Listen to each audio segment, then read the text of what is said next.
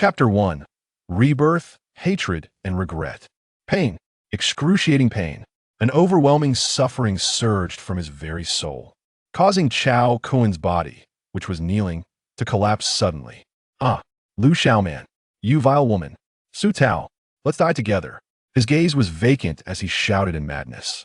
He then opened his eyes, and the scene before him left him utterly astonished. Lying in front of him was an extraordinarily beautiful young woman, his contracted streamer, Huang Huihui. She was also his neighbor before the apocalypse. I'm still alive. Sister Huang, what are you doing here? Chao Kuen could hardly believe his eyes. You scoundrel. Indeed, not a word from a man can be trusted. Just moments ago you were like this, and now you pretend to be daft. The young woman expressed her resentment. This scene, could it be? Have I truly been reborn? Reborn a month before the apocalypse? Chao Kuen's mind raced with joy as he pieced the scenario together. Sister Huang, I was overly excited just now. That wasn't my intention. I have something to attend to, so I must take my leave. With that, Chao Kuen donned his clothes and departed from her home without a hint of reluctance. At that moment, a stunning girl, reminiscent of a celestial being, returned from school. Upon seeing Chao Kuen emerge from her house, she exclaimed excitedly, "Brother, you're here to teach Mom yoga again, right?" Chao Kuen was taken aback, spotting the girl he had longed for, a wave of nostalgia washing over him. In his previous life, after the apocalypse erupted, Chao Kuen acquired the Mountain River Pearl, which amplified his strength dramatically, filling him with hubris amidst the collapse of order in Dragon Country. Due to his carelessness, she had perished. Even many years after Wang Shirshi's demise, he was still filled with endless longing for her. Now, seeing her again felt like a distortion of time, memories overlapping, and he momentarily stood in a daze, forgetting to speak. "Brother, once I finish my homework, will you teach me too?" Wang Shirshi's words jolted him from his reverie. He stepped forward and gently embraced her, saying, "Your brother Kuen feels that he hasn't been good enough to you in the past, so I will make it up to you doubly in the future. However, I must attend to something today, so I cannot stay with you." Sure. The little girl sensed something peculiar about her neighbor today, yet when she heard he would treat her better in the future, her joy was evident, her large, dark eyes squinting into crescent shapes. Mwah! The little girl planted a kiss on Chao Kuen's cheek, her lips curving slightly. "Since you have matters to attend to, remember to find Shir afterward." "Absolutely." "Ah, your mother seems a bit tired, so why don't you head to your room to do your homework alone?" After bidding her farewell, Chao Kuen hurried back to his own home. Stripping off his clothes, he stood under the cold, harsh water in the bathroom, the icy droplets splashing against his face. Memories of the apocalypse flooded his mind, as if he were an observer, watching and summarizing. In his previous life, his ancestral jade pendant was activated at the onset of the apocalypse, granting him control over the precious Mountain River Pearl. Upon acquiring this treasure, his strength surged, and his mentality underwent a monumental transformation. After the collapse of order, he acted with reckless abandon, indulging in whatever he desired. Yet, deep down, he remained cautious, fearful that a powerful individual might discover his treasure and covet it. Thus, with his harem and followers gathered during the early days of the apocalypse, he retreated to uninhabited areas, surviving in isolation. He navigated through altered terrains, losing himself in the wilderness for a time. Later, he aligned himself with the fringes of human settlements, developing his strength in secrecy. He witnessed one settlement after another being annihilated by formidable zombies and aberrant beasts, remaining indifferent. It wasn't until one fateful day, when his strength reached the 9th level, allowing him to traverse the cosmos, that he realized the civilization of Dragon Country had dwindled to almost nothing. By then, the apocalyptic world had evolved into its 3rd phase. Mythical creatures had descended, and myriad species competed for survival. In the years leading up to his demise, the last few settlements on the Dragon Country continent were obliterated. Even the few 9th-level powerhouses could not escape their fate. Seeing this, he was suddenly struck with sorrow, a flicker of regret gnawing at him for not intervening. His temperament shifted once more, becoming erratic, instilling fear in those around him. Then his strategist Su Tao and his harem leader Lu Xiaoman had an affair. In a bid to eliminate him, Lu Xiaoman, whom he had elevated to the 9th level, had actually poisoned him. While sharing a bed, she struck unexpectedly, teaming up with the peak-level Su Tao to ambush him from both sides. Caught off guard by those he held closest and trusted most, as he faced death, his consciousness connected to the mountain river Pearl, triggering a catastrophic explosion. He was then reborn a month before the apocalypse erupted. Where is the mountain river Pearl? Chao Kun touched his neck, only to find the jade pendant that had never left him was now gone. Could it be? He scanned his body with his consciousness. In the next moment, he found himself within a realm of mountains and rivers. My mountain river space development progress hasn't changed. The gathered energy of heaven and earth remains intact. Chao Kun laughed maniacally within the mountain river space. It was no wonder he was so elated. This mountain river space initially measured only 1 cubic meter. It required continuous absorption of heavenly energy to expand into other spaces. Before his demise in his previous life, he had successfully developed 3 layers within the secret realm. The first layer was a space where time was utterly frozen, used for storing items. The second layer was a space where time flowed normally, filled with picturesque landscapes and endless exotic flora, his sanctuary alongside his companions. The third layer had a time flow 10 times faster, where he cultivated numerous rare spiritual plants, ensuring a steady resource supply for his faction. After the apocalypse and the emergence of the system, those spiritual plants could provide humanity survivors with abundant experience for cultivation. Chao Kun thrived by unlocking that layer of time and space, trading the resources produced within the 4-dimensional system, which allowed him and his companions to survive and reach the 9th level. However, once he calmed down, he scanned the 3 layers of space with his consciousness and was utterly dumbfounded. Where are the treasures I cherished? My assets? My medicinal garden? How could they all be gone? At that moment, all 3 spaces were devoid of anything. Every item that was incongruous with the current time had vanished. Surely not. There was even the corpse of the mythical void beast, Godzilla, in there. How could it just disappear? The mere thought of that Godzilla sent pangs of heartache through him. To hunt that 9th level void beast, he had mobilized 5 9th level powerhouses, ultimately succeeding at the cost of 1 follower's life and severe injuries to the rest. But now, that towering billion-ton 9th level void beast had inexplicably vanished. Within that beast's body lay an eternal crystal, drawing boundless extraordinary cosmic energy, powering its immense form. Even after leaving the beast's body, the eternal crystal continued to function, akin to a perpetual motion machine that extracted extraordinary cosmic energy. It was the source of energy for his core medicinal garden.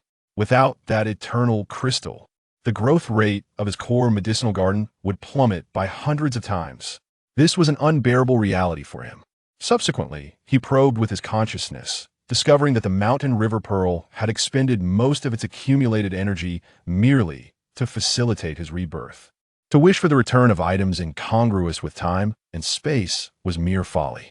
Having come to this realization and organizing his memories, Chao Kun exited the bathroom, donned a bathrobe, and made his way to the living room, dialing a phone number. Hello, Brother Tao. How have you been lately? Chapter 2. The Frenzied Acquisition of Supplies. My dear brother, I present to you a lucrative opportunity. Would you care to partake? Of course, between brothers. How could I ever forget such chances for prosperity? What is our bond? A jest. We are comrades, having shared both classrooms and living quarters. Our relationship epitomizes the essence of brotherhood. With a swift call, Su Tao on the other end was deeply moved and promptly resigned from his current position to rush to the city where I reside. Upon ending the call, a sinister smile crept across Chao Kun's face. He resolved to first offer this dear friend a glimmer of hope, only to later unveil a shocking surprise. A fitting retribution for past grievances. In a previous life, Chao Kun had been treacherously ambushed, which unveiled Su Tao's true nature. Reflecting upon their shared history, it became evident that he had been the sole contributor while Su Tao shamelessly reaped the rewards. Whether dining together or indulging in drinks, he always bore the financial burden, even when purchasing tickets for their outings. Initially, he had perceived Su Tao as merely frugal, convincing himself that since he possessed wealth, it was no burden to share more. However, in this lifetime, he recognized Su Tao as a refined egotist, viewing their brotherhood solely as a means to his own ends. What he once believed to be mere selfishness was, in fact, an utter lack of gratitude. Hence, regardless of circumstances, Su Tao must meet his demise. Yet, The moment is not ripe. Even the inept hold some utility. In this lifetime, let him experience the sensation of hope, only to be plunged into despair thereafter. As this thought crossed his mind, Chao Kun let out a sinister chuckle. For reasons unknown, this malevolent laughter brought him immense satisfaction, though it felt somewhat askew. Quickly, he covered his mouth. Was this not the laugh of a quintessential villain, who decreed that only the nefarious could chuckle in such a manner? I relish this laughter. Who are you to judge? Chao Kun mused, somewhat neurotically. He then dialed another number, marked with the code 17036D, featuring the visage of a stunning woman on his messaging app. Hello, Xiao Man. Have you missed your husband? Are you done with class, my darling? It turned out he was calling Lu Xiao Man. Ah, just finished class, my love. I miss you so much. Though engaged in conversation, her breath was laced with a sultry cadence. Damn, this wretched woman. In my past life, I was truly blind to her true nature, failing to perceive that she was nothing more than a manipulative seductress. Lu Xiao Man, the campus beauty of Qingbei University, had outwardly exuded an aura of innocence that captivated him.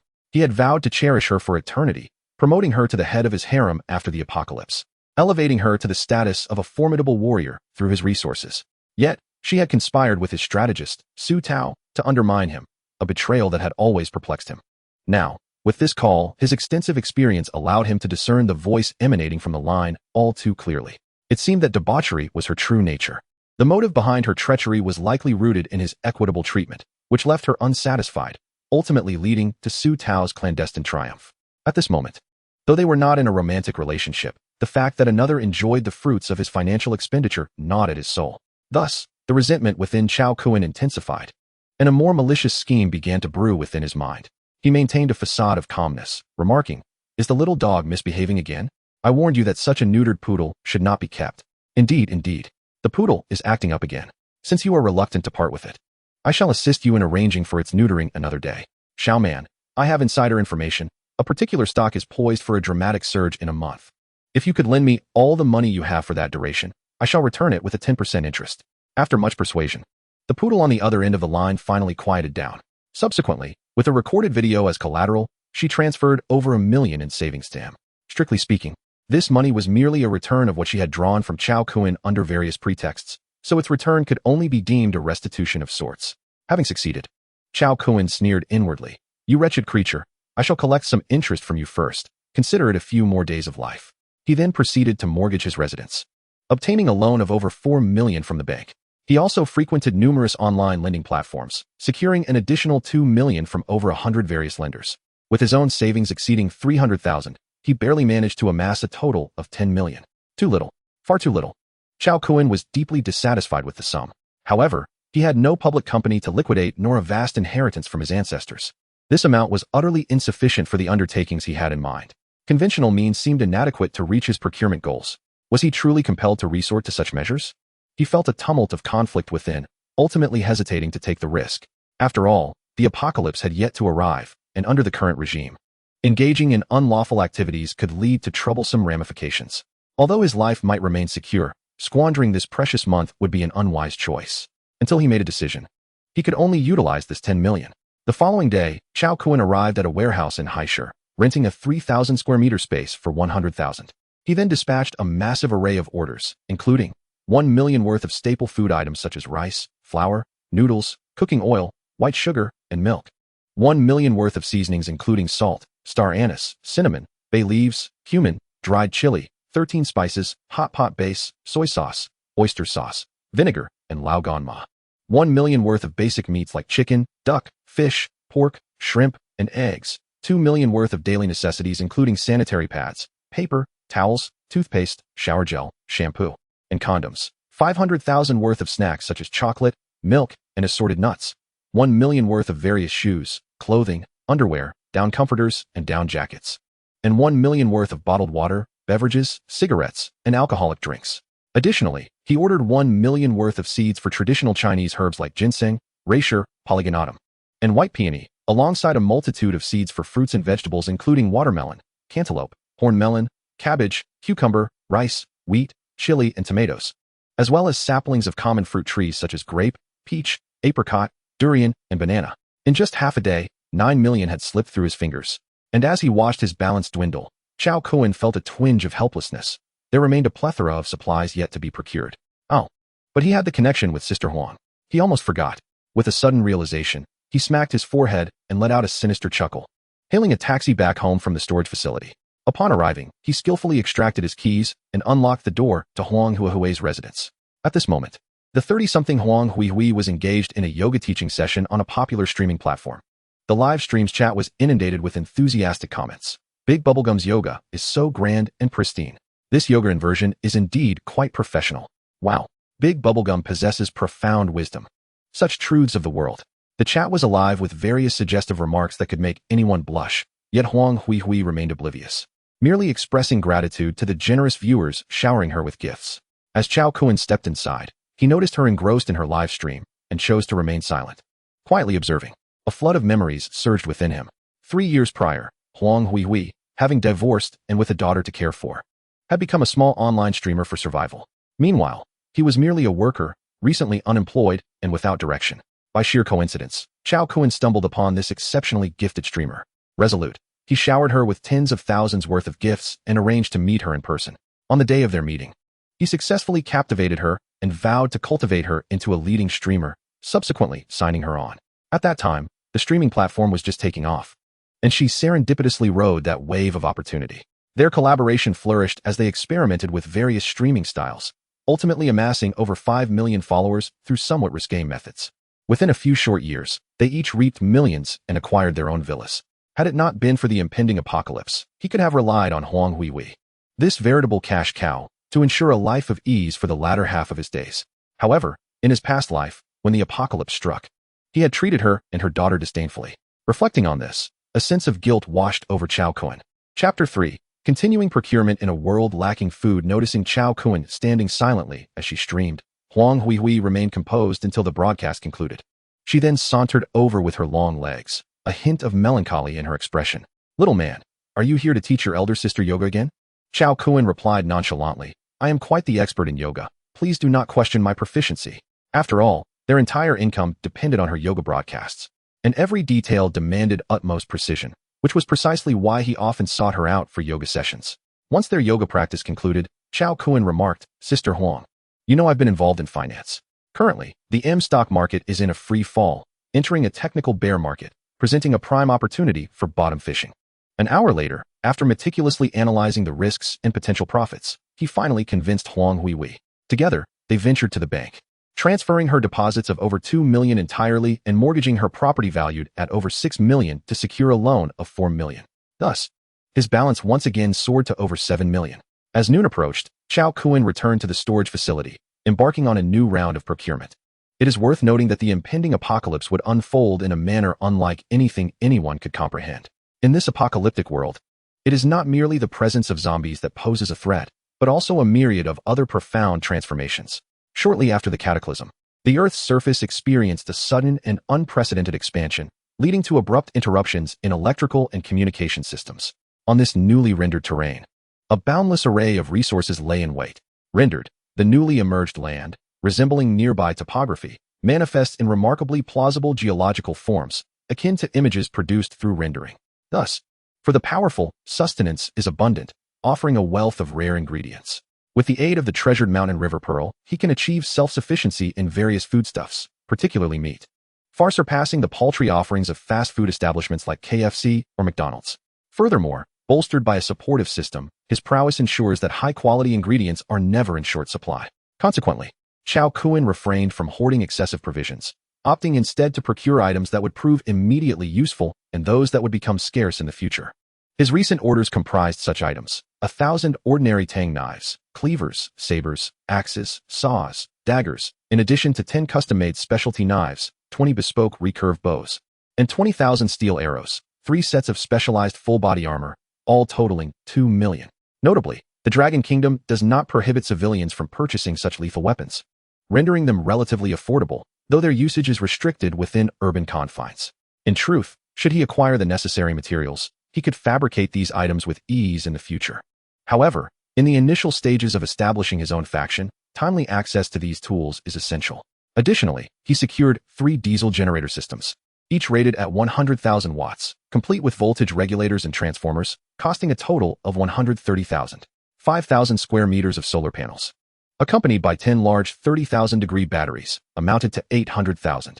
200 computers and 3 large water purification systems were acquired for a total of 120,000. A comprehensive assortment of common pharmaceuticals, including antibiotics, cold remedies, and antipyretics, was procured for 150,000.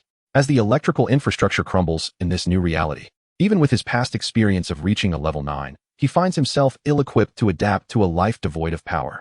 Thus, the generation equipment remains his utmost priority. Following the apocalypse, with a staggering death toll, countless items were classified by the system as abandoned, vanishing into oblivion, particularly high-tech products. Computers, which could still be functional once electricity is restored, necessitate a substantial stockpile. As for antibiotics and similar medications, their value will be pronounced in the early days, but will diminish with the emergence of special abilities in the long run. Hence, he has prepared only a modest quantity. After finalizing these acquisitions, Chao Kun recalled the delicacies favored by the young girl, sure. He picked up his phone and ordered takeout. 1,000 servings each of pan-fried buns, pan-fried dumplings, steamed buns, youtiao, soy milk, hand-grabbed pancakes, meat-stuffed buns, and jianbing. Additionally, he ordered 100 servings each of roasted duck, spicy chicken, braised pig trotters, pickled fish, red braised pork, and a variety of delectable dishes from the bustling city. 100 boxes of assorted fresh fruits, including apples, sugar tangerines, grapes, watermelons, peaches, and durians were also included. 2 hours later, having spent over 1 million, only a few 100,000 remained. At that moment, a phone call came through, and Chao Kun provided an address. An hour later, Su Tao, having hurried through the night, finally stood before him. Brother, what lucrative venture are you embarking upon? The phone call lacked clarity, causing me to rush in haste. Su Tao, with an air of youthful exuberance, laughed heartily, eager to embrace his friend upon their meeting. Brother, I have stumbled upon a remarkable opportunity. I predict that Haishur will soon face a scarcity of goods, so I intend to hoard supplies. Little Su, join me in this venture, and I assure you, you will feast abundantly. Chao Kun, with an air of mystery, shook his hand. Subsequently, he handed him 20,000 yuan, sending him off to rent an apartment while he remained in the warehouse awaiting the delivery. Half an hour later, a spectacle unfolded in Haishur as thousands of riders, after completing their orders, converged at a singular destination, igniting a wave of speculation among the onlookers. Wow, have these riders lost their minds? Why are so many of them cycling together? What could they possibly be up to? Are they queuing for a housing signing event, waiting to collect their rations? Passers-by were perplexed, while the riders engaged in their own discussions. Which route are you taking? I'm on Chenghua Avenue. Are you heading towards Ershian Bridge? What a coincidence. Is your delivery destination the Haishur Warehouse Transfer Station? Could it be that all of you are bound for the Haishur Warehouse Transfer Station? Thus, this phenomenon was promptly shared on a popular social media platform, rapidly becoming a major news story. As the first batch of riders arrived, Chao Kun, donning a mask, hat, and sunglasses, opened the cold storage door, directing each rider to place their meal boxes inside. Many riders found joy in this revelation, realizing that someone was hoarding takeout through the cold storage. The truth spread across the internet, sparking curiosity among the masses, though Chao Kun remained tight-lipped throughout. An hour and a half later, after all the riders had departed, Chao Kun entered the cold storage and disconnected the surveillance. At that moment, the refrigeration had yet to be activated, and the meals remained warm. Seizing the opportunity, he collected all the delectable dishes into the still space of his mountain river pearl, where time was completely suspended. Any item placed inside would retain its state, free from decay. Meanwhile, videos of the thousands of riders delivering takeout went viral online, capturing the attention of Su Tao, who happened to be searching for an apartment. He cast a sidelong glance at his phone, his left lip curling in a smirk reminiscent of the crooked-mouthed Dragon King. Though he refrained from speaking, he internally mused, what a fool. Even if Haishur faces a shortage in the future, why on earth would you hoard takeout? Do you think that just because you, Chao Kun, have made a little money by luck, you can act so arrogantly? Calling me Brother Tao in front of others, and then addressing me as Little Su upon meeting. Do you really think you're impressive? I'll watch you build your tower only to see it collapse. This was the perfect opportunity to extract some profit from this foolishness. After all, this money would eventually be squandered by him. It would be wiser to devise a method to safeguard it. Contemplating the 20,000 yuan in his hands, he muttered to himself, a fool with money. If I don't exploit you, who should I exploit? Unbeknownst to him, Chao Kun was engrossed in scheming a grand venture that could lead to a lengthy incarceration. Chapter 4. A grand scheme in the recesses of Chao Kun's memory. He recalls that after the apocalypse descended, the substantial reserves of food, meat, sugar, steel, and oil amassed by humanity began to dwindle. Some assert that these supplies were refreshed by the system, while others claim they were pilfered. It is noteworthy that upon the arrival of the apocalypse, every survivor becomes bound to a four-dimensional system. This system rewards the host with experience points, opportunities, treasures, skill books, and materials upon the completion of tasks or the slaying of zombies and beasts. Among these materials are human commodities. Hence, speculation arose that the system would refresh and eliminate items deemed unnecessary for humanity, subsequently rewarding the populace with them. This theory is substantiated by ample evidence, and Chao Kun recognizes its veracity. However, the notion that a significant quantity of supplies was stolen is equally true. Later, a level 9 powerhouse openly confessed that he was merely a warehouse manager before the apocalypse. With average talents and an ordinary attribute template, it was improbable for him to ascend to a level 9 strength. Yet, his past dealings in selling reserve supplies through the system were exposed, leading to widespread notoriety. Consequently, Chao Kun now contemplates whether to orchestrate a grand heist before the apocalypse fully unfolds, seizing the resources hoarded by the G faction in advance. Regardless, these materials would not reach the hands of ordinary survivors. Rather than fattening those gluttonous rats, he would prefer to take a daring gamble. With this thought in mind, Chao Kun resolved with determination. He decided to tread the path of the gluttonous rats, leaving them with no avenues of escape. He retrieved his phone and glanced at the time, April 22nd, 2032, 1735:45. He then accessed the map of the Dragon Kingdom, commencing his search for the locations of colossal resource reserves. Before long, he discovered hundreds of resource repositories, both large and small. Subsequently, he selected over 20 massive warehouses in proximity to High City. He began to plan his itinerary, booking plane tickets, high-speed train tickets, and accommodations. Upon returning home that night, he visited Sister Huang's residence, where she was still engaged in a live streaming session, competing against others. Having just lost a match, she was performing 30 jumping penalties. The live stream was a spectacle, with a throng of enthusiastic viewers inundating the chat with various suggestive comments, their eyes glued to the screen, nearly overwhelmed with excitement. When the live stream concluded, the opposing streamer promptly sent Chao Kun a red envelope of 5,000, adding a note of gratitude. "Thank you, President Chao, for arranging the connection. It was a pleasure collaborating." Clearly, this live streaming competition was orchestrated by him. As the inevitable losing party, any streamer on the opposing side who uttered the correct penalty would guarantee victory. Thus, Chao Kun ingeniously sought to monetize connections with streamers, establishing long-term collaborations with numerous influential hosts. This strategy was one of the secrets behind their accumulation of millions within a mere 3 years through a single live streaming channel. After finishing the remaining 3 competitions, he decided to conclude the stream, sending a message, "I have matters to discuss with you." Huang Huihui had no choice but to comply. Half an hour later, she wrapped up her live stream, feigning disappointment with a pout. "Oh dear, I haven't met today's target yet. Why are you looking for me so early these past couple of days?" Chao Kun gently embraced the graceful figure of the young woman, reclining on the couch as he teasingly remarked, "Isn't this out of concern for you? It's best to conclude your broadcast early and rest. Tomorrow, I shall embark on a business trip and may not return for a while. Hence, there are certain matters I must address. The forthcoming month is likely to bring significant changes, so I have arranged ample provisions for you and your daughter to sustain yourselves for half a year. Of course, if I can return before May 14th, these supplies will remain untouched. However, should I be unable to return, and if any drastic changes occur, you two must remain in this house and refrain from venturing out." Huang Huihui, arms crossed, supported her voluptuous curves and extended her alabaster neck like a swan. Her crimson lips slightly parted as she quipped, "Little man, are you contemplating a hasty departure? But that seems unlikely. All that I possess is yours. You are far too astute to consider such a flight." Seeing the peculiar expression on her face, Chao Kun realized how odd his actions must appear to her. It was no wonder, given that he had just taken all her assets that morning and was now speaking of a trip, suggesting he might not return.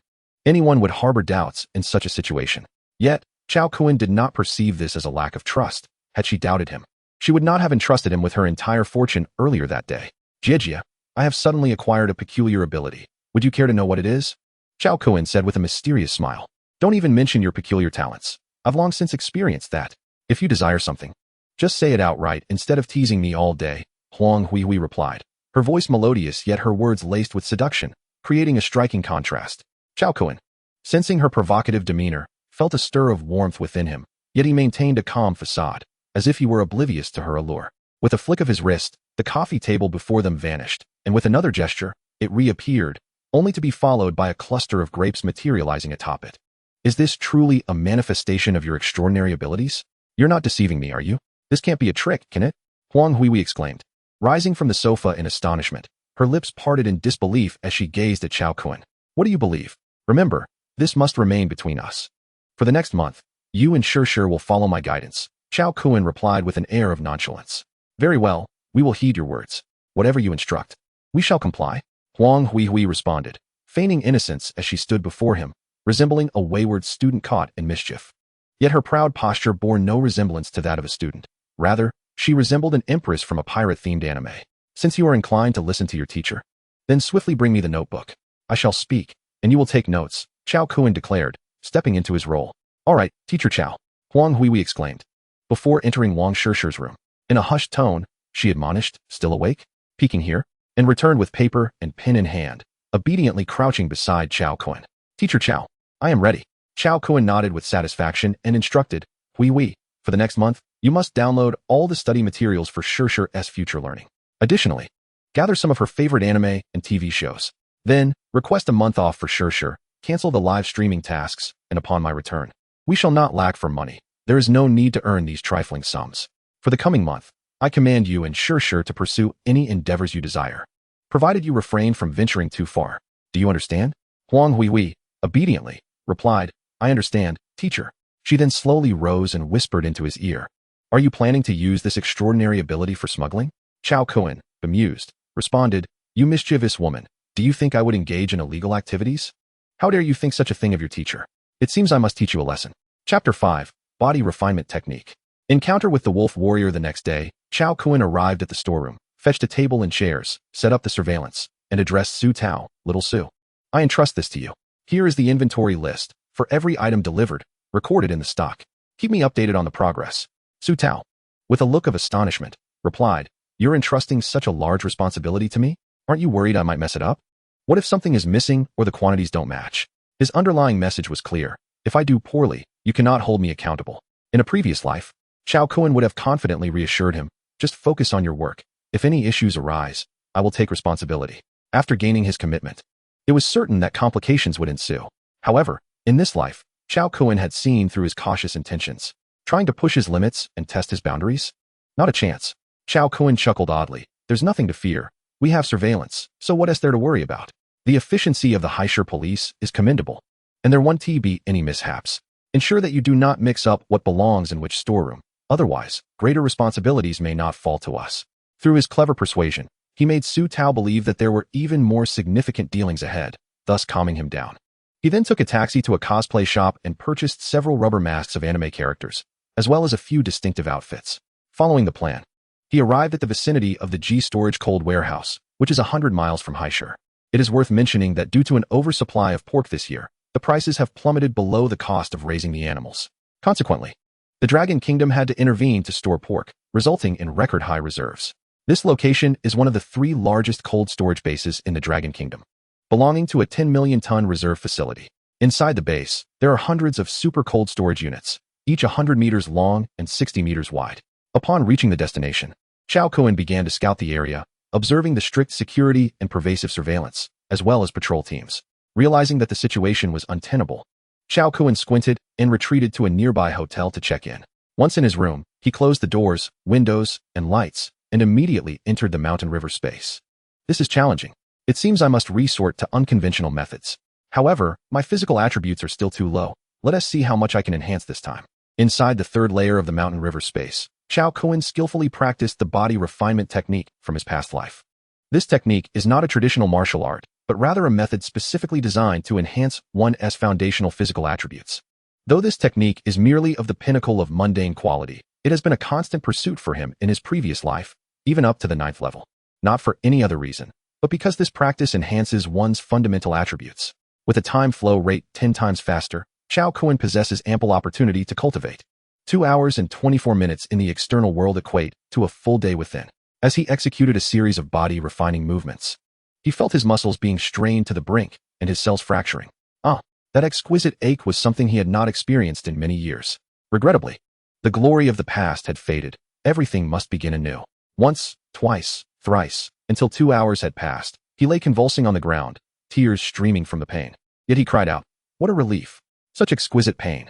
After completing the regimen, he summoned the primordial energy from the mountain river Pearl with his consciousness, directly infusing it into his body. Subsequently, a multitude of fractured cells began to regenerate and reorganize, while his body expelled a considerable amount of impurities. Following this, a spring emerged from the coarse spiritual lake of the mountain river space, cleansing him thoroughly. The primordial energy of the mountain river pearl is a remarkably precious life force. Under normal circumstances, Chao Kun would refrain from utilizing this energy, as it pertains to the stability of the entire space. However, now was a crucial time for him to lay the foundation. Given that his physical level was merely at the mundane tier, he would not expend much. Hence his decision to employ it in such a manner. Once more, Chao Kun bellowed, resuming his body tempering practice. Thus, he fervently cultivated within the third layer of space until his physical prowess surpassed that of ordinary individuals, sufficient to handle typical situations, before breaking through the barrier.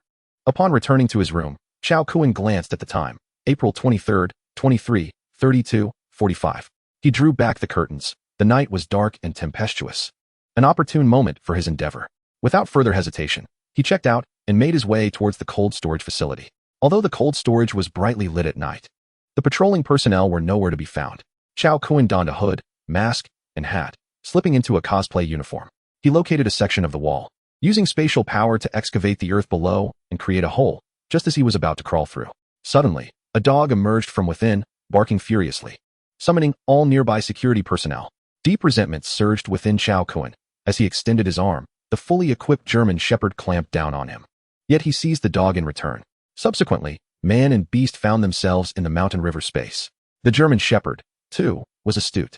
Upon witnessing the spatial transformation and abruptly finding itself in an unfamiliar environment, it sensed an invisible force pressing down upon it.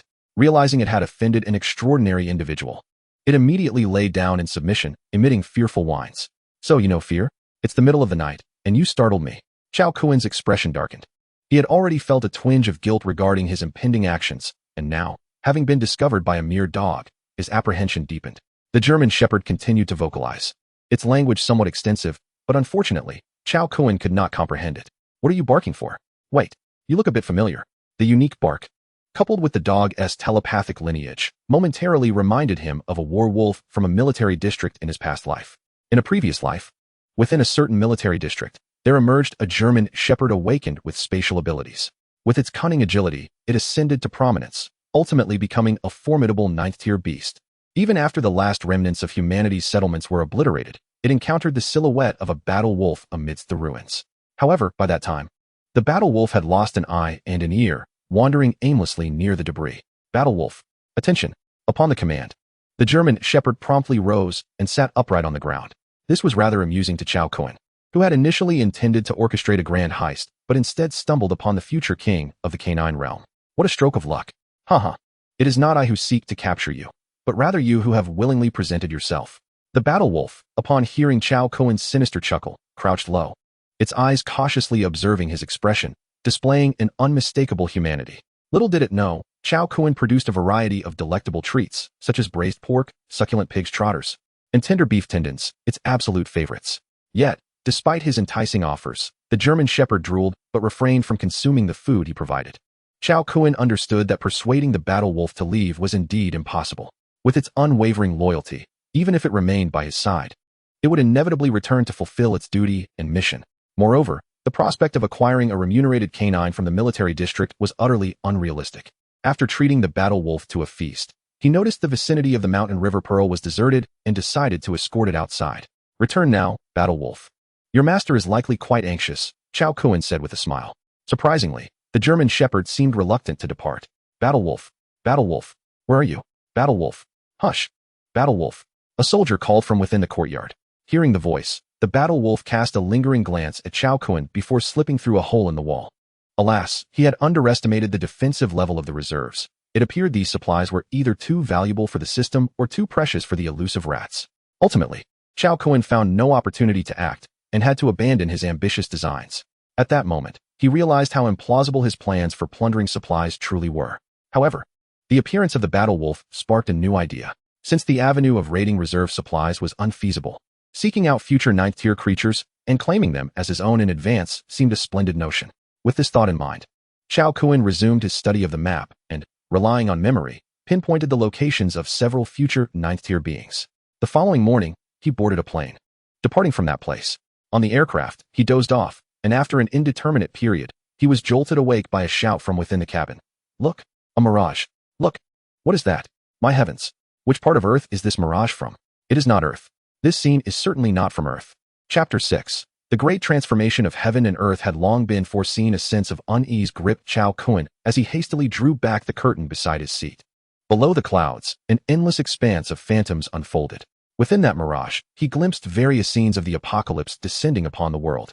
A multitude of colossal creatures roamed the derived land, with gigantic birds soaring through the skies and serpents coiling around buildings, while extraordinary beasts roared amidst the mountains and forests.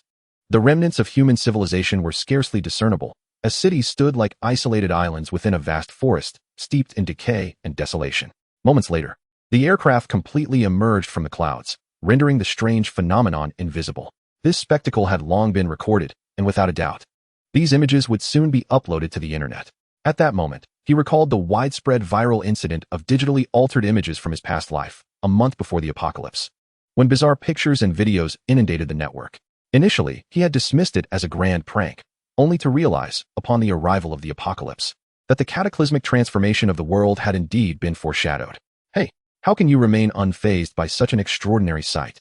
Suddenly, a masked beauty seated beside him struck up a conversation with Chao Kun. The cabin buzzed with animated discussions about the earlier occurrence, yet Chao Kun seemed oblivious, devoid of any interest in the discourse. This indifference left the woman beside him with nowhere to channel her excitement. A glance at her revealed a masked face adorned with sunglasses, her cartoon-emblazoned t-shirt noticeably accentuated, while her arms gleamed like snow and her long neck showcased delicate collarbones. She was undoubtedly a paragon of beauty. Rather than succumbing to slumber, he remarked with subtle implication, "They all claim it to be a mirage, but I beg to differ. To me, it signifies an impending cataclysm." Hearing his response, the beauty found her outlet for enthusiasm, exclaiming, "I believe what you say. This is not a mirage at all. A mirage is merely the refraction of light, reflecting objects that truly exist.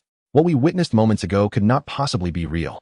Furthermore, my mother once told me she had seen a dragon, and I trust her words. Thus, I am convinced that our world may contain a parallel realm." What we beheld was a glimpse of that world. In her fervor, she accidentally knocked her sunglasses to the floor, revealing a pair of captivating eyes that were both familiar and yet enigmatic to him. As she bent to retrieve them, her low neckline revealed a profound cleft. Had she considered that the spectacle we witnessed could originate from the future rather than a parallel universe? Chao Kun pondered wistfully. What? How could that be possible? She gasped. Nothing is impossible. Did you not notice the tallest building amidst the forest? He replied calmly, his voice imbued with an air of omniscience. The more he spoke, the more it stirred her curiosity. Ah, that building. It is the iconic structure of Guang City. Brother, can you elaborate on your conjecture? With nothing pressing to occupy him, Chao Kun felt as though she resembled a certain beloved star whom he had followed closely. To his surprise, he encountered her in the first-class cabin of the airplane.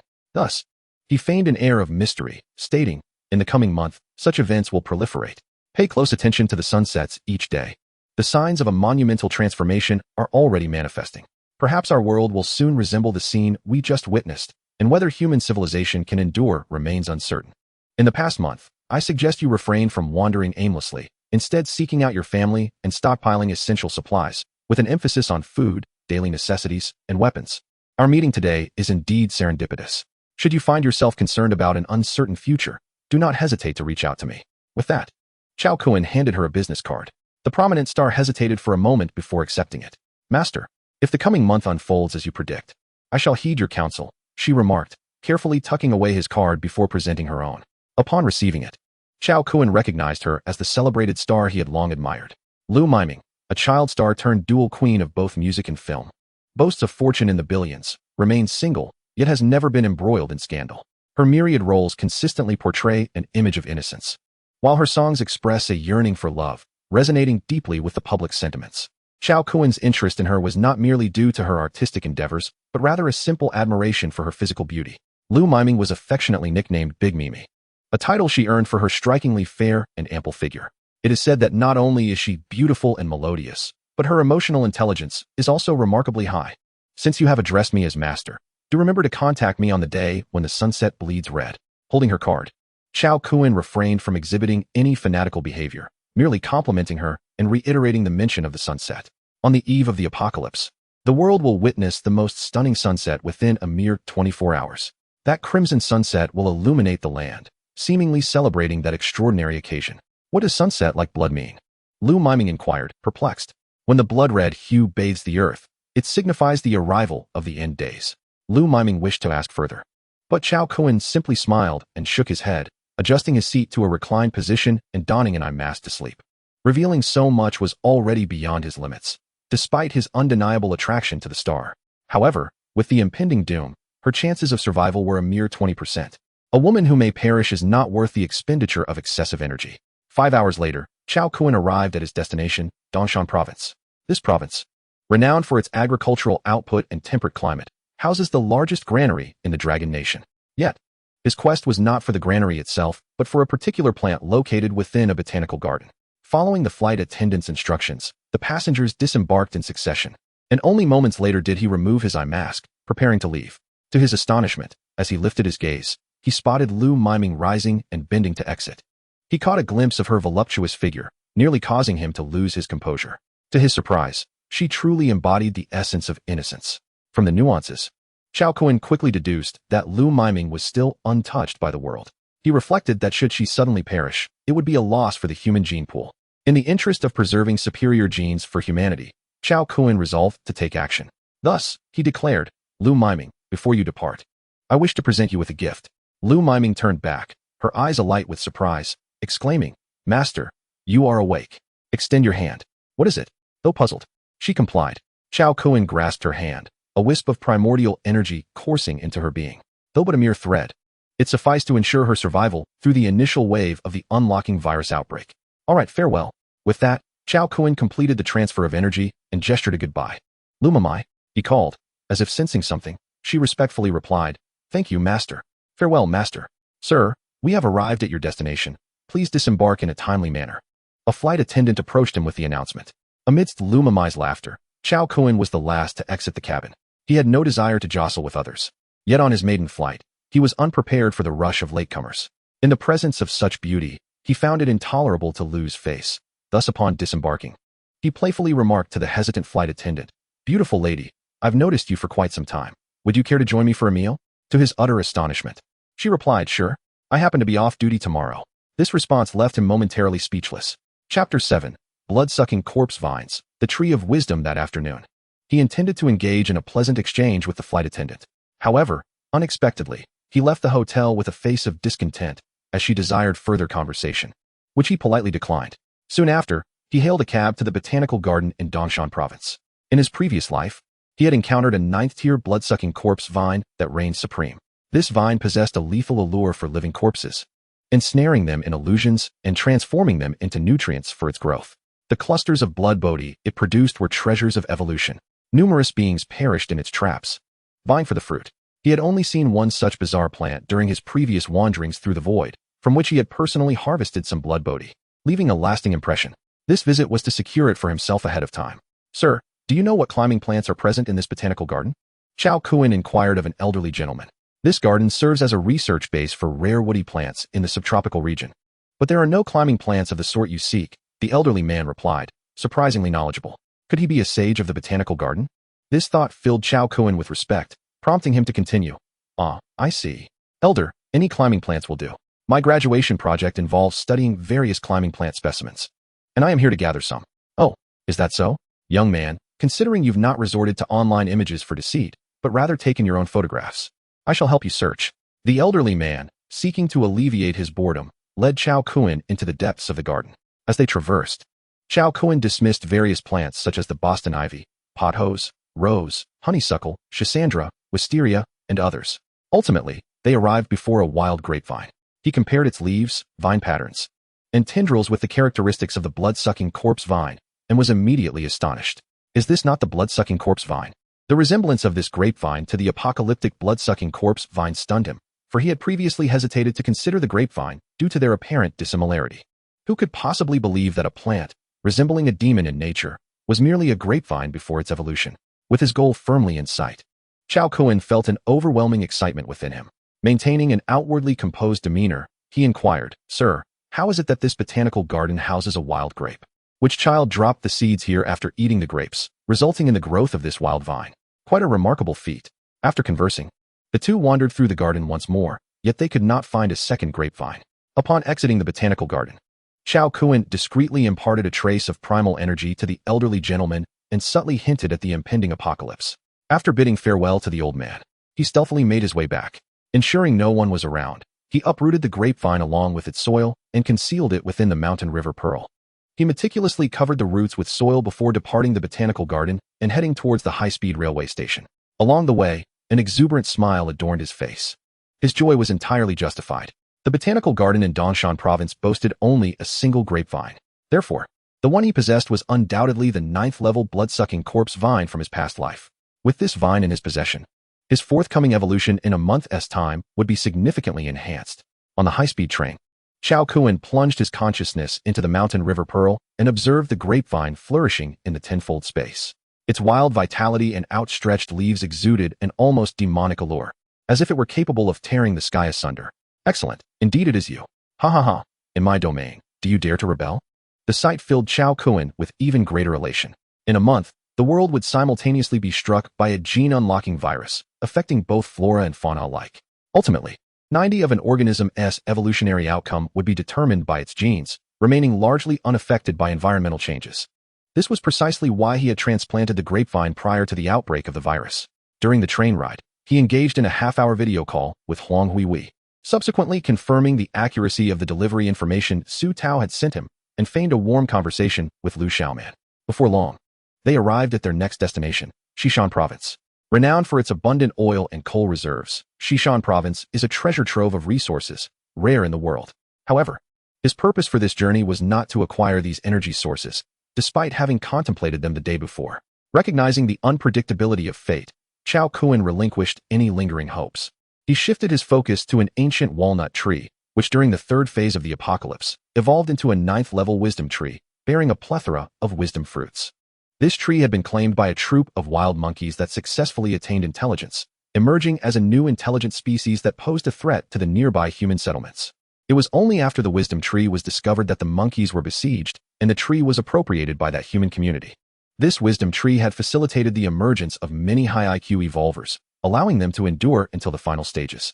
The walnut tree was exceptionally ancient and well-known even before the apocalypse, making it relatively easy for Xiao Kuan to locate. After some maneuvering, he finally arrived near the wisdom tree on the night of the 24th. At that moment, the visitor pathways had closed, providing him with the perfect opportunity to act. Xiao Kuan skillfully utilized the mountain and river pearl to create an opening and slipped inside. Upon encountering the ancient tree, he marveled at its weathered bark, cracked and worn, while its trunk coiled like a slumbering dragon, and its branches resembled reinforced steel. The leaves, however, were a vibrant green, fresh as spring. The tree stood less than 10 meters high, yet its crown spanned over 20 meters in diameter, with its roots firmly anchored by human intervention. Beneath the tree, an inscription read, King of the Western Mountain Walnut Trees, age, 1,024 years. With this revelation, Xiao Kuan finally confirmed the identity of the wisdom tree. Ha ha ha. My precious wisdom tree, you belong to me now. In the next moment, he harnessed the ordinary energy stored within the mountain and river pearl, releasing a surge of spatial power. Centered around the roots of the walnut tree, a 10-meter radius, along with the entire tree, was extracted, leaving behind an empty, gaping hole. Half an hour later, he chose not to hail a taxi or seek a hotel. Instead, he ventured into a roadside thicket, entering the realm of the mountain and river space. As twilight descended, he deemed it wiser to practice in the tranquility of the space than to wander aimlessly. Thus, he ascended to the third layer of the mountain and river space, resuming his training in body tempering techniques. With each anguished cry, Xiao Kuan's strength intensified, his physical attributes inching closer to the limits of human potential. Before the outbreak of the gene-unlocking virus, transcending the limits of the mortal body was impossible. One could only approach those limits continuously. 5 days had swiftly passed within the mountain and river space. Thanks to the constant restoration from the primal energy and the nourishment from food, Xiao Kuan had gained 10 pounds in just 5 days. His muscles bulging and body fat at an astonishingly low percentage. Such results would lead many to doubt, with some insisting it must be the result of performance-enhancing substances. Yet only Xiao Kuan understood the extent of the hardships he endured while practicing body tempering techniques. To elevate his limits so drastically without the aid of primal energy would be akin to courting death. The number of cell divisions is finite. By repeatedly tearing and repairing cells, he was effectively consuming his life potential. Fortunately, the primal energy facilitated the regeneration of damaged and ruptured cells, ensuring that cell division was not wasted. After concluding his training, he circled the Walnut King and the Grapevine, observing them closely. After 5 days in this new environment, the Walnut King showed no signs of discomfort. Rather, the residual energies of the space invigorated it further. The grapevine, however, had lost its support, sprawling helplessly on the ground. Its rapidly growing tendrils visibly writhed, resembling countless snail antennae in search of new space. Excellent. Splendid. Truly magnificent. Chao Kun exclaimed with manic delight. Mimicking a character from a certain film. After admiring his farm, he dramatically stepped into the air as if shattering the void, reappearing at the point of entry. At that moment, a police car passed by, causing him to shrink back. His earlier bravado dissipated. Once the police car had left, he emerged from the thicket and took a taxi to the airport. For reasons unknown, he felt an inexplicable sense of familiarity with this flight. Chapter 8. Some can foresee the future. As Chao Kun entered the cabin and prepared to take his seat, he was met by a striking flight attendant. Who else could this be but the alluring Nana from yesterday? This flight attendant, named Nana, concealed her frosty demeanor behind a facade. Her curvaceous figure and delicately made-up face served as bait. A truly skilled hunter often presents themselves in the guise of their prey. Yet, even the most adept of hunters must submit when faced with Chao Kun. Therefore, he felt no embarrassment. Instead, he graciously nodded in her direction. It took a moment for the statuesque attendant to respond, as she shyly returned his gaze. Once the aircraft stabilized, Nana approached Chao Kun in her role as a service attendant.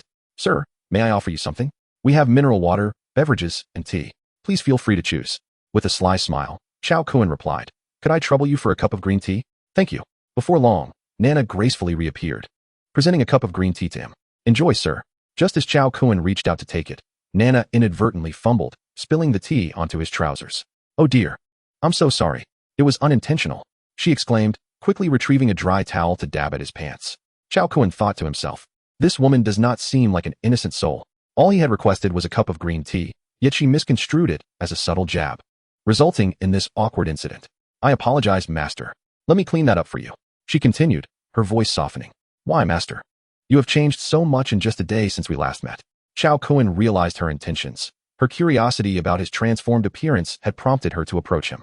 You refer to me as master? Were you nearby when I spoke the other day? He inquired, glancing at her restless fingers. Master, I was indeed behind you that day, and I recognized that the lady beside you was Lu miming. Witnessing your ease in conversing with a star of her caliber filled me with admiration, which is why I agreed to dine with you. I am not a woman of frivolous intentions. Meanwhile, other passengers had observed the flirtatious exchange. The men cast envious glances, wishing they were the ones being attended to by the flight attendant, while the women expressed disdain, their whispered remarks revealing their thoughts of her shamelessness. Master, this isn't the most convenient setting. Would you like to discuss this in the restroom? Nana proposed. Chao Kun was well aware of the restroom's purpose, an intimate space for private conversations. Nodding in agreement, they made their way to the restroom of the VIP cabin. Speak, Nana. What is it you wish to discuss? He asked earnestly. In the upscale restroom, Nana bore a bittersweet smile and lamented, Master, I know you possess genuine abilities. On that day, I encountered a mirage, and a lingering unease settled within me, compelling me to seek closeness with you. However, you were preoccupied, and I gleaned little valuable information, leading me to believe we would not cross paths again. Yet, to my astonishment, I encountered the master once more today. Thus, I resorted to a subtle ruse, dampening your trousers, hoping you would not take offense.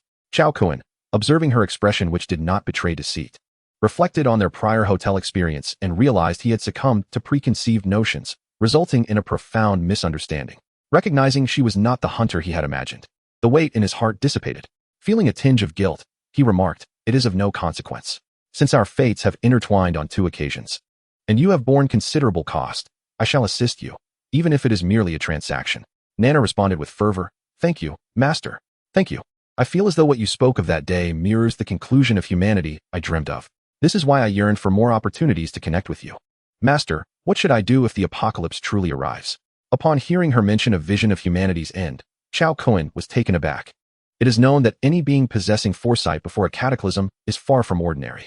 If she genuinely glimpsed the end through her dreams, she could be deemed a chosen one in a certain sense. Individuals of this ilk awaken supernatural abilities in the face of the apocalypse, rendering them exceedingly rare. Could you share the visions you encountered in your dreams? Please do not speak of the scenes from that day's mirage, Chao Kun inquired with a grave expression. Master, it is this. A month ago, I frequently entered the same dreamscape. The visions evolved from vague to vivid, culminating on the afternoon I met you. On the grand bed of the hotel, I witnessed the true world of the apocalypse. Nana recounted her dream revelations.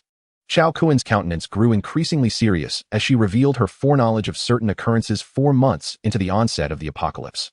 It is important to note that the first phase of the apocalypse lasted merely 3 months, yet she had foreseen events of the 4th month. This was indeed the realm of the second phase. If she had begun sensing these events a month prior, the total span would amount to 6 months. Among past psychics, there were those who could foresee fragmented information concerning the apocalypse, but none could envision the entirety of it, let alone for such an extended duration.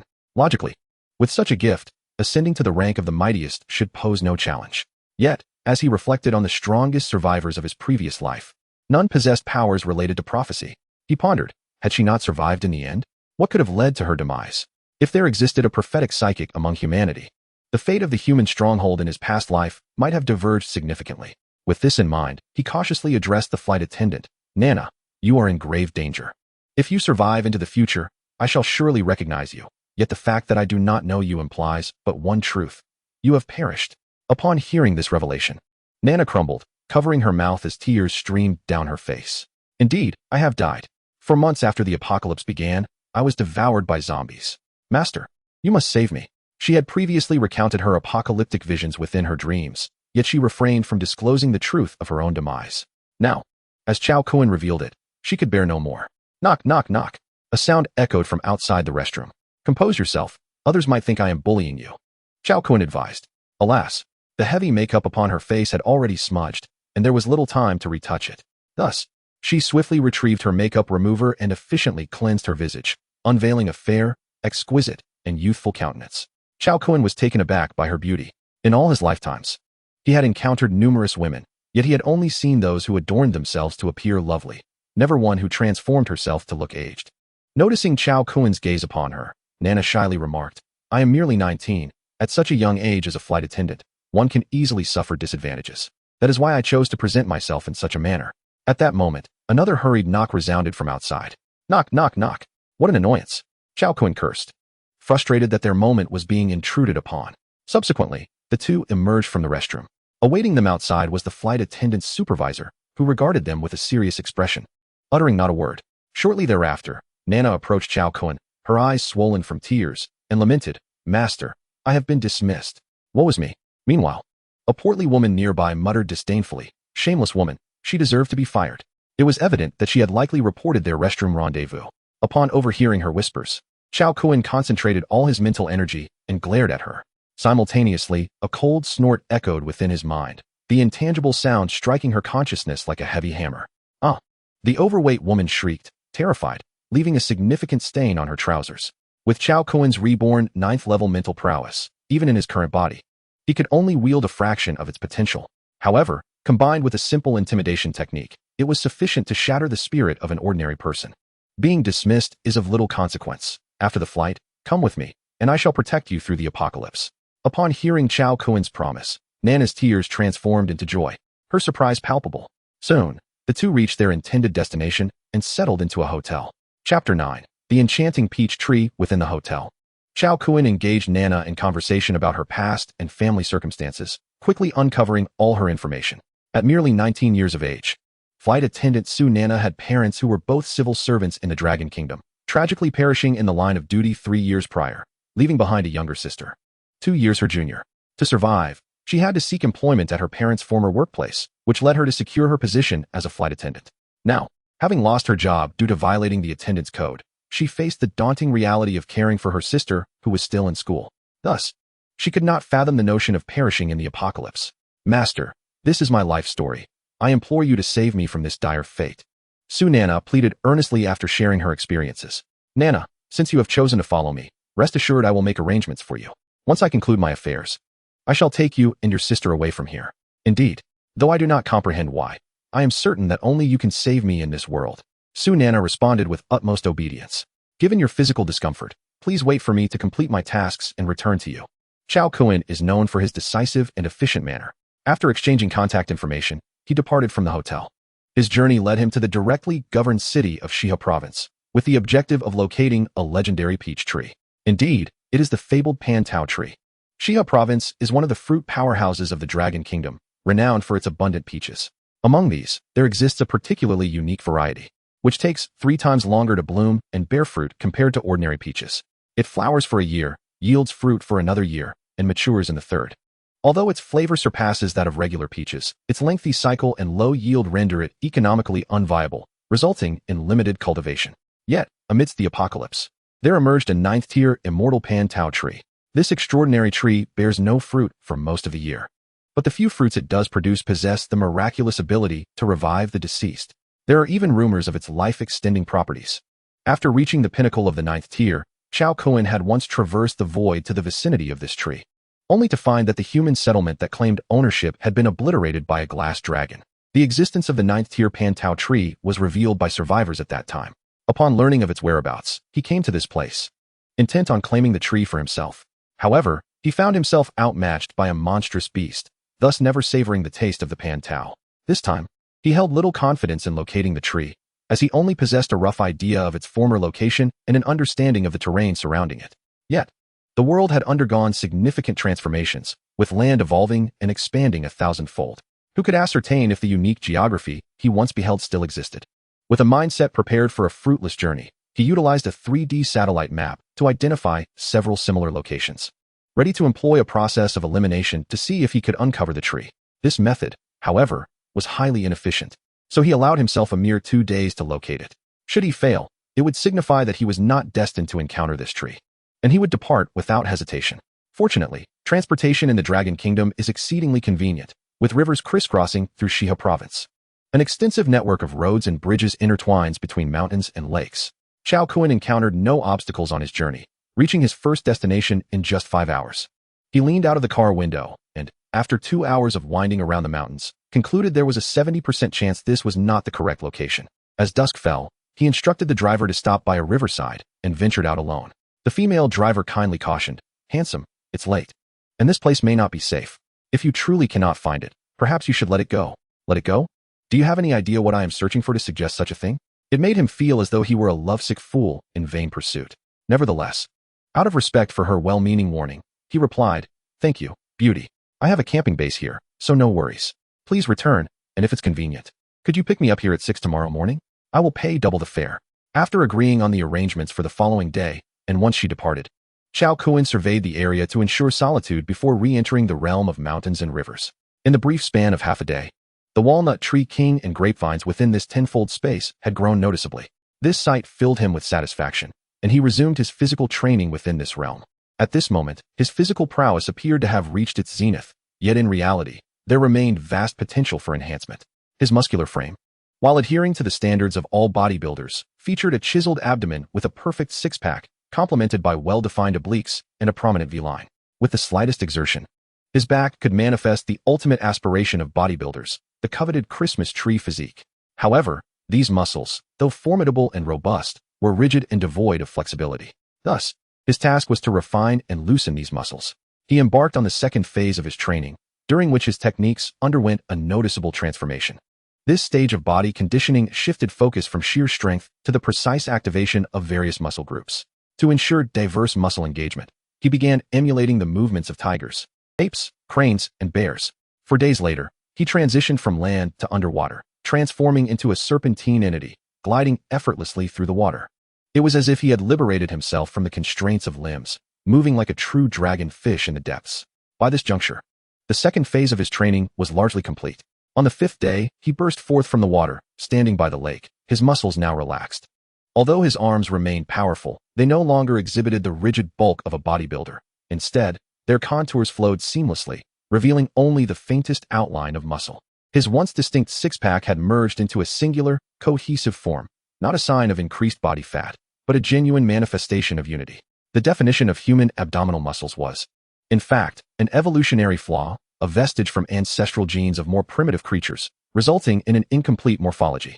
Now, through diligent practice, he had sculpted a new layer of muscle around the abdominal contours, achieving an unparalleled state of perfection. This singular transformation in his abdominal region had more than doubled his strength. At this point, his physical capabilities had surpassed the human limits recorded in history, drawing him ever closer to a theoretical pinnacle. Realizing this, Chao Kuan erupted into a fit of manic laughter. "Excellent! Excellent! Truly magnificent! Ha ha!" He then leapt into the air with an even more exuberant demeanor, landing in the external world. He found himself beside a lake, as the sun ascended the horizon. The rising sun and the lake's surface melded into a breathtaking panorama.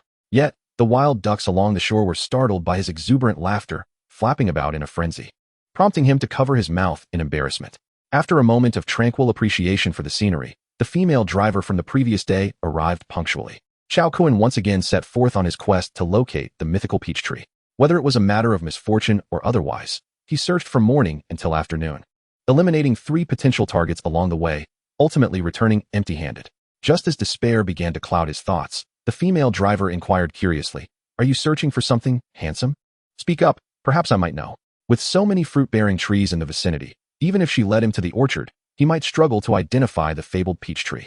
How could a mere driver possess such knowledge? Aware of his failure in this endeavor, Chao Kun chose to be forthright.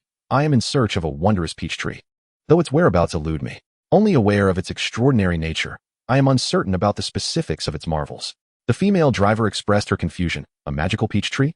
Are you certain you wish to seek out such a wondrous tree?" Upon observing her earnest demeanor, Chao Kun found it somewhat amusing and replied, "Fair lady, do you perchance know where one might find this magical peach tree?" Chapter 10. The magical peach tree acquired handsome. You have indeed inquired of the right person. Our village's ancient peach orchard is home to a remarkable peach tree. Although Chao Kun had long since abandoned hope of discovering the legendary peach tree, he inquired politely, "And what makes this peach tree so extraordinary?" "Well," she began, "this peach tree bears fruit only once every 30 years, producing merely 10 peaches at a time. Each peach is sold for 10,000. Would you not consider that remarkable? 10,000. Take me to see this peach tree."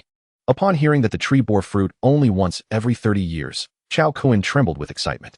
He never anticipated that after his fruitless quest for information on the mythical peach tree, hope would be rekindled. Just when he was ready to depart, he found himself on a path of unexpected fortune. This is what one might call the turning of fate. The female driver, having unexpectedly gained 10,000, felt elated as they drove a short distance to a quaint hillside village. "This is our village. The peach tree belongs to an elderly man here, and it is quite renowned, known far and wide, with many visitors drawn by its fame." As she led the way, she recounted the tale of the old peach tree. "Handsome, you may not be aware, but the tree's fame stems from a near-fatal incident. Decades ago, someone sought to cut it down for firewood, believing it bore no fruit. However, the axeman suffered a blow to the head from his own axe, and astonishingly, the tree bled from its wound. Truly eerie. The village elders declared that the tree had become sentient, thus it was spared. Over 20 years ago, the tree bore 10 peaches the size of watermelons, which were sold for 100 each. Now, it bears another 10 peaches, expected to ripen in 5 years, and they have already been reserved at a price of 10,000 each. Alas, you have arrived too late." Chao Kun felt an overwhelming urge to bash his head against a wall in despair. He had been utterly foolish. Any plant that evolved into a spiritual root of the earth, apart from that grapevine, was already well known before the cataclysm. How could he have failed to consider investigating this matter first, instead of relying solely on a map to search for it? "Thank you, fair lady, for sharing this information. I came merely out of curiosity, with no ulterior motives," Chao Kun said earnestly. Passing by a small shop at the village entrance, he casually picked up a few items. After navigating the winding paths, they finally arrived at the elderly man's home. "Old master, we have come to behold your famed peach tree," the female driver called out in her local dialect. Who wishes to see my peach tree?" An elderly man with missing teeth emerged from the yard. "Dear grandfather, I have heard of your magical peach tree, and, out of curiosity, I wish to see it." "I hope that is permissible," Chao Kun said with a warm smile. At that moment, he was clad in a long-sleeved shirt. His sleek and flawless musculature was somewhat imposing, complemented by a rather handsome visage that, when he smiled, appeared utterly benign. "You want to see the peach tree?" The toothless old man, brimming with vitality, was elated to hear that someone wished to view his family's peach tree. "Ah, indeed," Chao Kun replied with a sincere nod.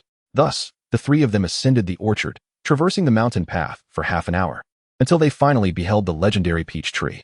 Only upon seeing it with his own eyes did he confirm that this was indeed the fabled 9th-level divine tree from the post-apocalyptic era. In that moment, it seemed as if all previous disappointments had been worth it. "Old man, I wish to purchase this tree. Might you be inclined to sell?" Chao Kun finally laid bare his intentions. Upon hearing that it was a matter of selling the tree, the old man's demeanor shifted with alarming speed, as he vehemently shook his head and waved his hands, exclaiming, "Impossible! This tree is our family heirloom. Under no circumstances will it be sold." Faced with his obstinacy, Chao Kun felt little surprise. After all, this tree had stood here for so many years. If he had been willing to sell, he would have done so long ago. Having refrained from selling before, its newfound fame had only made him more reluctant to part with it. Yet, Chao Kun was not one to shy away from taking risks. Having previously contemplated seizing the resources of the Dragon Kingdom, how could he be deterred by a mere peach tree? However, he did not wish to confront an elderly man aggressively, as he was not a villain in the traditional sense. After a moment's contemplation, he smiled and said, "Grandfather, believe it or not, this peach tree will bring calamity upon your village in the future. By taking it today, I am sparing your village from disaster." Without waiting for the old man's response, he suddenly turned and bellowed, "You audacious fiend! I, the humble Taoist, am here. Reveal your true form at once." Chao Kuen's booming voice startled the old man, who nearly suffered a heart attack on the spot. The female driver, too, changed her expression, staring at Chao Kuen as if he were a lunatic.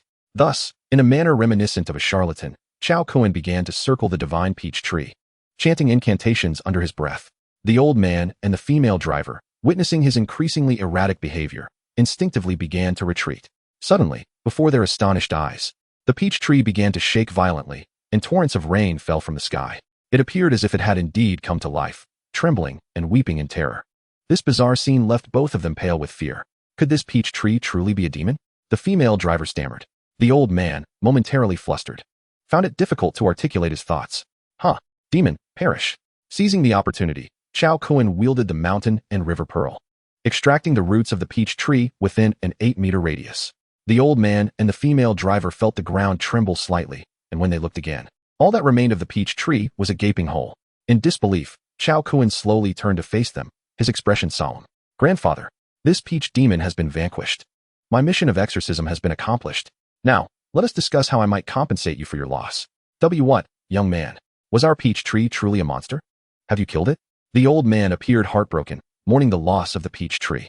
For reasons unknown, even the usually audacious Chao Kuen felt a twinge of guilt in his heart. Upon seeing the elderly man in such a state, he felt a pang of compassion and said, "Dear grandfather, your peach tree has not perished. I have taken it away. It will now thrive in its rightful place. This spirit is indeed a benevolent one, having never harmed anyone, thus there is no need for it to be slain. However, retaining it here could lead to catastrophic consequences for your village in the future." What Chao Kuen spoke was indeed the truth, as long as the tree remained. The fate of the village's survivors would be dire. Where treasures of the apocalypse reside, bloodshed is bound to ensue.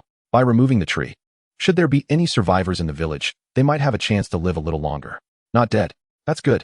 That's truly good. The old man trembled, wiping away his tears and said, "Child, please do not kill it. Even if it is a monster, it is a good monster." Chao Kuen replied with unwavering conviction, "I will not harm it. Even if I were to slay it, it would shorten my own life. So rest assured, grandfather. Here is 100,000 in cash. Though it may not be much, consider it a form of compensation."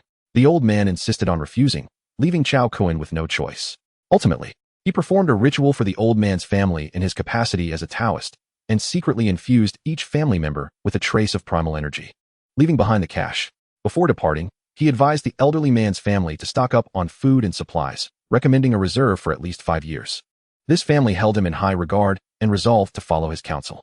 Chao Kuen acted thus out of admiration for the village's simplicity and did not wish to engage in any acts of oppression against the weak and elderly. That evening, he returned to the hotel where Su Nana was staying. Upon their reunion, his physical prowess had vastly improved. He could endure hours of intense exercise without feeling fatigued. The following day, invigorated, Chao Kuen and his companion took a taxi to his sister-in-law's school, yet they found no trace of her from the classroom to the dormitory. After inquiring with the dormitory supervisor, they learned that she had gone out to work a part-time job over the weekend, prompting them to hurriedly make their way to her place of employment. Chapter 11. Arranging for the two sisters. Su Lily stood at a height of 172 meters. At the tender age of 17, boasting looks that could rival those of a model. However, her legs were longer than those of her male peers, earning her the nickname Spider Spirit. Coupled with her early physical development compared to other girls her age, she remained unaware that these traits were actually advantages, and instead felt a twinge of insecurity. To make her chest appear less prominent, she walked with a slight hunch. Nevertheless, this did not diminish her diligence, which had led her to excel throughout her life. Despite her striking beauty, enviable figure, and intellect, she found herself unappreciated by her contemporaries. In an effort to alleviate her sister's burdens, she would often leave school to work part-time at a bar, consequently facing unfounded rumors that painted her as a loose woman. That morning, as the bar had just concluded the previous day's revelry, a group of young men, still recovering from their hangovers, stumbled out of the private room and suddenly halted upon spotting Su Lily, who was tidying up. "Oh, isn't that Lily? Lily, Why put yourself through this? If you need money, just ask your brother. You need not engage in such menial labor. A youth, his face marred by acne, recognized the masked Su Lily and abruptly seized her, producing 2 red banknotes in a misguided attempt to rescue her from peril. Ah, let go of me. I don't know you. Su Lily screamed in sheer terror, attracting the attention of the bar's manager. What is happening here? It turned out to be the infamous dog brother, who recognized the acne-ridden youth. What are you doing? The manager inquired. Nothing at all. Lily is the woman I have my eye on, don't you know? The youth, displaying an air of indignation, was oblivious to the fact that he was the most loathsome of all. Release me. Let go. Su Lily wished to weep, yet she could not extricate herself from his grasp. Dog brother wants you to have lighter work from now on. Do you hear? The youth's lackey immediately flattered, attempting to impose his so-called kindness upon Su Lily. They were all too familiar with this insidious tactic. When a man fancied a girl, he must first feign benevolence before coercing intimacy, thus providing himself with a spurious justification. Some naive girls, encountering such ruses, might even believe that these men genuinely cared for them, leading them to compromise their dignity. In time, these girls would become mere cash cows, easily manipulated into believing that wealth was within their grasp. Yet Su Lily was astute. She recognized this ploy and firmly rejected him, stating, I do not know you and do not require your assistance. If you do not release me, I will call the police. At the mention of the police, the youth was suddenly struck by an ominous realization, and in a fit of rage, he struck her. Damn it! How dare you threaten me after I try to help? You wretched creature! Tears of pain and despair streamed down Su Lily's face, as she longed for a valiant hero to come to her rescue. As the youth prepared to strike again, Chao Kun and Su Nana ascended the staircase and, upon witnessing the scene, were instantly consumed by fury. Su Lily bore a striking resemblance to her sister. Without introduction, it was clear that the girl being assaulted was Su Lily. Stop this now, Chao Kun bellowed, unleashing a potent mental intimidation. In that fleeting moment, as the youth hesitated, Chao Kun advanced and struck him with a resounding slap.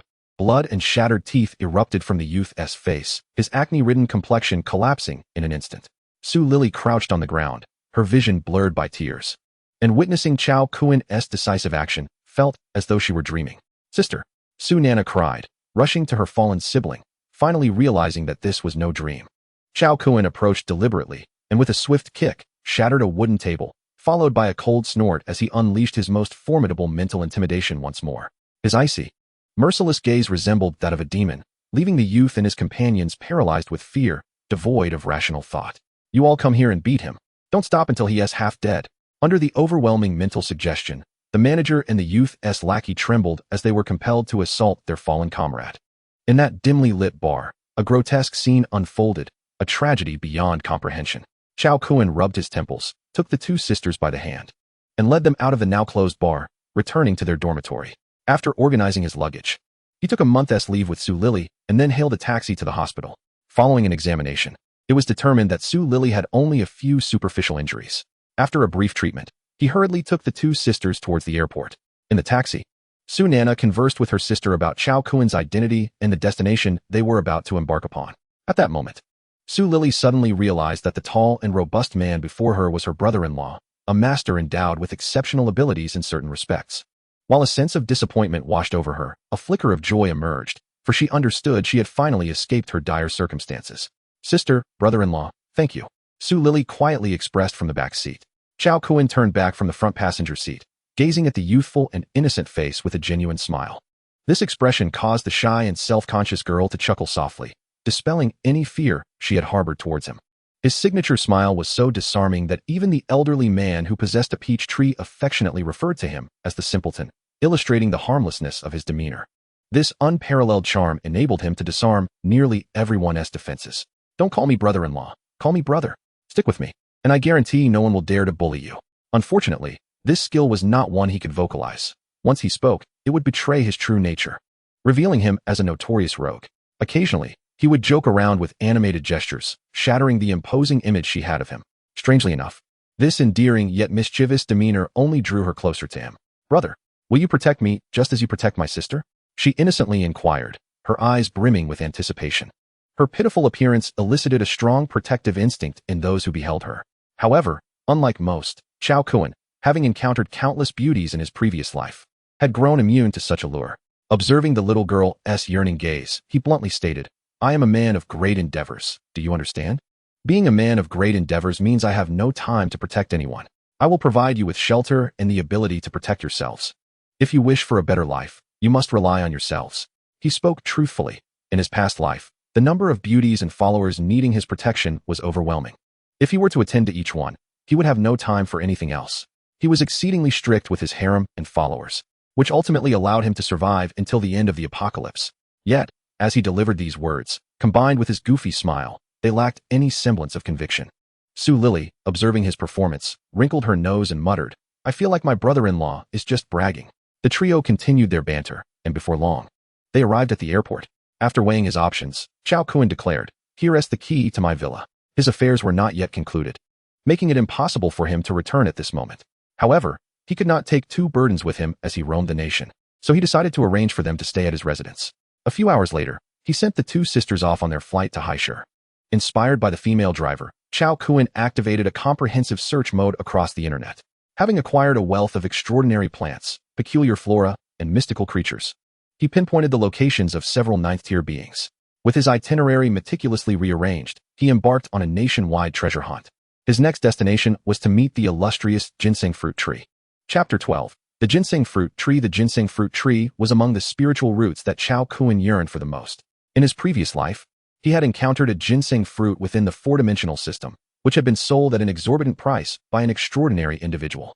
Upon further investigation, he discovered that this ginseng fruit bore resemblance to the legendary spiritual fruit from myth, purportedly possessing longevity-enhancing properties, albeit unverified. However, its effects on breast enhancement, vitality restoration, beauty, and rejuvenation were immediate and undeniable. By that time, Chao Kun had mastered the study of spiritual plants, leading him to firmly believe in the longevity-enhancing capabilities of the ginseng fruit. After extensive inquiries and considerable expenditure, he procured first-hand information regarding the tree. The origins of this ginseng fruit tree were shrouded in mystery, even more astonishing than the multicolored lotus unearthed from a millennia-old pottery. According to rumor, an archaeologist had discovered a seed dating back 70 million years during geological exploration. Initially fossilized, the seed astonishingly sprouted once unearthed and was subsequently planted in the university's botanical garden, maturing into a grand tree. The fruits produced prior to the apocalypse appeared relatively normal, resembling gourds rather than infants, with a taste akin to pears, tender and juicy. Regrettably, due to the absence of seeds, propagation was impossible. Furthermore, this tree's lineage was distinct from all known trees, resulting in grafting failures due to rejection. Therefore, throughout his previous life, there existed but this solitary specimen until the latter days of the apocalypse. Chao Kun had once aspired to claim this ninth-tier spiritual wood for himself. However, by the time he learned of its whereabouts, it had already been relocated, its new location a mystery. After 3 hours of waiting on the plane, Chao Kun finally arrived in Dongyu Province, one of the 5 sacred mountains. An additional 5 hours of navigating subways and transfers brought him to Dongyu University. By this time, dusk had fallen. As was his custom, Chao Kun discreetly scouted the location of the stone tree. Observing the surveillance cameras densely positioned near the botanical garden, he noticed students and visitors bustling about. He stealthily retreated behind the crowd and made his way to the campus cafeteria, reveling in the vibrant atmosphere of youth prevalent at the university. Dongyu University was renowned for its bold and spirited female students. While dining, 2 attractive young women approached him, initiating conversation. "Hello, may I touch your muscles?" Chao Kun, somewhat taken aback, glanced at the 2 girls and displayed a sheepish smile. He then extended an arm, saying, "Feel free, don't hold back." The girls, treating him as though he were an old acquaintance, embraced his arm, playfully squeezing and commenting, "So big and thick. I really like it. Your arm looks so sleek, yet feels so robust, but not like those bodybuilders who are overly muscular." Chao Kun teased in response. Brother here possesses exceptional talent, with the bloodline of a king flowing within. Upon hearing his boastful claim, the 2 female students' eyes sparkled with interest as they eagerly inquired, "Handsome, do you have a girlfriend? What do you think of me? Look at me. I too am fond of your kind. It brings a sense of security." Chao Kun cast a lingering glance at the 2 young ladies and lamented, "Alas, I am already in a relationship and cannot be indecisive." The rejection was painfully evident in your eyes. Oh dear, how utterly cruel. The 2 young women, however, were unperturbed by the denial, instead radiating joy. The more Chao Kun witnessed their exuberance, the more he felt a pang of regret for the impending apocalypse that loomed just 20 days away. Such smiles were a rarity in the desolation he had yet to experience. Should they survive the end times? Enduring the agonies of survival while reminiscing about their carefree university days, they would surely feel a deep sorrow.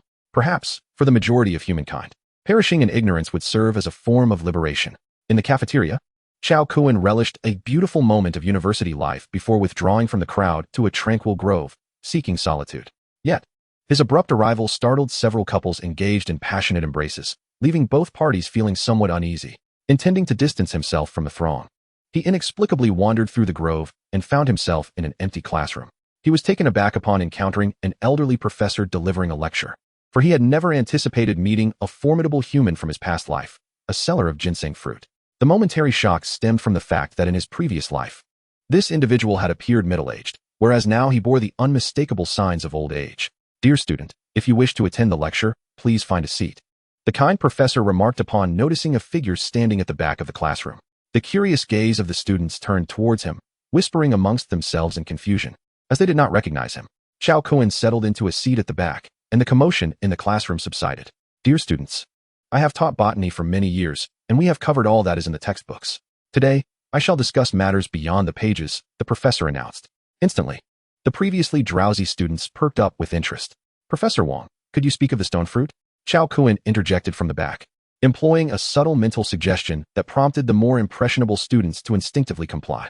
Once more, the students turned their curious gazes toward him, while a female classmate chimed in eagerly, "Please, teacher, do share. We wish to hear." The elderly professor appeared momentarily taken aback, then surveyed the eager faces before him. Shaking his head in resignation, "The stone fruit is a legend in the realm of botany, unlike any plant known to Earth. I refrained from mentioning it previously, fearing that once you learned of it, you might struggle to accept the established principles of botany. However, since this student is keen to learn, I shall share the findings from our academy's research over the years. Just listen and do not disseminate this information." Upon hearing the professor's unexpected concession, the students erupted in cheers, exclaiming, "Wonderful!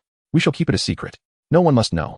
The professor furrowed his brow, perplexed as to why he had chosen to divulge this today. Yet he organized his thoughts and continued, "The stone fruit, within our academic circles, is also known as the mythical tree. Do you know why it is called the mythical tree? Because we suspect it originates from a realm of myth. Since its emergence from the rock layers of 70 million years ago, it was destined to shatter humanity's understanding of all plant life. While I shall refrain from discussing the widespread tales regarding it, today I wish to unveil some lesser-known aspects." At this point, the esteemed professor teased the audience. Taking a sip from his teacup, noticing the rapt attention of the students, he continued languidly, "Due to the great changes in the world, this tree from 70 million years ago appears entirely different from what we observe today. Our academy has analyzed its genetic blueprint and discovered a plethora of unexpressed active genes within it. Remarkably, the fundamental building blocks required for the expression of these genes bear a striking resemblance to human nutritional needs. Do you comprehend the implications of this? It signifies that this entity is not merely a plant, but also possesses animal-like qualities. Thus, we speculate that 70 million years ago, it may have been carnivorous. Consequently, we concocted various nutrients for it, and indeed, it displayed a particular fondness for decaying flesh. Subsequently, our academy conducted further nutrient experiments on the tree, and once we finalized the optimal nutrient profile, we shall behold its ancient form from 70 million years ago." The students listened with rapt fascination, akin to an enthralling fantasy tale, while Chao Kuan furrowed his brow. In his previous life, he had been unaware that this life fruit tree required an optimal nutrient profile to regain its ancient grandeur. Must it truly be nurtured by specialists in order to resurrect the legendary Tier-9 level ginseng fruit tree? Contemplating this, he made a mental note to follow the old professor after class. Through subtle mental suggestion, he successfully obtained the professor's contact information before departing the lecture hall. That evening, cloaked in black, Chao Kuan stealthily made his way to the botanical garden housing the stone fruit tree and directly transported the tree into his spatial realm. Just as he was about to leave, he discovered a trove of animal remains, including human corpses, scattered in the pit where the stone fruit resided. Could it be? Chao Kuan began to grasp a deeper understanding. He then summoned the spatial powers of the mountain and river pearl to bury the skeletal remains. Under the cover of night, he hurriedly exited Donghua University. That night, he remained in the tenfold space for 4 more days, diligently practicing the second phase of body refinement techniques, inching closer to the theoretical limits of human capabilities. The following morning, Chao Kuan opened his phone to find that his passport application, submitted days prior, had been approved. His eyes lit up, and he promptly booked a ticket to the land of Buddha, rushing to the embassy to print his passport.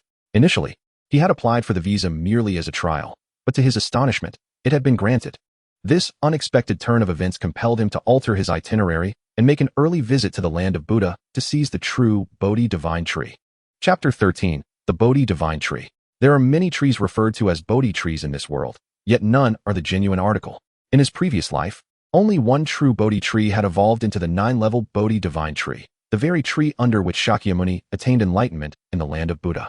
In his past life, upon learning of the existence of a 9-level Bodhi divine tree there, Chao Kun had sought to intervene, but was thwarted by a group of bald-headed guardians, preventing him from approaching. As a result, he settled for exchanging a few spiritual fruits for a string of Bodhi beads. It was that string of Bodhi beads that astonishingly enhanced his wisdom attribute by 30% while worn. One must understand that within the four-dimensional system, the 5 attributes render wisdom the most challenging to augment. In fact, some extraordinary individuals have scarcely managed to increase it by a few points throughout their entire journey. Yet, a mere product of the Bodhi divine tree could elevate one's wisdom attribute by such a remarkable margin. It is unfathomable to consider how much more one could gain by cultivating beneath the Bodhi tree. Chao Kun was unaware of the precise extent of this enhancement, but he couldn't shake the feeling that those bald practitioners were cheating during their training. They toiled tirelessly to slay monsters and level up, while these bald men simply sat under the tree, seemingly progressing at a comparable pace. Thus, he was resolute in his quest for the Bodhi divine tree in this lifetime. That evening, he finally boarded the last flight to the land of Buddha. After a night of travel, he emerged from the airport in the city where the Bodhi divine tree resided. However, upon arriving in the land of Buddha, he discovered that his rudimentary grasp of the local dialect was utterly insufficient. The dialect was so convoluted that his words were incomprehensible to others, and he struggled to understand their speech in return. As he grappled to communicate with a local driver, a woman with curly hair approached him like a black pearl. "Hello. How are you? Are you from the Dragon Country? How may I assist you?" It must be noted that her Mandarin was impeccable. Chao Kun's heart leapt with joy as he grinned and replied, "Hello, beautiful. I am indeed from the Dragon Country. I have come to this land for tourism, but I cannot comprehend your language. Would you be so kind as to be my translator?" Thus, he hired the Black Pearl translator at a rate of 1,000 yuan per day. With the presence of an outsider, Chao Kun refrained from immediately revealing his true intentions and instead inquired during their ride, "Hello, miss. Are there any extraordinary plants in the city of City Lai?" The Black Pearl's reaction to his question was rather exaggerated, as she looked at him as if he were a fool and animatedly exclaimed, "Oh my gosh. You don't know about the incredible plants here? The Bodhi divine tree. Have you never heard of it? Oh my gosh. The Bodhi divine tree is actually here?" Chao Kun replied with an equally incredulous tone, nearly bursting into laughter within. "I adore extraordinary plants. Beautiful miss, what other remarkable plants does your city possess?" Their conversation flourished with enthusiasm. While Chao Kun engaged in lively dialogue with the Black Pearl, he simultaneously searched for other extraordinary plants in the area. To his astonishment, he discovered a plethora. For instance, there was a colossal cat durian tree in a certain estate, a farm boasting a coffee tree with tenfold yield, a household featuring a giant banana tree, and a small garden tended by a Chinese family filled with wondrous vegetables, among others. Although he had never heard of these plants in his previous life, their uniqueness suggested they would possess significant potential in the face of an impending apocalypse. Embracing the principle of not leaving empty-handed, Chao Kun resolved to seize this opportunity. He shared jovial banter with the Black Pearl and decided to visit a Chinese blogger's garden. Concurrently, he accessed the blogger's online account. In the videos, Chao Kun beheld Shanghai greens that had been harvested to a height of a person, pepper plants and eggplant trees towering 3 meters, and tomato plants with branches extending 5 meters in radius. Amidst a plethora of chaotic vegetables, an array of herbs had been metamorphosed into woody plants by his remarkable cultivation skills. Soon, the driver escorted the two individuals to a quaint villa district, where they beheld a vegetable garden nestled within the villa's backyard. From beyond the fence, a vibrant display of fruits and vegetables came into view. It was midday, and the villa area was rather desolate. Upon alighting from the vehicle, Chao Kun and Black Pearl glanced inside before preparing to depart. Just as the car turned around, Chao Kun suddenly remarked, "My dear, please wait in the car. I need to find a suitable spot to relieve myself." With that, he exited the vehicle, veering into a corner of the villa district concealed from surveillance, where he harnessed the spatial power of the river and mountain pearl. In an instant, all the fruits and vegetables from the villa vanished, leaving no trace of earth or soil behind. Such feats were second nature to Chao Kun, devoid of any moral qualms. He was not a benevolent soul. When encountering treasures, he felt no need to fabricate grandiose justifications. If one were to seek a pretext, it might be, nature's bounty belongs to the virtuous. Feeling a swell of self-satisfaction, Chao Kun returned to the car and continued on to their next destination. Before long, they arrived at a farm featuring a colossal banana tree. Upon paying the entrance fee, they ventured into a courtyard to behold this peculiar banana tree. Unfortunately, Chao Kun found himself lacking a convincing reason to send others away. compounded by the fact that the tree resided in a family's yard, which was under constant watch. Moreover, Black Pearl mentioned that the fruit it bore was far from delectable, leading Chao Kun to relinquish his pursuit of the mutated fruit tree. After all, a brazen theft was not an option. The repercussions in the land of Buddha could result in significant losses for mere trifles. Next, Black Pearl guided him to another orchard, a Muzang King durian garden.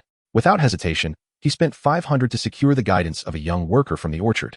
The trio meandered through the woods until they arrived at the majestic Muzang King durian tree. The moment Chao Kun laid eyes on it, he sensed its extraordinary nature. The tree, though not particularly large, bore fruits that were tenfold the size of those from other trees, an instance of giant fruit syndrome, a mutation observed in certain plants following the cataclysm. This Muzang King durian tree undoubtedly possessed immense evolutionary potential in the post-apocalyptic era. Although he had never encountered this tree in his previous life, it was evident that its diminutive stature hindered its recognition. Moreover, the inhabitants of the land of Buddha were unfamiliar with such botanical wonders, resulting in the absence of information about this tree within the four-dimensional system. Chao Kun quickly formulated a plan. "Hey, my dear, do you have any paper on you? I need to take care of something here." He exaggeratedly clutched his stomach. "Oh my goodness, would a sanitary pad suffice?" Black Pearl shyly produced one from her bag and handed it to him. "Thank you. This is perfect. Please return to wait for me. I shall be back shortly."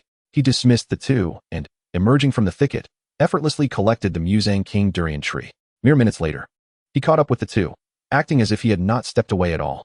With no time for explanations, he ushered Black Pearl into the taxi they had arrived in. The two individuals raced onward, arriving at a chocolate tree production site.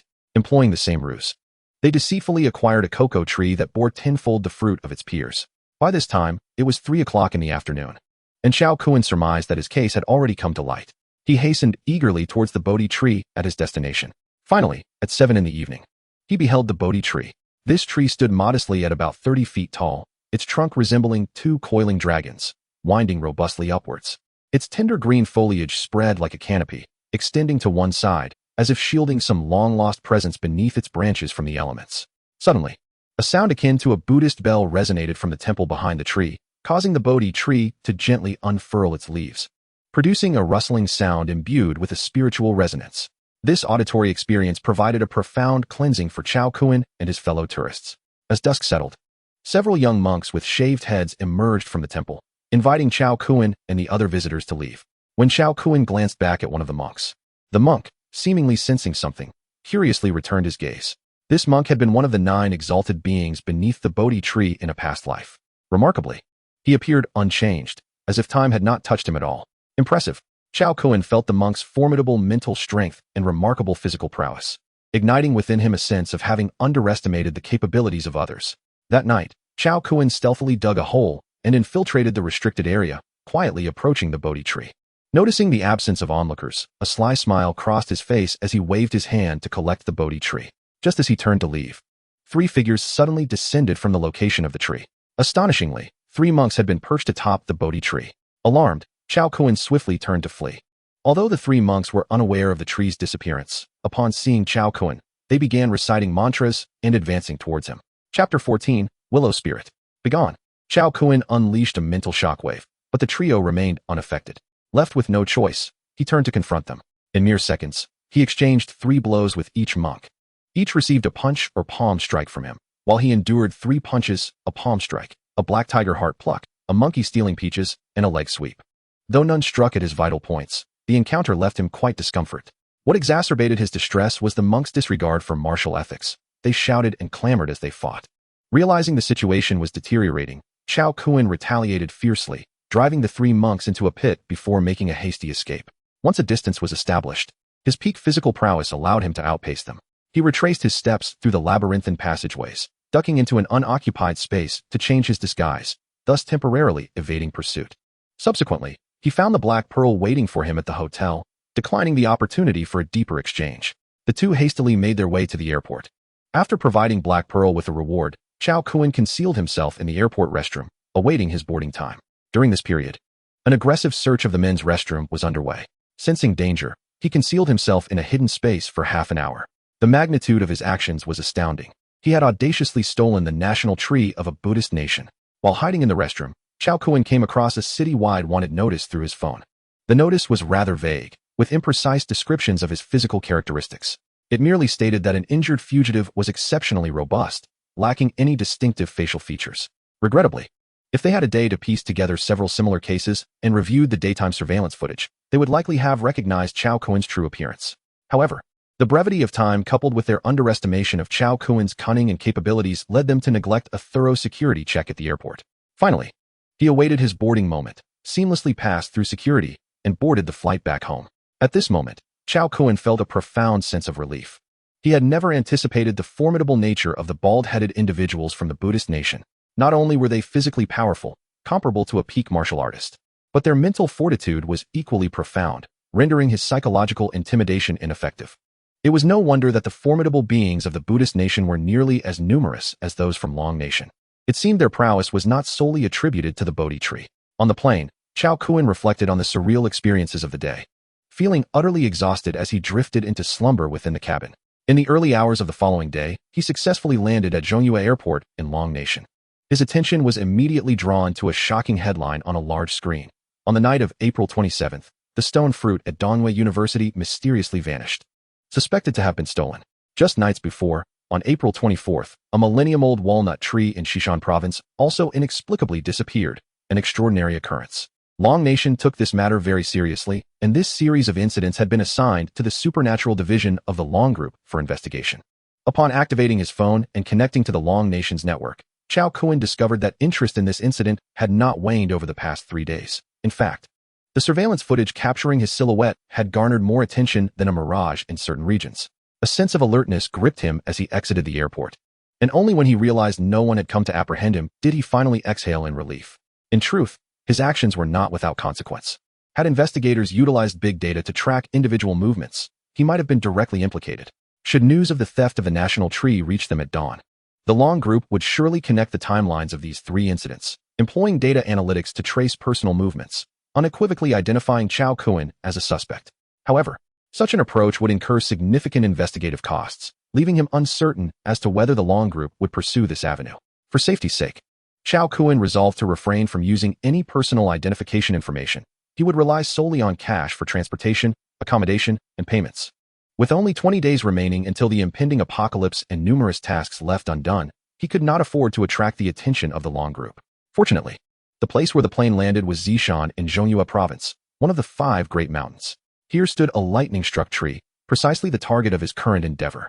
The restriction on using personal identification for transportation slowed Chao Kuen's progress considerably. After a taxing 7-hour taxi ride, he finally arrived at the park housing the lightning-struck tree by noon. This tree, a millennium-old willow, had been devastated by a lightning strike decades ago, leaving behind only a black stump with a diameter of 2 meters. In a previous life, this black tree stump sprouted anew after the apocalypse, evolving into a level 9 willow deity. At that time, the willow deity reached celestial heights, its form evolving beyond the heavens, rivaling the mighty world tree at the heart of the continent of derivation. Its trunk extended into the clouds, perpetually absorbing the thunderbolts that danced within the atmospheric layers. Its roots delved deep into the lava, often triggering volcanic eruptions due to its immense weight. Yet, it possessed the remarkable ability to generate rainfall by attracting clouds, quenching the fiery fury of the volcanoes. At that juncture, the apocalypse had progressed to its 3rd phase, and the extraordinary energies of the world began to awaken. The willow deity exhibited a profound ability to gather spiritual essence, luring numerous creatures and extraordinary beasts to inhabit its verdant oasis. Unlike nearly all other level 9 plant beings, the willow deity, during its evolution, birthed a self-awareness. It selectively annihilated all beings of the malevolent faction while protecting all entities of light and order, thus becoming a deity in the eyes of many benevolent creatures. In a past incarnation, he had once practiced beneath this very willow deity, at which time it had already attained enlightenment. Even the river and mountain pearl could not claim it. As Chao Kuen sorted through the memories of his former life, he sought this entity within the park. At last, beside a small stall in the park, he beheld the thunderstruck wood. Noticing the absence of others, he immediately aimed to claim the tree. To his astonishment, he faltered. Chao Kuen was taken aback, fearing that the treasure had depleted its energy. He swiftly directed his consciousness into the river and mountain pearl, confirming that the celestial energy remained abundant. Yet upon examining the thunderstruck wood, confusion enveloped him. What could possibly be amiss? Chao Kuen circled the thunderstruck wood, repeatedly pondering, yet no answer emerged. Young man, I advise you against harboring intentions toward this ancestral tree. Should the followers of the Celestial Master Tao become aware, you may find yourself in dire straits. At that moment, an elderly man with a long beard emerged from the small stall, the very proprietor he had observed upon entering. Oh, why is that? Does this tree possess some significant history? Chao Kun feigned ignorance. The tale of its origin is vast, and I fear it may frighten you. Perhaps it is best left unspoken. The elderly man, though amiable in appearance, spoke with considerable authority. This piqued Chao Kun's curiosity, prompting him to turn back to the stall, purchase some peanuts and beer, and settle at a table, saying, "Old sir, would you care to join me for a drink?" The elder remained unmoved. Chao Kun reached into his pocket, retrieving a roasted chicken, then another hand rummaged to produce a pig's trotter, and yet another rummaged to reveal a portion of braised pork. This display rendered the elderly man utterly astounded, his eyes wide in disbelief, unable to comprehend how the items had appeared. "Young man, quite the skill. Today, I shall converse with you, but you must disclose the secret of your transformations." The elder finally took a seat, seizing the sole pig's trotter to gnaw upon, his teeth remarkably sharp. "Master, could you enlighten me on the origin of this ancestral tree?" Chao Kun inquired, taking a sip of his beer. Upon mentioning the ancestral tree, the elder placed the pig's trotter aside and, with a solemn gesture, introduced himself. "I am Zhang Qingsong, the 49th generation descendant of the Yue lineage within the Celestial Master Tao. It is a pleasure to meet you, fellow cultivator. This ancestral tree was personally planted by our sect's founder over 2 millennia ago and has since been venerated in our ancestral temple. In the past 2 centuries, turmoil has been incessant, and the ancestral grounds of our Heavenly Master sect, specifically the Yue lineage, have been razed to the ground, now transformed into a mere park. With the incense offerings diminished, the ancient tree that once stood as a symbol of enlightenment failed to achieve its destiny decades ago, causing me, an old priest, great sorrow. Thus, I have devoted myself to guarding this ancestral tree for 50 years, hoping it may one day rise again, carrying the aspirations of our founder. Therefore, anyone harboring ill intentions towards this sacred tree is a sworn enemy of our Heavenly Master sect." Chao Kun, observing the gravity of my demeanor, recognized that I was not jesting. He promptly rose and clasped his hands in respect, stating, "It seems I have not been mistaken. We are indeed of the same kin. I have returned today to facilitate the rebirth of this ancestral tree." The old priest's gaze sharpened, and with an air of pride, he warned, "My friend, do not make light of such matters. You must take your leave." Chao Kun waved his hand, effortlessly gathering all items from the table, and with another gesture, restored them to their original positions. With a serene smile, he remarked, "How do you find my skill of manipulation?" The old priest narrowed his eyes, pressing down lightly on the stone table, which shattered into countless fragments. "Can you withstand the force of my fist, honed over 70 years? Chapter 15. The Heavenly Master's Path and Chao Kun's ambitions in the previous life of the Dragon Kingdom. The Heavenly Master sect's lineage indeed flourished, boasting numerous strong practitioners, including a 9th-level powerhouse, though not this Zhang Qingsong. Recognizing the old man's steadfastness, Chao Kun understood that he had misjudged his intentions. His expression shifted, and he declared sternly, "I am the 48th generation inheritor of the Heavenly Master sect from Mount Longhu, here to aid the rebirth of the ancestral tree. What, do you intend to obstruct me?" The Mount Longhu lineage of the Heavenly Master sect had completely declined in the past, vanishing until the rise of the Yue lineage. Thus, from the outset, Chao Kun had intended to leverage the historical prestige of the long-lost Mount Longhu lineage. "Are you truly a descendant of the Heavenly Master sect from Mount Longhu? How can you prove it?" The old priest scrutinized Chao Kun intently. "Nephew, how is it that you of the Yue lineage cannot even recognize the art of manipulation from our Mount Longhu lineage?" Chao Kun's expression of disappointment seemed genuine, casting doubt even in the old priest's mind. "You speak falsely. Our Mount Longhu lineage has long been lost, and the art of manipulation you mention does not exist. Alas, if that is the case, then allow me to share the secrets of my Mount Longhu lineage with you," Chao Kun proclaimed. Among his followers in his previous life was a disciple from the Eastern Yue lineage of the Heavenly Master sect, who was well versed in the secrets between the various lineages.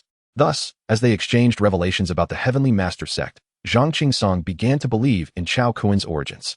"Brother, it seems you endure persecution from outsiders, and the ancestral ground of Taoism has been turned into a temple? Why did you not seek refuge with our Yue lineage?" The old priest lamented. "Our Mount Longhu lineage is not inferior to others. We would never stoop to seeking refuge with other sects. Furthermore, as I am the 48th generation inheritor, you ought to address me as Uncle Master." Chao Kun continued with shameless conviction.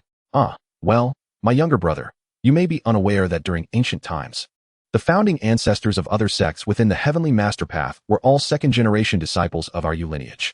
Thus, in theory, I am your senior." "Oh, is that so? I had no knowledge of this. However, I believe my senior brother would not deceive me. Chao Kun chuckled innocently, his expression exuding sincerity. Zhang Qingsong's face flushed, and he awkwardly replied, well, of course, I would never deceive you, junior brother. To be honest, your technique of sleeve of the universe has been lost in our lineage of Zhongyue. You see, this old man truly had no shame, attempting to deceive him regarding his sleeve of the universe technique. Chao Kun found it amusing. Did he really think he possessed such a skill? He could only continue to fabricate, saying, senior brother, my sleeve of the universe was also haphazardly concocted from Taoist scriptures. Initially, I believed it was a unique skill of Longhu Mountain. However, seeing that you are unable to recognize it, it is likely that I have inadvertently created this technique myself. Unfortunately, this particular skill is exceedingly difficult to master, and thus it is not that I am unwilling to teach you. Chao Kun's expression was utterly sincere, revealing no trace of deceit. His response did not surprise the old Taoist, who shook his head in regret, his demeanor somewhat melancholic. When would our local Taoism ever experience a resurgence, while outsiders with shaved heads recite scriptures? Chao Kun once again executed the sleeve of the universe, clearing away the shattered stone table and retrieving a new set of tables and chairs. He arranged fine wine and delicacies, making a gesture of invitation. As they sat down, Chao Kun poured a cup of tea for him and declared with grandeur, the resurgence of our lineage of Tianshi Dao is upon us. Ever since I learned that I am a descendant of Tianshi Dao from Longhu Mountain, I have been ceaselessly contemplating the restoration of our ancestral glory. After mastering the sleeve of the universe, I visited several ancient ruins and glimpsed a fragment of destiny. Therefore, I have resolved to first resurrect the ancestral tree and then rebuild our ancestral temple, restoring the former glory of Tianshi Dao. The old Taoist expressed some skepticism, saying, junior brother, your ambition is admirable, but do you truly have the means to revive the ancestral tree? Indeed, I am fully confident in accomplishing this. However, I require your cooperation. Suddenly, Chao Kun conceived a bold idea. How may I assist? I wish to hold a grand gathering of Tianshi Dao in mid-May, a sacrificial ceremony for the ancestral tree to facilitate its resurrection. I will cover all expenses for this event. The ceremony requires the participation of all disciples of Tianshi Dao. Chao Kun revealed his plan to Zhang Qingsong. Zhang Qingsong was also greatly moved. If all 8 branches of Tianshi Dao were to attend, what a magnificent event it would be. Ever since the ancestral temple was overthrown, how many years had passed without a grand sacrifice? At this moment, he was resolute. Regardless of whether the resurrection of the ancestral tree was successful, he would make this grand gathering happen. Chao Kun had his own motives for this endeavor. In his previous life, he wandered aimlessly, gathering followers at random. By the late stages of the apocalypse, his influence was only a few times stronger than that of Tianshi Dao. Today, seeing that he could not recruit the spirit of Lu, he recalled the myriad wonders of the spirit of Lu from his past life and speculated that it may now possess some form of consciousness. In his previous life, the spirit of Lu was all-powerful, capable of absorbing the energies of thunderclouds, lightning, and magma.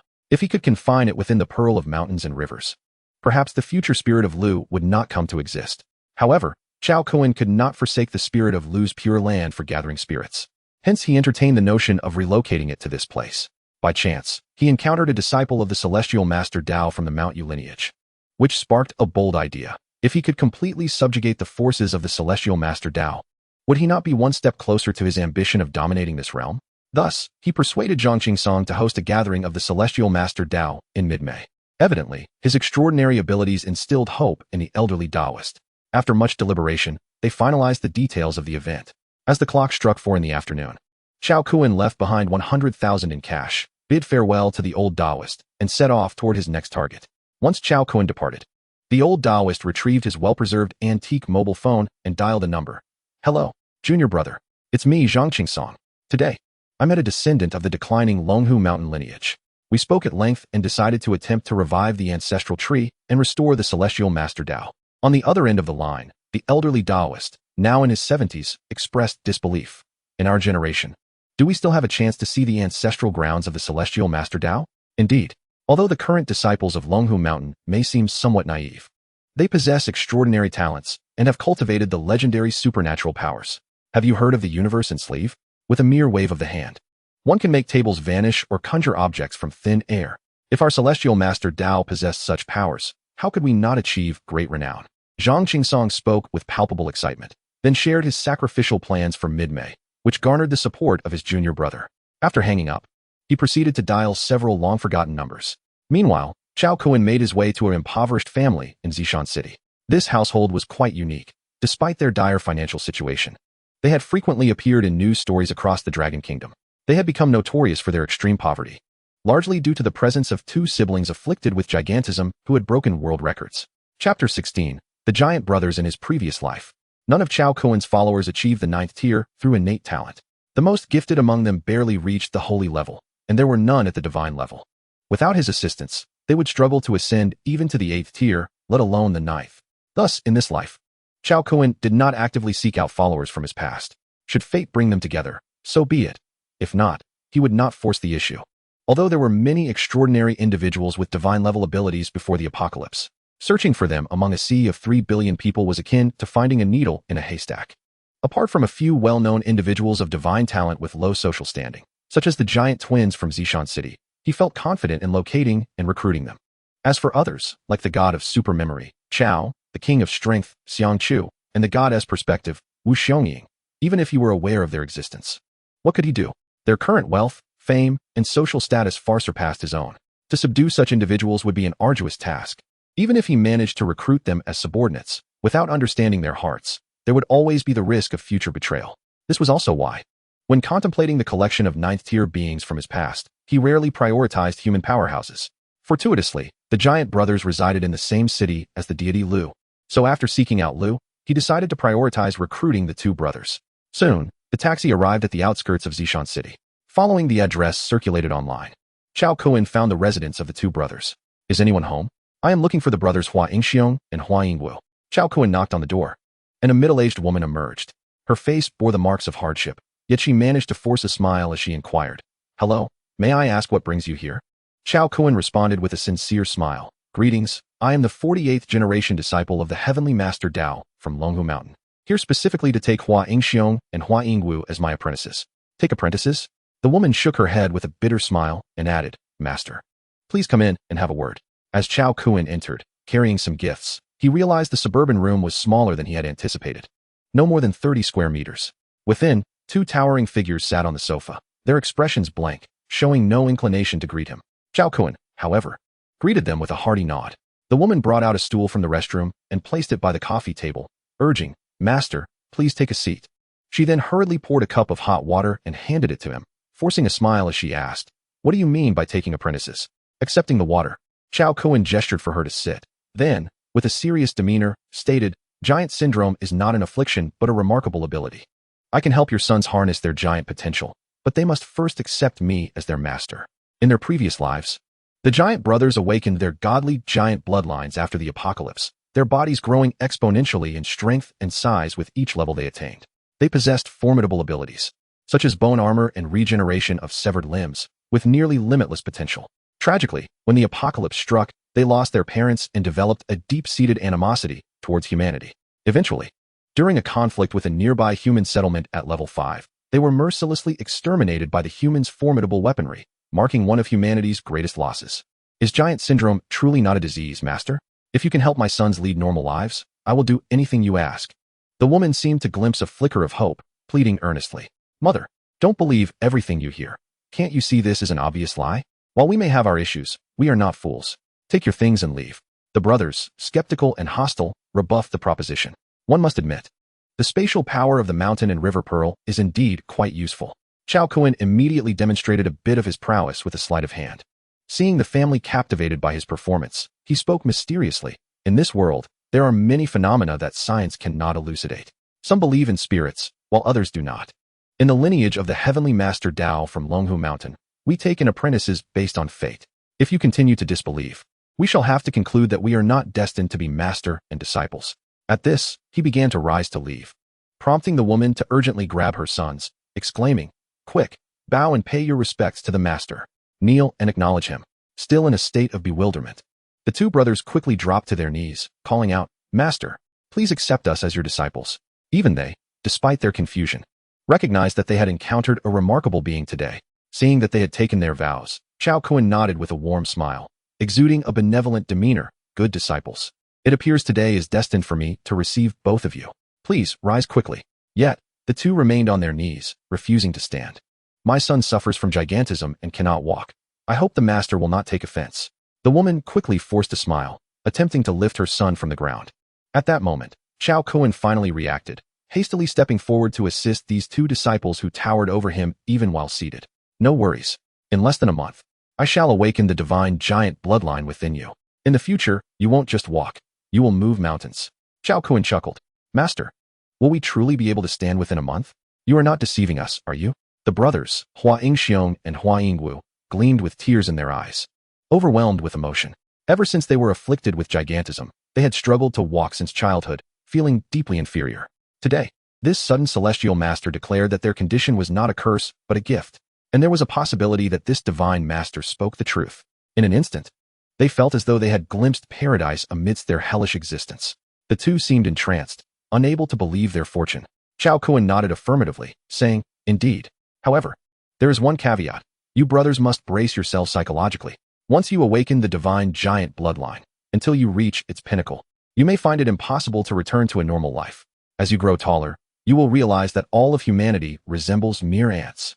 Not to mention, it may be difficult to even make friends, let alone find a partner, unless your abilities reach their utmost potential, granting you the power to navigate both sizes at will. Your incredible strength will only lead to a life of solitude. Can you accept this? Xiao Kun's words grew increasingly fantastical, akin to a myth from ancient times. The brothers exchanged incredulous glances, their expressions utterly absurd. I'm asking you a question. Can you accept this? The woman nudged her sons. Yes, we can accept it. But master, your claims seem rather exaggerated. Indeed, can a person truly grow to such a size? Would that not make them like Kuo-fu? Xiao Kun smiled nonchalantly and replied, What is Kuo-fu? The pinnacle of the divine giant bloodline allows one to grasp the sun and moon and pluck the stars. In short, you too must relinquish your mundane worldview. In the future, you shall tread among the stars and traverse the cosmos alongside your master.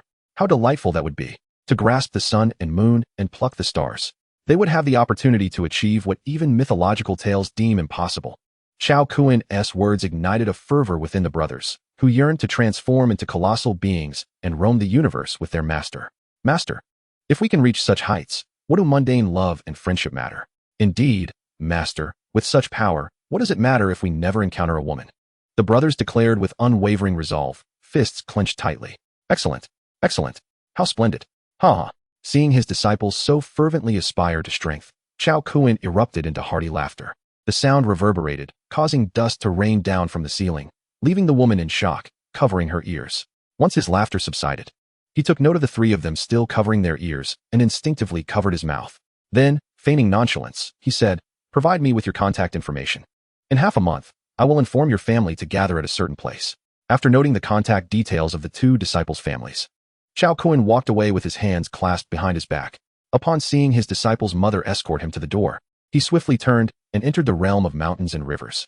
To her astonishment, it appeared as if he had vanished into thin air. Startled, she glanced around. And with no one in sight, her conviction that Xiao Kun was a transcendent being solidified. Hastily shutting the door, she exclaimed with joy, Son, we have truly encountered a celestial being. After her departure, Xiao Kun emerged from the space and stealthily slipped out of the community as if he were a thief. The night had already fallen, and he casually sought out a secluded thicket by the roadside, re-entering the mountain and river space. He arrived beside the medicinal herb garden in the tenfold space, taking a moment to admire the growth of the wisdom tree, Bodhi divine tree, peach of immortality tree, ginseng fruit tree, blood-sucking corpse-eating vine, durian king tree, and cocoa tree. Spotting a robust, ancient evergreen the size of a person's thigh, he plucked a dozen leaves and gathered a few peppers from a 3-meter-tall chili plant. He then retrieved his cookware, added some pork, and prepared a sumptuous stir-fry. The aroma was simply divine. After paying homage to his internal organs, Xiao Kun reclined briefly before commencing the third stage of his body forging technique. Chapter 17. The Practice Session Mishap. Inyang Hawan Tree. The body forging technique was among the most vital practices he had acquired in his past life. Although its quality was merely that of an ordinary pinnacle, it bore the unique mark of solitude, indicating its unparalleled nature. This method had been exchanged for a profound, purple, technique when he reached level 5. Upon further study, he discovered that the body forging technique indeed significantly enhanced foundational attributes. While anyone could improve their basic attributes through physical training, the enhancements were often subtle. It is noteworthy that within the four-dimensional system, everyone could enhance their 4 primary attributes: strength, agility, constitution, and spirit. Intelligence is excluded through leveling up. Additionally, players could gain attribute points by consuming spiritual items or donning treasures. However, These acquired attribute points were labeled as extra attribute points, which were added to the character panel but did not increase with level progression. In contrast, the points obtained from cultivating the body forging technique were fundamental attribute points. These could multiply as the character's level advanced, which was rather formidable. For instance, if two individuals had a foundational strength attribute difference of 1. By the early stages of level 1, the gap would widen to 2, progressing to 3 in the mid-level and 4 in the later stages. By the early stages of level 2, the difference would reach 8, 12 in the mid-level, and 16 in the later stages. This trend continued, leading to an increasingly pronounced disparity, multiplying by 4 each level. Hence, Chao Kuan placed immense importance on mastering this body forging technique. Fortunately, unlike transcendent techniques, ordinary techniques could be retained in memory. At this moment, Chao Kuan was relying on his recollection to advance the body forging technique to its third stage, refining the organs. The human body's internal organs are exceedingly delicate and require substantial fascia for protection. Thus, he focused on strengthening the fascia between the internal organs. Within the tenfold space, Chao Kuan at times resembled a wild bull, emitting loud moos, while at other times his belly swelled, resembling a frog, producing rib-biting sounds. In a moment, he resembled Tarzan, rhythmically pounding his chest with his fists, producing a resonant sound akin to bang, bang, bang. His intention was to create low-frequency vibrations that would resonate with his internal organs, thereby enhancing the fascia. As his body conditioning progressed, the fascia connecting his internal organs began to tear. Subsequently, the primal energy within the mountain river pearl emerged to mend the fragmented fascia. Tier, repair. Tier, repair. Thus, after a day, he completed the initial training of the third stage of body conditioning. Thereafter, he commenced leaping, akin to a human spring. With each bound, as his body soared, gravity exerted a downward force on his internal organs while the fascia created a powerful tensile force upon them. This exertion posed a considerable challenge to the fascia between his internal organs. The agony of having his insides wrenched was unbearable for most, yet he persevered, his will forged from countless battles in a previous life, unyielding as iron. For days later, Chao Kuan was oblivious to the torrents of cold sweat he shed from excruciating pain, yet he ultimately transcended this phase of internal conditioning. At this juncture, his internal organs were enveloped by robust fascia, rendering him impervious to any high-difficulty maneuvers. His physical prowess had unequivocally reached the theoretical limits of ordinary humanity. However, to assume this was the conclusion would be a gross underestimation of body conditioning techniques. This discipline could be cultivated to the 9th level because the subsequent methods of body refinement could only be mastered at specific tiers. For instance, upon entering the extraordinary, with heightened cellular vitality in his bones, he could attempt bone refinement to further enhance his foundational attributes. Of course, that is a tale for another time. At this stage, with no further refinement to pursue, Chao Kuan gazed through the mountain river pearl and discerned that the outside world remained in the early hours of dawn. Thus, he resolved to cultivate a unique technique before venturing forth. This distinct method was a rather unconventional practice aimed at fortifying male vulnerabilities, known as the wooden wheel technique. He promptly retrieved a wooden wheel, conjuring inappropriate images in his mind. Subsequently, he affixed a wheel weighing several dozen pounds before him and swayed his body to make the wheel spin. Unfortunately, he could not sustain this for long. He faintly heard a cracking sound as the wheel derailed. A searing pain struck at his very soul, causing 2 streams of hot tears to cascade down his cheeks. He gritted his teeth against the excruciating pain and immediately summoned the primal energy of the mountain river pearl to facilitate healing. Regrettably, the injury was too severe. Even with the primal energy, recovery would demand considerable time. By the time Chao Kuan stepped out of the spatial realm, he bore a visage steeped in despair. Impossible. That ancient predecessor from the pre-Qin era could accomplish it. Why can't I? Chao Kuan felt a surge of defiance within. He promptly resolved to seek out the Inyang Hawan tree, intending to utilize it to aid his cultivation of that ancient technique. The thought of today as subjective, the Inyang Hawan tree, ignited a flicker of excitement within him. Standing by the roadside, he let out a gleeful cackle. At that moment, a Harley motorcycle passed by in the early morning, and upon witnessing Chao Kuan's sinister smile, it careened to the ground with a loud crash. Chao Kuan hastily closed his mouth, his gaze darting about in confusion. He couldn't shake the feeling that something was amiss. Why did calamity seem to follow whenever he smiled knowingly? Something feels amiss, profoundly amiss. Chao Kuan suddenly sensed that he was being targeted. Little did he realize that every time he smiled knowingly, it was either thunderously loud or utterly lewd. He could be likened to a harbinger of misfortune, causing calamity wherever he went. Yet, he remained oblivious to the need for introspection, instead believing that some entity was intent on his downfall. It must be said that an excess of confidence can indeed cloud one's self-awareness. Hello, Beautiful. Are you all right? Chao Kun was taken aback to discover that the fallen Harley rider was a voluptuous beauty. This revelation stirred great excitement within him, prompting him to rush forward to assist her. Ah, don't come over. Help. The lady's reaction was fervent upon seeing Chao Kun approach. With a silly grin, he innocently replied, "Do I look like a bad person?" through the visor of her helmet. The female rider caught sight of Chao Kun's honest demeanor and found herself engulfed in self-doubt. The smile he wore bore no resemblance to the lecherous grin of the man she had feared, leading her to question her earlier perception. "Ah, I know. You are that notorious scoundrel of our city," she exclaimed, seemingly recognizing him with unexpected delight. But why was she delighted? Shouldn't she be in tears? Chao Kun's foolish appearance had thoroughly muddled her logic. "There's no time to explain. Hurry, get on. I'll take you to the hospital." Chao Kun assisted the lady onto her motorcycle and promptly set off in the direction indicated by his navigation app. Surely, a scoundrel would first indulge in his desires before offering assistance. If he were to take her to the hospital, he could not be the villain she imagined. "I apologize for my earlier misunderstanding." The rider, now securely seated behind him, began to clarify her thoughts. She wrapped her arms around his waist, unexpectedly drawing closer. Chao Kun was taken aback. He had not anticipated that this petite beauty would possess such a slender waist and ample bosom. 2 hours later, the young woman cried out, "Stop! Let me off! This isn't the way to the hospital." Chao Kun chuckled inwardly, thinking, how could she expect him, a notorious scoundrel, to take her to the hospital? The initial surprise upon seeing her was solely due to their remote location, making it difficult to hail a taxi. He had merely borrowed her motorcycle out of necessity, not from any base desire. To what hospital? Ha ha ha. Am I the type to be gallant?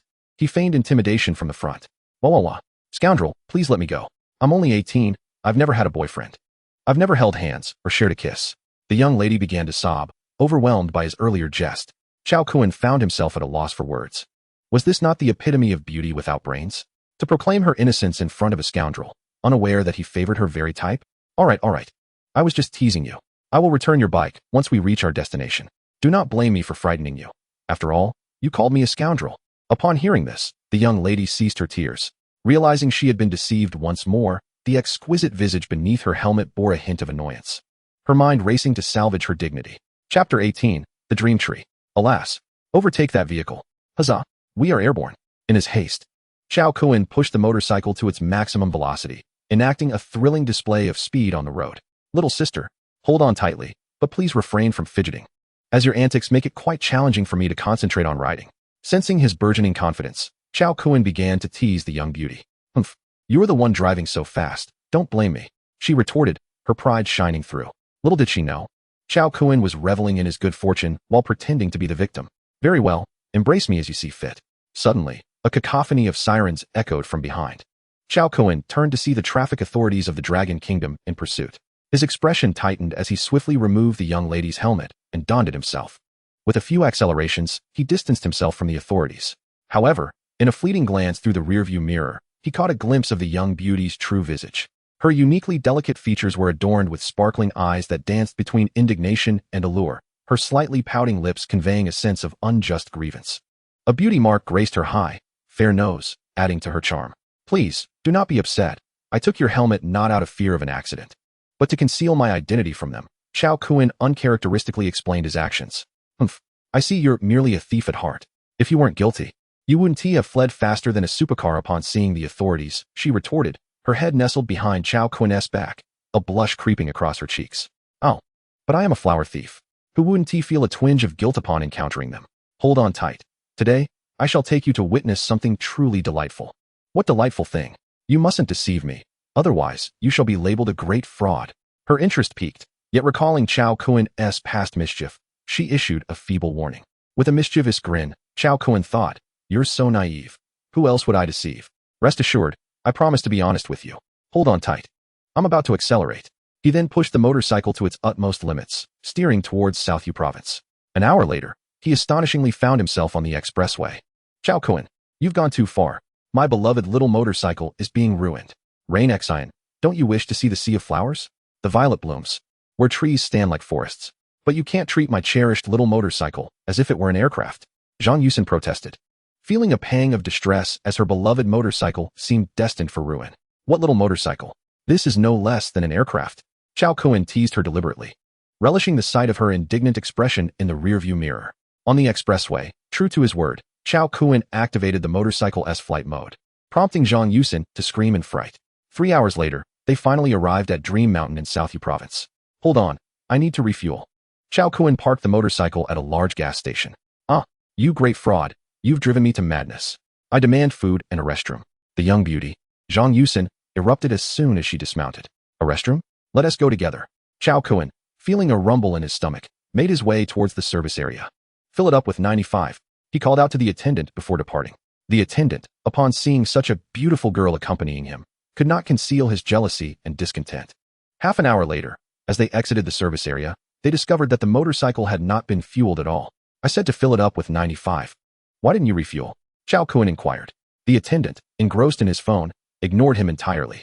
This dismissive attitude ignited a surge of anger within Chao Kuan, who had dealt with many insolent characters in the post-apocalyptic world. You fool, he exclaimed, unleashing a mental intimidation. Without a second thought for the attendant's fate, he invoked the spatial power of the mountain river pearl. Instantly, the ground of the gas station trembled slightly as he extracted several dozens of tons of fuel from underground tanks. Get in, he beckoned the lovely girl. Departing the gas station immediately, as they left, he faintly heard a driver shouting, "Where's the fuel? Why is there no gas?" A cold smile crept across Chao Kuan's face. Letting fools make a mockery of themselves? You are just unfortunate to encounter me. Ah, we haven't refueled, exclaimed Zhang Yusin from the back seat, her expression adorably bewildered. Seeing her innocent demeanor lifted Chao Kuan's spirits considerably. With the abundance of fuel, he had no need to stop for gas. He could fill the tank with a mere thought.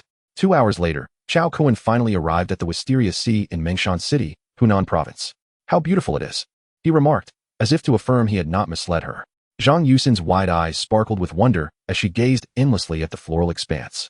Mengshan City is renowned for its Wisteria Sea, often referred to as the City of Dreams. At this moment, the wisteria was in full bloom, enveloping the entire city in a vibrant tapestry of flowers. Chao Kuan's objective in passing through this area was not the Inyang Harmony Tree, but rather a dream tree. As the name suggests, this tree has the power to guide individuals into a peaceful slumber. In a world ravaged by the apocalypse, where mental strain is overwhelming and insomnia is commonplace, this tree offers the promise of the most beautiful dreams, making it a remarkable botanical wonder.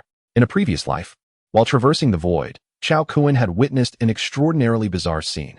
Beneath a purple vine tree, a sea of blossoms lay sprawled with countless animals resting beneath them. Initially, he thought the creatures were lifeless, only to realize they were merely asleep.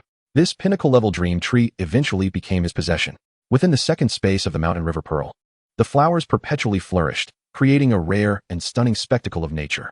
Before long, he found himself once again at the site of the dream tree. However, it was surrounded by numerous tourists taking photographs. Wait for me. I'm going to buy a bottle of water, Chao Kuan said as he left the motorcycle and headed towards a nearby shop. Approaching within 50 meters of the dream tree, he summoned the river water from the mountain river space to cascade down from above. Ah, it's pouring. It's raining, exclaimed the tourists, drenched and scrambling towards nearby shelters. How could it suddenly rain on such a sunny day? This is absurd. Some rushed toward the shop as well. Chao Kuan observed that no tourists lingered near the dream tree, prompting him to swiftly remove it and fill the deep pit left behind. He had no inclination to squander time over an 8th-level scenic tree, thus resorting to such a drastic measure. With his whereabouts concealed, Chao Kuan's audacity grew manifold. Suddenly, a sense of unease washed over him. Why did the area that had just been drenched in rain appear so desolate? What was amiss? A substantial space seemed vacant. Some visitors, having sought refuge from the rain, turned back to find something was indeed missing. The grandest wisteria tree had vanished.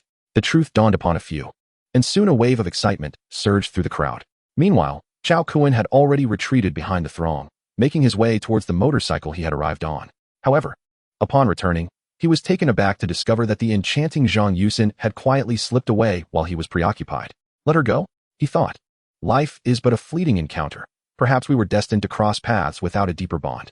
There was little sorrow in his heart, for their interactions had been minimal, and his initial intention had merely involved borrowing her small motorcycle.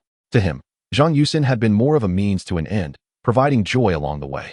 If she wished to depart without a word, then so be it. Shaking his head, he resolved to acquire another vehicle and continue southward to claim the 9th-level Inyang Mimosa tree. Just as he was about to leave, a voice rang out from the crowd. Chao Kuan, you big liar. You can't just abandon me like this. Turning around, he was startled to see the adorably naive young woman, tearfully riding a motorcycle amidst the crowd. Inside, Chao Kuan lamented, this is it. I can't escape now. Chapter 19. The Inyang mimosa tree acquired, weren't you supposed to wait for me? Chao Kun approached her from behind. Upon seeing him, Zhang Yusin inexplicably threw herself into his arms, sobbing uncontrollably. I thought you were deceiving me again, planning to discard me. Noticing her intense emotions, he teased. While I am aware of my allure, you seem rather easily swayed. You can't bear to be apart from me so soon. Am I not the legendary flower thief? Aren't you afraid I might pluck you? Startled, Zhang Yusin reacted like a frightened rabbit, exclaiming, Ah, you lecherous scoundrel, deceitful villain. Realizing her playful antics, Chao Kun raised his hands in surrender. All right, I've had my fill of the wisteria flower sea. I am heading south now. Care to join me? What business do you have in the south? Are there exciting things to do there? Not much of interest. I intend to engage in some mischief. Just a quick venture before I leave, he replied half-jokingly. Mischief? I want to partake in mischief too. Let us do it together, Zhang Yusin exclaimed, as if she had found her calling, brimming with excitement. Without hesitation, they mounted the motorcycle once more and sped off. Along the way, Chao Kun reveled in the thrill of racing while playfully teasing the young woman. What? Your parents left you alone in the country while they settled abroad? Such parents exist? Indeed. I find myself in a pitiful state, abandoned in my youth to the care of my grandparents, who have now passed away, leaving me forsaken by my parents as well. Alas, do not feign sympathy. I assure you, my plight is far more tragic than yours. As for my experiences, they are best left unspoken. What experiences? Pray, do share with me. Along their journey, the two conversed incessantly, as if their words were boundless. Before long, they departed from Mengshan in Hunan province, continuing their voyage towards Taiyuan. As night fell, they arrived at Heping City in Shaanxi province. At the hotel reception, Chao Kun turned to Zhang Yusin and said, You should rest. I shall step out for a while and will come to find you in the morning. The young girl, slightly puzzled, replied, Are you not staying here? Chao Kun shook his head. I lack identification and cannot book a room. You should rest. With that, he made his way outside. Zhang Yusin, feeling a pang of sympathy, hesitated and quietly suggested, Why don't we share a room? Chao Kun immediately halted. Turning back with a mischievous grin, I shall sleep on the bed, while you take the floor. Chao Kun, you are utterly infuriating, Zhang Yusin exclaimed, her emotions in disarray. That night, neither of them slept on the floor. Though Chao Kun's intentions were dubious, his body had yet to recover, leaving him powerless to act on his desires. This caused him discomfort, and reluctantly, he succumbed to a troubled slumber. Meanwhile, Zhang Yusin, witnessing the lascivious behavior directed towards her, found herself incredulous yet secretly delighted that he had not taken advantage of her. The following day, Chao Kun awoke from the soft embrace of the bed to find the beautiful girl still in slumber, resembling a delectable, peeled egg. Alas, he could only gaze upon her, which was quite torturous. Chao Kun donned his clothing and called out, It is time to rise. Oh dear, it is all your fault. I barely slept a wink last night. Zhang Yusin grumbled, awakened by the noise. What have I done? I haven't harmed you in any way, he retorted. You treated me in such a manner, yet you claim you haven't harmed me? My first kiss has been lost. You must take responsibility. Ha ha ha. I, Chao Kun, may lack many things, but I am indeed responsible. After their playful banter, the two exited the hotel, hastily grabbing a bite before heading to a local attraction. Before long, Chao Kun found himself near the renowned fertility tree. Despite arriving early, throngs of people had already gathered around the tree. This fertility tree, also known as the Inyang twin birth wishing tree, had evolved into a level 9 Inyang Hihuan tree in a past life. Its fruits and leaves possessed aphrodisiac properties and could significantly enhance one's virility permanently. In the latter stages of the apocalypse, numerous ability users discovered that while they grew stronger, they also became sterile. The possibility of procreation among ability users of different attributes became exceedingly rare. Thus, some sought out the famous fertility tree from before the end times, ultimately finding that its fruits and leaves acted not only as aphrodisiacs, but also restored reproductive capabilities. In his previous life, Chao Kun had amassed a harem of hundreds, yet had no offspring, a consequence of the intensified sterility among the powerful. Upon learning about the tree, he sought it out only to find it had vanished without a trace. Legends spoke of a level 9 herbivorous dragon that had consumed it, the truth of which remains uncertain. Chao Kun, why have you brought me here? They are all here seeking fertility. Do you wish the same for us? You cannot possibly expect me to bear your children? You truly are a scoundrel. Zhang Yusin was making a fuss behind the motorcycle, while Chao Kun unceremoniously set her down by the roadside. Wait for me. I'll go take a look. I want to go too. Thus, Chao Kun reached the edge of the crowd and, with a swift maneuver, drenched the group of tourists. He spared himself no mercy either. Chao Kun removed his jacket to shield the two from the rain. As the crowd dispersed, he swiftly gathered the Inyang Hahuan tree and made his escape. How peculiar. Why was today's torrential downpour identical to yesterday's? The girl remained blissfully unaware of the mischief Chao Kun had committed, hiding beneath his clothing, all puffed up. The mischief is done. Let us go. Ignoring the girl's bewildered expression, he sped off on the motorcycle. Huh, where are we headed now? Zhang Yusin inquired curiously. Of course. We are going to test whether the wish I just made is effective. Upon hearing Chao Kuen's peculiar laughter, the little girl turned pale with fright. What? I do not want to bear your child. Find someone else. What on earth is going on in that little head of yours? I never said my wish was about having a child. Seeing her shiver in fear, Chao Kuen wore a triumphant smile, thoroughly amused. Leaving the area, he drove towards another city in Taiyuan province, fortunate that it was not far from Heping City. After 3 hours, he arrived at the ancient city of Qin, renowned as the oldest in the Dragon Kingdom. This city earned its title due to the vast underground metropolis established here thousands of years ago, which was excavated and uncovered after 30 years of diligent work by the Dragon Kingdom. Within the city, numerous museums house treasures from millennia, even tens of thousands of years ago. His purpose for visiting was to seek out several artifacts hidden within these ancient museums. Chapter 20. The Kunlun Divine Sword and the Nine Dragons Cauldron. In the latter stages of his previous life during the apocalypse, news of a divine artifact surfaced on the four-dimensional system. At that moment, Chao Kuen realized that not all divine artifacts originated from the system. Further investigation revealed that many artifacts had already gained notoriety before the apocalypse. For instance, the crystal skull left by the Mayan civilization is a psychic power artifact, while the stone sword inherited from the ancient British civilization is an elemental power artifact. The golden sarcophagus, golden dagger, and golden mask unearthed from ancient Egypt belong to the necromancy power artifacts. The ancient Dragon Kingdom also has its share of artifacts passed down through the ages. Chao Kuen was aware that within the museums of Qin City, there were over 5 future artifacts. Among them, 3 were not on public display, while 2 were available for viewing. His mission was to acquire these 2 future artifacts open to the public. Go buy the tickets. I'm treating you to a museum visit, Chao Kuen said without a hint of shame. Oh no, I can't take it anymore. Chao Kuen, your audacity knows no bounds. Zhang Yusin protested weakly. Despite her vocal discontent, she was quite willing to comply with his requests, doing whatever he asked. Chao Kuen keenly perceived her willingness, which emboldened him to shamelessly use her as a living identification card, relying on her identity information for all their endeavors along the way. It must be said that with this human flesh identification card, his tasks have become considerably more convenient. In the museums of the Dragon Kingdom, one can procure 2 to 3 tickets using a single person's identity information. Armed with complimentary tickets, the 2 ventured into the museum, which houses hundreds of thousands of artifacts. Though only a few thousand possess true display value, the plethora of similar items renders it unnecessary to exhibit them all.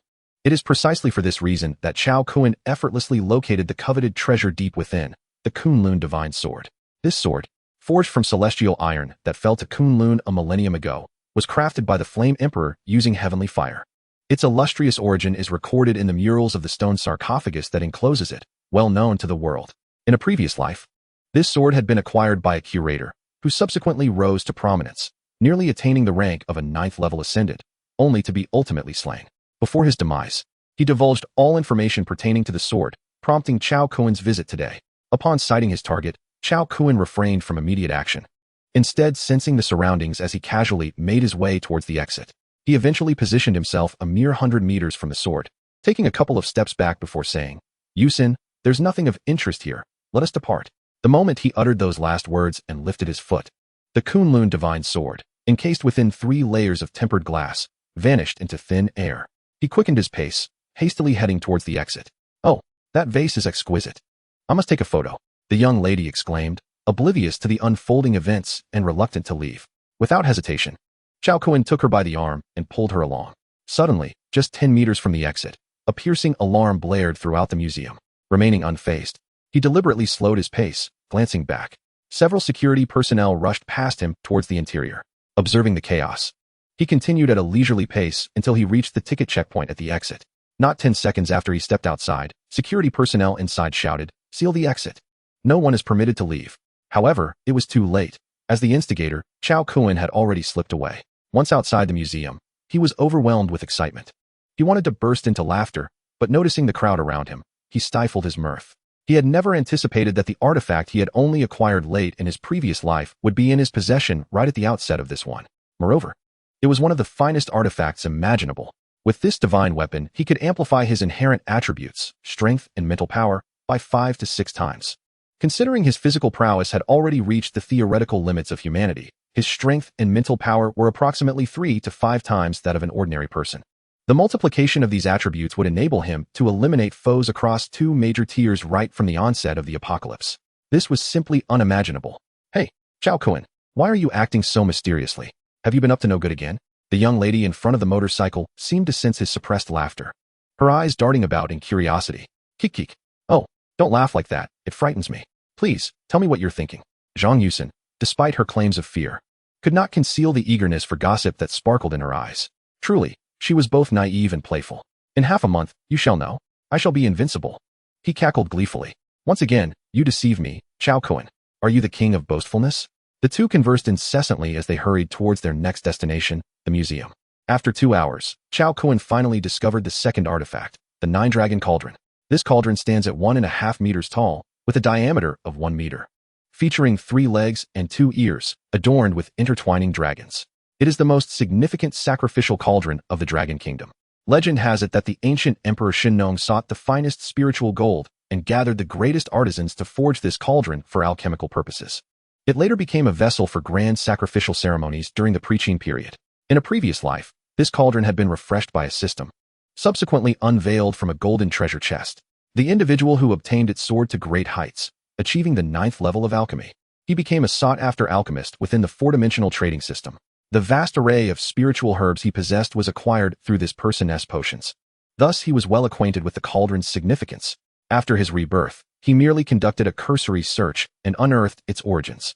Containing his excitement, Chao Kun refrained from acting immediately, choosing instead to sense its presence while walking. As he exited the museum, the cauldron remained within a 100-meter range. Without a moment's hesitation, the instant he stepped outside, the 9-dragon cauldron was swiftly claimed. In the next heartbeat, alarms blared throughout the museum. To his astonishment, over 100 special police officers surged forth, swiftly apprehending everyone inside.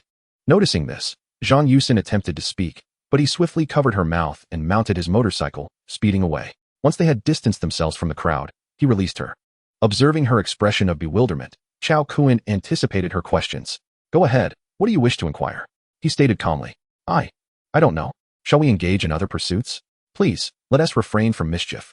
Despite her ample charms, the young lady, having undergone 4 transformations, had become perceptively aware of the situation. Chao Kun glanced at her, halting the motorcycle by the roadside. He infused her with a trace of primordial energy, then retrieved a stack of cash from his spatial pocket, saying, I have my own reasons for my actions. It is of no consequence if you do not comprehend. Once you've had your fill of fun, return home. The apocalypse is imminent. See if you can bring your parents back, and I shall provide a path for your family. Take this money, stock up on provisions, and prepare accordingly. Our paths diverge, and thus we shall not conspire together. What he intended to accomplish was beyond the influence of a mere woman. I do not want your money.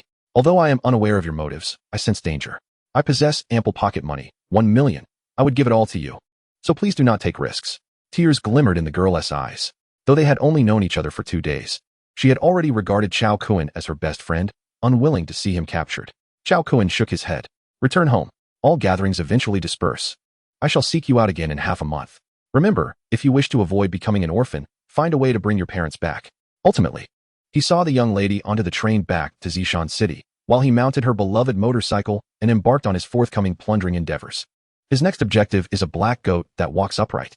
In a previous life, this goat was referred to by humanity as the shepherd goat. It is noteworthy that the strength of all weapons in this narrative is represented by the manifestation of their inherent attributes rather than through the conventional system of damage differentiation. After all, weapons are inanimate, while humans are alive. It is implausible for a child wielding a divine artifact to match the capabilities of an adult wielding a weapon of identical damage. As for more specific settings, further clarity will emerge once the 4-dimensional system is revealed. Chapter 21. The incarnation of the demon Lord. This black goat possesses the ability to control humans through mental manipulation, thus facilitating its herding.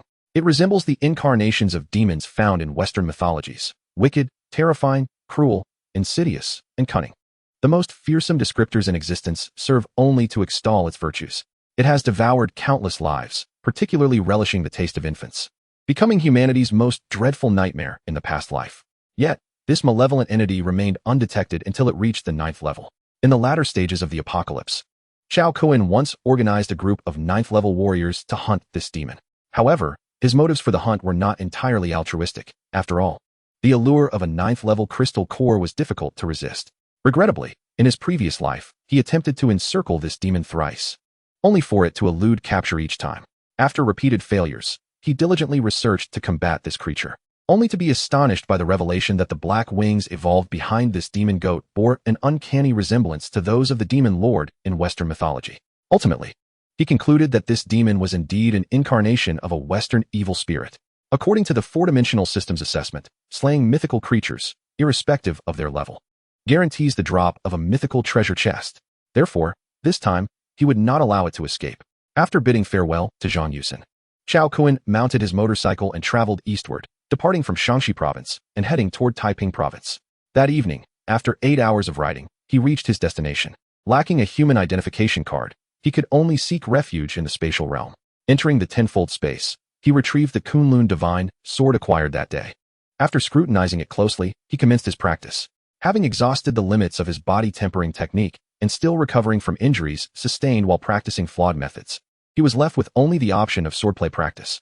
The Kunlun Divine sword measures approximately 1.5 meters in length, with a hilt of around 40 centimeters, weighing 32 pounds and radiating a golden red hue. Such a colossal sword felt as light as a feather in Chao Kuen's hands. With each swing, the sword cleaved, thrust, punctured, flicked, shattered, and lifted with effortless grace, its movements dazzling and mesmerizing. A plethora of foundational sword techniques became ingrained in his muscle memory, gradually evolving into instinctual prowess.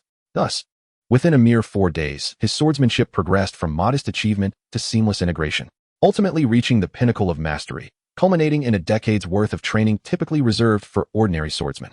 This remarkable advancement was not solely due to Chao Kuen's innate talent for the sword, but rather the revival of his past life skills. The following day, as dawn broke in the outside world, Chao Kuen set off on his motorcycle, heading toward a nearby farm. His familiarity with the route was greatly aided by the goat's current owner, who had propelled its fame across the internet. Chao Kuen opened a video application and stumbled upon a live stream featuring a black goat walking upright, imitating a human shepherd tending to a flock of chickens. Although only a few thousand viewers were present, the stream was inundated with gifts. One viewer commented, "When will that goat steal a chicken? I came to see it eat chickens." Another added, "Wait until it gets hungry. It will trick the chickens into a small room and then devour them." Ah, how terrifying. Why does such a live stream exist? One cannot help but admire the cleverness of the farmer. Such a monster should not be nurtured, yet it is being raised for profit. Unfortunately, this action has revealed the farm's location. Presently, short video platforms in Longwood display the approximate filming site. With a small expenditure and the assistance of the omnipotent internet community, one can easily acquire the precise location. It was through this very means that Chao Kuen successfully arrived at the farm. At this early hour, the dogs on the farm were still asleep, while the black goat was inexplicably banging on a pot. Thud, thud, thud. As it continued its rhythmic knocking, a flock of chickens gathered around, believing their owner was about to feed them. Standing upright, the goat truly resembled a human. As it walked and beckoned, several chicks followed it into a small house. Subsequently, the door shut, and desperate cries from the trapped chicks echoed within. Shortly thereafter, the goat emerged from the dwelling, its mouth stained with blood. This gruesome scene was broadcast live, satisfying the morbid curiosities of the viewers, who promptly showered the stream with an abundance of gifts. At that moment, a masked man in black burst into the live stream, crashing through a wall, seizing the towering black goat under his arm, and fleeing. The viewers were left in utter bewilderment. What was happening? Someone quickly urged the farmer to call the police. Li Qia's goat had been stolen. The stream was suddenly graced by the infamous Gotzi Go. Had Gotzi Go shifted from stealing dogs to goats? My goodness, was that man real? His strength and speed were utterly astonishing. Unbeknownst to Chao Kuen, who was currently being pursued by a pack of dogs, he had distanced himself several hundred meters from the farm. Turning back, he roared, "Get lost." His voice carried a psychic intimidation that instantly left the dogs whimpering and cowering in submission. Upon departing from the farm, Chao Kuen swiftly entered the realm of mountains and rivers, casting the demonic goat into the second-tier space without immediately executing it. Ha! With this goat, I am Li Qia. If he can amass 1 million followers through live streaming, so can I. Aware that the goat could comprehend human speech, Chao Kuen deliberately spoke to himself to confuse it. Afterward, he casually glanced at the goat's expression, which was one of contempt, indifference, mockery, and cold laughter. It was as if a superior being was looking down upon lesser life forms. Prior to entering the space, Chao Kuen had blindfolded its eyes, so it remained oblivious to its captivity in another's dominion, still brimming with arrogance. Observing its demeanor, Chao Kuen felt a surge of confidence. Even before the apocalypse had begun, such malevolence was unmistakable. It was undoubtedly the embodiment of evil. He laughed maniacally, "Keek, keek, keek." First, conceal the sheep and wait for the storm to pass. Chao Kun cast a mocking glance at it, and, in a deliberate soliloquy, uttered his thoughts aloud once more. He then retrieved a rope and tethered the creature to a stone on the grass, before turning and striding into the distance. Once out of sight, he stepped into the Lingzhu space. Through this ethereal realm, he observed that the sheep remained calm, neither attempting to flee nor engaging in self-destructive behavior, which greatly reassured him. It was not yet the opportune moment for slaughter, hence his method of securing it to prevent any rash actions. Having completed this task, Chao Kun mounted his beloved motorcycle, plotted his course, and set off toward another destination. In Wugong City, Xizang Province, 3 grand Dahong Pao mother trees stood tall. In his previous life, they had evolved into pinnacle-level ancient tea trees of the 8th grade. The tea leaves not only enhanced spiritual attributes, but also significantly improved cultivation efficiency, rendering them a rare and precious spiritual root. He had frequently acquired this Dao tea through the 4-dimensional system, purchasing a few leaves each time, thus becoming a significant client and privy to some clandestine information. He was aware that these 3 Dahong Pao mother trees had been swapped out decades ago, leaving him uncertain about his quest to locate the 8th grade pinnacle ancient tea trees. Departing from Taiping Province, Chao Kun hastened towards Xizang Province. During his journey along a 100-mile expressway, he disregarded all traffic regulations, deftly evading several traffic control attempts, fully embracing his reckless nature. His audacity soon attracted an unexpected guest, a young man in a sports car who brazenly overtook Chao Kun's motorcycle, flashing him an obscene gesture before speeding away. This insolent act caused Chao Kun to furrow his brows. He initially had no intention of engaging. However, noticing the young man decelerate as well, seemingly to provoke him, Chao Kun felt a surge of amusement at encountering such folly. The two sped off the highway, with the young man attempting to escape, only to be halted by Chao Kun on a secluded path. Upon exiting his vehicle, the young man appeared frantic, brandishing a machete as he approached Chao Kun. "Do you have any idea who I am? You're asking for trouble. Do you know why I chose this road? Because there are no cameras here," he shouted furiously. Chao Kun simply smiled foolishly and replied, "Thank you for delivering such an exquisite sports car to me." The young man, momentarily taken aback, mistook Chao Kun's words for an apology, his bravado diminishing, yet a lingering sense of unease remained. Before he could fully comprehend the situation, Chao Kun drew the Kunlun divine sword from the void and cleaved him in two. In the blink of an eye, before a drop of blood could fall, the body was absorbed into the space, becoming fodder for his blood-sucking, corpse-eating vine. Subsequently, he stowed his motorcycle away and drove off in the stolen sports car. P.S. Brothers, this was a case of justifiable self-defense. Chapter 22. The 3 mother trees are actually offspring? Not long into his drive, Chao Kun noticed several vehicles tailing him. Through the rearview mirror, he discerned that the occupants of the following cars appeared to be bodyguards or similar figures. Chao Kun examined the belongings of the arrogant youth, realizing that this individual was not as simple as he seemed. Upon arriving at a desolate area, he swiftly transitioned to a motorcycle, successfully evading the pursuing vehicles.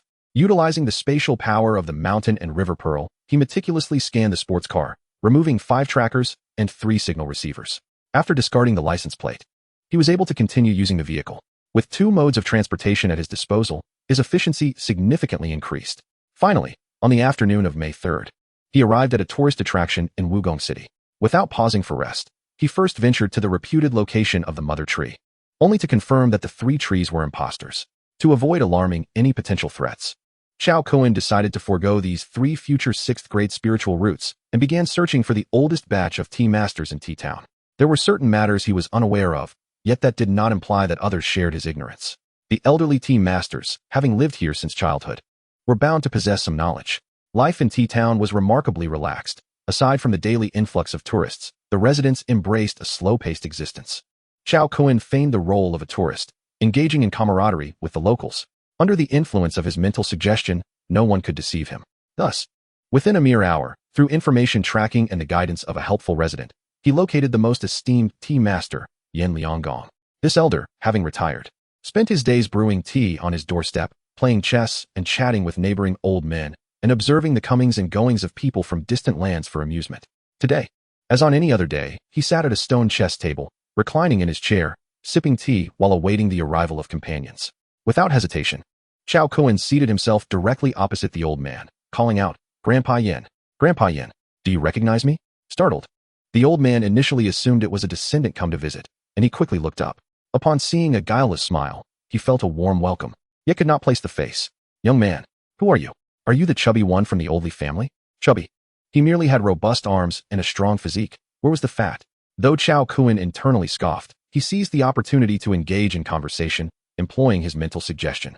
Soon, he fabricated a believable identity that eased the elder's defenses. With a smile, he inquired, "Grandpa Yen, I have returned to see the 3 big mother trees and to purchase some tea to honor the old gentleman." The elder, taking him at his word, replied, "Chubby, it's rare to see such filial piety, but I fear you lack the qualifications to buy tea from those 3 scenic trees. Grandpa Yen, money is not an issue. And what I seek is not tea from those 3 scenic trees, but the authentic tea from the true mother trees." Chao Kun continued with his mental suggestion. "Authentic mother trees? You must be joking, boy. Such tea is not for the likes of us common folk. Moreover, there is only one true mother tree, not 3. The elder shook his head, reproaching Chao Kun. "What? Only one?" Chao Kun was momentarily taken aback. He distinctly remembered there being 3. "Grandpa, you're not jesting, are you? How could there be only one mother tree? You young ones don't know a thing. There exists but a singular mother tree, while those 3, despite their age of over 2 millennia, can only be regarded as second generation. You assert that the 3 mother trees at the scenic spot are second generation? Is the original mother tree indeed unique?" exclaimed Chao Kun in astonishment. "You are mistaken again. Although the 3 trees at the scenic area are over 1,000 years old, they are merely 3rd generation. The second generation trees are not located there." Yin Lianggong's words resonated like a thunderous bell, awakening Chao Kun from his stupor. It dawned upon him that the 3 ancient tea trees he had known from his previous life, which had achieved the pinnacle of level 8 wisdom, were merely the second generation trees. The true mother tree had always remained shrouded in mystery. In his past life, those 3 trees had indeed attained the 8th level of enlightenment. Did that not imply that the genuine ancient tea tree had reached the 9th level? With this realization, Chao Kun's heart swelled with excitement as he continued to mentally prompt. "Master Yen, do you know the precise location of that genuine mother tree, as well as those 3 second-generation trees?" The elder replied without hesitation. "How could I possibly be unaware? I can share this with you, but you must not disclose it indiscriminately, or grave troubles will ensue." Although Yin Lianggong was influenced by Chao Kun's mental suggestion, he still felt that revealing this secret would lead to complications. Thus he specifically cautioned against sharing it. "I want tea. I'm not foolish enough to blabber indiscriminately." Upon receiving Chao Kun's assurance, the elder cryptically stated, "All 4 trees are situated in the same location. Have you seen the Liu family courtyard in the town? It is within the inner courtyard of that estate." After obtaining the desired information, Chao Kun hypnotically suggested, "Master, are you feeling weary? If so, you may lie down and rest." Indeed, upon hearing this, the elderly gentleman yawned and drifted into slumber. When he awoke, he would forget all matters related to Chao Kun. Soon, Chao Kun arrived at the Liu family courtyard, finding the area deserted. He scaled the outer courtyard wall and stealthily approached the inner courtyard. As he prepared to climb over the inner wall, he spotted 4 armed guards. Indeed, the defenses here were lax on the outside, yet stringent within. However, such measures posed no obstacle for him. Outside the inner courtyard wall, Chao Kun harnessed the spatial power of the mountain river pearl, instantly extracting 10 meters of earth from the inner courtyard. Proceed. Within mere seconds, dozens of security personnel surged into the courtyard, as if they had been lying in wait for Chao Kun's arrival. Upon witnessing the 10-meter deep pit in the inner courtyard, they were drenched in cold sweat. By the time they dispersed, Chao Kun had already scaled the outer wall and made his escape. Report to the chief. The target has been located at the Dahong Pao Mother Tree Protection Zone in Laocha Town, Wugong City, Xizang Province. The objective has been acquired. Awaiting further instructions. Investigate all traces. First ascertain whether this is a result of human intervention, then determine who is responsible. Understood. Chao Kun remained blissfully unaware of the events that transpired after his departure. Had he known, he would have surely chuckled. For the dragon team was still grappling with whether the disappearance of these ancient trees was a man-made occurrence. Naturally, if he were to be aware of this situation, he wouldn't find it surprising. Such matters were profoundly mystical, and without substantial evidence. No one could believe that a mere human possessed the ability to make things vanish into thin air. Moreover, such actions do not align with the rational thinking of an average person. If an individual possessed such extraordinary abilities, why would they not rob a bank or pilfer a vault, but instead resort to stealing trees? That would indeed indicate a deranged mind. With 4 ancient tea trees of enlightenment acquired, Chao Kun's quest for collecting 9th-level spiritual would reach a temporary halt. Blood-sucking corpse-eating vines, wisdom trees, peach trees of divinity, ginseng fruit trees, Bodhi trees, willow deities, Inyang hemming trees, dream trees, and the ancient tea trees of enlightenment constituted all the 9th-level flora that Chao Kun could easily procure. As for the ghostly king tree, the multicolored 7-leaf lotus, the golden pine, the ginseng doll spirit, the yellow essence spirit, and the Raisher spirit, which had appeared in his previous life. These were entities he could not hope to find. Contemplating this, Chao Kun felt no regret. After all, the world is replete with treasures. It is impossible for one to possess them all. Departing from Old Tea Town, Chao Kun hopped into his sports car, preparing to visit the remarkable young man with laser eyes, who had been sent to a mental institution in his past life for impersonating the blind monk. This young man was no ordinary individual. It was said that he had glimpsed the divine before the apocalypse, resulting in his blindness. After the cataclysm, he awakened a pair of divine-grade laser eyes, capable of vanquishing anyone who met his gaze. Chapter 23. Seeking supernatural talents in his previous life, this boy was exceptionally gifted, ranking among the elite of Long Kingdom, having even slain beings from Western mythology. Unfortunately, his character was exceedingly reclusive and selfish, mirroring some aspects of Chao Kun's own nature. Thus, he harbored doubts about his ability to win him over. The following day, based on the latest entertainment gossip from Long Kingdom, Chao Kun tracked down the boy, Lin Haonan, who had cosplayed as the blind monk. "Are you certain you do not wish to accompany me?" Chao Kun inquired one last time at the mental institution. "I trust no one, and I am about to leave. Why would I follow you and become your subordinate?" The boy, with his eyes covered, replied with a sardonic smile. "Haonan, do not believe him. I vehemently disagree with his assertions. Pasta should be mixed with 42-grade concrete." A fellow patient, wise-eyed, warned the boy. "There are aliens outside. Do not venture out. It is perilous." Sighing, Chao Kun conceded, "Well, our meeting is indeed fated. Since you have chosen not to accompany me, allow me to bestow upon you a fortuitous gift today, transmitting 30 years of my cultivation to you. Should you awaken a divine ability in the future, do not forget the kindness of Chao Kun today." With that, Chao Kun placed his hands upon the boy's shoulders, mimicking the gesture of passing on martial arts skills as depicted in wuxia films. Clearly, his actions seamlessly blended into the atmosphere of the place. Indeed, Chao the hero possesses a gallant spirit. An elderly man joined in, placing his hands on Haonan's shoulders as well. "I am Ouyang Feng, and today I shall impart 70 years of my cultivation to Haonan. I am Sun Wukong. Today I shall convey 500 years of my Taoist mastery to you." A group of patients, mistaking the situation for a role-playing game, eagerly placed their hands on Haonan. Chao Kun felt utterly speechless. His intention to win over the boy had been thwarted by a congregation of eccentrics, leaving him in a state of both amusement and exasperation. "I express my profound gratitude to my esteemed seniors for imparting their invaluable knowledge. I sense a formidable power within me." Lin Haonan earnestly thanked everyone. At this moment, Chao Kun was momentarily taken aback. Despite having showered the young man with compliments, he had not believed a single word. Yet, the lie he had spun before departing was accepted as truth. "It is not unjust. Your confinement here is indeed warranted." "Excellent. Haonan, you have acquired our lifelong cultivation. The monumental task of saving the world's populace henceforth rests upon your shoulders." Chao Kun patted his shoulder and, noticing the approach of staff, swiftly withdrew. Once outside the psychiatric hospital, he found himself in a state of bewilderment, uncertain whether he should seek out those extraordinary individuals. Initially, he intended to meet with the patient who had sued the hospital over his kidney stones for the elixir. Yet now he questioned if this person was even more absurd than the young man. Contemplating this, he quietly removed this individual from his itinerary. He also eliminated the psoriasis patient who had manifested dragon scales, as well as the abortion survivor whose essence had been taken by the Yuanying. These three peculiar individuals were those he had discovered online.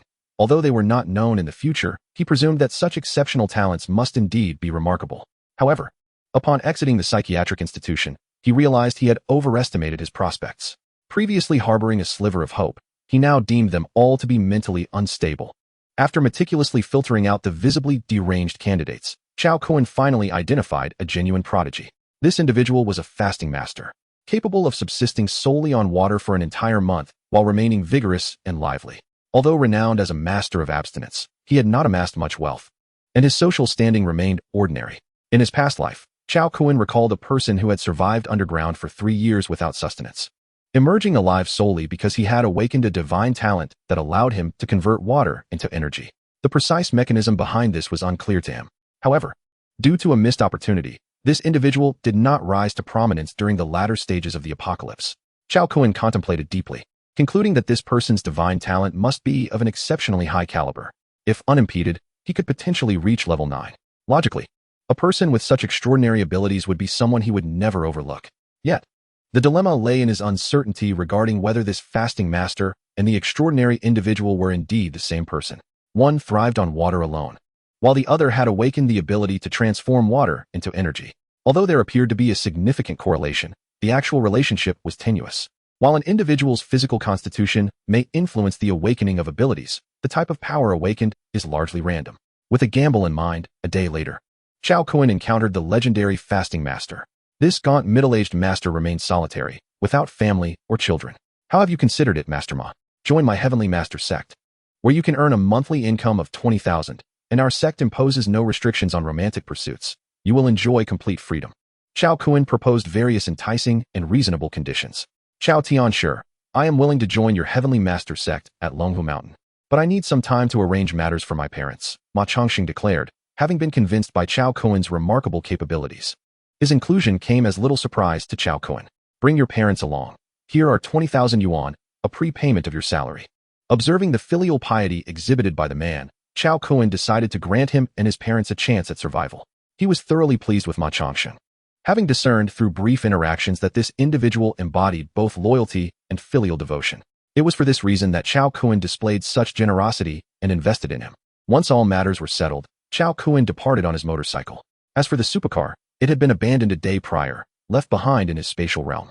Chao Kun had to concede that in a moment of impulsiveness, he had underestimated the reckless youth's identity. Now, should he drive that supercar? It would not take an hour before he became a wanted man. Just the day before, he had utilized his spatial abilities to escape, nearly exposing the one flaw of the mountain river space. Once entered, the space could not be moved. Fortunately, his wit prevailed. Before exiting the space, he had retrieved the nearby surveillance footage. Reflecting on this, Chao Kun felt a twinge of frustration. For years, he had dominated the apocalypse, taking what he wished, eliminating whom he desired, and indulging in any pleasures he fancied, yet he had never felt so constrained. Damn it, my little motorcycle has also been blacklisted? Chao Kun glanced at his phone, discovering that the petite motorcycle had accumulated 249 points in violations within a few days, ranking atop the traffic infraction list. Clearly, that motorcycle was no longer usable. It seemed he would need to procure a new mode of transportation. He retrieved the motorcycle and hailed a taxi with cash to the Land Rover assembly plant. That very night, he acquired several brand new top-tier off-road vehicles. As for the means of acquisition, best not to inquire. Such matters were best left undisturbed. In his previous life, during the onset of the apocalypse, numerous human commodities were refreshed by the system. Some items were reintroduced, while others simply vanished. Vehicles were among the goods that the system had erased. This could hardly be blamed on the system, as during the mid-apocalypse, terrestrial routes were extensively destroyed, rendering vehicles practically useless. Thus, those cars that remained unrefreshed by the roadside were little better than refuse. After departing the Land Rover assembly plant, Chao Kun returned to the tenfold space that very night. Within the span of 4 days, his swordsmanship ascended from the pinnacle to a transcendent realm, merely a step away from achieving the ultimate state of simplicity. On the morning of May 6th, he exited the space, unleashing a Land Rover as he set off towards his next target. Today, Chao Kun intended to meet the unluckiest person in the Dragon Kingdom. Chapter 24. The Thunderbolt Physique among the 3 billion inhabitants of the Dragon Kingdom. Just how unfortunate could one person be? You might find it hard to believe, but this individual has been struck by lightning 49 times throughout his life. Struck by lightning while walking, while eating, even while using the restroom. He has been struck on rainy days, during daylight, whether outside or within the confines of his home. He could not escape the wrath of the lightning. Strangely, however, each time he was struck, his body would convulse, smoke billowing from his mouth, yet within days, he would regain his vitality. To uncover the truth behind this man's lightning encounters, the scientific community has produced 3 episodes dedicated to the inquiry.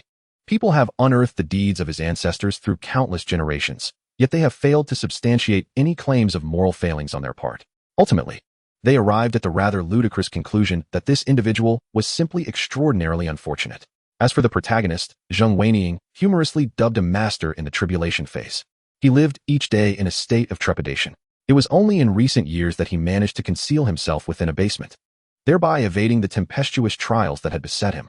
In a previous life, he seemed to have awakened a formidable talent for lightning, often drawing storms to himself. In the early stages of his progression, he surpassed many contemporaneous level 9 powerhouses. Tragically, however, during his 3rd level, he stumbled upon an abandoned nuclear power plant and, leading a group of survivors, endeavored to restart its power generation system. This endeavor culminated in one of the greatest explosions of the early apocalyptic era, leading to his untimely demise. On that particular afternoon, Chao Kun traversed thousands of miles, finally reaching the city where the master of the tribulation phase resided.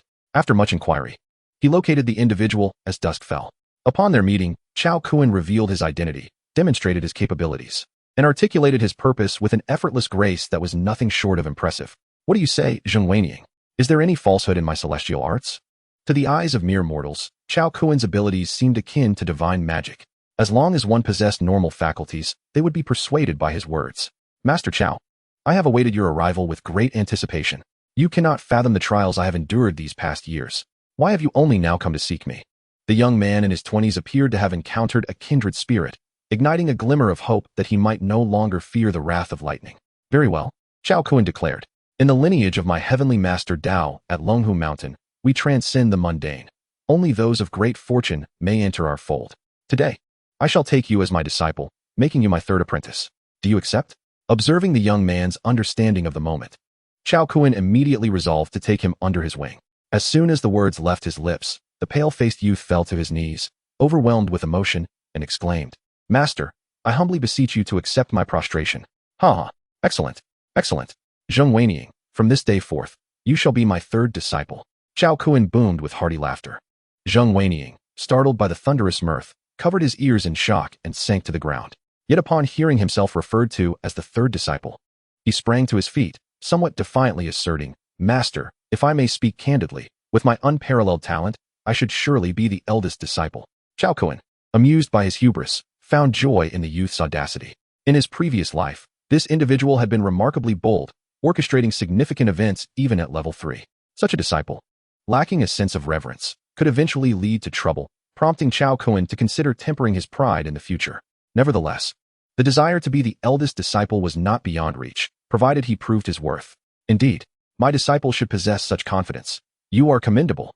However, the position of eldest disciple is not granted merely by desire. Here is the deal.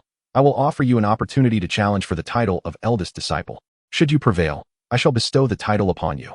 With a resounding clap of his hands, Chao Kuan cheerfully affirmed this promise. Upon realizing that his wild aspirations had garnered the approval of his esteemed master, Zheng Weiniang, though pale from the oppressive aura of Chao Kuan, was nonetheless overwhelmed with excitement. Exclaiming, Thank you, master. May I inquire about the true nature of the 2 disciples you took in before me?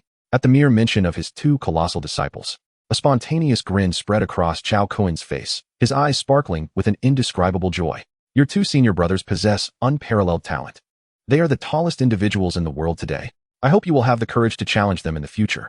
His laughter echoed, painting an image in his mind of this naive third disciple being thoroughly bested by the 2 giants.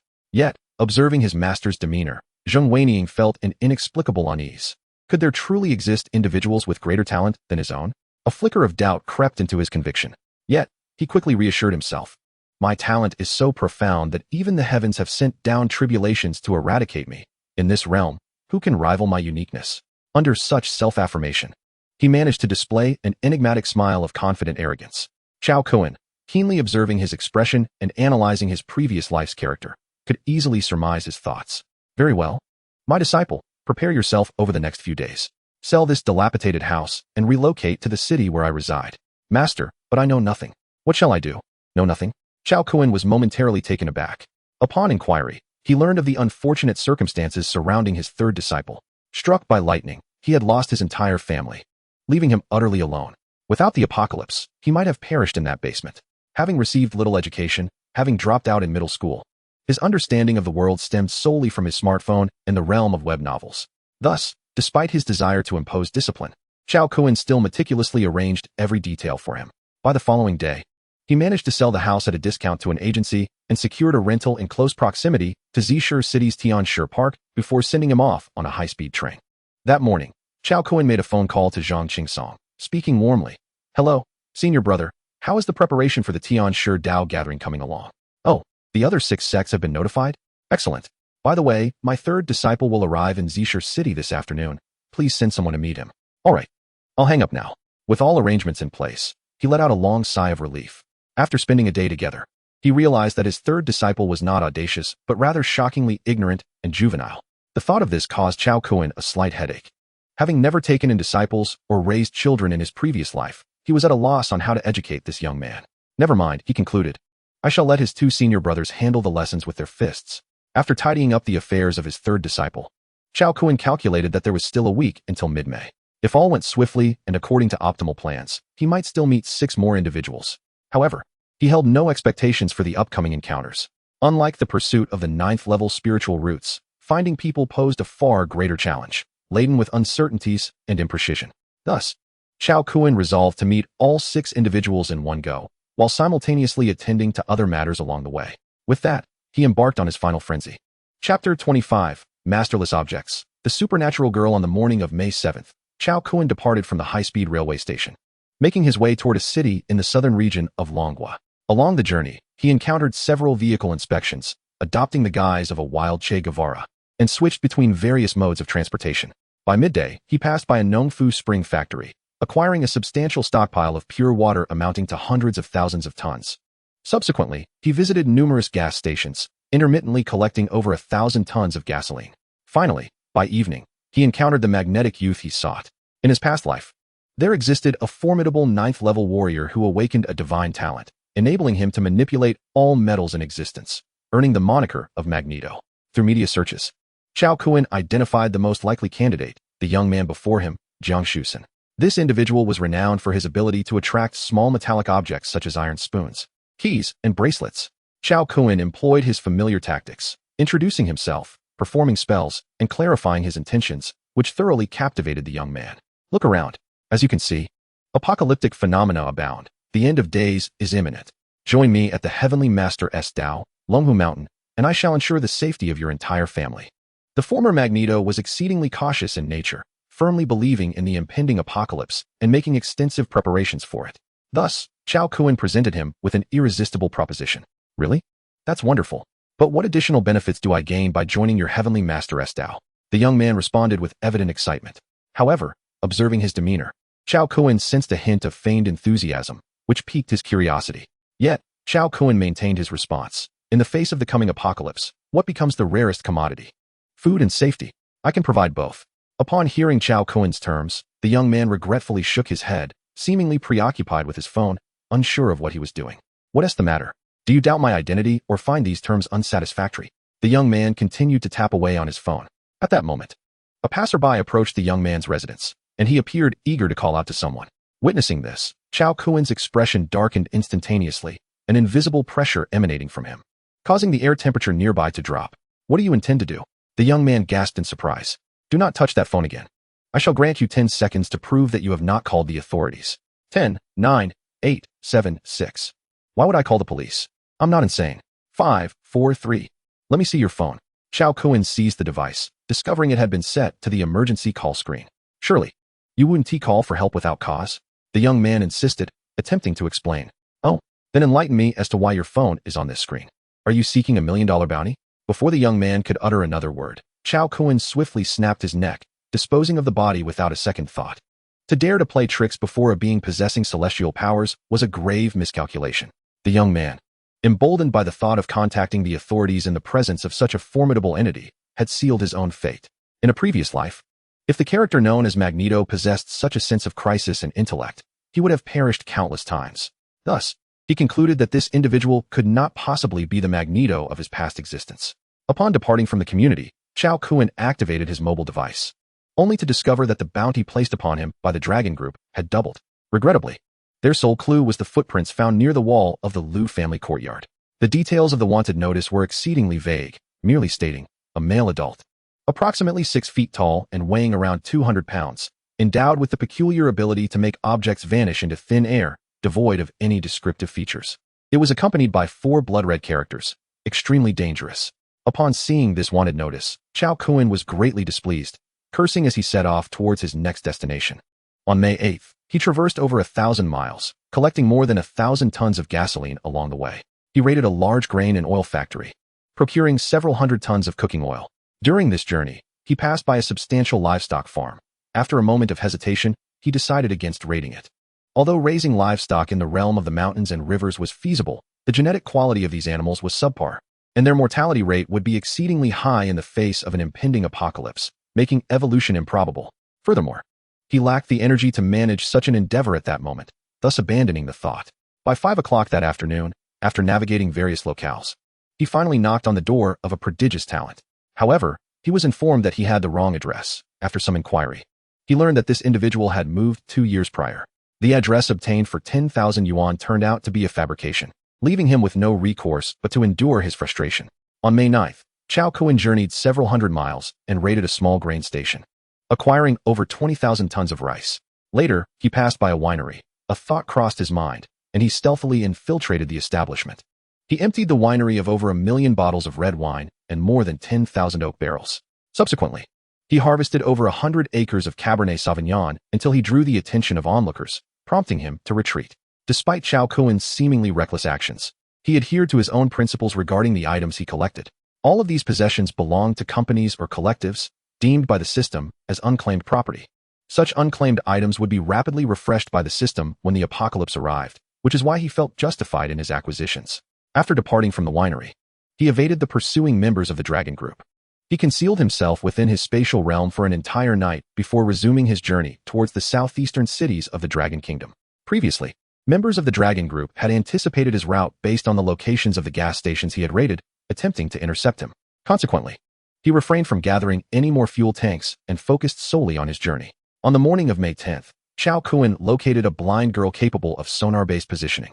This girl, born with congenital blindness, could produce sounds by clicking her tongue and interpret the echoes with her ears, forming a three-dimensional image in her mind from all directions. Remarkably, she could even discern a person's face using her sonar abilities. This extraordinary talent had reached a level comparable to that of bats. Currently, she was the only individual in the world with such an ability. In a previous life, the authorities had conducted a census of human abilities and had later published various levels of gifted powers on a four-dimensional system. Chao Kun had encountered numerous godly talents in the officially released list of abilities and had become acquainted with several gifted individuals, both living and deceased. Among them was a remarkable blind girl endowed with the supernatural ability to emit infrasound, capable of causing death without a trace. However, for reasons unknown, she did not survive to the later stages. That evening, Chao Kun arrived at the girl's residence, employing his usual tactics. "Sister, have you given my proposal any thought? Would you consider bringing your daughter to my sect at Longhushan?" Chao Kun spoke from the comfort of the sofa, addressing a middle-aged woman, while a strikingly beautiful blind girl sat quietly beside her.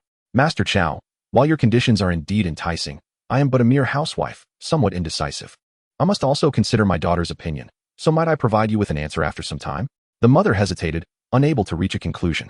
"Mother, let us sell the house. We shall depart tomorrow. During my time in this city, I have witnessed many unsettling things," the demure girl proclaimed, surprising all. "Oh, Miss Chu, what have you seen?" Chao Kun felt a jolt of surprise, sensing that this girl possessed an extraordinary gift.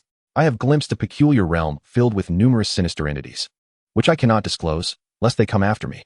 Her tone was eerily calm, as if she truly perceived things beyond the comprehension of ordinary folk. "Daughter, did I not instruct you to refrain from speaking of such matters? If others overhear, we could find ourselves in a mental institution." The middle-aged woman sighed in exasperation. "If speaking of it brings trouble, then let it remain unspoken. This world is on the brink of monumental change. It matters not where you go, but by following me. At least you will find greater safety. Moreover, I will ensure your mother survives through the impending crisis." Ultimately, the mother acquiesced to her daughter's wishes, deciding to journey to Zishan City. With the experience gained from his third disciple, he adeptly arranged their travel plans and sent them off on a flight the following day. Subsequently, Chao Kun journeyed eastward towards the coastal cities of Longhua, intending to venture to Chaozhou province in search of an immortal being from his past life. Chapter 26. The Immortal's Return. In his previous life, there existed an entity capable of achieving physical immortality. Severe injuries that would be fatal to ordinary individuals could be healed in the blink of an eye. In one recorded battle, this individual had 70% of his flesh obliterated yet remained unscathed. His cellular structure resembled liquid metal, allowing him to continuously regenerate damaged organs. During that conflict, a robust man standing at nearly 6.5 feet was reduced to a diminutive stature of 4 feet, only to recover after several months. Thus, leveraging his extraordinary abilities, he ascended to the pinnacle of the 8th level.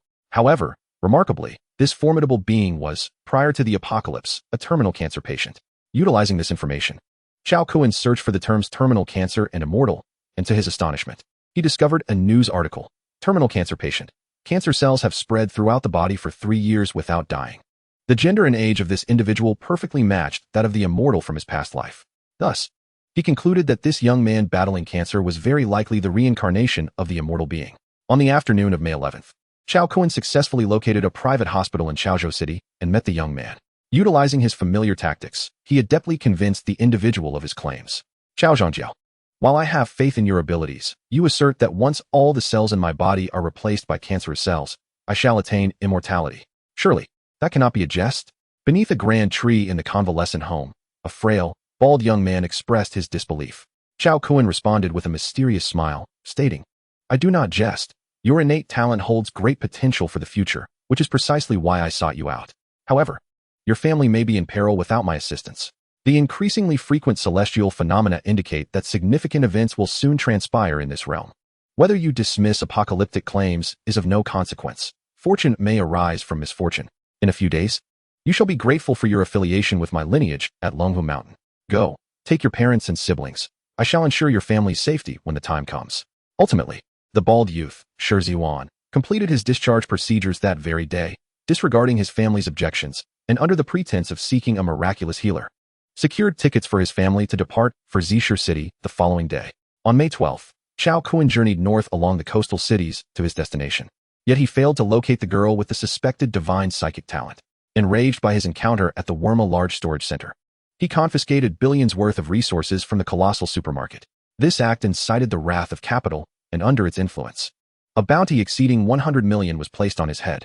Countless individuals sought to uncover Chao Kun's whereabouts, resulting in extensive traffic lockdowns across numerous cities. Reluctantly, Chao Kun abandoned the search for the last prodigy. To evade the traffic restrictions in surrounding cities, he spent an entire day navigating the chaos. Nevertheless, his identity remained undisclosed to the outside world. On the evening of May 13th, Chao Kun, seated in a luxurious vehicle adorned with an ostentatious watch worth millions, initiated a video call with Lu Xiaoman. Xiaoman, I have struck it rich. Come to Haishur tomorrow to share the spoils. Lu Xiaoman, witnessing the opulence displayed by Chao Kun, was overwhelmed with excitement. Her cheeks flushed, she exclaimed, Darling, you are the best. I love you.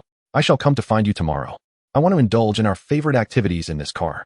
Chao Kun chuckled knowingly. Oh, you shall have your way. Just remember, you promised. Do not regret it later. Lu Xiaoman's playful demeanor hinted at her understanding of Chao Kun's preferences. Regret? How could I? I am eagerly anticipating it. Unbeknownst to Lu Xiaoman, a fate of unforeseen complexities awaited her. After ending the call, Chao Kun put away the ostentatious props and hastily made his way towards Haishur. Meanwhile, in the bathroom of Lu Xiaoman's residence, a bare male emerged, wearing a mocking expression. What is the matter, darling? Has that fool contacted you again? Yes. He has struck it rich lately and wants me to join him in Haishur to share the wealth. Lu Xiaoman replied with exuberance. Upon hearing this, the man's smile vanished, replaced by a brooding demeanor. Why can such a fool earn money? Must you continue to play along with him?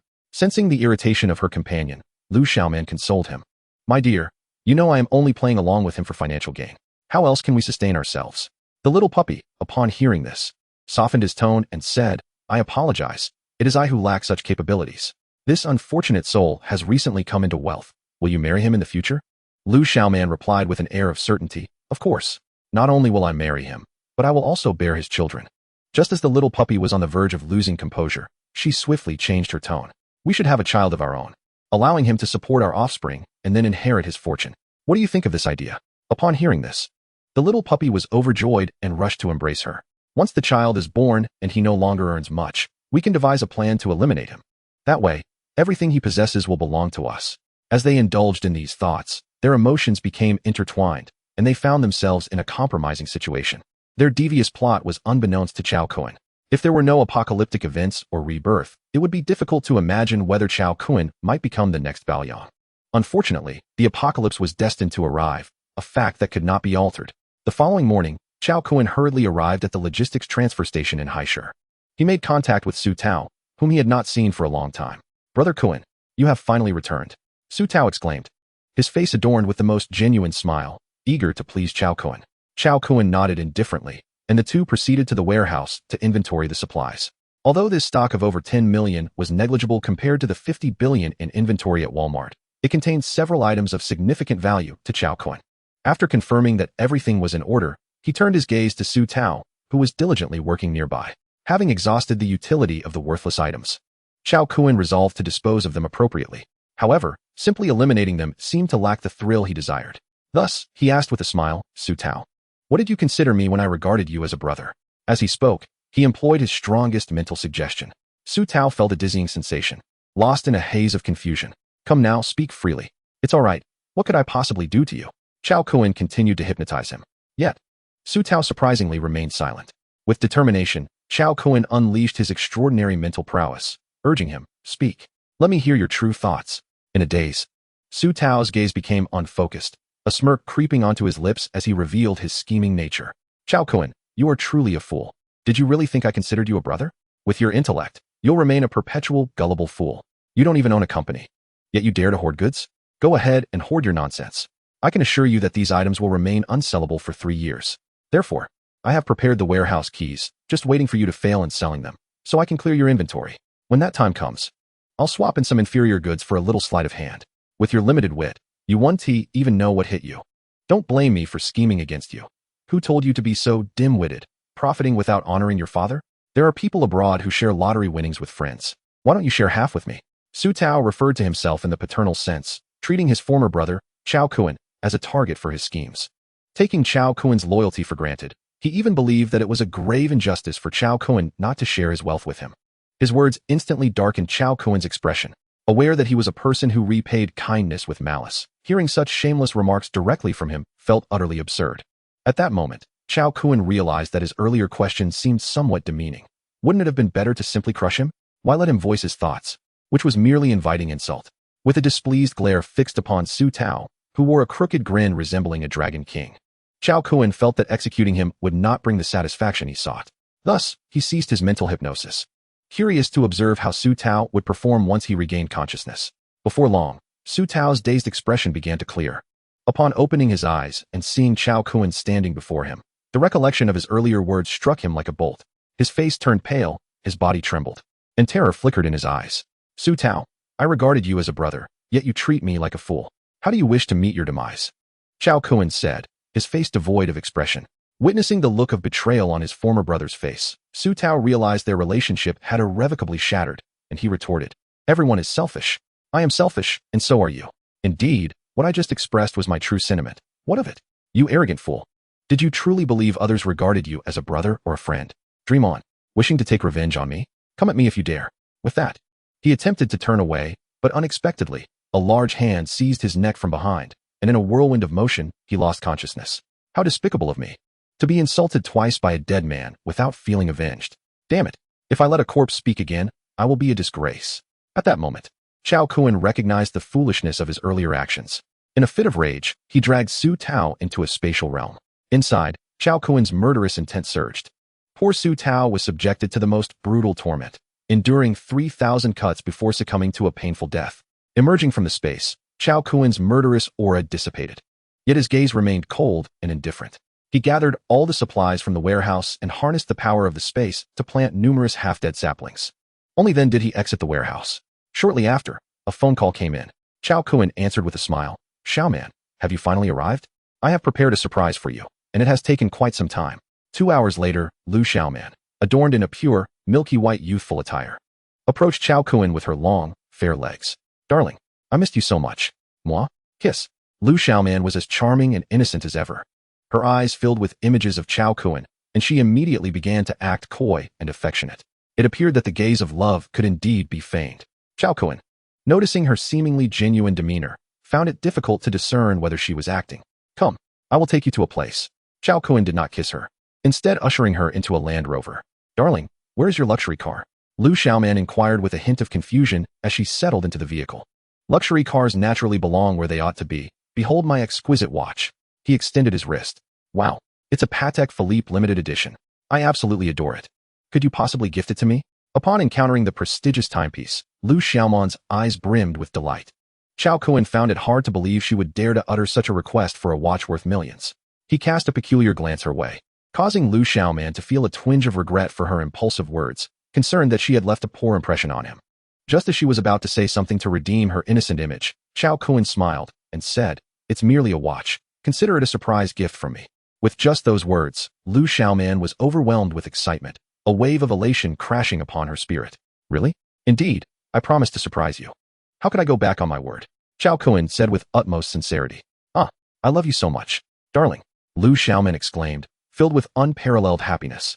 She could hardly believe that her momentary greed had led her to such a generous gift from Chao Kun. A flicker of guilt crossed her mind as she recalled the secrets she kept from him, prompting her to consider a way to make amends. Chao Kun did not refuse her, Instead, he drove towards the secluded outskirts. As they journeyed, he suddenly felt compelled to share many thoughts he had kept within. Xiaoman, there are some heartfelt words I wish to convey. Just listen. Do you know how I have endured these years? My parents passed away when I was in elementary school, and while their inheritance was shared among others, I received nothing. Thus, when my parents died, it felt as though all my relatives had perished as well, alone and destitute. Can you guess how I survived? Have you ever tasted the meals of 100 families? Each one a different flavor. The only reason I stand here today is because my parents instilled in me the importance of education before their passing. Do you know the hardships I endured for my studies? You could scarcely imagine. Fortunately, I am astute and capable of earning money, and since high school, I gradually began to acquire wealth. Back then, I feared being labeled poor, so I was generous with my spending. Yet, none knew the origins of my earnings. The only solace I found was in a remarkable friendship formed during high school. However, unbeknownst to me, in the eyes of that dear friend, I was merely a fool. He never truly respected me and was simply using our friendship to his advantage. Although I harbored some resentment towards him, I also felt gratitude. It was he who made me feel like a person of loyalty, convincing me that I was not the pitiful creature without friends. Upon entering university, I regretted the energy I wasted on accumulating wealth in high school, and thus I resolved to dedicate myself to my studies. The pursuit of both money and education consumed my every effort, leaving me without a single girlfriend by the time I graduated. Even after working for 2 years and facing dismissal, I had yet to engage in a romantic relationship. It was only when I met Huang Huihui and successfully won her over that my fortunes truly changed. With newfound wealth, I sought a partner from the finest university in the Dragon Kingdom. And that is when I found you. Xiaoman, to be precise, you are my first love. I once devoted my entire heart to you, even envisioning a future where we would grow old together. But why did you betray me, Xiaoman? Xiao Kuan finally arrived at a secluded path and brought the car to a halt. Upon hearing his accusatory tone, Lu Xiaoman feigned ignorance, raising her head in bewilderment, and replied, "Darling, what are you talking about? How could I possibly betray you? You have been so good to me. Please don't frighten me, my love." Seeing her continued pretense, Xiao Kuan chose not to say more. He reached out and swiftly snapped her neck, consigning her to the tendrils of a space that craved blood and flesh, turning her into mere fertilizer. Alongside her, he buried the exquisite Patek Philippe watch. After completing this grim task, for reasons unknown, Xiao Kuan felt a pang of melancholy. He was not a cold-hearted individual, nor a bloodthirsty killer. Throughout his life, his greatest disdain was for the deceit and betrayal of others. Yet, Su Tao and Lu Xiaoman, the two individuals he had trusted and held closest in both this life and the past, had conspired to betray him, an act he could never forgive. Sighing deeply, Xiao Kuan felt a sense of sorrow, uncertain whether it was for himself or for the two of them. At that moment, a voice suddenly echoed from the car. Xiao Kuan focused his gaze and discovered it was Lu Xiaoman's phone, left charging. Upon picking it up, he noticed an incoming call from a contact saved as Little Puppy. He answered the call, saying, "Hello, Little Teddy, your mother is dead. If you wish to find her body, come to Zishan City South Master Park to meet Maine." After delivering this ominous message, he hung up. On the other end of the line, a young man with a delicate demeanor erupted in anger. "Xiao Kuan, do you know who I am? What can you do? I don't believe you dare to kill." After venting his frustration, he suddenly realized that the relationship between himself and Lu Xiaoman had been exposed. Given Xiao Kuan's temperament, it was indeed plausible that he might resort to extreme measures. The thought sent a shiver of fear down his spine. Could it be true? He quickly dismissed the notion, muttering to himself, "No, if he truly dared to act, he would never divulge it to me. He must be toying with me." This young man, restless and anxious, ultimately resolved, if he lays a finger on a single hair of Xiaoman, I shall not let him go. Little did he know that Xiao Kuan had already harbored murderous intent towards him. His boldness stemmed from the belief that even if little Teddy reported him to the authorities, the time frame would be too short for a case to be established. By the time it could be, the apocalypse would have arrived. Xiao Kuan deleted and blocked his number, casually tossing the phone into the spatial realm before driving towards his villa. Half an hour later, he finally returned home. He knocked on the door, only to find no one inside. He then proceeded to a 2-unit house belonging to Huang Huihui. A gentle knock later, and within seconds, Wang Shishir exclaimed excitedly, "You're here! You're here!" She swiftly opened the door and leapt into Xiao Kuan's embrace. "Brother is back! Brother is back!" she joyfully shouted. Seeing the girl, a smile broke across Xiao Kuan's face, and he curiously asked, "How did you know it was me knocking? Aren't you afraid of mistaking someone else?" The girl squinted her large eyes into crescent moons, proudly declaring, "Sister Nana and Sister Lily are at my house. Who else could it be if not you knocking on the door?" Amid their banter, Huang Huihui and the Su sisters approached with bright smiles. "Brother-in-law," Su Lily exclaimed upon seeing him, even more exuberant than her sister Su Nana. but her excitement led her to inadvertently reveal a secret. Previously, he had invited the two sisters to stay at his villa and had informed them about the neighboring household's relationship with him. He wanted them to interact with Huang Hui under the guise of their new roles as contracted streamers, concerned that the sudden presence of another woman might incite jealousy in Huang Hui. However, it seemed that the truth had already dawned upon them. Yet, Sunana, who typically presented herself as an aloof beauty, appeared somewhat flustered. Upon hearing her sister address Chao Kun in such a way, her face flushed crimson, and she cast her gaze downward, embarrassed. Meanwhile, Huang Hui shot Chao Kun a resentful glance and urged, "Come in quickly. We've been eagerly anticipating your return." Chao Kun, feeling a bit awkward, touched his nose, while the girl in his arms let out a delicate huff, seemingly displeased by something. "Well, it's been a while. Since you're all here, I have something important to discuss." With that, he shut the door behind him and carried Wang Shishir inside. Chapter 28. Unintentional live stream exposes the apocalypse. The apocalypse is imminent. You all need to gather your belongings swiftly. We are heading to Zishan City soon. Nana, Lily, you should also prepare and bring everything you might need to the living room. We won't be returning here. As soon as Chao Kun entered, he issued his directives. Only after he spoke did he realize that Huang Hui was still live streaming. "I was just teaching Nana how to stream," Huang Hui explained. Chao Kun nodded and approached the camera, noticing that there were 100,000 viewers in the live chat. The comments flooded in. "Who is this man? Is he the top supporter? The top supporter has appeared in the stream. He claims the apocalypse is coming. How terrifying. It's over. The apocalypse is approaching. What should we do?" Ordinarily, the intrusion of a male figure into a female streamer's broadcast would be devastating for her. However, Chao Kun was unconcerned with such matters. He contemplated shutting down the live stream, but hesitated, instead sitting down in front of the camera and cheerfully addressing the audience. "Hello, friends in the live stream. My name is Chao Kun, and I am Huang Hui's boss. Here, I would like to share a prophecy with you all, as a token of gratitude for your support of Huang Hui over the years. This evening, you will witness a celestial phenomenon known as the sunset like blood." What does that mean? It means that as the sun sets, we will see a blood-red glow. This red light will sequentially appear around the globe within the 24-hour rotation of the Earth. Do you know what this signifies? It symbolizes the end of an era. Tomorrow evening, the sun will not appear. As it gradually descends, a shroud of darkness will obscure the sunlight, heralding the arrival of deathly shadows. At that time, a virus will descend upon humanity. A virus known as the gene-unlocking virus, which will simultaneously infect all life. Endure, and congratulations, you have become a surviving extraordinary being. Falter and alas, you shall transform into mindless corpses driven solely by the thirst for blood. Should this prophecy come to fruition, promptly open the granaries and distribute all stored provisions. Perhaps the citizens of the Dragon Kingdom may yet find salvation. To all who believe in my prophecy, cherish the final day and strive to stockpile food and weapons. Upon concluding his statement, Chao Kun shut down the live stream. "Quickly prepare. Do not think I jest," he urged, turning to see the four women standing still. He suddenly slapped his forehead and, gritting his teeth, declared, "Forget the packing. Come with me first." Bewildered, the four followed him outside. As they set forth, they felt a tremor beneath their feet, and the two-unit villa suddenly vanished, leaving behind a pit several meters deep. It turned out that Chao Kun had resolutely absorbed the entire villa into the spatial realm of mountains and rivers. "Get in the car. We must depart," he commanded, ushering the four women into the Land Rover emblazoned with a license plate. Nearby neighbors, alerted by the commotion, emerged to witness the inexplicable disappearance of a villa, their astonishment prompting many to reach for their phones.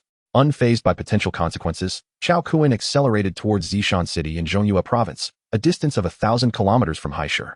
While flying would have been more convenient, he dared not risk exposing his identity for temporary ease. Fortunately, his extensive driving experience and the use of a cover license plate made it difficult for anyone to discern the truth. This was also due to the lax road regulations in the Dragon Kingdom, where toll booths merely required payment for passage.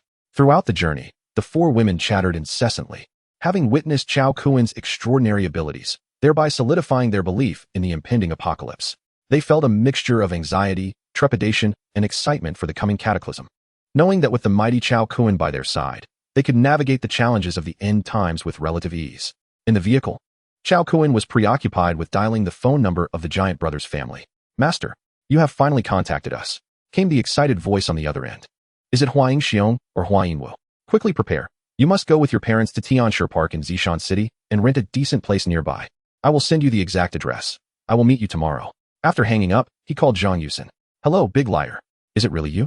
she said, her tone somewhat subdued. "Yes, I will be in Zishan City tomorrow to visit you. Find a place to stay. Also, have your parents returned from abroad? Wah. No. They do not believe what I say. I cannot convince them to come back. Upon mentioning her parents, Zhang Yusin burst into tears. All right. Fortunate ones have their destinies guided by heaven. Perhaps nothing ill will befall them abroad. I must see you tomorrow. Do not stand me up. After giving these instructions, he once again dialed the numbers of Ma Changsheng, Zheng Weining, Chu Min, and Shi Ziyuan. After confirming that they had all arrived at the designated locations, he finally felt a sense of relief. After completing these tasks, Chao Kuan hesitated briefly before retrieving Lu Xiaomon's phone and ultimately dialing a number. Hello, is this Professor Wang? Yes, who is this? The only stone fruit tree in the world is on the verge of dying. Please tell me the optimal nutrient ratio to save it. Chao Kuan uttered a falsehood, intending to extract information regarding the research findings from Dongyue University about the tree. What? Do you understand the significance of that tree to humanity? Young man, I advise you to return the tree to Dongyue University. Perhaps there is still hope for it, the elderly professor implored, hoping Chao Kuan would return the stone fruit to its rightful owner. I am powerless in this regard, as the tree cannot be transplanted. Chao Kuan retorted. If you wish to preserve this plant for humanity's sake, then divulge all that you know. His words were, in essence, a moral coercion. However, such behavior is commonplace in society, and he felt no qualms about his actions. Ultimately, under the weight of moral pressure, Professor Wang conceded. This stone fruit is, in fact, a carnivorous tree. Its most effective nourishment consists of human remains, followed closely by animals whose genetic makeup is similar to ours. The closer, the better. Additionally, it has an affinity for blood of any kind. Consuming blood will expedite its transformation into its appearance from 7,000 years ago. Furthermore, the soil is unsuitable. Our research institute has yet to identify the optimal soil. There are numerous research findings, but I cannot convey them all at once. How about this? If I refrain from alerting the authorities, could you devise a way for me to witness it in person, once I revive it? If you choose to silence me, so be it. I would willingly trade my life for its survival. What do you say? The old professor, deeply attached to the tree, was even prepared to sacrifice his life for its sake. Chao Kuan recalled how the old professor had relied solely on this ginseng fruit tree in his previous life to regain his youth, achieving the pinnacle of level 8. He sensed that the professor's success was not a matter of chance, but rather a result of his years of dedicated research on the ginseng fruit tree. Perhaps this tree could only attain its former level of transformation in his hands. Contemplating this, Chao Kuan hesitated, unwilling to jeopardize the evolution of the ginseng fruit tree due to a single variable in this life. After much deliberation, Chao Kuan replied, Professor Wang, since you are willing to sacrifice your life for the tree, I may consider arranging for you to see the stone fruit. However, do not come alone. Bring your entire family. Are you bold enough? Given that the old professor had a connection to the ginseng fruit tree in his previous life and possessed the ability to evolve to the pinnacle of level 8, he was indeed a person of exceptional talent. Thus, Chao Kuan decided to grant his family a chance at survival. However, the stipulation that Chao Kuan presented appeared to Professor Wang as nothing short of taking his family hostage. Very well, I can bring my wife, son, and daughter-in-law along. Tell me the time and place. Without a shred of hesitation, Professor Wang resolved to make the ultimate sacrifice. All right, bring your family. Tomorrow morning, you shall first settle near Tianshi Park in Zishan City. I must ensure your entire family is present before I arrange for you to meet the stone fruit. With that, he ended the call, sent a specific time and location, and cast the phone into the void. In the off-road vehicle, the four women listened intently to Chao Kuan's phone call, their eyes filled with confusion and bewilderment. The calls I just made were to those I intend to save, including the elderly professor at the end. I plan to offer his family a chance at survival, Chao Kuan explained to the four women. Yes, I knew my brother was a good person, Wang Shishir exclaimed with joy. However, upon witnessing her innocent demeanor, Chao Kuan solemnly replied, Shishir, you are mistaken. I am not a good person. Everything I do is for my own benefit. Thus, at my core, I am a selfish individual. I assist them because they possess qualities that merit my help. It is akin to investment. One must first expend resources to reap rewards. In the face of the apocalypse, none of you can afford to be virtuous, for you lack the capability to be saviors. Mere compassion will only lead to your own demise and that of those around you. Do you understand? Though Chao Kuan's words were initially difficult for the four women to accept, he relentlessly instilled in them the survival principles for the impending end of days. He did not wish for his companions to become self-sacrificing martyrs, undertaking tasks beyond their means, ultimately leaving him to clean up the mess. Thus, as he drove, he continued to indoctrinate them, and soon evening fell. Indeed, as he had predicted during the live broadcast, when the sun dipped below the horizon, an immense crimson light suddenly erupted from the sky. It bathed the land, soon to be engulfed in darkness, in a fiery glow. In fact, 2 hours prior, This phenomenon had already appeared in 2 time zones across the globe, moving from east to west. The red light had simply taken time to reach this location. As Chao Kuen's prophecy from the live broadcast came to fruition, the 4 women in the vehicle turned their heads towards the setting sun, falling into a heavy silence. At that moment, a phone call came in. Chao Kuen answered it casually, and a sweet female voice came from the other end. Hello, is this Master Chao? I am Lu Miming. What should I do? I saw your live-streamed prophecy online. I am terrified, can you help me? On the other end of the line, the dual queen of the music and film industries, worth billions, gazed helplessly at the horizon. I have already assisted you. Last time we parted, I gifted you something, ensuring that this apocalypse would not claim you due to the gene unlocking virus. But what about my parents, grandparents, and my maternal grandparents? Will they perish? Can you save them? Lu Miming spoke in a panic, seemingly envisioning the horrific demise of her parents and herself alone and vulnerable in the apocalypse. I can help you. But what will I gain in return? Chao Kuen maintained his principles, undeterred by her beauty and status. Money. I have plenty of money. Name your price. And I can provide it. Lu Miming exclaimed, as if grasping at the last straw. Lu Miming, money in the apocalypse is but worthless paper. Surely, you must realize this. With her intelligence and emotional acumen, she could not be unaware that wealth in such dire times would amount to nothing. Her words likely stemmed from a glimmer of hope. If Chao Kuen truly demanded payment, it would render his prophecy a mere farce, a complete sham. Master Chao, as long as you can save my loved ones, I shall acquiesce to any demand. Upon hearing that Chao Kuen required no monetary compensation, her last shred of hope was utterly extinguished. I have always prided myself on fairness. Since you have made such a declaration, bring your entire family to Tianshi Park in Zishan City tomorrow, and we shall meet to discuss matters further. Although Chao Kuen contemplated directly asking her to become his woman, the presence of 4 women in the car made him refrain from such a candid proposition. Very well. Thank you, Master Chao. We shall arrive tomorrow via private jet, and will contact you then. After hanging up, Chao Kuen fell silent, and the women in the vehicle also lapsed into quietude. Huang Huihui, upon learning that a formidable rival would soon be at Chao Kuen's side, felt a subtle pressure building within her. Su Nana, although already aware of Lu Miming's existence, felt a sense of urgency upon realizing her imminent arrival.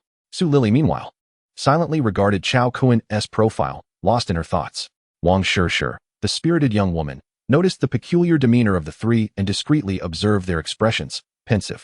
Simultaneously, discussions surrounding the blood-red sunset proliferated wildly across Dragon Nation's short video platforms.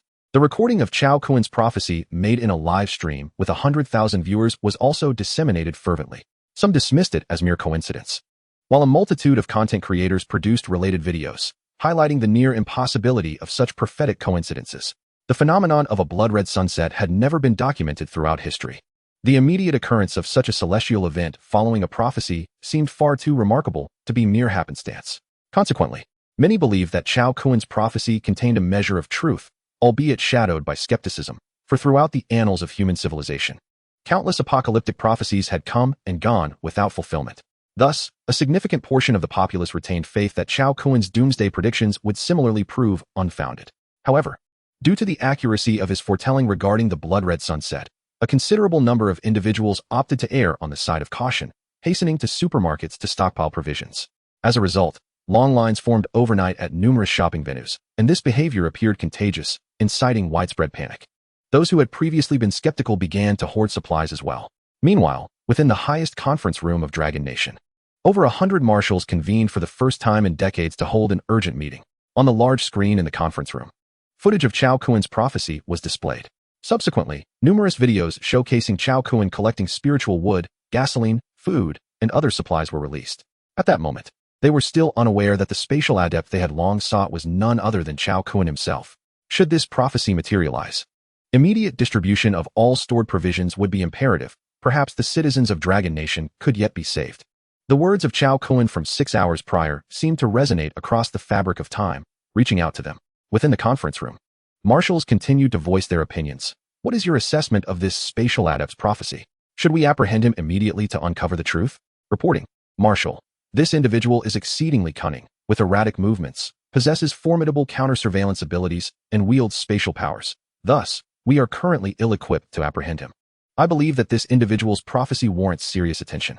Observe. This person's abilities have transcended those of ordinary mortals, and yet he has been stockpiling resources. Judging by his actions, it is evident that he harbors belief in the impending apocalypse. But why? If he possesses knowledge of the end times, Why did he not disclose it sooner? Must he wait until the final hour to speak? Is he fearful of interference from us? What significance does it hold to utter these words now? The pressing concern is to ascertain the likelihood of this person's prophecy and to strategize our response. Enough of the clamor.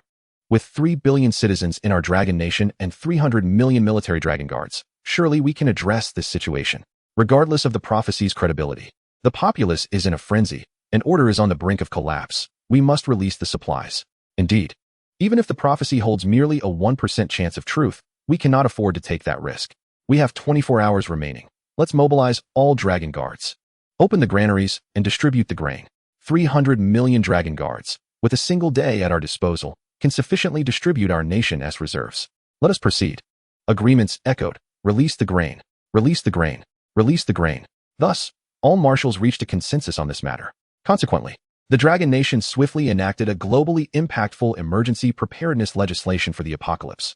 All citizens of the Dragon Nation must report to designated locations within 24 hours to collect basic supplies sufficient for 1 year.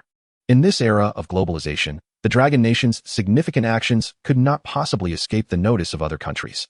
Yet, those developed nations, such as the island nations and the beautiful country, regarded the Dragon Nation's measures with disdain.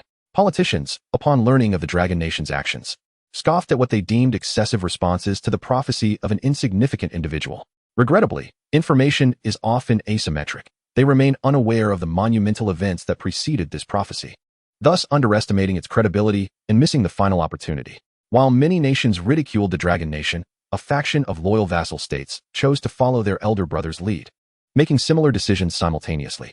Consequently, numerous cities worldwide, including those in the Dragon Nation, witnessed throngs of people queuing overnight to receive supplies. This scene resembled a butterfly flapping its wings in the Pacific, inadvertently unleashing a colossal tsunami. An unexpected live broadcast, a seemingly trivial variable, fundamentally altered the course of this impending apocalypse. No one could foresee how this apocalypse would unfold, yet it appeared that events were gravitating towards a favorable outcome. On the highway, Chao Kuan observed a convoy of military trucks laden with goods, stretching like a mighty dragon, continuously passing by his off-road vehicle. All toll booths were lifted, allowing for an unimpeded journey, and he sensed a glimmer of understanding. He promptly opened his phone and read the emergency apocalypse preparedness legislation issued by the Dragon Nation. In a daze, he turned his head, his expression somewhat vacant, and murmured, "Perhaps there is still hope for the Dragon Nation." What? Huang Huihui, seated in the passenger seat, had her seatbelt crossing her chest, accentuating an alluring temptation. Yet, despite Chao Kuan's gaze fixating on her prominent figure, there was no trace of admiration in his eyes. It seemed as though something was tumultuously whirling within his mind, akin to a CPU overwhelmed and failing to dissipate heat, resulting in a moment of stuttering. "Oh dear, brother, what are you gazing at? Pay attention to the road." Wang Shishir, seated behind him, extended her small hand and turned his head to face forward. "What do you mean there is still hope?" Su Lily, her gaze fixated on Chao Kuan's face, inquired with an air of urgency upon noticing his silence. "What I mean is, if the Dragon Kingdom can indeed distribute all essential resources, then perhaps there is still hope for it," Chao Kuan replied slowly. In his previous life, the apocalypse had erupted suddenly, and countless surviving awakeners perished in their homes, unable to await rescue, succumbing to starvation. Many sought food, unprepared, battling the living dead, only to meet their demise at their hands. At that time, he pondered whether those awakeners who could not confront the undead might have survived if they had sufficient food reserves to endure until stronger allies arrived to clear the area. In his past, Chao Kuan had watched helplessly as the strongholds of the Dragon Kingdom fell one by one, prioritizing his own survival and never extending a helping hand. Yet when the last stronghold met its demise, his demeanor shifted dramatically. He became unpredictable, oscillating between fury and madness, instilling fear in his followers and concubines. In truth, Chao Kuan was reluctant to admit that he had witnessed his race heading towards extinction, choosing inaction in the face of suffering, ultimately leading to his regret. This remorse did not stem from a moral standpoint, but rather from the instinct for the survival of his lineage. Contemplating this, Chao Kuan suddenly realized that the principles he had upheld in both his past and present might not be entirely justifiable. Silently maneuvering his vehicle, he observed the military green convoy, reminiscent of a colossal dragon, and resolved firmly, "In this lifetime, I may disregard the fates of certain individuals, but I cannot allow my race to face obliteration. For once my lineage is extinguished, my bloodline shall not endure." The self-serving Chao Kuan finally grasped a profound truth. Altruism can, at times, be the ultimate form of self-interest. Remaining taciturn, He returned to Zishan City South Tianshi Park at dawn the following day. He roused the 4 women from their slumber and found a hotel for their temporary stay. Exhaustion overwhelmed him, and within the confines of his vehicle, he entered the realm of mountains and rivers. Upon entering the tenfold space, he fell into a deep slumber, which lasted 10 hours. Upon awakening, he returned to the normal space and fed the black goat some exquisite food and drink. He adjusted his schedule, taking into account the differing flow of time between the 2 realms. By the morning of May 15th, in a state of utmost vigor, Chao Kun stepped out of the mountains and rivers space. He promptly dialed Zhang Qingsong's number, inquiring with a smile, "Brother, have all the disciples of the Tianshi Dao arrived?" Chapter 30. Emergence of power. Zhang Qingsong and the elder Taoists had risen early, eagerly awaiting Chao Kun's call. As the connection was established, the hotel lobby buzzed with a sense of anticipation as the various sect leaders gathered around. "Junior brother, all 7 of our disciples have arrived, currently at Junyue Tower. Have your disciples from Longhushan arrived?" Zhang Qingsong inquired. "There is no need for concern, brother. I trust you are aware of the announcements made by the state." Chao Kun reassured him. "Today my schedule unfolds as follows." Chao Kun conveyed his arrangements for the disciples of the Heavenly Master, Dao, to Zhang Qingsong. He instructed them to queue for the supplies distributed by the state at the Junyue building, followed by a leisurely lunch. By 3 o'clock in the afternoon, everyone was to gather at Heavenly Master Park. Naturally, Zhang Qingsong and the other esteemed Taoists had no objections to these plans, for they were all acutely aware of Chao Kun's true identity. If even the state placed its faith in his prophecies, they had no reason to doubt him. After concluding his initial phone call, Chao Kun exited the off-road vehicle and arrived at the hotel where Huang Huihui and the others were staying. At that moment, the hotel was devoid of staff. Not even a receptionist was present. The preparations for the impending apocalypse had compelled all citizens of Longhua to cease their work. The 5 of them made their way to the buffet, where Chao Kun procured several servings, sharing them with the 4 women. "Brother, did you conjure this food?" Wang Shishir, though now a young lady with a developing figure, still preferred to sit beside Chao Kun during meals, exhibiting a strong sense of dependence. "Indeed, I possess the art of magic. As long as you remain by my side, you shall want for nothing, even in the face of the apocalypse." It was only when he was with Wang Shishir that Chao Kun felt entirely at ease. Despite the impending doom, her presence allowed him to maintain a light-hearted demeanor. The intimacy between the 2 sparked a hint of jealousy in Su Nana and her sister. "Brother-in-law, since you are so remarkable, why don't we seek a shelter and remain hidden within? Wouldn't that ensure our survival?" Su Lily, with her statuesque figure and long, slender legs that put all models to shame, possessed an innocent beauty accentuated by her well-endowed physique, capable of igniting the desire of any normal man. Yet, at that moment, she sat beside Chao Kun, gazing at him with infatuation, yearning for his attention. Chao Kun turned to glance at her, then addressed the group. "Lily, your idea is commendable, but it reflects a mindset typical of ordinary people. Moreover, shelters are not perpetually secure. This apocalypse will defy all expectations. We must continually strengthen ourselves, cultivate our skills, and engage in combat to survive. Must everyone fight? A fragile vase like me would only hinder your efforts." Huang Huihui, glancing down at her ample bosom, voiced her concerns. Indeed, Huang Huihui had built her fame on her physique, amassing 5 million followers on a certain short video platform over 3 years, a testament to her remarkable endowments.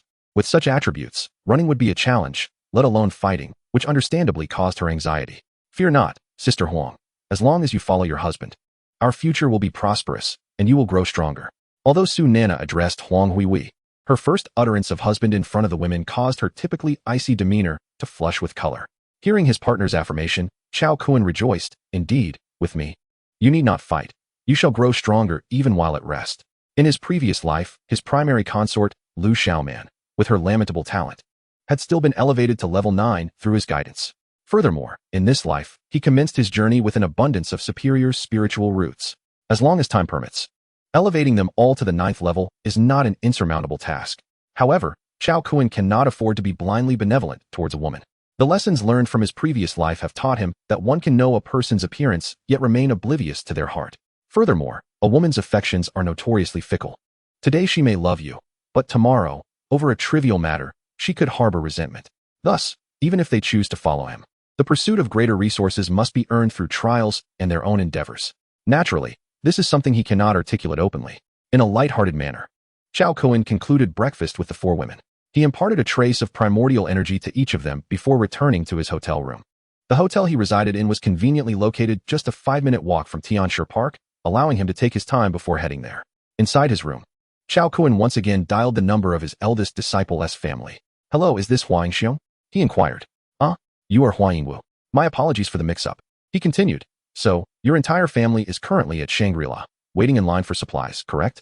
Forget about it. Your master has foreseen the apocalypse. Surely there is no lack of preparation? He then called Zhang Yusin. Chao Kun, you big liar. You said you would come to play with me. Yet there are rumors online of your prophecy about the apocalypse today. What is the point of playing now?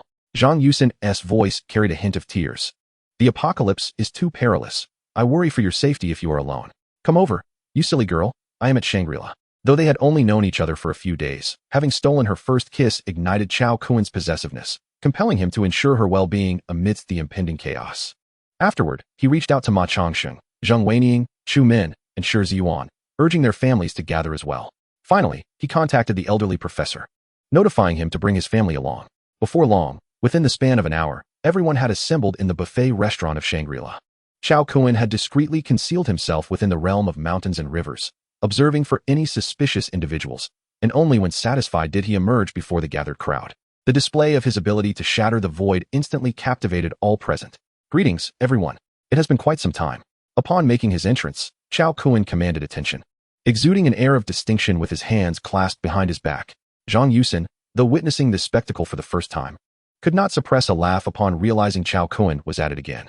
He shot her a mild glare, but she cheekily rolled her eyes at him in front of everyone, leaving him feeling slightly embarrassed. Initially, the crowd was stunned into silence by Chao Kun's display of power, but their understanding of the unique relationship between him and Zhang Yusin began to form through their interaction. Master, revered teacher, his three disciples, overwhelmed with excitement upon witnessing their master's incredible abilities, called out in unison. Good disciples, you have all arrived. Excellent. Chao Kun felt elated at the warm reception from his three exceptionally talented pupils. Chao Tianshi, Chao Zhangjiao. A chorus of greetings came from those who had previously met him.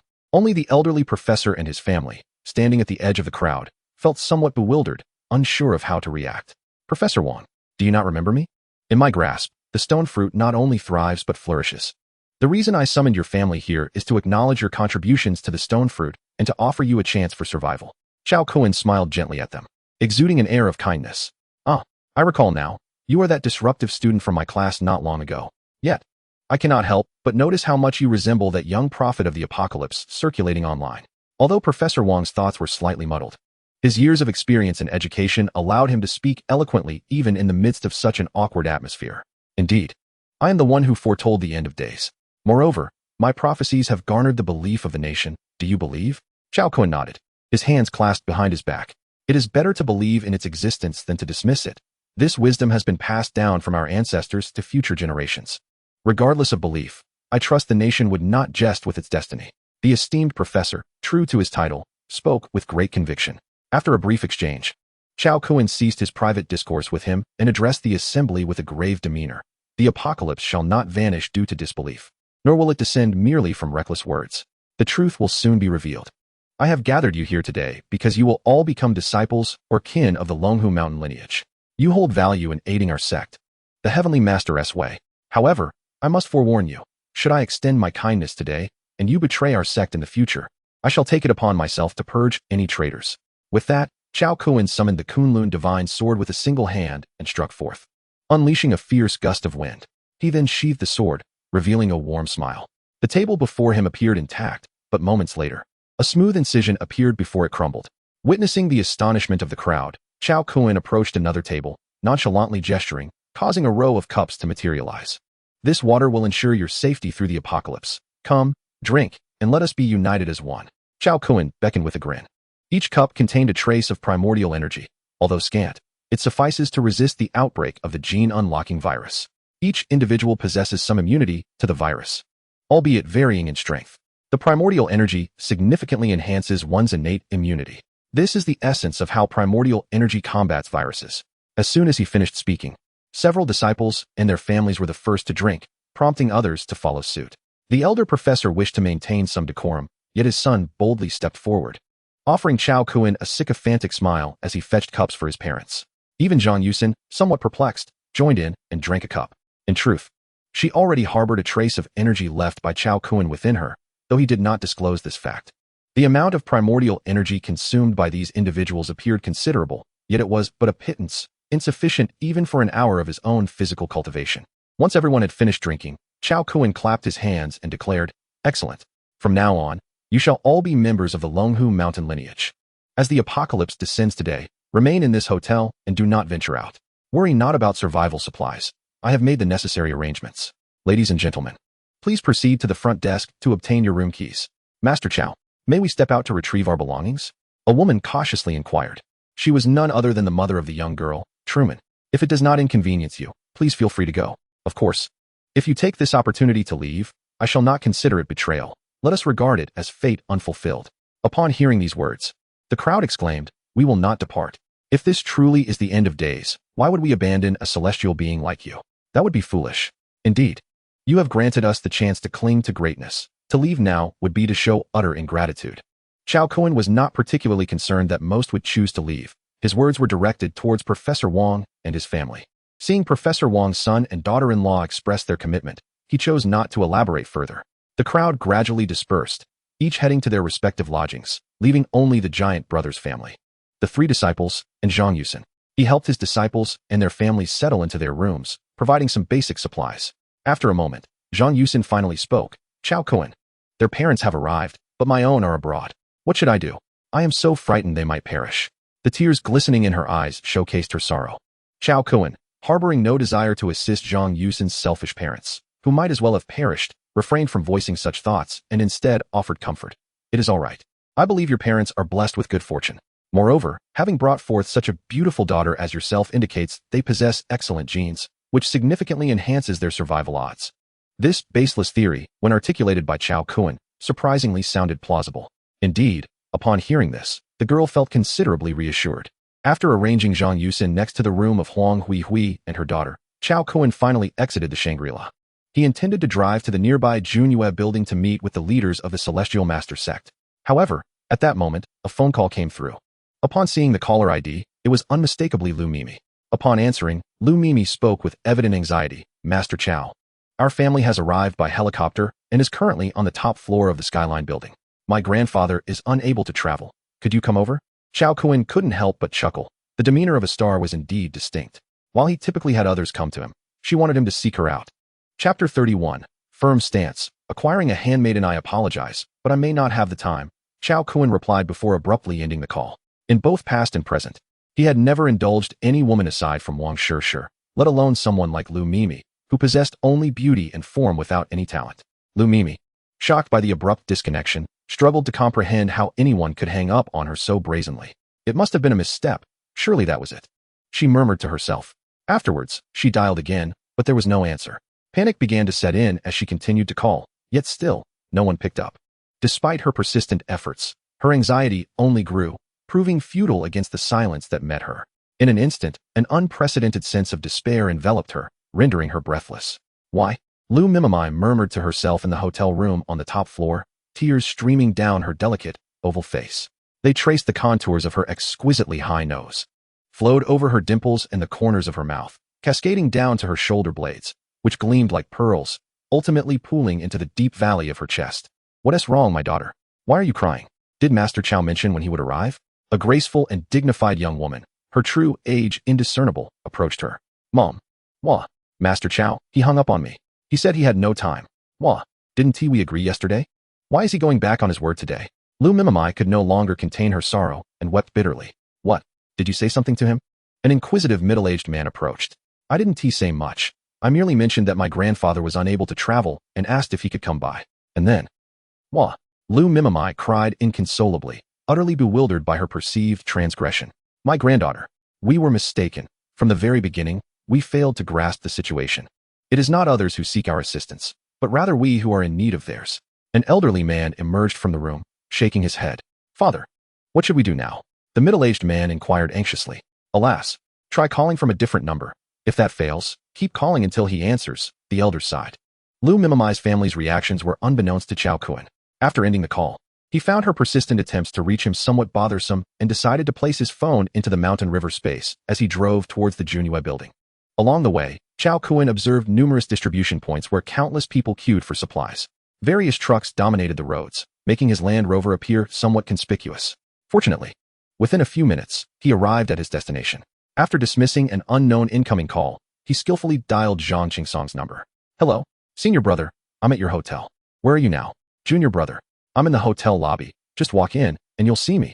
Upon entering the banquet hall, Chao Kun noticed a group of elderly Taoists waving at him, with Zhang Qingsong at the forefront. Senior brother, Chao Kun performed a Taoist salute, then surveyed the other elders. Bowing respectfully as his gaze shifted, Junior brother, Zhang Qingsong reciprocated the salute with excitement, followed by the other elders. Senior brother, these must be the masters from the other sects, right? I am Chao Kun, pleased to meet you all. Chao Kun once again greeted each elder respectfully. Junior brother, junior brother, junior brother. The elders all returned the greeting. Seizing the opportunity, Zhang Qingsong introduced, this is Master Shui Changqiu from the Donghua lineage of the Celestial Master sect.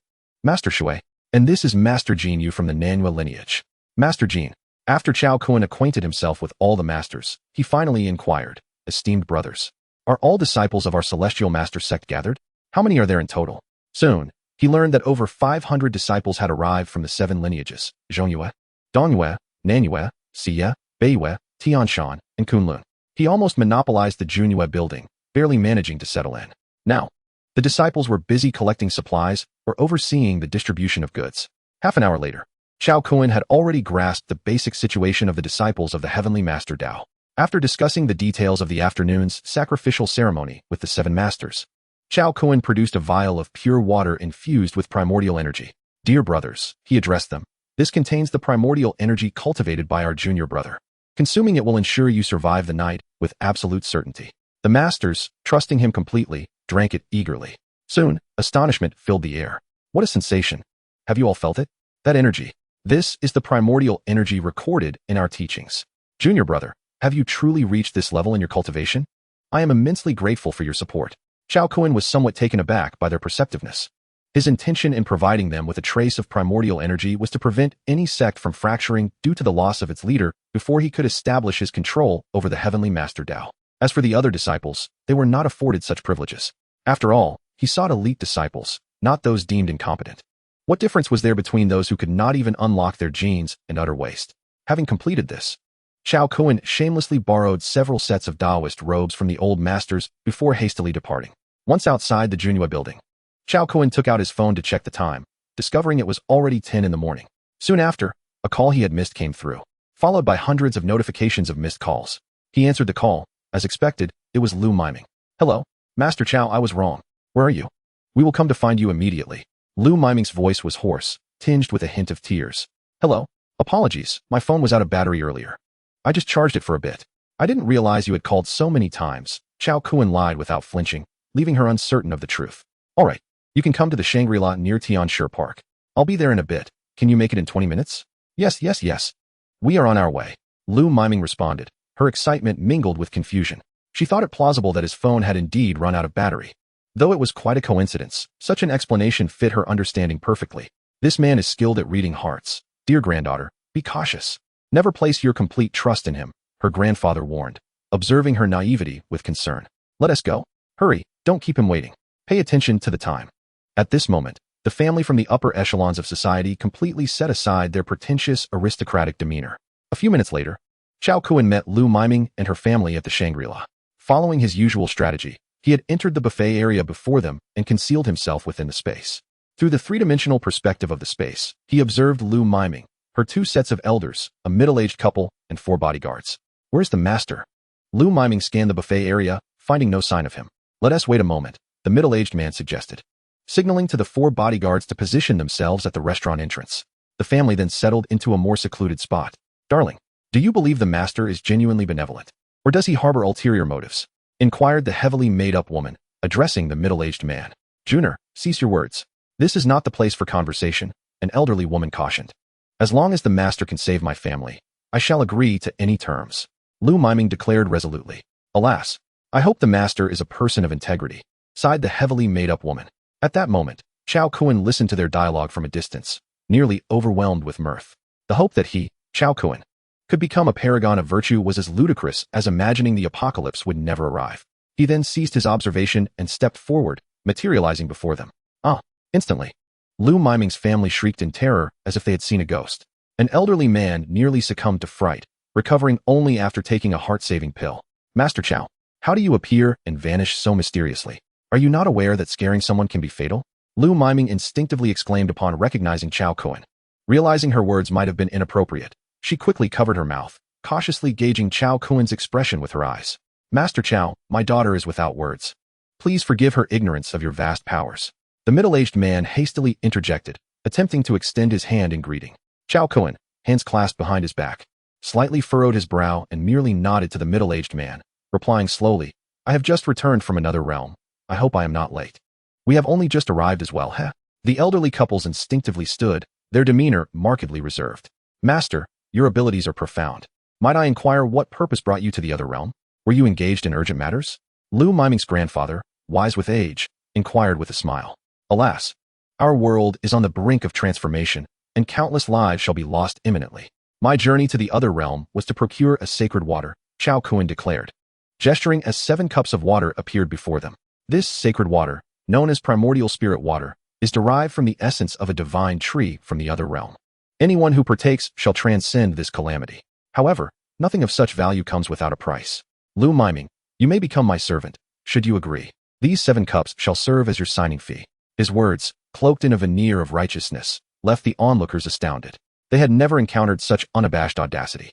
Master, might you consider an alternative arrangement?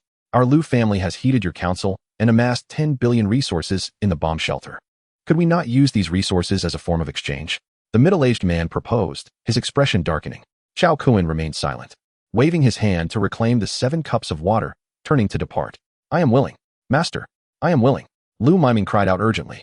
Upon hearing his daughter's words, the middle-aged man's face contorted in anguish, rendering him speechless. Chao Kun turned back with a smile, stating, It is not that I take advantage of others. Rather, I act only to safeguard those who are my own. Thus I find peace of mind. Yet, his words did not elicit favorable reactions from Lu Miming's family. Enough. To become a part of my circle is a dream cherished by many. Do not present yourselves as if facing a tragic farewell. Chao Kun once again manifested the 7 cups of water, adopting a gesture of invitation. Half an hour later, despite Chao Kun's counsel, Lu Miming's family departed the hotel, claiming they were to board a flight back to their ancestral fortress and seek refuge in the air raid shelter, leaving behind a heartbroken Lu Miming. Enough with the tears. As long as your father heeds my advice, they shall surely survive the apocalypse and thrive in the future, Chao Kun consoled, gently grasping the goddess's hand. Wah! Lu Miming lamented, reflecting on her once exalted status as the darling of the stars, now reduced to being a master-s made due to the onset of the apocalypse. Her sorrow overwhelming her. Despite having countless consorts in his past life, Chao Kun remained a straightforward man and, seeing the goddess in distress, refrained from offering comfort. Instead, he led her to Zhang Yusin's room, imparted a few instructions, and exited the chamber. The apocalypse is merciless to all, demanding time for adjustment. Upon stepping outside, Chao Kun noted that it was precisely noon. The disciples who had ventured out for supplies had returned. After confirming that all was well, he re-entered the tenfold space. He retrieved a custom-made steel crossbow, and arrows flew from his hand like a rainstorm.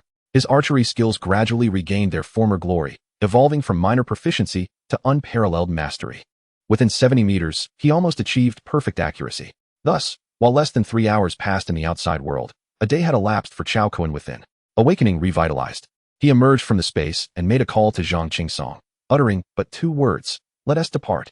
Chapter 32. The arrival of the gene unlocking virus on May 15th at 3 p.m., near the Thunder Calamity Tree in Tianshi Park. All disciples of the 8 meridians of Tianshi Dao gathered in attendance. At the altar before the Thunder Calamity Tree stood a magnificent bronze cauldron adorned with 9 dragons. Beneath the altar, a crimson carpet was laid out. In front of the great cauldron, Chao Kun stood alongside the other 7 meridian leaders, clad in golden attire. On either side of the carpet, ceremonial disciples held musical instruments, while over 500 disciples in azure robes sat cross-legged around the Thunder Calamity Tree.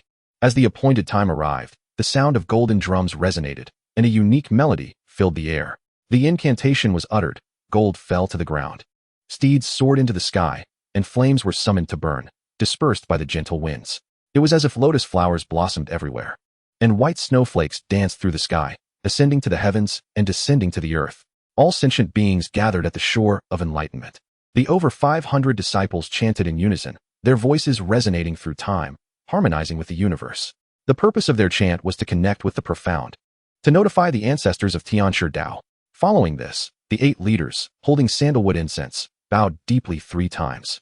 placing the incense into the cauldron for the spirits of the ancestors present to partake. Strangely, the incense dissipated before it could travel 3 feet from the cauldron. Then, the master of Zhongyue, Zhang Qingsong, bowed respectfully, gazing at the spot 3 feet from the incense. Ancestors above, I am Zhang Qingsong, the 49th descendant of the Zhongyue lineage.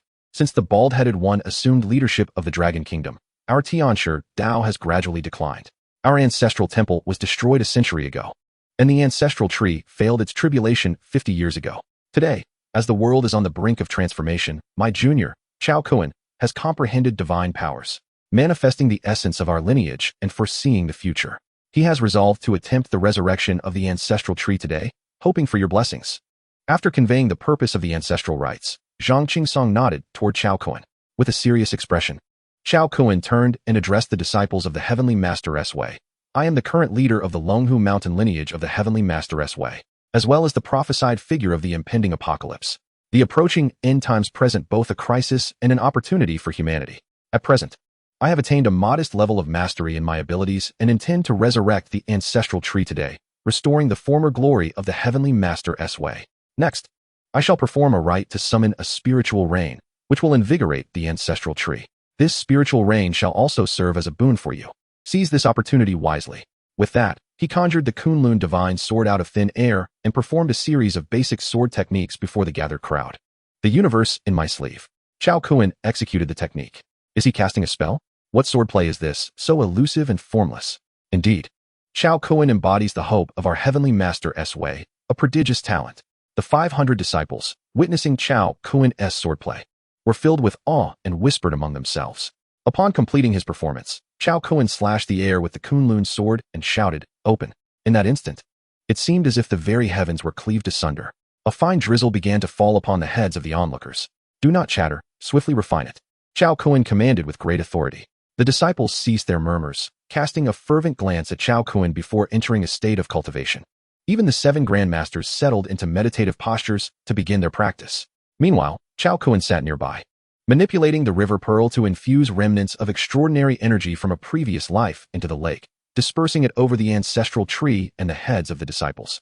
This extraordinary energy differed from the source energy, emanating from the 3rd phase of the apocalypse, the arrival of mythological beings, where all creatures compete freely beneath the frosty sky.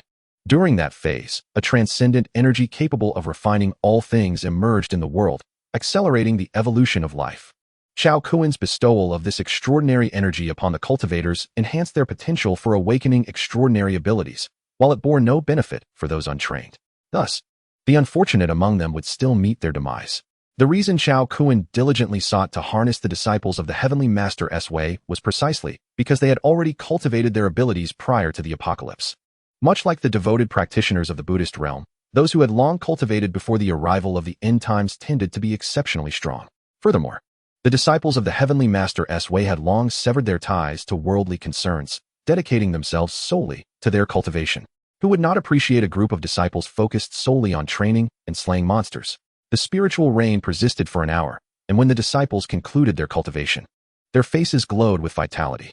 Observing the time, Chao Kuan noted it was 4:30 p.m., leaving just an hour and a half until darkness descended. He then instructed, "Disciples, the end times are imminent. Come here to receive your weapons. Then return to your quarters and refrain from venturing outside." With a grand gesture, hundreds of blades soared into the air. Thus, all 500 disciples received a weapon, wrapped in their robes, and began their return to the Junhua building. Only Zhang Qingsong and Chao Kuan remained behind. "Why do you not leave, senior brother?" Chao Kuan inquired, perplexed. "Ha, junior brother, my home is here. Have you forgotten? Why do you not depart?"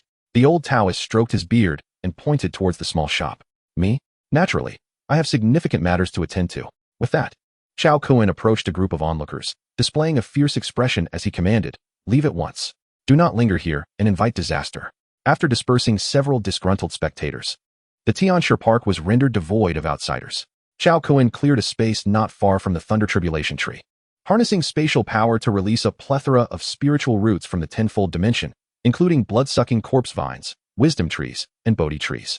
Junior brother Yu, Zhang Qingsong, the sole witness, was utterly astonished. "Senior brother, I noticed the park's landscaping was lacking, so I made some changes," Chao Kuan responded with a smile. "No, I mean, how have you managed to achieve such mastery over your spatial abilities?" The old Taoist's worldview crumbled entirely. After sending Zhang Qingsong away, Chao Kun picked up the phone to inform everyone that the apocalypse was imminent, outlining several precautions. He then retrieved the black goat from the spatial realm, binding it securely to a tree with its eyes covered. Alas, what a predicament! I suppose I shall return the goat to Li Jie tomorrow. I must cover its eyes. It must not behold my true form. Indeed, upon hearing this, the struggling black goat ceased its movements. Having completed these tasks, he extracted the 9 dragons cauldron, filled it with extraordinary energy liquid, and settled into a meditative position within. He placed the Kunlun divine sword across his chest. As the sky gradually darkened, the sun lingered at the horizon, yet no sunset graced the heavens.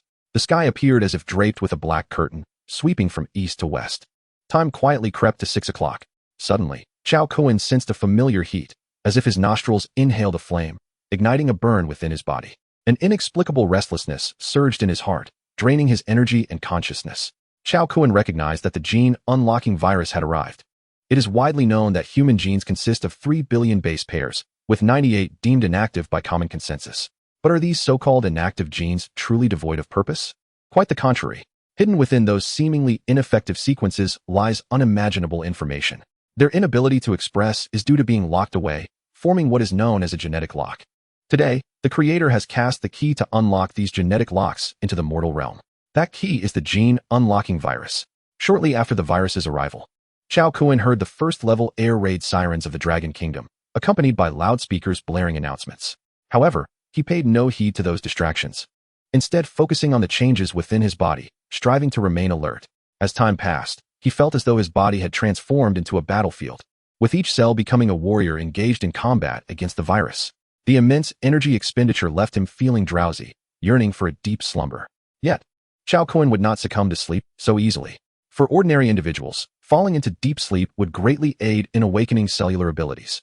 However, for him, such measures were unnecessary. His foundation was far too robust, and with the continuous replenishment of extraordinary energy from the cauldron, there was no need to conserve energy for cognitive processes. Moreover, he had once heard from a formidable psychic in a previous life that maintaining a state of lucidity while battling the gene-unlocking virus could potentially awaken an extraordinary psychic ability. Thus, 3 hours swiftly elapsed, during which Chao Kun, with his eyes wide open, felt an escalating surge of power coursing through his entire being. At that moment, the Tianshi Park was devoid of any breeze, yet the leaves rustled softly. All spiritual roots seemed to come alive, their rapid growth causing the branches and foliage to tremble. The 9 dragons cauldron and the Kunlun divine sword radiated light and heat, as if undergoing a profound transformation. The reborn soul endowed Chao Kun with exceptional mental strength, albeit constrained by his physical form. Simultaneously, his mental prowess began to undergo a metamorphosis, with the limitations imposed by his body gradually elevated. By the 5th hour, his eyes began to emit light and warmth, experiencing a significant transformation.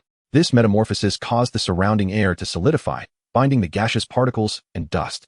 The transformations of his body, mind, and eyes continuously drained Chao Kun's consciousness. The final hour proved to be even more arduous than the preceding 5. Just as he was on the verge of closing his eyes, a familiar voice resonated within his mind. Ding. The 4-dimensional system has been successfully bound. With a mere thought, Chao Kun activated the 4-dimensional system, revealing a crimson panel before him. Attribute panel divine level character. Chao Kun level 0, 0, 10,000. Physique 98, 10. Strength 98, 10. Agility 94, 10. Mentality 110. Intelligence 14, 10. Innate abilities. Eye of Truth, Divine. Permanent. Body of Dominance, Divine, Permanent. Object Manipulation, Divine, Level 1. Note: the Eye of Truth can penetrate all illusions and prevents one from falling into any delusions. Body of Dominance doubles physique, strength, and agility. Object Manipulation, Level 1 Awakening. 10 kilograms, 100 N. Techniques: Body Forging Technique, Ordinary. Level 3. Note: the body forging technique, Ordinary, is the most potent method among mundane practices, significantly enhancing fundamental attributes upon cultivation. Skills: Basic Swordsmanship, Ordinary, Level 9. Room Techniques, Ordinary, Level 9. Driving, Ordinary, Level 6. Free Fighting, Ordinary, Level 6. Mandarin, Ordinary, Level 5. Mathematics, Ordinary, Level 4. Science, Ordinary, Level 4. English, Ordinary, Level 1. Culinary Arts, Ordinary, Level 3. Technique and Skill Proficiency Classification: 1. Novice, 2. Beginner, 3. Intermediate, 4. Minor Accomplishment, 5. Mastery, 6. Proficient, 7. Peak. 8. Transcendent. 9. Return to simplicity. Special skills. Identification technique. Mythical, unique. Fusion technique. Mythical, unique. Note: the identification technique, mythical, unique, is a derivative skill of the Eye of Truth, capable of identifying entities above one's own realm. The fusion technique, mythical, unique, is a derivative skill of object manipulation, enabling the essence of one item to be integrated into another, enhancing its quality, provided the levels of the two items do not exceed one's own realm. Treasures: Kunlun Divine Sword, mythical, unique, permanent. 9 Dragons Cauldron, mythical, unique, permanent. Note: the Kunlun Divine Sword, mythical, unique, possesses an attack power of 600.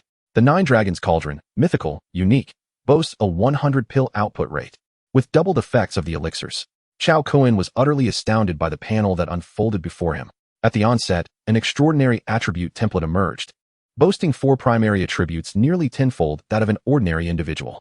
3 divine-level talents and abilities, along with 2 exceptional and unique skills, left Chao Kuan utterly astounded by his own panel.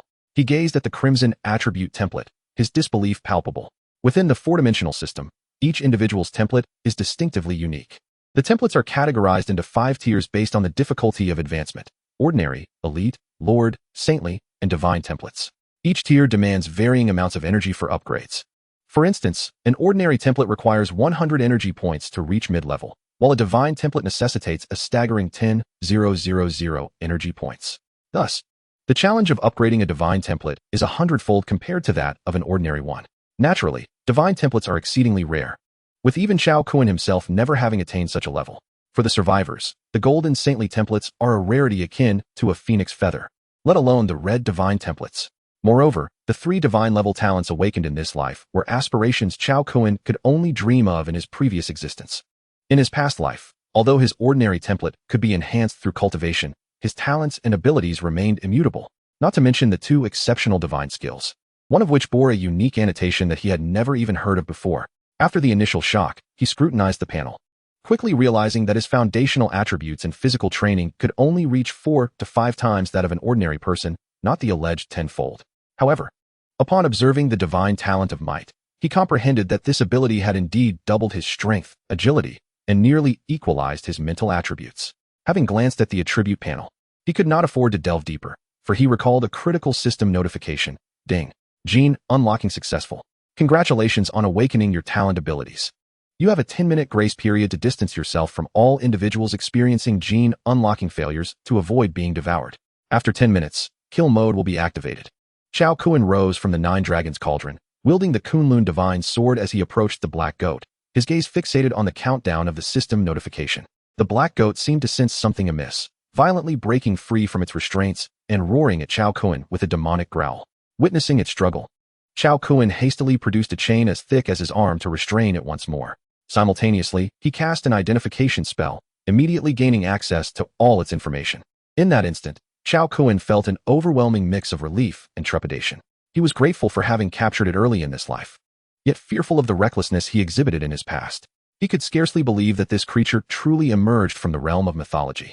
Moreover, its talent template was also divine, possessing 2 divine-level talents: enchantment and wings of an angel. Note: enchantment allows the creature to captivate any being of equal rank, excluding divine-level mental talents. The wings of an angel granted unparalleled speed and the ability to escape through spatial dimensions.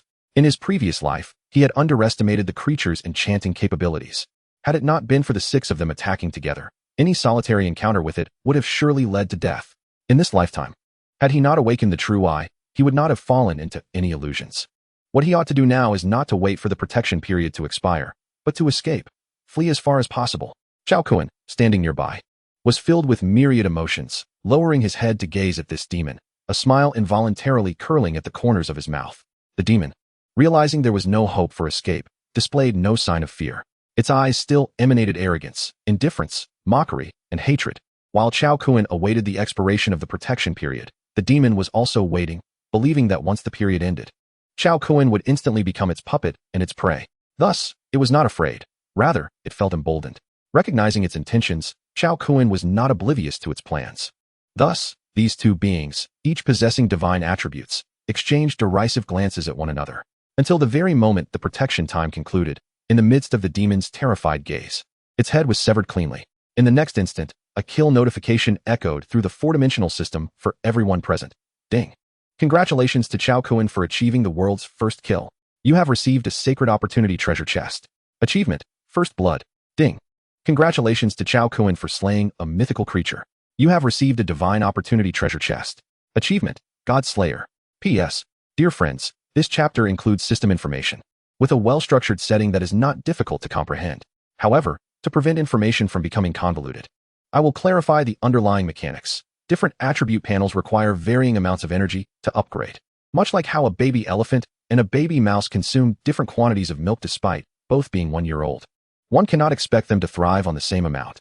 The first 4 primary attributes increase exponentially, with each level requiring 4 points, previously mentioned, but worth reiterating. For instance, level 0 starts at 10, level 1 begins at 20 in its early phase, 30 in mid-phase, and 40 in late phase, while level 2 starts at 80, 120 in mid-phase, and 160 in late phase.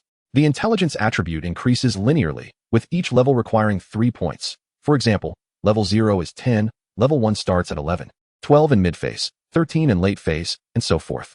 Do not criticize the protagonist for low intelligence. His base IQ is 13, with an average person being 10. An IQ of 30 is still considered low. Talents, abilities, techniques, and equipment are categorized into 5 grades: extraordinary, spirit, profound, sacred, and divine. Mythical slightly surpasses divine, but belongs to the same tier. These 5 levels denote quality rather than rank. Chapter 34, System Upgrade. Chao Kun burst into wild laughter upon witnessing the 2 treasure chests appear within the system. Ding. System upgrading. Just as he was reveling in laughter, a system upgrade announcement suddenly emerged. What was happening? The smile on Chao Kun's face gradually faded as confusion set in. He recalled that in his previous life, there had been no mention of a system upgrade. Unsure of the implications of this upgrade, he pondered for a moment before rising to collect the black goat's corpse, beginning to survey the exquisite spiritual roots surrounding him. Unlike humans, spiritual roots lacked any innate templates. Yet, Chao Kun's appraisal technique allowed him to perceive their levels, abilities, effects, characteristics, and potential. Chao Kun surveyed the spiritual roots and discovered that the 9th level spiritual roots from his previous life included the revered Da Hong Pao Mother Tree, all identified with crimson information. The mutated durian tree, cacao tree, and dream tree, along with 3 second-generation ancient tea trees, were all denoted by golden information, while certain mutated vegetables displayed a violet hue. With his concerns about the accuracy of these spiritual roots dissipated, he burst into hearty laughter. After enduring the trials of gene unlocking and viral purification, these spiritual roots no longer needed to remain exposed to the outside world. He then summoned the Mountain River Pearl, retrieving the spiritual roots once more. After a period of commotion, the clock struck 1 in the morning. With a radiant spirit, Chao Kun arrived at Zhang Qingsong's convenience store, knocking lightly on the door before stepping inside. The store still basked in light, and the elderly Taoist appeared rosy-cheeked and in excellent spirits. I have awakened a golden ability. I am invincible. What about you, junior brother? What ability have you awakened? Alas, I have not awakened any formidable abilities. Merely 2 or 3 red abilities that surpass the golden one.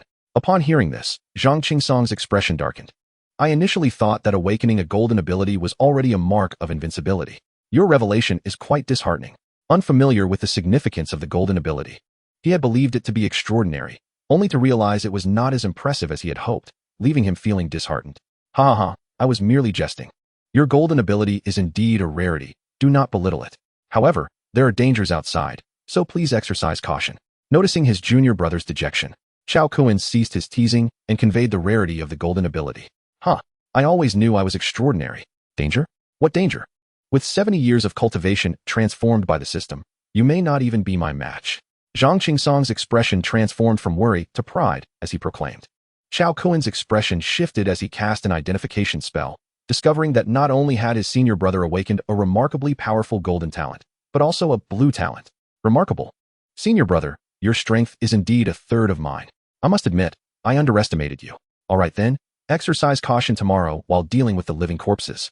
Draw them into fight, but avoid pitfalls, Chao Kun advised with admiration. What? I am so strong, yet I only possess 1/3 of your attributes? Junior brother, what kind of monster are you? Zhang Qingsong, though skeptical, could not dismiss the assertion. The more he pondered, the less he could believe it. Chao Kun, with hands clasped behind his back, spoke nonchalantly. What is this? I just vanquished a mythical creature and have entered the early stage of level 1. My attributes have doubled once more. To be precise, senior brother, Your current attributes are merely 1/6 of mine. Is it truly that exaggerated? Junior brother, pray, tell me how to level up swiftly. The elderly Taoist was exhilarated to learn that attribute upgrades could result in such exponential growth. Senior brother, ascending from level 0 to early level 1 is quite simple. You need only slay any monster to gain a modicum of energy.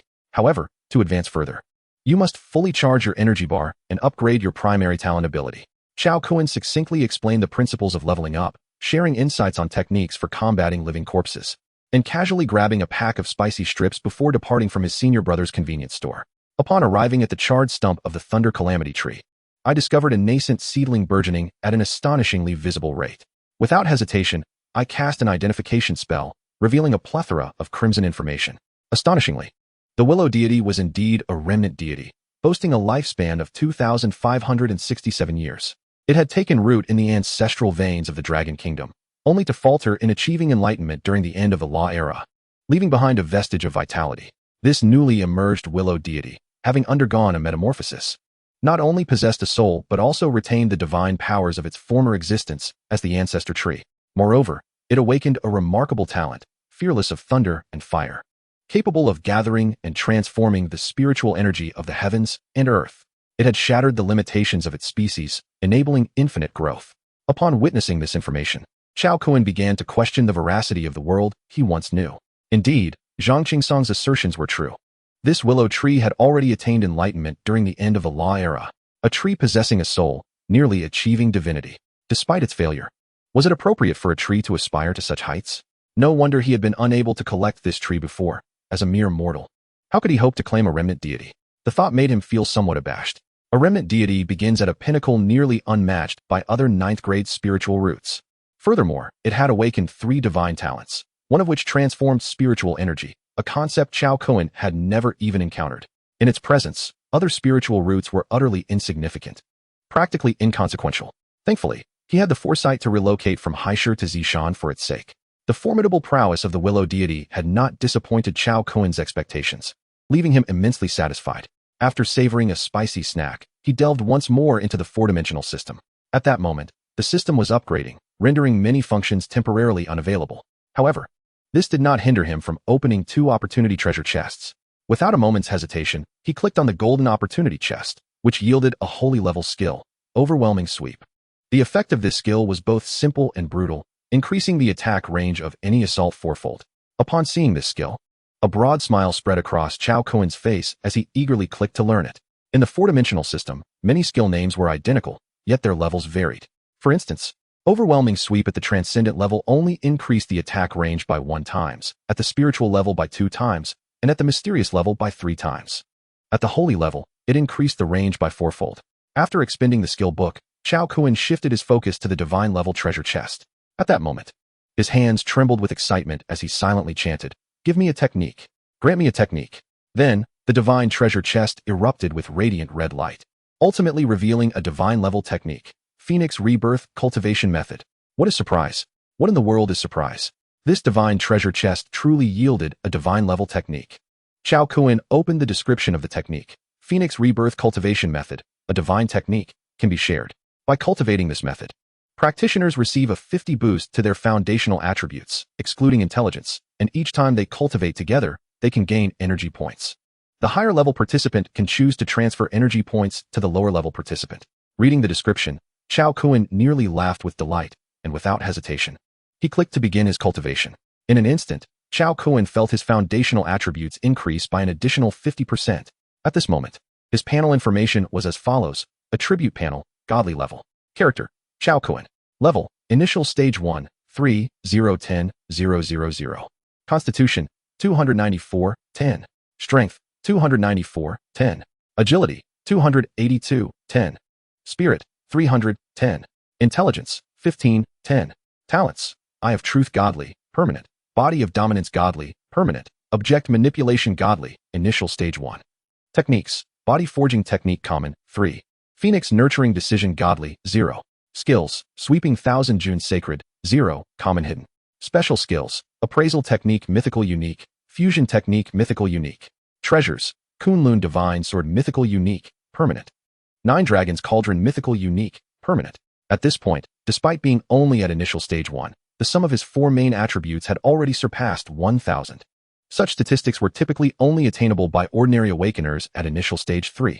If he wielded the Kunlun Divine Sword with a 600 damage enhancement, his combat power would reach the level of an ordinary awakener at initial stage 4.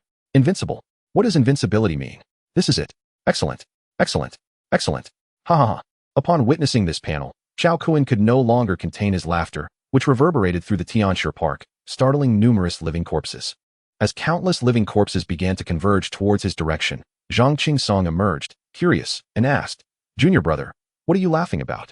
However, he did not elaborate further and simply remarked, "Senior brother, take good care of the ancestral tree. I am heading back."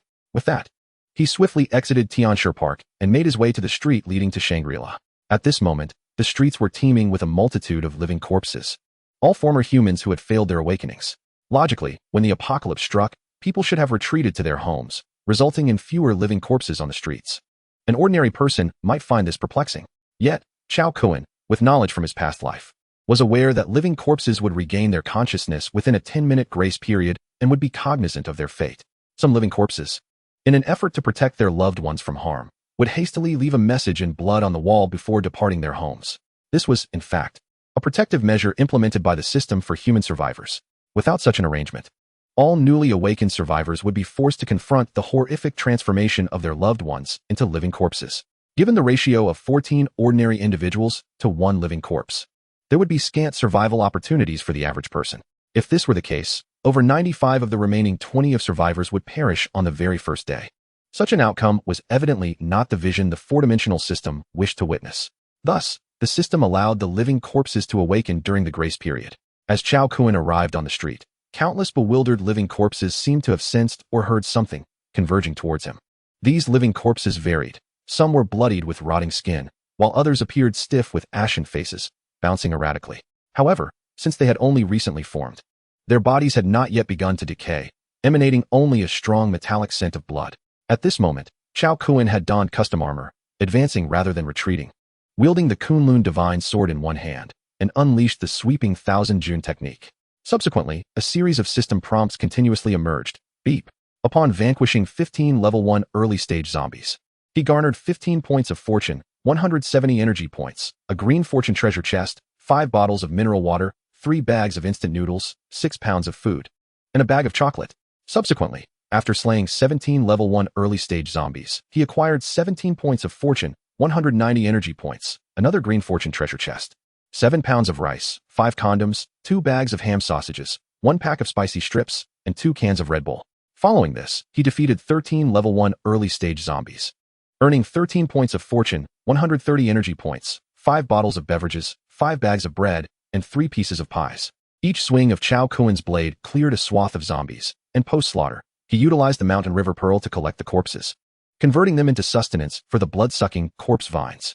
The crystal cores nestled within the brains of the zombies were also gathered through his spatial powers. Thus, he continued his relentless assault, with the Kunlun Divine Sword enhanced by the holy level skill sweeping across the forces, extending his attack range to 10 meters and achieving a terrifyingly efficient clearing rate. In a mere few minutes, he had dispatched over 200 zombies. However, just as he was reveling in the thrill of the hunt, an unusual noise echoed above him. Without lifting his gaze, he leaped 10 meters to the side. Thud! The sound of something crashing to the ground resonated. Turning back, Chao Kun could not discern whether it was a fallen zombie or human, who was carelessly littering. What a lack of decency, he exclaimed, irritated, before continuing his cleansing endeavor. Minutes passed, and Chao Kun felt utterly drained. Just as he was on the verge of being overwhelmed by the horde, he entered the mountain river space. Damn! This sweeping across the forces consumes an exorbitant amount of energy, he lamented. It was no surprise, as his physical attributes were nearing 300. Yet he could only wield the skill for a brief span of time. A typical individual with this ability at such a level might only endure for 30 seconds. After resting for 2 hours in the ordinary space, restoring half of his stamina, he stepped back into the fray. The zombies stirred at the sound of his return. This time, Chao Kun refrained from using sweeping across the forces, opting instead to employ the Kunlun Divine Sword to push forward. Finally, after half an hour, he arrived at Shangri-La. Unlike the streets, the hotel was engulfed in darkness. Yet, this posed no challenge for Chao Kun. He had previously plundered billions of resources from Walmart, and its contents were plentiful. With a slight mental search, he procured a searchlight. Thus, with one hand holding the lamp and the other wielding the sword. He ascended the stairs. Suddenly, a flesh-eating zombie lunged from the corner of the staircase. With a swift kick, he sent the creature crashing to the third floor. Another zombie rose from the ground, but with a single swipe of his sword, it was cleaved in half, along with the staircase railing. Soon, he reached the second floor, where a multitude of zombies were battering the doors, eager to reunite with him as if he were a long-lost kin. In kind, Chao Kun warmly obliged, swiftly severing their heads. These zombies were once travelers who resided in the hotel before the apocalypse. They had no relatives here. Transformed into zombies during the cataclysm, they chose to remain in the hotel, vandalizing the doors of other guests in their final moments, revealing their intentions all too clearly. The living corpses at home are aware of the need to distance themselves from their loved ones, while those outside yearn for a companion in their final moments. This irony of human nature reveals both its tender and sinister sides. Yet, in the eyes of Chao Kun, these living corpses embody neither good nor evil. Any corpse that can provide him with energy is deemed worthy. Soon, Chao Kun swept through the 5th level of the wandering corpses in Shangri-La. He ascended to the 6th level, where the women in his life resided. To his astonishment, he discovered a dozen corpses scratching at the door, clearly aware of the presence of women while they were still alive, seeking to indulge before their demise. Confronted with such corpses, Chao Kun employed his castration technique, ensuring that they would be dismembered after death. Once the corpses were dealt with, Chao Kun knocked on the door of Huang Huihui, calling out, "Open up. I have returned. Your man is back. Why aren't you welcoming me? It's me, Chao Kun. Silly girl, hurry and open the door." However, despite his persistent calls, no one came to answer. Earlier, he had instructed them not to open the door for anyone, but he had not anticipated being included in that directive. Could it be that they were too frightened by the living corpses?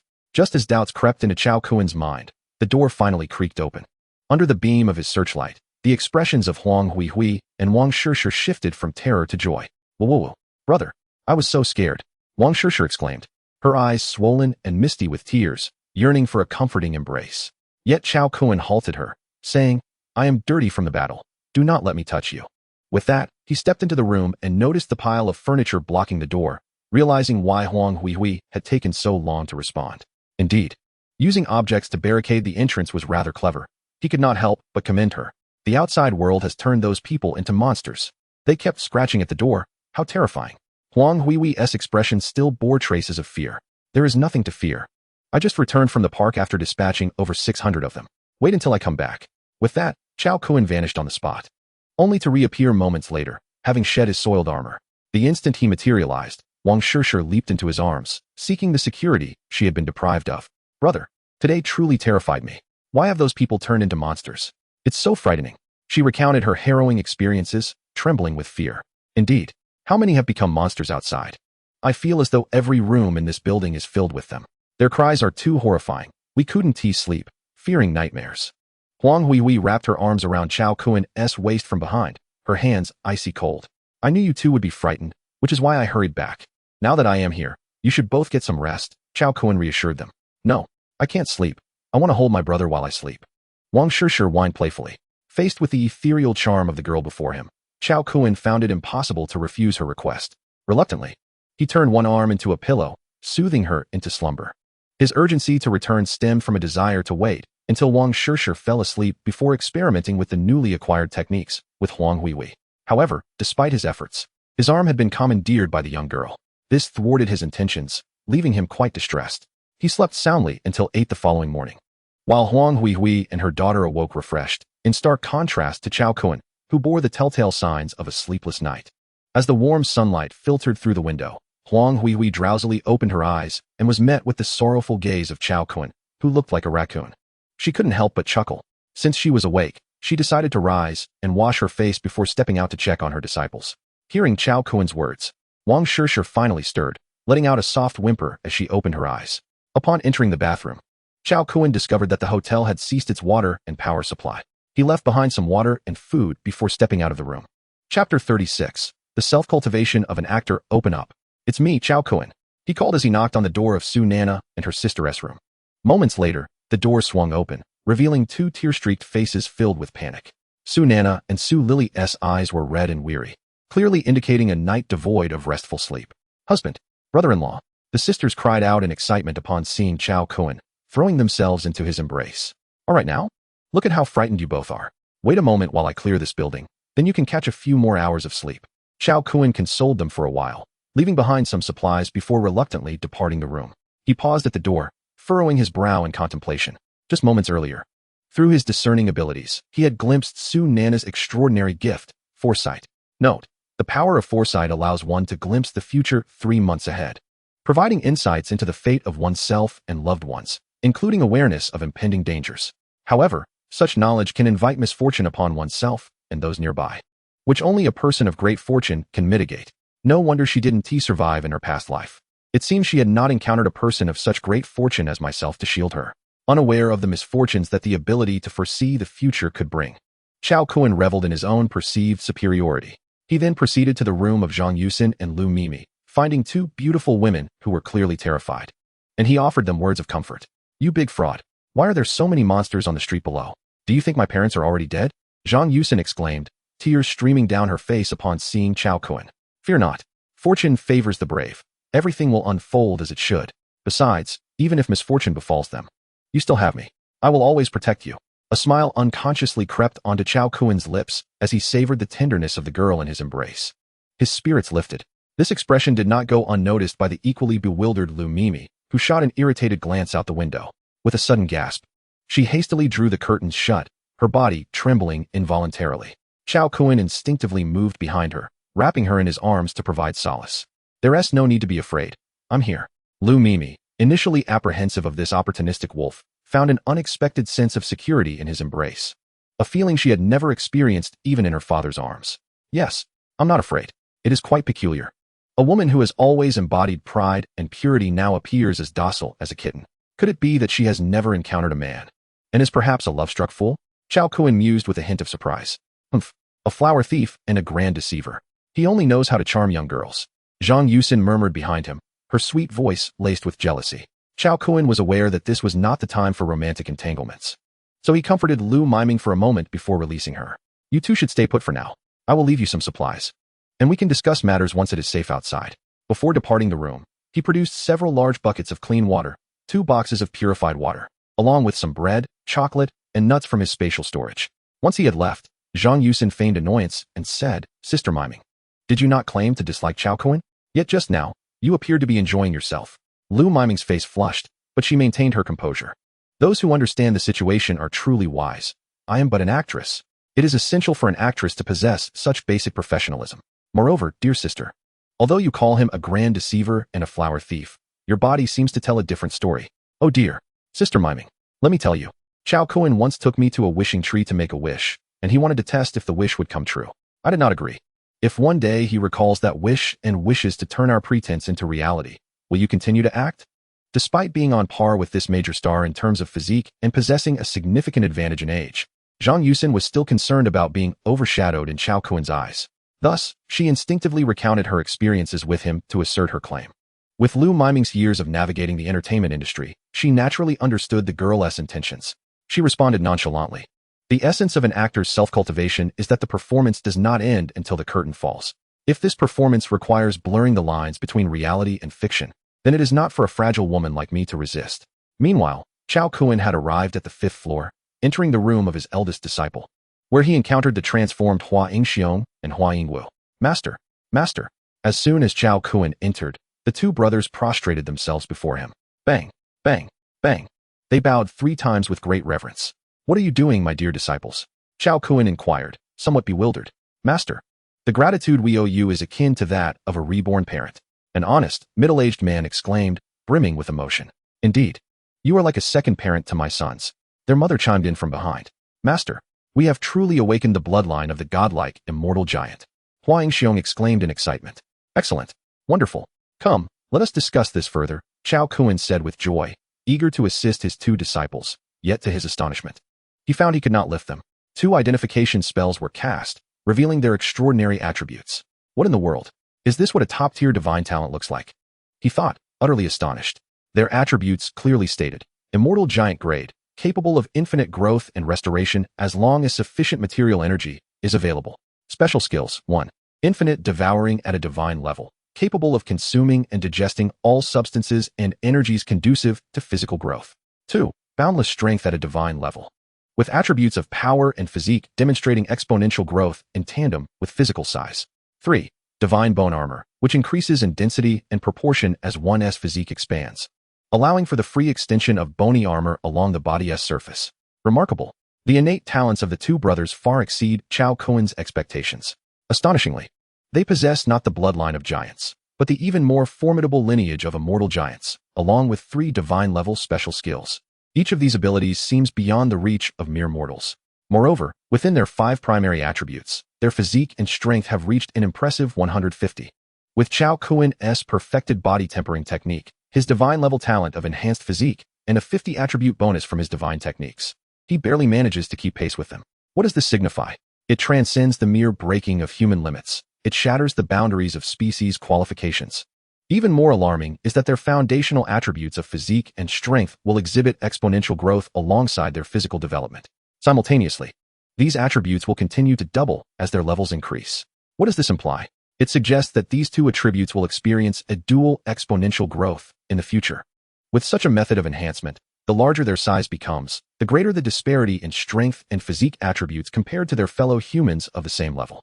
If one day their bodies were to increase 1,000,000-fold, their strength and physique would surpass those of their peers by an astonishing 1,000,000 times. How can this be human? They are akin to mythical beings. In a moment of reflection, Chao Kuen recalled the mythical creature, the rampaging Godzilla, he had vanquished in his previous life. Its strength and physique attributes exceeded his by far more than 1,000,000 times. In that colossal battle, it left 2 craters the size of Lake Baikal as it surged into space, unleashing an atomic breath that sent the moon into a haze. Yet, what was the outcome? It was still slain by their divine weapon. What was the reason? It possessed critical weaknesses in its 4 primary attributes. The 2 brothers similarly share such vulnerabilities. With agility lower than that of ordinary individuals, standing at only 9, and mental strength merely at 11. Thus, despite their explosive attributes, they cannot be deemed invincible.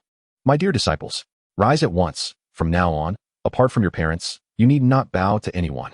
Chao Kuen declared, feigning anger. In his eyes, these 2 disciples had transcended humanity, resembling 2 young, rampaging Godzillas. Upon hearing this, Huaingrong was deeply moved, retorting, Master, you are our rebirth parents. Without you, there would be no us today. Indeed, from this day forth, my brother and I shall kneel neither to heaven nor to earth, but only to our parents and master. Hua Yingwu echoed with equal fervor. Very well, very well. Obedient disciples, I have felt your intentions. Henceforth, unless I perish, you need not kneel again. Chao Kuen, touched, wiped away a tear, reflecting on how fortunate he was to have such disciples. In his previous life, he had undergone a drastic change in temperament, ultimately meeting his demise at the hands of the most formidable firearms. Son, when your master commands you to rise, then rise. Upon hearing their father's words, the 2 brothers gradually steadied themselves and stood up, though the low ceiling compelled them to bow their heads. Elder Hua, I have come to deliver some supplies for you. Shortly, I shall take Hua Wai Hero and Hua Yingwu outside for some practical training. Imparting a few lessons, Chao Kuen respectfully addressed the brother's father. The earnest middle-aged man, upon hearing Chao Kuen refer to him as elder brother, was instantly stirred and exclaimed, Thank you, Master Chao? My 2 sons are lacking in talent. I humbly request your guidance. Do not call me Master Chao. Simply refer to me as brother, Chao Kuen replied with a similarly genial smile. The term brother from Chao Kuen evoked a profound sense of sincerity in the brothers' parents, rendering them momentarily speechless, as this single word encapsulated their heartfelt gratitude. Witnessing Chao Kuen's respectful demeanor towards their parents deeply moved the 2 brothers. After a warm exchange, Chao Kuen generously left a substantial amount of supplies for the family and shared a breakfast before departing with the brothers. Turning to the room of his 3rd disciple, Zheng Weining, Hua Yingwu, acting on Chao Kuen's suggestion, knocked on the door and called out, 3rd junior brother, master has arrived. Quickly open the door. Upon peering through the peephole and confirming it was indeed Chao Kuen, the young disciple hurriedly opened the door. Master, your disciple has missed you dearly, he exclaimed upon his emergence. Chao Kuen nodded and smiled. These 2 are your senior brother and 2nd brother. Please take a moment to greet them. He then cast a diagnostic spell, revealing a golden holy grade panel. Prominently displayed was a red talent ability, Godly Thunder Body, capable of devouring lightning, converting it into the energy it requires, and wielding control over thunder.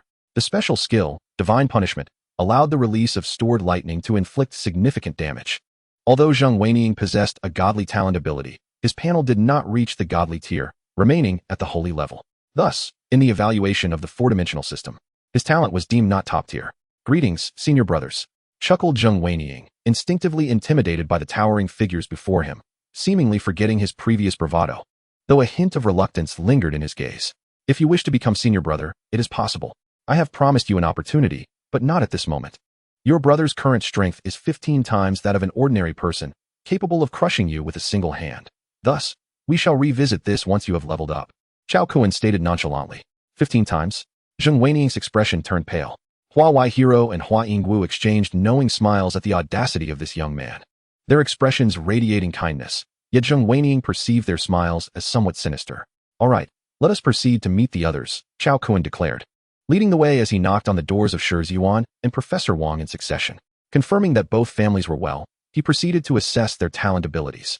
Shi Ziyuan indeed possessed a godly talent, undying body, though lacking in offensive power, which left Chao Kuan somewhat disappointed.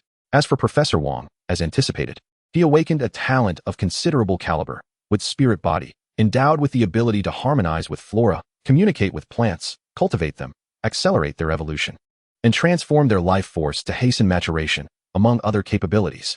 Though this extraordinary power may seem lacking, it embodies the essence of a perfect spirit plant master. Chao Kuan provided some supplies to the two families, and then informed them of a meeting at the self-service cafeteria shortly. He proceeded down the corridor and knocked on the door of Ma Chongqing's room. Upon glimpsing Ma Chongqing's attribute panel, Chao Kuan was left utterly astonished and began to question his very existence. Before him, Ma Chongqing's vibrant attribute panel boldly proclaimed, Fusion Body, Divine Level. Chapter 38, Controllable Nuclear Fusion in the Human Body? Fusion Body, Divine Level. The mitochondria within the body's cells undergo mutations, allowing for the cleavage and fusion of water molecules, resulting in cold fusion reactions that generate energy akin to nuclear fusion. This energy sustains all vital activities of the human body.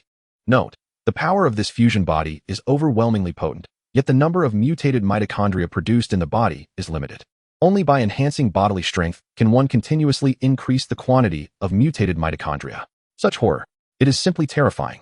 Chao Kuan never imagined that such a formidable ability existed in this world. Controllable nuclear fusion has remained an insurmountable challenge for the Dragon Kingdom and indeed globally for decades. Yet today, it has been realized within a human being.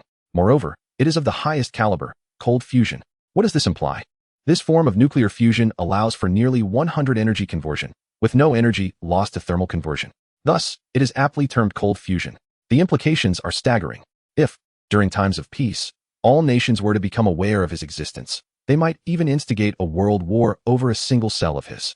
Not for any other reason, but for the mutated mitochondria within his cells, which conceal scientific enigmas that have eluded resolution for decades. Master Ma, how are Uncle and Auntie? Chao Kuan greeted with a sincere smile. However, his smile caused the jaws of his three disciples behind him to drop in astonishment. Chao Zhongzu, I dare not refer to myself as master in your presence. Thanks to your grace, my parents have not become the monsters downstairs. Ma Chongqing expressed his gratitude earnestly. May we come in? I happen to have brought some supplies for you. Chao Kuan continued. My apologies for the oversight. Please, do come in. The somewhat reserved Ma Chongqing, in his 30s, welcomed the four inside. Inside the room, two elderly individuals in their 60s, upon seeing Chao Kuan, instantly displayed expressions of fear and humility. Not wishing to appear overly familiar given their demeanor, Chao Kuan promptly presented the supplies and engaged in a brief conversation with Ma Chongqing before taking his leave. As he stepped outside, Chao Kuan furrowed his brow, immensely perplexed. Why had someone with such abilities as Ma Chongqing remained obscure in his previous life? Even if he had missed the prime period for evolution, it seemed improbable that he would leave behind only a scant few words of introduction before vanishing in the latter stages of the apocalypse. Could it be that he himself had encountered an issue? Was his body unable to withstand the collapse of the mutated mitochondria? Master, what is the identity of that Master Ma? One of the disciples, Hua Yingxiong, asked, perplexed. For he had observed that Chao Kuan had shown little respect towards Shi Ziyuan and Professor Wang's family, yet regarded this individual with distinct reverence. My disciple, I have my reasons for the way I conduct affairs. If you do not comprehend, simply follow my lead, Chao Kuan replied, unwilling to disclose his secret of perceiving others' talents. Yes, master. Indeed. Old 3, go and knock on Miss Chu's door. Chao Kuan pointed towards a room. Zheng Weiniang immediately scampered to the door, exclaiming, Open up, open up. My master has arrived. Hurry, open the door. Just then, the door swung open unexpectedly, causing him to slip and crash into the room in a rather comical manner. This amusing spectacle brought a smile to Chao Kuan's face. Truly, the youthful exuberance of a spirited young man is boundless. Who are you? A young woman with strikingly dark eyes stared in astonishment at the youth sprawled at her feet. Ah, Chao Kuan swiftly cast an identification spell, revealing a vivid attribute panel. What on earth? Chao Kuan was utterly taken aback. He could hardly believe that this girl, whom he had underestimated, possessed a divine-level talent template along with 2 divine-level abilities and 2 divine-level special skills. Her abilities were boldly inscribed: Resonant Body, Divine Level, and Pseudo-4-Dimensional Eye, Divine Level. Note: the Resonant Body, Divine Level can perceive the resonant frequency of all objects, transforming the energy of resonance in the universe. The Pseudo-4-Dimensional Eye is a pair of eyes originating from a 4-dimensional being. Special abilities: Subsonic Resonance, Divine Level, and Hyperdimensional Vision, Divine Level. Note: the Subsonic Resonance, Divine Level can emit subsonic waves, transmitting energy through various media, resonating with targets to disrupt their fundamental structure, making it exceedingly difficult to defend against, an extremely lethal ability. The Hyperdimensional Vision, Divine Level allows one to see life forms of energy that ordinary people cannot perceive, glimpsing the 4-dimensional spacetime for a fleeting moment. However, lacking a 4-dimensional brain, one cannot process the vast amounts of information from the 4-dimensional realm. The Pseudo-4-Dimensional Eye, Divine Level was the first instance in Chao Kuan's life, both past and present, where he encountered an ability related to the 4th dimension. The fact that this ability was merely a pseudo-form yet achieved divine status left him pondering the potential level of its true form. At the first sight of this ability, Chao Kuan understood the true purpose of the 4-dimensional system: to select and evolve genuine 4-dimensional beings. Chao Kuan, still astonished from using the identification spell, quickly approached and asked, "Miss Chu, would you be willing to accept me as your master? How peculiar. This is truly bizarre." Zheng Weiniing, still on the ground, muttered under his breath, observing the juvenile antics of the young man. Chao Kuan felt a pang of embarrassment and nudged him aside with his foot. "Ah, you are Master Chao. I recognize your voice. Do you wish to take me as your disciple?" The young girl, now regaining her sight, gazed at Chao Kuan with eyes sparkling with excitement. "Indeed, I wish to accept you as my 4th disciple. Are you willing?" Chao Kuan stated earnestly. At that moment, a middle-aged woman peered into the room, her hair neatly styled, and exclaimed with delight, "Master Chao, are you truly willing to accept my daughter as your disciple?" "Indeed. I sought out your daughter before the apocalypse because I recognized her abilities. It is fortuitous that she has now awakened, aligning perfectly with my requirements for a disciple's innate talent," Chao Kuan replied with utmost seriousness. As they spoke, the group entered the room. "Brother, this little girl seems rather uncanny," Zheng Weiniing whispered to Hua Yingxiong behind him, seemingly attempting to salvage some dignity. "Master Chao, are you aware of my gifted abilities?" Though the young girl had regained her sight, her demeanor remained as tranquil and aloof as ever. "I, who am well-versed even in the apocalyptic tales, certainly recognize your extraordinary talents. Yet, such gifts can only be divulged to those of utmost kinship. Extend your hand, and I shall inscribe it for you to behold." Chao Kuan once again assumed the guise of a fortune-teller, appearing as if he were about to read the girl's palm. Observing his expression, the girl, with a hint of curiosity amidst her coldness, playfully remarked, "Here you go, fortune-teller." Hee. Chao Kuan grasped her petite hand and wrote a few lines in her palm. Then casually inquired, "How is it? Not only do I perceive your extraordinary abilities, but I can also foretell your romantic destiny. Would you like me to take a glimpse into that as well?" The girl blushed and softly replied, "As for romance, perhaps it's best left unexamined. I can't shake the feeling that you, master, do not appear to be a benevolent soul." "How can you speak so?" her mother interjected, feigning exasperation. Yet her intent was to encourage the girl to accept Chao Kuan as her mentor. "Didn't you previously express a desire to study under Master Chao? Now that he wishes to take you as a disciple, you hesitate." Reluctantly, the girl capitulated, "Very well. I shall accept you as my master, for you saved my mother." "Good pupil. By the way, what is your name?" Chao Kuan asked with delight. "I am called Chu Men. I chose this name myself," she replied. "Oh, indeed. No wonder I had forgotten. It is rather unremarkable. You seem so delicate. Henceforth, I shall call you Chu Chu." Thus, Chao Kuan insisted on renaming his imaginative disciple, a name that garnered general approval. After assessing the array of remarkable talents he had gathered, he instructed several disciples to summon everyone. As all were assembled, Chao Kuan addressed the current circumstances. In truth, the others were already well aware of the unfolding events. Since last night, their phones had been inundated with various messages from Longhua. "Figure out how to cleanse this building of the living dead. I have no time for such matters. Open all the rooms and usher the other survivors down to the 1st floor. No one is to ascend to the 6th floor without my permission." After issuing a few directives, Chao Kuan produced a dozen weapons and distributed them among his disciples before departing from the Shangri-La. Having spent half an hour early in the morning for his disciples, his great blade was already thirsting for action.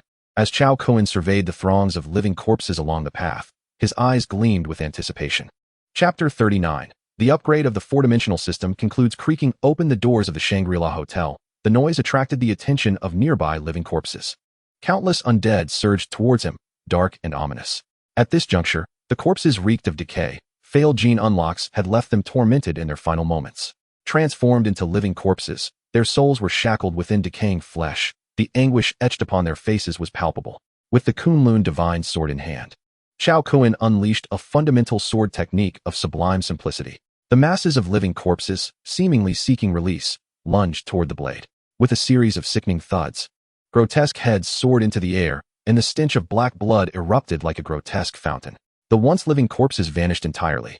Every technique and skill comprises 9 levels of cultivation, yet Chao Kun's foundational swordsmanship had transcended the realm of mastery, achieving the pinnacle of simplicity and purity. At this moment, each strike he unleashed was the epitome of effortless efficiency. Ding! He eliminated an early-stage level 1 corpse, earning 11 points of fortune, 120 energy points, and 1 green fortune treasure chest. Ding! He vanquished another early-stage level 1 corpse, acquiring 15 points of fortune, 160 energy points, 1 fortune treasure chest, 5 bottles of mineral water, and 2 packets of instant noodles. Employing this foundational sword technique, Chao Kun astonishingly executed a series of consecutive kills amidst the throng of dark, looming corpses. Its efficiency rivaled that of the mightiest sweeping strikes, yet with negligible expenditure of stamina. Indeed, one should not employ a sledgehammer to crack a nut. A smile graced Chao Kun's lips as he wielded his sword in a lotus formation, and in the blink of an eye, several more corpses met their demise. Minutes passed, and the gathering of corpses could no longer keep pace with his relentless slaughter. Thus, he initiated a proactive assault, continually racing towards the clustering undead. At that moment, numerous survivors observed this spectacle from the upper floors through their windows. A figure clad in armor, brandishing a longsword, traversed the streets with astonishing speed, severing countless monsters at the instant they approached, only for them to vanish thereafter. Initially, they suspected it to be an illusion, for this was reality, not a game. Monsters did not simply disappear upon death. However, after repeated confirmations, they realized the truth, igniting both shock and a glimmer of hope within them. Soon, some began to emulate Chao Kun, adorning themselves with armor, eager to venture into the streets for a glorious slaughter. Yet, their bravado lasted no more than 3 seconds before they were overwhelmed by the corpses, their flesh devoured in a matter of moments, leaving only bloodied skeletons behind. Witnessing the grim fates of their peers doused the fervor of many eager souls with cold water, compelling them to seek refuge and await rescue. Little did they know, this was the prime moment for their ascension. The undead only grew stronger with time. Each corpse possessed a crystal core within its mind, capable of absorbing intangible abilities to enhance itself continually. In contrast, as survivors awakened their powers and eliminated the gene-unlocking virus, they forfeited the conditions necessary for forming crystal cores. If they could not accrue energy through vanquishing monsters, the evolutionary pace of human survivors would lag far behind that of the undead. At this juncture, an urgency welled within Chao Kun. Upgrades to the four-dimensional system typically did not extend beyond a day. He remained unaware of the challenges that would emerge once the upgrade concluded. Thus, Chao Kun cleaved his way from Shangri-La to Junyue Building, and from Junyue Building, accompanied by a cadre of disciples, to Tianshi Park. From early morning until noon, he relentlessly eliminated over 1,900 corpses. Finally, after 12 hours, he received a system notification. Ding. System upgrade complete. New calamities have arrived. New insect plagues and new mutations. Ding. Portions of the system message panel have been unlocked, including the personal friend system. Ding. The system detected that player Chao Kun initiated godslaying at the onset, possessing super god potential, and has rewarded him with an enhancement to the super god template. The level cap has been raised from 9 to 10. Upon hearing the system notifications, Chao Kun was filled with elation. His attribute panel had transformed into a resplendent array of colors. Attribute panel, super god level character, Chao Kun level, initial level 1, 2652, 010, 0000. He was astounded that this system upgrade included him and bestowed upon him a unique reward. It is known that beings with awakened divine abilities can ascend to a maximum of level 9, while only those with awakened super divine powers possess the opportunity to reach level 10. Yet, astonishingly, he had not awakened such powers, and still, the system elevated his promotion template, granting him the potential to tread upon the legendary level 10. This was akin to a windfall from the heavens. However, this extraordinary reward from the system came with formidable challenges. With each incremental enhancement of the panel's quality, the energy required for advancement would escalate dramatically. This resulted in his initial upgrade energy points skyrocketing from 10,000 to 100,000 an astonishing tenfold increase, transforming it into 1,000 times that of an ordinary panel. Originally, to elevate his divine panel from level 0 to the pinnacle of level 9, a mere 1,310,720,000 energy points sufficed.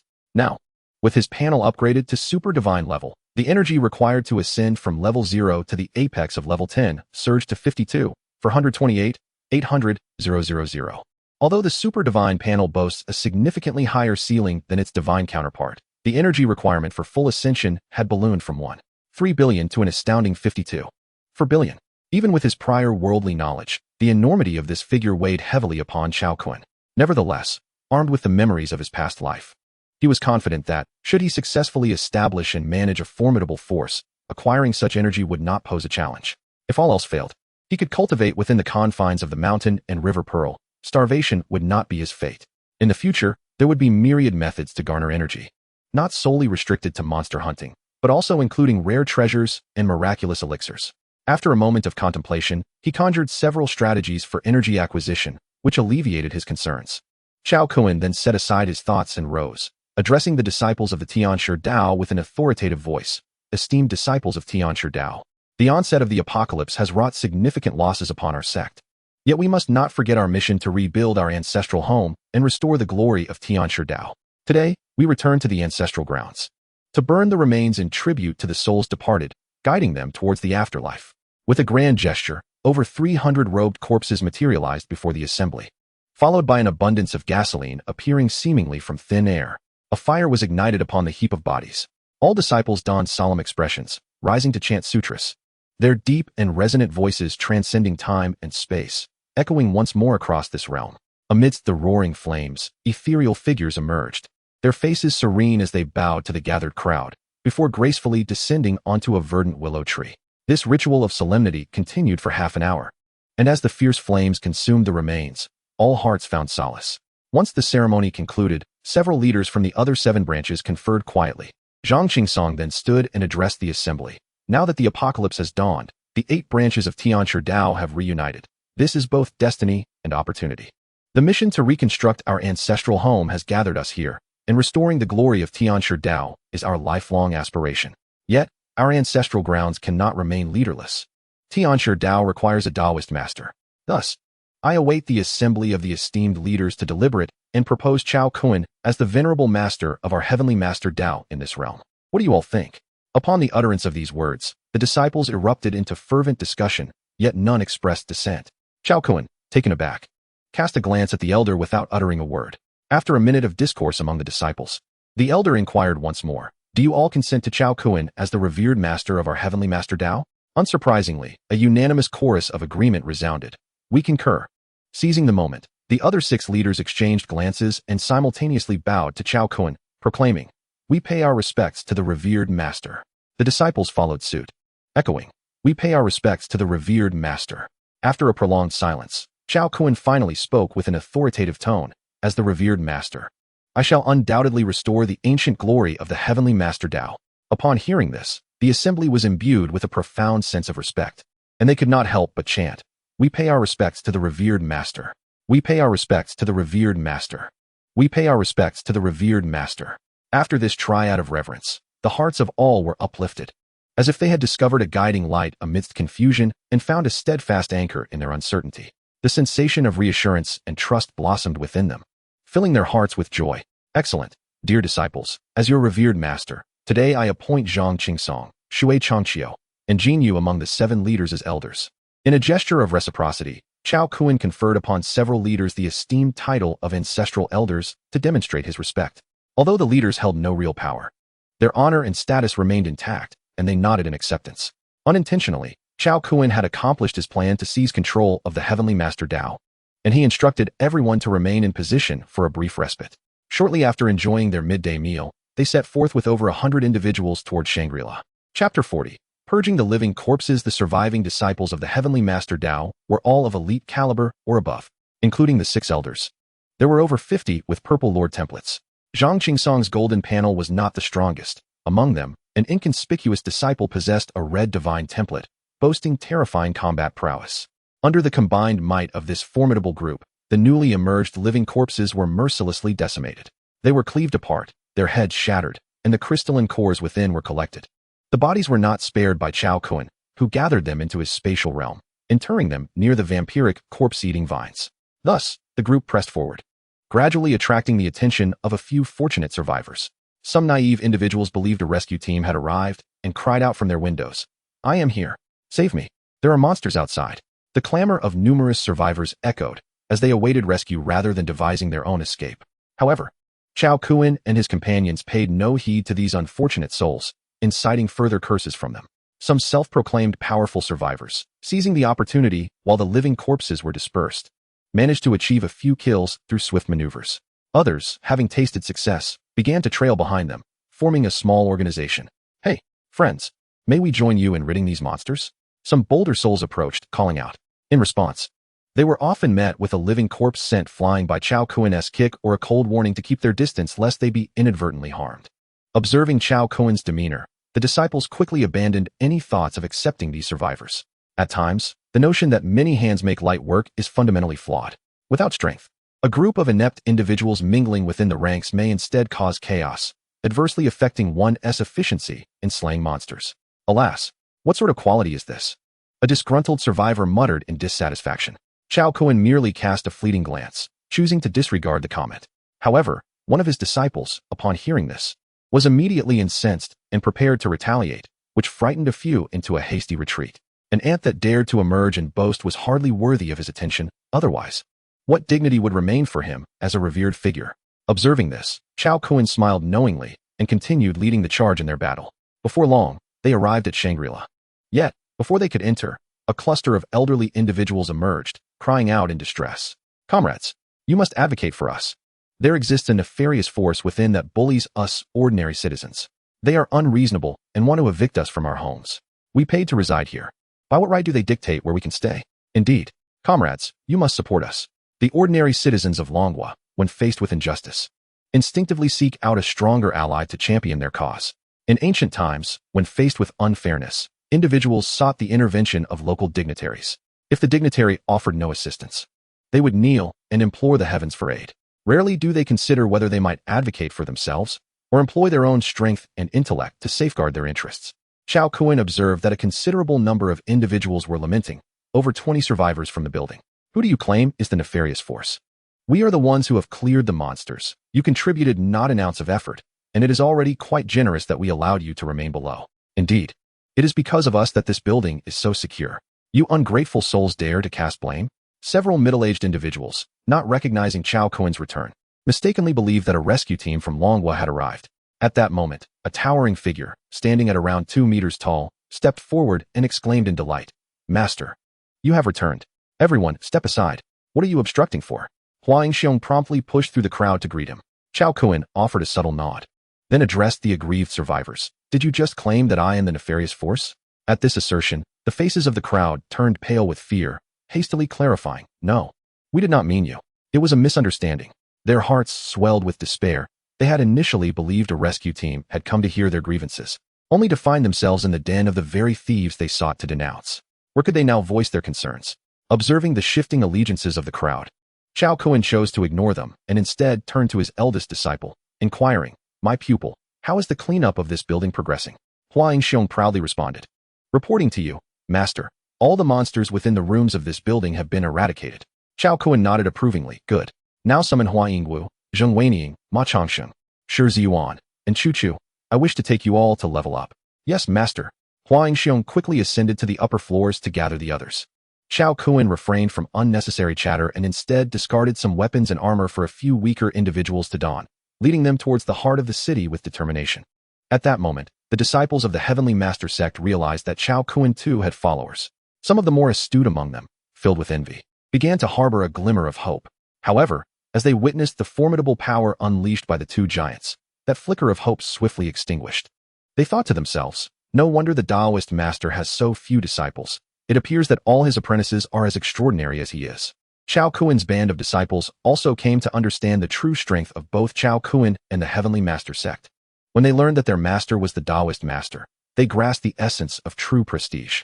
With the addition of several disciples, especially the two giant brothers, their progress became noticeably swifter. Chao Kun led the charge, clearing the way, while the brothers flanked him as protectors, and the young girl, Chu Chu, trailed behind. To the onlookers, it seemed as though this girl remained inactive. Yet in the distance, the heads of the living corpses exploded inexplicably, their eyes flying in all directions. Only Chao Kun perceived that this girl was utilizing her resonant body to continually sense the resonance frequencies of various living corpses. Through the ground and air, she transmitted energy waves of matching frequency to the corpses, achieving lethal results. The third disciple, Zheng Weiniang, did not wish to be outdone. Bolts of lightning erupted from various parts of his body. Though his strikes lacked significant lethality, they were effective in immobilizing the undead. The helpless corpses fell one by one under his harvest. Yet, he found himself isolated, as his lightning was prone to inadvertently striking his own allies, making him appear rather conspicuous among the group. Meanwhile, the seemingly unremarkable middle-aged man, Ma Changxing, unleashed terrifying power from the side of the group, though his strength fluctuated unpredictably.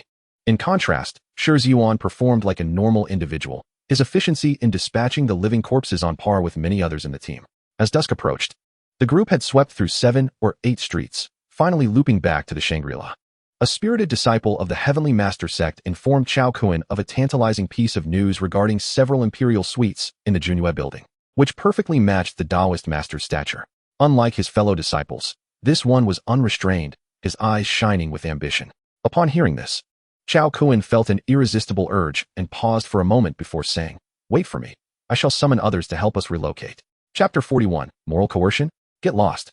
With the mountain and river space, he could relocate wherever he wished. It was all a mere jest. Soon, Chao Kun gathered the group supplies, instructing his disciples to transport their belongings to the Junyue building. However, as they prepared to depart, the survivors who had come to report grievances earlier grew anxious. Should Chao Kun and his companions leave, they would be left to confront the omnipresent monsters alone.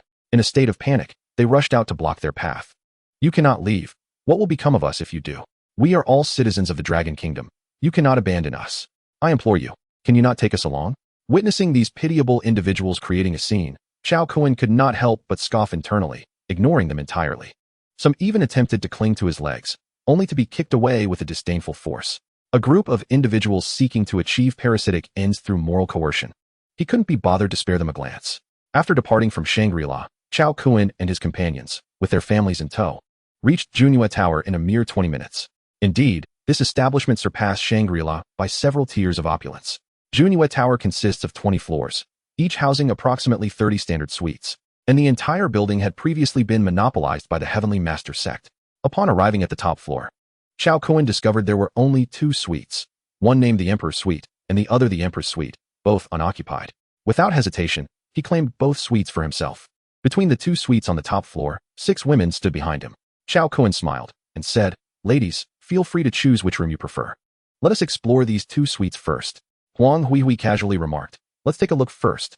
Is this Lu Mimi?" Su Nana, having supported Huang Huihui's suggestion, feigned ignorance and inquired, "It seems you haven't met yet. This is Lu Mimi, and this is Zhang Yusin. They will be with me from now on. Do make their acquaintance." Having been preoccupied with battles, Chao Kun had not introduced the 2 women earlier. The other beauties had only a vague awareness of each other's existence, and this marked their first formal meeting. Chao Kun was indifferent to their reactions. It was akin to university roommates who start off as strangers but gradually get to know one another. "All right, since that's settled, let us examine the interior of these 2 suites," he said, swiping his card to unlock the door to the Emperor's Suite. Remarkably advanced, these hotels had long anticipated the possibility of power outages preventing door access. Thus, the electronic locks were equipped with batteries, ensuring functionality even without electricity. Upon entering the Emperor's Suite, the group was astounded by the lavish decor. It is difficult for an ordinary person to fathom what a room costing millions per day could possibly contain. In this opulent suite featuring 8 bedrooms, 3 bathrooms, 3 balconies, 2 living rooms, a bar, and a kitchen, an array of cutting-edge furnishings and a plethora of valuable antique porcelain and artwork were artfully displayed. The entire set of tables and chairs crafted from golden silk nanmu, a grand bed made of wangwali wood, and a large wardrobe of rosewood were simply unimaginable. Even the toilet and bathtub were made of pure gold, something an average person could not even dream of encountering. Even Lu Mimi, whose worth reached billions, was visibly astonished by the decor. "Well, who among you has decided to stay, and who wishes to go to the other suite?" Chao Kun, in high spirits, reclined on the wangwali bed. "I will stay. I too shall remain. I am not going to the other suite." "Then I shall not go either." To Chao Kun's surprise, the ladies all opted to stay. "Very well, each of you may choose a room. Afterward, let us gather in the living room for a meal. He spoke as he entered the dining area, retrieving from the ethereal space a sumptuous spread of delicacies: braised shrimp, braised pork ribs, stewed pork knuckle, braised pig trotters, marinated pig ears, spicy chicken, and fish head with chopped chili, among a dozen other meaty dishes. He also conjured forth fresh cucumbers and tomatoes, preparing 6 small servings of cucumber salad and sugar-marinated tomatoes. Subsequently, he arranged an assortment of fruits, including blueberries, cherries, hominy melons, and grapes. Finally, he procured several bottles of fine red wine from his vast wine cellar. At that moment, 6 beautiful women stepped out of their rooms, reluctant yet curious, and were astounded by the feast laid before them. Having witnessed Chao Kuen's extraordinary prowess and esteemed status, they found it somewhat acceptable that he could produce such a magnificent banquet. Come and indulge in this culinary delight, ladies. Chao Kuen feigned a gentlemanly demeanor, inviting the astonished women. Wang Shishir, the youngest among them, had already regarded Chao Kuen as an omnipotent figure, so she was not taken aback by his surprising actions. Naturally, she was the first to take a seat beside him, prompting the others to follow suit. Brother, how do I add friends on that system? I don't know how. The friend panel of the 4-dimensional system had opened, and the eager girl immediately thought of adding Chao Kuen as a friend. Yes, brother-in-law, I don't know either. Please teach us. Su Lily skillfully claimed another spot beside Chao Kuen, eager for interaction. It's quite simple. There are several ways to add friends. Beneath your names, there's a hidden ID string that you can search to add. You can also click on someone's profile for messages they've sent to apply for addition. Thus, the group began to add each other as system friends. The 6 women felt a newfound closeness due to their mutual connections. Although they appeared to be conversing amongst themselves, their attention was primarily on Chao Kuen. Let us eat. It's been a while since we've had anything. We can chat while we dine, and I'll give you some wonderful gifts once we finish. Chao Kuen smiled mysteriously. Darling, you should eat too. Su Nana gazed at him adoringly, serving him a piece of pig trotter. Indeed, let us all enjoy. There are a few bottles of red wine here. Let us eat and drink. Chao Kuen reveled in the delightful atmosphere. Before long, the ladies sampled the cucumber salad and marinated tomatoes. To their astonishment, they discovered that due to a simple dish, they had ascended from level 0 to the early stages of level 1. It required 1 point of energy to advance from 0 to 1. Their attribute values not only doubled, but also acquired several additional points. This unexpected delight thrilled them immensely. After all, they were delicate women, averse to venturing out to slay the undead like Chao Kuen.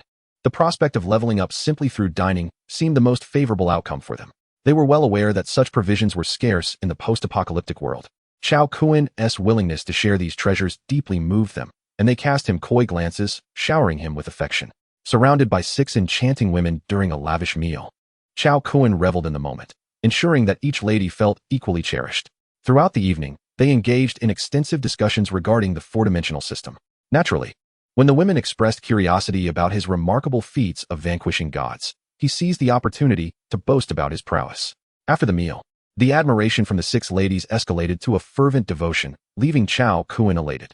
He promptly disposed of the kitchen waste himself, sparing Huang Hui from the task, and led the 6 women to the relaxation area, exclaiming with pride, "Today, I have slain over 3,700 living corpses and unlocked more than 200 green fortune chests.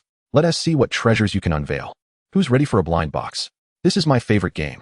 Zhang Yusin, who had been forcing a smile, instantly brightened at the mention of blind boxes. Chapter 42. Opening fortune chests at the dining table. Chao Kuen and the group of beautiful women had indulged in ample red wine, their spirits slightly lifted by intoxication. In this jovial atmosphere, Chao Kuen proposed that the ladies assist him in opening blind boxes, treating it as a whimsical post-dinner game. The women, equally intrigued by the nature of the fortune chests he spoke of, watched with eager anticipation. With a flourish of his hand, Chao Kuen manifested the fortune chests from the system. Rows of energy chests, radiating a mesmerizing green glow, materialized before them. While Chao Kuen showed little interest in the chests, the ladies were captivated by the ethereal sight. Wow, these chests are adorable. What treasures could be hidden inside, regardless of their stature? All the women were enchanted by these glimmering mysteries. Indeed, these chests contained extraordinary techniques, skills, weapons, equipment, exceptional materials, and attribute fruits. Who among you would like to test their luck? Chao Kuen inquired with a subtle smile. I'll go first. I want to be the first. Wang Shishir, the embodiment of a celestial maiden, eagerly claimed her turn, confident in Chao Kuen's affection. All right, Shishir, you may go first. Open 10 at once. Under the watchful eyes of the group, she opened the first chest. The dreamlike energy chest burst like a bubble, revealing a technique book titled Innate Supernatural Power. Oh yes, a treasure, she exclaimed, holding up the book. "Brother, what kind of treasure is this?" The girl, brimming with excitement, found she could not open the book and turned to Chao Kun for assistance. This is a standard supernatural technique that can be learned through the system. However, each individual may only learn one technique per level and cannot cultivate at will, Chao Kun explained patiently. Upon hearing this, the young lady eagerly presented the technique to Chao Kun like a prized possession before continuing to unveil the next chest. In total, 9 chests were opened, yielding 4 attribute fruits, 1 skill book titled Repel Supernatural, 3 pieces of extraordinary refined iron, and 1 extraordinary weapon. These green attribute fruits, when consumed, could enhance one attribute by 1 point, with 4 types: body, strength, agility, and spirit, each having a maximum consumption limit of 10. The probability of obtaining each type of attribute fruit stood at 10%. With each new item unveiled, Chao Kun took the time to explain its value and purpose to the ladies, highlighting the odds of acquiring such items. Soon, the game turned to the other enchanting ladies, each taking turns to open treasure chests. The various surprises filled them with delight, and seeing his women so joyous, Chao Kun was equally elated. Thus, all 225 treasure chests were opened. A total of 91 attribute fruits, 62 extraordinary materials, 20 martial arts manuals, 20 skill books, 11 extraordinary weapons, 12 extraordinary pieces of equipment, and 9 crystals of varying levels from early stage 1 to late stage 2 were acquired. As the ladies enjoyed their time, Chao Kun took 40 attribute fruits and consumed them directly, then cheerfully announced, "Ladies, the chests have been opened. Choose whatever you desire, except for martial arts manuals. Each of you may select one of each type." Upon hearing Chao Kun's words, the women could hardly believe their ears, exclaiming with joy, "Really? Can we take whatever we like?" After all, each of these treasures required Chao Kun to defeat 16 living corpses to obtain just one, explaining their elation. "Is there any doubt? Take what you wish. But do skip the martial arts manuals. These inferior techniques are not worth cultivating. As for the attribute fruits, you may share them. I have no use for them." Chao Kun glanced at the 20 martial arts manuals and felt a headache coming on. Titles such as Transcendent Longevity Technique, Transcendent 3 Flowers Gathering, Transcendent Crimson Sun Scripture, Transcendent 9 Nether Technique, Transcendent Qianyang Technique, Transcendent Heavenly Gang Cultivation, Transcendent Azure Cloud Sword Technique, and Transcendent Mighty Vajra Technique may sound impressive, but with just a cursory glance, he lost interest. These techniques only provided a meager 10 boost to basic attribute points, and their characteristics were quite rudimentary. How could they possibly compare to the shared Transcendent Phoenix Nourishment Technique that he would cultivate in tandem with the ladies? With this thought, Chao Kun couldn't help but let out a sinister chuckle, startling Zhang Yusin, who had been observing him closely. She was well aware that Chao Kun tended to laugh in such a manner whenever he was about to engage in mischief. "What is the matter, Yusin?" Lu Miming, who was selecting her equipment, instinctively inquired. "Oh, it's nothing." The girl quickly covered her mouth, pretending to be engrossed in her selection. But her eyes continued to sneak glances at Chao Kun. He quickly picked up on her thoughts, and noticing her furtive gaze, he flashed a cunning wolf-like smile, causing her to cover her eyes in fright. Before long, the 6 ladies had chosen their weapons and equipment, storing them within the dimensional system. Items produced by the dimensional system can be stored, but there is a limit to the quantity. Chao Kun glanced at the 20 skill books and, after some consideration, remarked, "The skill books can serve as a temporary solution. We can replace them later when better ones are available." He then casually distributed the 6 skill books: Transcendent Repulse, Transcendent Heavy Strike, Transcendent Critical Hit, Transcendent Stamina Recovery, Transcendent Mental Recovery, and Transcendent Holy Light Technique, according to the abilities of the ladies. Skills, like martial arts, varied. Some were universal skills usable by any ability user, while others were exclusive to particular systems. For instance, Transcendent Repulse was a universal skill, whereas Transcendent Stamina Recovery was exclusive to the wood element. The extraordinary talents of the few women were rather unremarkable, with the exception of Su Nana, who stood apart in her abilities. The gifts bestowed upon them by Chao Kun served merely to equip them with the means for self-preservation in the face of danger. Upon receiving the skill books distributed by Chao Kun, their faces lit up with joy, exhilarated by the prospect. Coupled with the effects of alcohol, they engaged in a thrilling game of treasure chest opening, their complexions flushed and undeniably alluring. As the sun dipped below the horizon and a power outage enveloped the room in darkness, Chao Kun urged them, "The hour is late. It is time for you all to return to your respective chambers." Upon hearing this, the women, understanding the need for decorum, retreated to their rooms. Meanwhile, Chao Kun discreetly noted their room numbers, a wolfish grin spreading across his face. However, he was no man of haste. After the women departed, he did not spring into action immediately.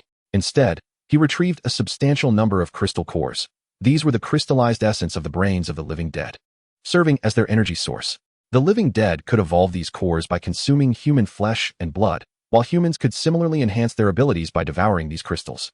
To advance their powers, ability wielders needed to meet two conditions. Their energy value must exceed their current level, and their primary ability must successfully progress.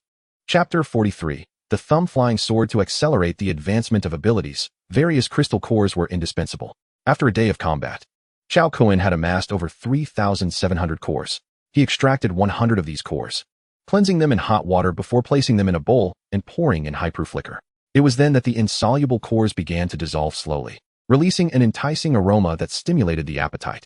While the cores could be ingested directly, the absorption and refinement process was painfully slow. Hence Chao Kuan's choice to dissolve them in alcohol. During the waiting period, he produced a 10-kilogram bag of rice, employing his primary ability, the mastery of objects. The bag of rice levitated, moving gracefully through the air. Having not awakened this ability in his previous life, he lacked experience and could only practice through trial and error. He began with the 10 kilograms of rice, then transitioned to 5 kilograms of mineral water. Once he mastered the technique, he progressed to manipulating a 1-kilogram object.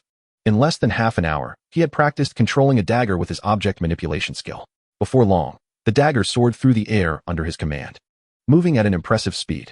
However, the dagger could only operate within a 10-meter radius. Beyond this limit, it would fall out of control, constrained by this range.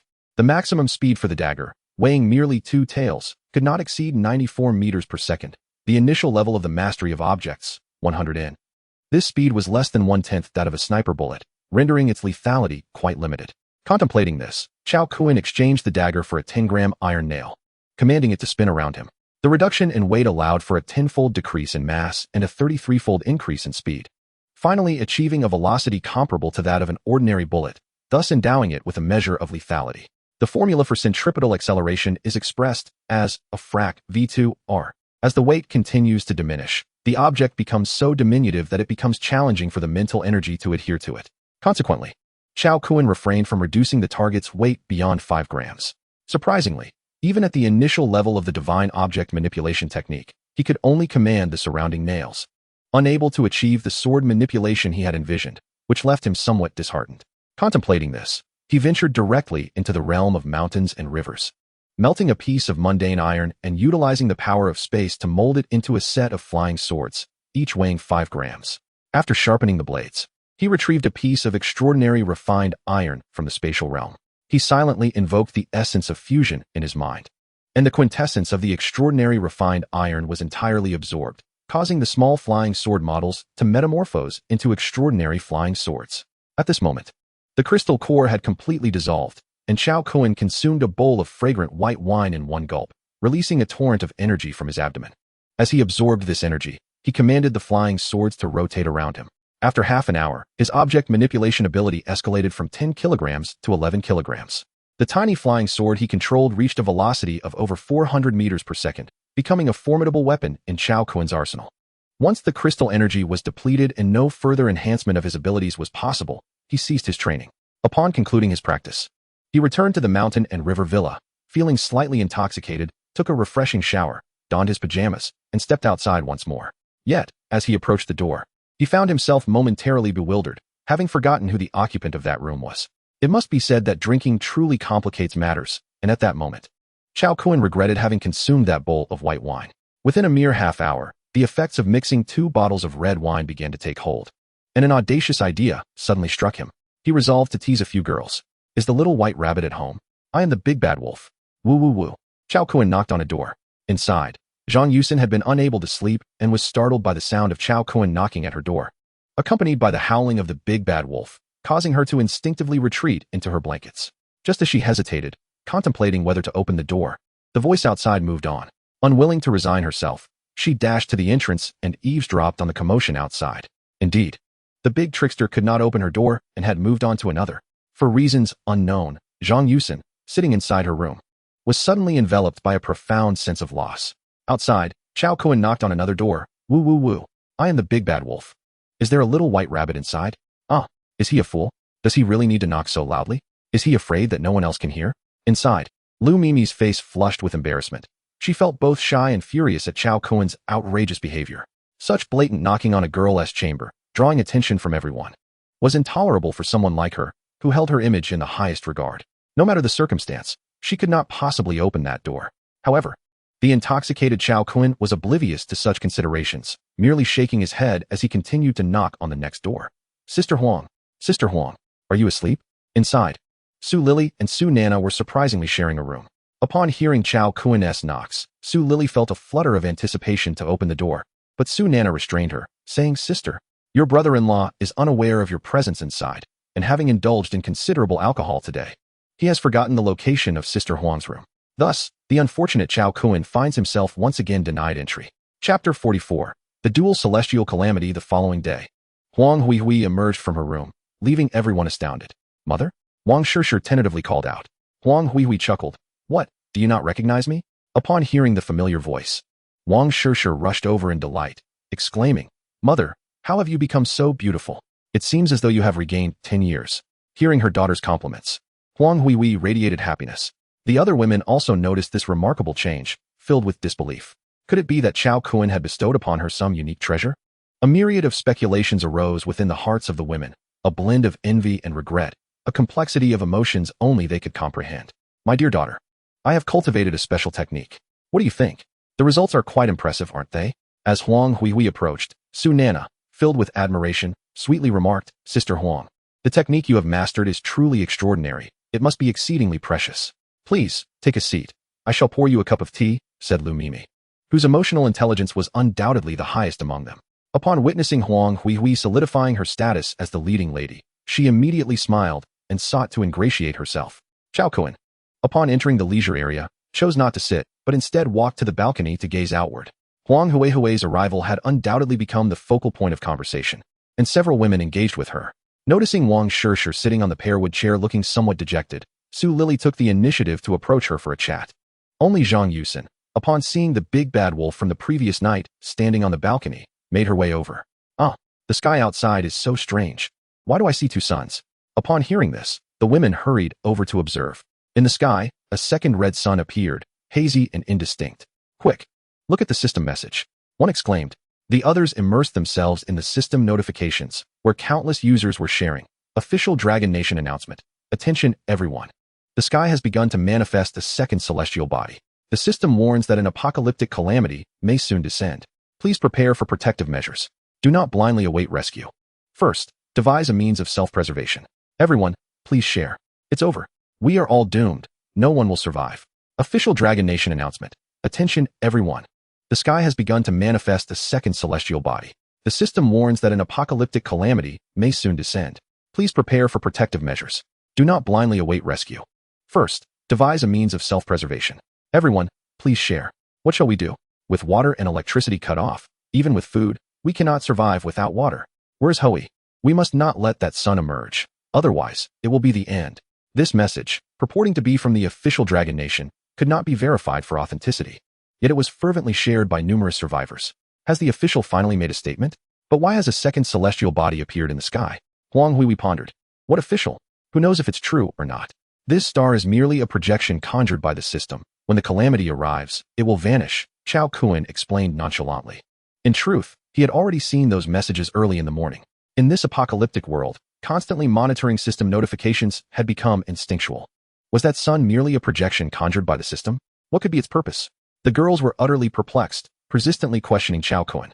The system was in the process of sifting through species, seeking to eliminate individuals ill-suited for this new reality. However, there was no need for concern. All would be well under my watch, Chao Kun stated, his hands clasped behind his back as he gazed out the window, momentarily adopting a serious demeanor. The girls beheld his imposing silhouette, resembling the largest lion in a pride, surveying the horizon, which instilled within them a profound sense of security. This impending calamity was likely to be one of intense heat, resulting in numerous casualties from the sweltering conditions. A lack of electricity was indeed dire. Chao Kun's consciousness delved into the realm of mountains and rivers, swiftly locating solar power generation equipment. Transitioning to a three-dimensional perspective of this realm, he effortlessly assembled solar panels that aligned upon the rooftop. Subsequently, the accompanying circuitry was installed. Chao Kun produced a massive storage battery, connecting it to the circuit terminal alongside a power output device. He placed these components within an unoccupied room. Following this, he utilized the three-dimensional perspective to locate the main power source of the room, linking the power output device to it. Ah, power is on. Power is on. The girls exclaimed in delight upon witnessing the lights illuminate within the room. Please refrain from shouting. This is a solar power generation system I just installed, and it cannot support the entire building. Chao Kun admonished as he exited the vacant room, hurriedly silencing Zhang Yusin, who was exuberantly calling out from the balcony. Only then did the girls comprehend, gazing at Chao Kun with astonishment. Oh, turn on the air conditioning. Quick, turn on the air conditioning. I need to charge my phone. I want to charge my phone too. The ladies were in disarray, excitedly searching for phone chargers. Observing their joy, Chao Kun felt a deep sense of satisfaction. In his previous life, the greatest torment he had endured during the apocalypse was the absence of electricity. Especially in the later stages, the power generation system he had painstakingly acquired had been rendered inoperative, forcing him to lead the women into the realm of mountains and rivers for survival. In this life, he had yet to determine whether he would bring the women into his world. His hesitation was not born from fear of betrayal. Rather, it stemmed from a past experience where one of his women had been captured during an outing. A psychic ability user had extracted his secrets through hypnosis, later conspiring against him with several formidable allies. Although he ultimately prevailed, it served as a stark warning. A secret remains a secret only when known by one. The moment a second person learns of it, it ceases to be confidential, regardless of their loyalty. Reflecting on this, Chao Kun resolved not to bring any women into the realm of mountains and rivers until he truly became invincible. Just then, a knock echoed from outside the door. Master, it's Huawei Hero, are you awake? Lu Mimamai, hearing the visitor was Chao Kun's disciple, approached to explain. Darling, your disciple came looking for you this morning, and I informed him you were still asleep. Chao Kun nodded, moving to open the door. Chapter 45, The Cunning Chao Kun Master. When shall we embark on our monster hunting expedition? Huawei Hero exclaimed with palpable excitement upon seeing Chao Kun. It appears that Chao Kun had not descended for the entire morning, and everyone was eagerly awaiting his leadership in vanquishing the monsters. Very well. I shall accompany you once more. In the future, should you wish to hunt, you need only organize yourselves. There is no need to wait for me. Chao Kun remarked with a wry smile. He then turned to the refrigerator, leaving behind some food and beverages, offering a few words of instruction to several women before departing the room. Upon reaching the 10th floor, they encountered Zhang Qingsong, Jin Yu, and other elders. Brother Daozuan. With the emergence of two suns in the sky, it seems a severe drought is imminent. While we are not lacking in food, we are sorely in need of water. What shall we do? Zhang Qingsong immediately expressed the group's predicament upon seeing Chao Kun. The issue of water scarcity was indeed troubling. Not only was there a lack of lakes or water sources here, but those that did exist were likely tainted by corpses, rendering them undrinkable. Chao Kun feigned a troubled expression. In truth, the second and third levels of his Shanhua space contained a vast lake, its waters pure and pristine, suitable for direct consumption. However, Chao Kun was shrewd and well-versed in human nature. He understood that if he resolved a problem too readily, others would likely feel little gratitude, perhaps forgetting it altogether in an instant. Yet, if he portrayed himself as being in great difficulty, exerting every effort to assist them, he would garner much deeper appreciation. Brother Daozuan, if we cannot resolve the issue of water, our very survival may be at stake. Several elders lamented. Do not worry, I shall find a solution. Chao Kun replied with a smile. Elder Chang Qiu, upon hearing this, bowed sincerely, saying, Brother Daozuan, we are aware of your formidable powers, so we entrust this matter to you. Rest assured, there will be water. All of you, gather all disciples in the hall on the first floor. We must convene to discuss and establish some order. In a short time, over 150 disciples assembled in the hall. Only after Chao Kun and the others arrived from upstairs did the greetings of Daozuan. Daozuan, echo throughout the room. Disciples, calamity looms near, the heat will intensify, and we shall face a severe shortage of water. Furthermore, we must slay monsters to level up. Failure to do so will place us at a disadvantage. Who among you has a viable solution to these two issues? Form 10 groups and discuss for 10 minutes. Then present me with your proposals. Chao Kun already had a solution in mind, yet he refrained from sharing, instead challenging the disciples to seek the optimal resolution themselves. Soon, the disciples divided into 10 groups and began their discussions. After 10 minutes, Chao Kun commanded with authority, Stop. Which group will send forth a representative to speak first? A disciple rose and addressed him, Honorable Daozuan, we believe that the lack of water is secondary. Our primary focus should be on leveling up. After all, defeating monsters presents the opportunity to acquire water resources. If we slay enough, we will have ample water. Another disciple stood, stating, Honorable Daozuan, we propose that drinking water can be procured through the system. We need only gather some polluted water sources and filter them for use. We can divide into 2 groups to alternate these tasks, while the others focus on leveling up, sharing the crystal cores we obtain. As soon as this disciple finished speaking, Another disciple rose and said, respectfully reporting to the Taoist master, "We do not require water for our daily needs. Bathing and washing our faces can be entirely managed with dry cleaning. A simple rub when we perspire suffices. Therefore, we believe that slaying monsters remains our paramount concern." His earnest declaration elicited hearty laughter from Chao Kun, and soon the crowd joined in merriment. "Dry cleaning? You truly are a genius." Once the laughter subsided, another disciple stood up to counter, respectfully reporting to the Taoist master, "We believe that the method of dry cleaning is overly idealistic. Upon returning from monster slaying, we are covered in filthy blood, and it cannot be washed away without water. Hence, finding a water source is of utmost urgency. Monsters can be slain at any time, but without water, one could truly perish." Thus, after listening to the disciples' debate for half an hour, Chao Kun grasped their primary thoughts. He immediately stated, "I possess a technique known as the universe in my sleeve, which can gather a significant amount of water, and I also know where to find uncontaminated water. However, if I were to fetch water for you, it would inevitably affect my leveling speed.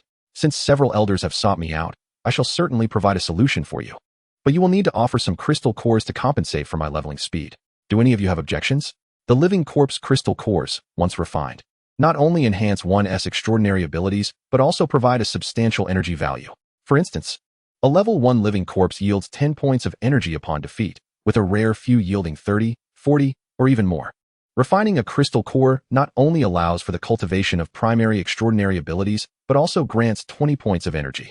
Thus, if there are sufficient crystal cores, one can level up rapidly even without slaying monsters. Taoist Master, how many do you think each person should contribute to compensate for your leveling speed? One elder inquired earnestly. Perhaps 10. Yesterday, I approximately defeated 3,700 living corpses. Gathering water would consume 1/3 of my time, necessitating 1,200 cores to make up for that. As for the extra 300, let them be allocated to the 10 individuals who remain behind each day. Chao Kun's figure was calculated. During the previous day's monster hunting, a group of disciples from the Heavenly Master's sect had performed exceptionally, with each averaging over 100 kills. In fact, one disciple with a red template had vanquished over 1,000. Thus, 10 cores represent less than 10%, which is not excessive. Do you all find this quantity reasonable? If not, let us devise another plan, Chao Kun inquired. Reasonable. Quite reasonable. The disciples were not merely paying lip service. They genuinely believed it to be fair. When Chao Kun requested the disciples to surrender their crystal cores, it was not because he coveted those low-level cores. He wanted to instill in these disciples the understanding that there is no free lunch in this world. The ultimate goal of those who create and maintain a faction is to derive benefits from it. Chao Kun was no different. He could not continuously invest without expecting returns, for that would render him a fool. Furthermore, his attribute panel had been forcibly elevated by the system, and relying solely on himself to maintain a competitive level in the early apocalypse would be rather challenging. Very well, then, let 10 individuals remain to guard our home. The rest shall accompany me on our expedition, Chao Kun declared with a wave of his hand, leading a grand procession towards the city center. Along the way, he distinctly felt the oppressive heat of the weather. What troubled him even more was that within a mere day, the strength of all the undead had increased by 20%. This significantly diminished the efficiency of their monster-slaying endeavors. No more collecting crystal cores. Let us assist one another in keeping track of the number of undead we have slain, and we shall retrieve our rewards later, Chao Kun declared with a focused gaze. In the ensuing hours, every member of the team would have their slain undead directly collected by him. Consequently, the overall efficiency of their slaughter increased by 50%, surpassing even that of the previous day. Ironically, his own efficiency was slightly lower than the day before, as he opted to practice with his thumb-sized flying sword instead of utilizing divine artifacts. To enhance their killing efficiency, Chao Kun distanced himself from his disciples, unleashing the thumb-flying sword to continuously obliterate the undead within a 10-meter radius. Though this thumb-sized sword appeared diminutive, it was remarkably sharp and wielded a force of 11 kilograms, achieving a velocity of 450 meters per second. Imagine this as a razor-sharp bullet spinning rapidly around him. Any ordinary undead that came into contact with it would suffer immediate decapitation, resulting in a terrifyingly high efficiency. Regrettably, this unique ability consumed considerable mental energy, allowing him to maintain it for only 1 hour at full strength. Thus, he would only charge forward to wreak havoc when faced with a multitude of undead, retreating behind his 2 disciples when the numbers were fewer, allowing them to forge ahead. Time swiftly passed, and before they knew it, they had battled until 7 in the evening. Yet, the sky remained illuminated. Half an hour later, they had returned to Junhua building, but daylight persisted. Master, why does something feel amiss? One inquired. Indeed, why is the sun not set? Another echoed. It seems the sun in the sky does not move at all. The group, upon hearing these words, looked up at the sun's illusory presence, their expressions shifting from curiosity to solemnity and ultimately to fear. Chapter 46. Not a dual sun calamity, but a triple sun calamity of eternal daylight. The sky was not graced by 2 suns, but 3. There must be another on the opposite side of the earth. This was the calamity of an everlasting day. Chao Kuen's words sent shivers down their spines. 3 suns? If 2 were already unbearable for their world, how could they withstand 3? Was the system intent on eradicating humanity? Panic surged through everyone's thoughts, their eyes betraying confusion and dread. Even Chao Kuen found it hard to believe this reality. He had presumed this disaster to be merely a dual sun calamity of heat. However, with the sun's illusory presence refusing to set, and the system likely treating the other side of the earth similarly, it was certain there existed another sun that would not set. Hence, this calamity was not a dual sun disaster, but rather a triple sun calamity of eternal daylight. It cannot be. The system would not annihilate all of humanity. This calamity will surely not endure for long. Chao Kuen's words ignited a flicker of hope among them. Let us not linger outside. We should return to the first floor hall. Upon their return to Junyue building, Chao Kuen asserted with authority, everyone, come up 2 by 2 to claim your crystal cores. 10 cores will be deducted, along with 20% of my divine power consumption. The disciples began to approach in turn. Wang, my junior brother, you have slain 145 monsters. Qian, my senior brother, you have vanquished 113. 2 disciples sequentially reported each other's achievements, and Chao Kuen awarded them 108 and 82 crystal cores respectively. Before long, the distribution of spoils was complete. He calculated that over the course of 7 hours, he had vanquished a total of 2,800 undead. The water bill amounted to 1,500 crystal cores, with a 20% handling fee of 4,170 cores, excluding deductions for his disciples and elders. The total income exceeded 8,000 crystal cores. After assessing the gains, Chao Kuen continued, I previously gathered some water through my divine abilities, but not much. Each person will receive only 2 buckets of clean water. With that, he retrieved several hundred red buckets from his spatial inventory, filled them with clear water, and distributed them. Master Dao, may I inquire if this water is potable? One disciple exclaimed, overjoyed at the sight of such ample water. Indeed, it appears remarkably pure and should be safe for consumption, Chao Kuen affirmed with a nod. This water is a cherished resource of mine, and is indeed drinkable. From now on, all disciples may collect water on the 10th floor daily. Now, return to your rest, and gather here again at 2 o'clock in the morning. Master Dao, why gather here at 2? Are we to slay monsters again? An elder questioned, puzzled. Yes.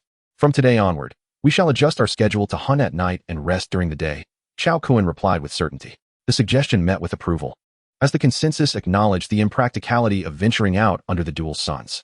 After finalizing the decision, a weary Chao Kuen returned to his imperial suite.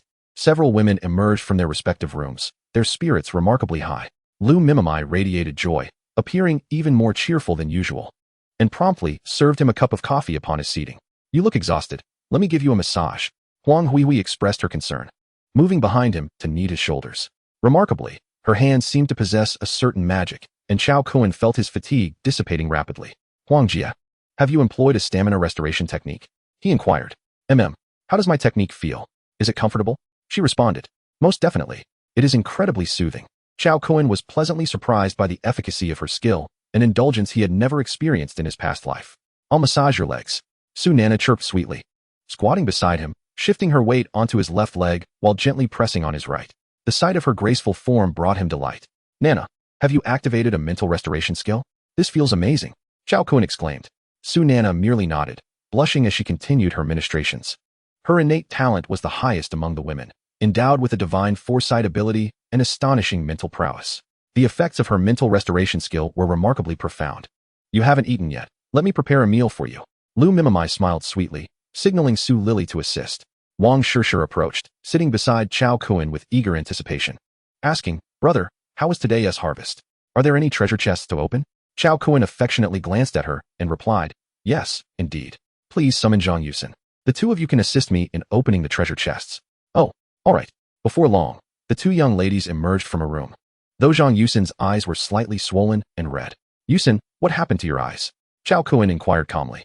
Woo, I tried to call my parents today, but I couldn't get through, Zhang Yusin lamented, bursting into tears upon seeing Chao Kuen. Isn't it quite normal not to get through? In this apocalyptic era, communication disruptions are to be expected. But Mimi Gem managed to reach her family. Zhang Yusin cried, her eyes glistening like pear blossoms in the rain, deeply saddened. It was no wonder Lu Mimi was in such high spirits today. She must have learned about her family's situation. The satellites in the sky have likely vanished, making it entirely reasonable for calls to fail.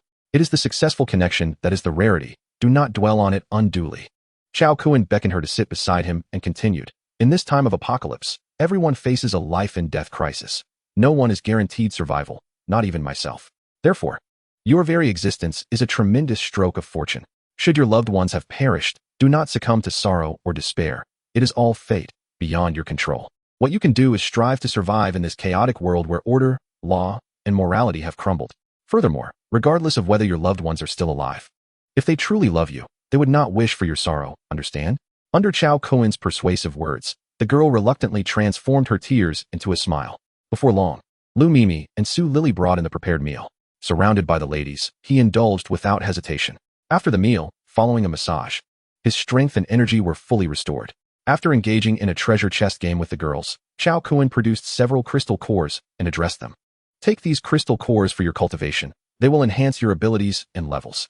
The young women were elated, yet felt the cores were too precious to use. Chao Kun displayed all the crystal cores, filling several buckets with them, and declared with great confidence, I have plenty of these. Use them freely. Realizing that Chao Kun genuinely wished for their well-being, the girls each took a few. After the meal, Chao Kun consumed 200 crystal cores brewed into a divine elixir.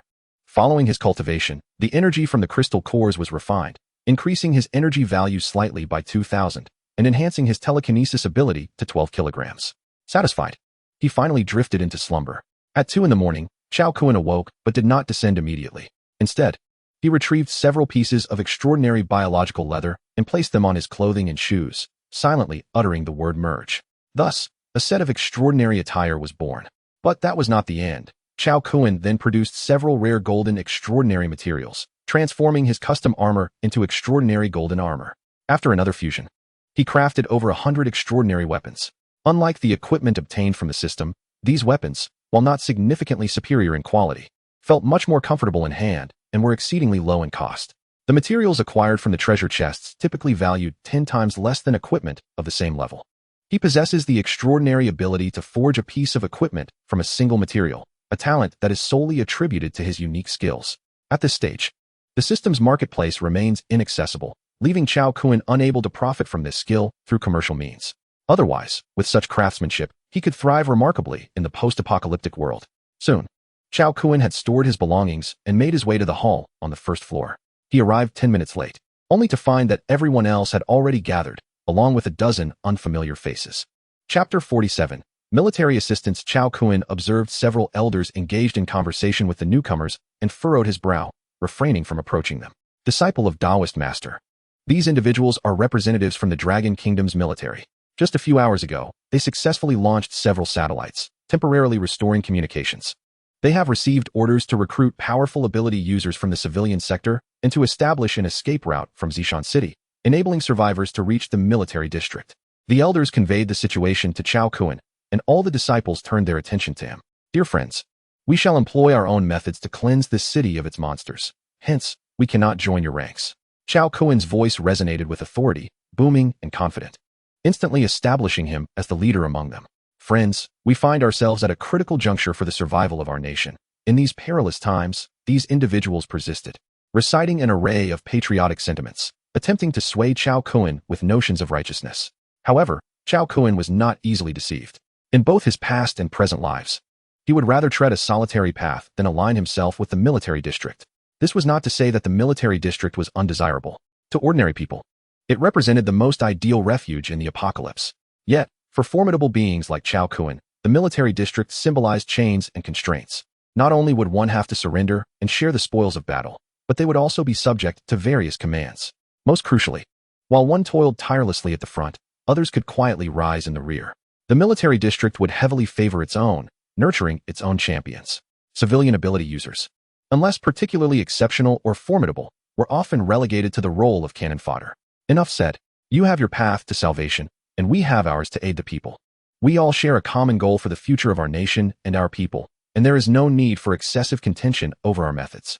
Chao Kun's words rang with righteousness, and those unaware might genuinely perceive him as a fervent champion of justice. The middle-aged man with a country-like visage, representing the military, coldly remarked, Since you insist on your own methods, we shall not press further. However, We do have a request and hope to gain your assistance. Shortly, our military will dispatch hundreds of personnel through this district to escort thousands of survivors to a refuge. We will need to traverse the Republican Avenue in the southwest direction, and I hope you can assist in clearing that route. Chao Kun furrowed his brow and casually inquired, "Are there many living corpses on that road?" "Indeed, there are numerous. The area surrounding that road is filled with residential districts, and many living corpses have been attracted and congregated there due to our previous incursions." Upon hearing this, Chao Kun resolutely declared, "Very well, leave it to us. You may return and prepare for the evacuation. We, the disciples of the Celestial Master Tao, are duty-bound to uphold the greater good of our nation." The military personnel, deeply moved, stood at attention and saluted, expressing their gratitude. Once they departed, Chao Kun's demeanor shifted dramatically as he addressed his fellow disciples. The military strength is insufficient to confront this crisis. With the advent of the apocalypse, not a single sanctuary remains untouched. Should we fail to consistently enhance our own capabilities, the shelter will merely be a jest when faced with increasingly formidable monstrosities. Here lies a selection of extraordinary weapons. Each of you shall choose one before we embark. Zhang Qingsong nodded in agreement, asserting, "My esteemed junior speaks wisely. I have always perceived the apocalypse as a mere trial. Since it is a trial, hiding away is futile. Only by bravely forging ahead can we avoid obsolescence." The elders and disciples, upon hearing this, nodded in affirmation. Soon, our group arrived at the Republican Avenue in the southwest, where, as the military had indicated, numerous zombies congregated due to the attraction. Attack! With the Kunlun divine sword in hand, Chao Kun led the charge, his thumb sword swirling around him as he surged forward. However, scarcely a second passed before he bellowed, "Beware! Everyone, be cautious, the zombies have evolved again." Merely 3 days into the apocalypse, and the zombies had already undergone further evolution? This new batch exhibited a 50% increase in speed, sharp teeth, and claws, their bodies now remarkably resilient. Die! Within mere minutes of engagement, several disciples were bitten and clawed, with one tragically perishing. "Fall back, you must retreat."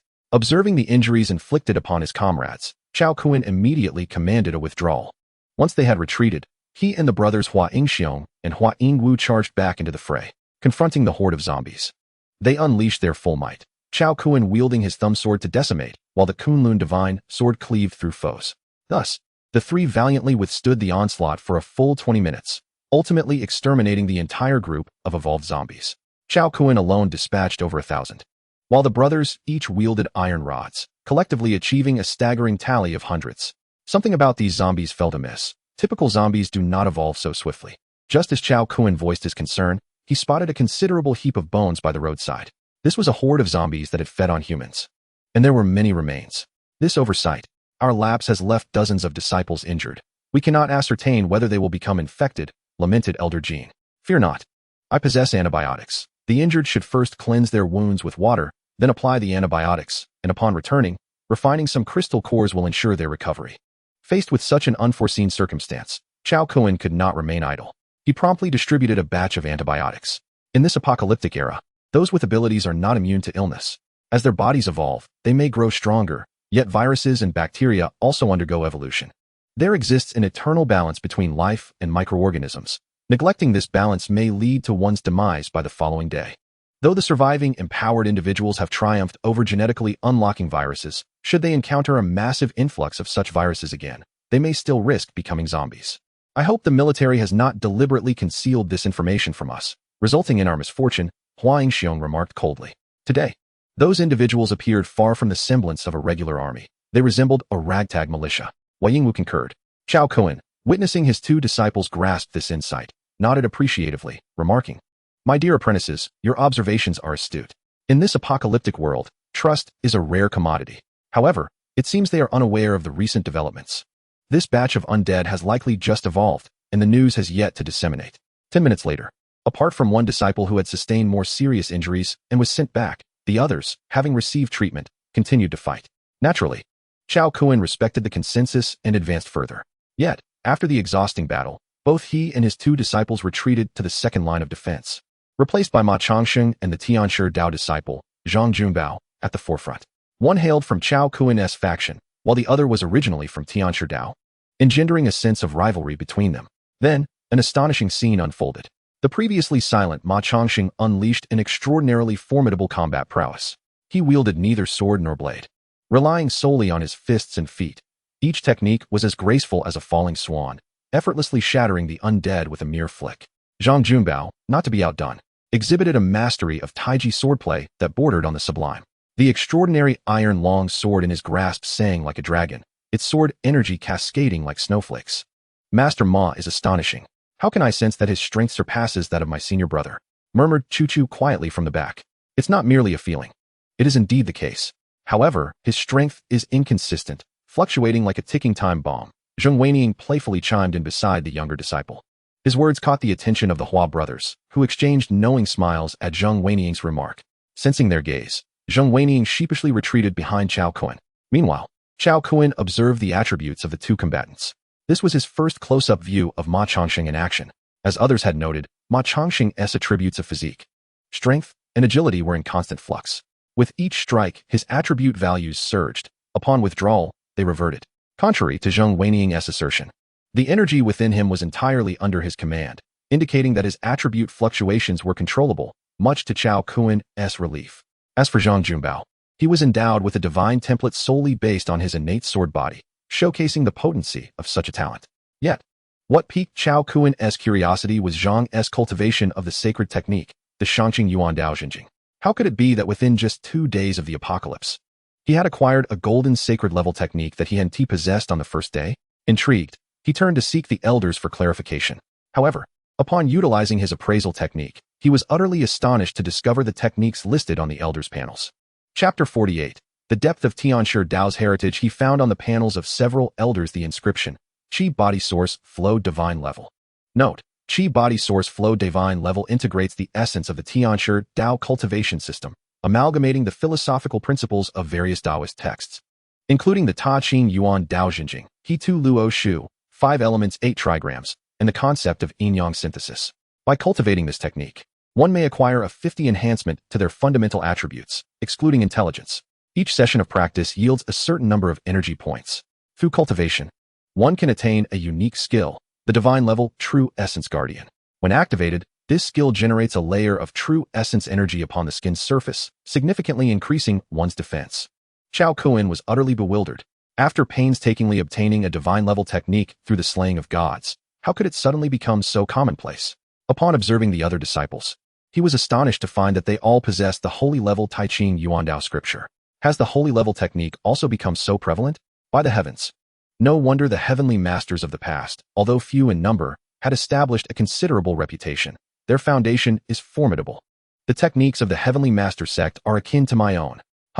Were it not for the concern of losing face for the Taoist master, Chao Kuan would have laughed heartily at the absurdity of it all. A divine level technique and a holy level technique provided him with a solid foundation for his second and third tier techniques. How could he not be overjoyed? Brother Zhang, I have a request. Spotting Zhang Qingsong not far behind him, Chao Kuan hurried over. What is it, junior brother? Zhang stepped back into the crowd, responding to him. Chao Kuan hesitated slightly before speaking. You see, our lineage at Longhu Mountain has lost many of its Taoist texts, including the Qi body source flow practiced by the sect leader. Therefore, if you happen to possess any of these techniques, could you kindly share them with me for the benefit of my fellow disciples and the newly appointed elders? Upon hearing this, Zhang Qingsong couldn't help but chuckle. Junior brother, I thought you were going to say something significant. Just the day before yesterday, after finishing our monster hunt, we returned to examine the system and discovered that the techniques we practice can actually be integrated into it. I assumed you were already aware of this. These are trivial matters. I will bring the techniques I carry with me when I return. Is the new elder of our Longhu Mountain lineage the one named Ma Changsheng? Chao Kuan's heart soared at the thought of the techniques being in Zhang's possession. He smiled broadly. Indeed, I plan to appoint Ma Changsheng as an elder of Longhu Mountain. What do you think, brother? Their conversation did not go unheard, and upon hearing this, several elders fell silent. I won't elaborate further, but no single lineage will dominate. One elder per lineage, neither more nor less, Chao Kuan quietly added. Taoist master, as long as you have your own measure of judgment, it suffices. I perceive that Elder Ma possesses extraordinary strength, with a demeanor that is calm and seasoned, embodying the essence of a true master. Zhang Qingsong implicitly supported Chao Kuan's decision. Let us gather our senior brothers and deliberate upon this matter. Chao Kuan resolved to respect the opinions of all elders. Very well, we shall reconvene and discuss further. As they conversed, another layer of animated corpses fell to the ground. With a thought, Chao Kuan collected them all. The corpses entered his space, and he gathered all the crystal cores. Zhang Junbao, you two return and take a rest, he commanded, leading the way forward. Hua Yingxiong and Hua Yingwu followed closely behind. Then came the system's notification of his kills. Ding. Killed 12 level 1 early stage animated corpses, earning 12 points of opportunity, 140 energy points, 1 opportunity treasure chest, green. 3 bottles of mineral water, 5 bags of instant noodles, 2 pounds of grain, and 1 sildenafil. Ding. After vanquishing 9 initial level zombies, he earned 9 points of fortune, 100 points of energy, 3 pounds of flour, a doll, a bottle of pulsating drink, a bottle of Red Bull, 2 bags of chips, and a package of spicy strips. Undoubtedly, the system's notification of his kills provided him with immense exhilaration, bringing him both joy and contentment. This relentless sweep continued for 4 hours, and before long, the sun ascended on the horizon. At that moment, a cacophony of noise erupted from behind Republican Avenue. Chao Kuan and his companions turned to see a dense throng of survivors pouring forth. Were it not for his keen eyesight, he might have mistaken them for yet another wave of zombies. Chao Kuan leaped gracefully about 7 or 8 meters, discerning the sheer number of newcomers. This seemingly endless line of survivors stretched for several kilometers, likely numbering in the tens of thousands. Observing them clearing a path ahead, the group gradually slowed their pace. A few individuals navigated through the crowd and approached Chao Kuan and his companions. Friends from the Taoist sect, we sincerely thank you for your assistance. Our military has brought you a batch of weapons, which we hope you will accept, the leading officer expressed with profound gratitude. No need for thanks. We, the Taoist sect, never seek recognition for our good deeds. Please instruct your people to halt for a moment. We will clear this route shortly. Additionally, do bring the weapons over. We find ourselves in need, Chao Kuan replied with a hearty smile. Upon hearing about the weapons, his interest was piqued. In his previous life, the military possessed advanced firearms even in the late stages of the apocalypse, capable of intimidating ordinary 9th-level creatures. Naturally, these lowly soldiers would not provide them with high-grade firearms, at most offering a few rifles and ammunition. Logically, such weapons would be of little use to Chao Kuan. However, given his ability to merge powers, he was eager to discover whether these ordinary firearms could be transformed into top-tier weapons in his hands. Very well, no problem. The individuals, seeing Chao Kuan's amiable demeanor, also wore cheerful expressions. They promptly returned to the crowd and retrieved about a dozen boxes of weapons and ammunition. Chao Kuan moved among his disciples, intercepting the ammunition. Once the military personnel departed, he discreetly stored everything using his spatial ability, ensuring not to reveal this power in front of others. Consequently, he refrained from collecting any zombies he had dispatched along the way. Soon, half an hour had passed, and Republican Avenue was finally cleared, with the group advancing towards the outskirts. As they departed, the military personnel presented them with an honorary insignia, emblazoned with the words National Hero, which was quite striking. Chao Kuan proudly affixed the golden badge to his chest, grinning widely, looking rather comical. By the time this batch of survivors had evacuated, the second sun had risen significantly higher in the sky. Observing that his disciples were nearly rested, Chao Kuan led them back. As they journeyed, he collected all the zombies he had previously left behind. On the return path, the celestial body in the sky appeared increasingly solid, with the temperature rising rapidly. Goodness! This temperature is rising too quickly. We must hurry. We'll be roasted alive at this rate. Chao Kuan grumbled as he made his way towards Junyue Building. A full hour later, the group finally returned to Junyue Building, arriving at 8:30 in the morning. The disciples were panting heavily, drenched in sweat, and utterly exhausted from the heat. Given the current circumstances, it will not be long before the heat becomes unbearable. It is exceedingly hot. Are we truly to endure this? I cannot stand it any longer. I must take a bath. The group of disciples, all of elite caliber, voiced their discomfort amidst this extreme weather. Very well. Let us gather to distribute the spoils. Oh, I meant to say, the crystal cores. Chao Kuan, feeling quite disgruntled, inadvertently expressed his true feelings. Chapter 49. The Lord-class Sparrow. Seeing Chao Kuan's demeanor, the disciples dropped their pretense of decorum and shouted for the distribution of spoils, much to Chao Kuan's embarrassment. Although they had only spent 5 hours today in their endeavors, the disciples' gains were not inferior to those of the previous day, primarily due to the high density of undead along the Republic Avenue. After distributing the crystal cores, Chao Kuan ascended to the 10th floor, where he deposited over 300 barrels of water and entered Zhang Qingsong's room. At that moment, several elders were present, and after a brief discussion, they unanimously approved Chao Kuan's decision to appoint Ma Chongqing as an elder. In a gesture of reciprocity, Chao Kuan presented a batch of extraordinary biological leather, upgrading the personal garments and footwear of the elders. As he prepared to leave, he joyfully acquired 2 volumes of cultivation techniques, nearly laughing aloud in delight. Subsequently, he proceeded to the 15th floor, where he found several disciples along with Ma Chongqing and Shi Ziyuan. This cultivation technique is a sacred level method of the Celestial Master sect.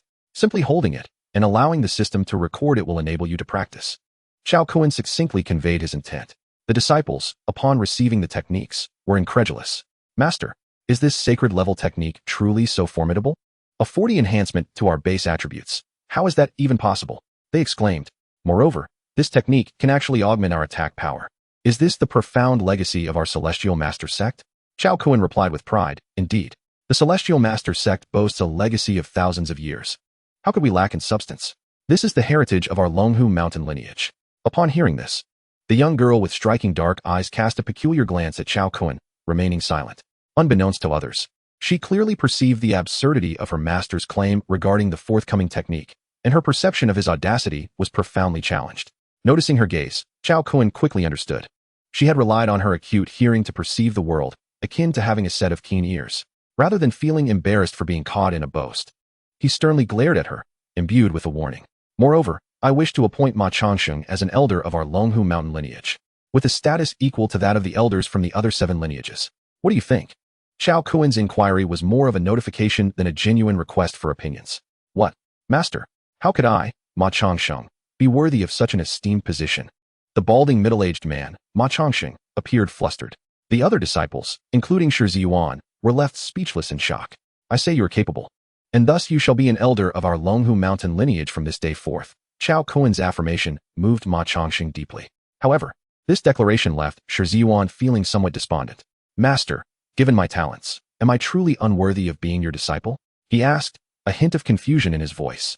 Chao Kun turned his gaze towards him and, with earnestness, remarked, your immortal body indeed qualifies you to become a disciple of my true self. However, whether to accept you as a disciple is a matter of mutual willingness.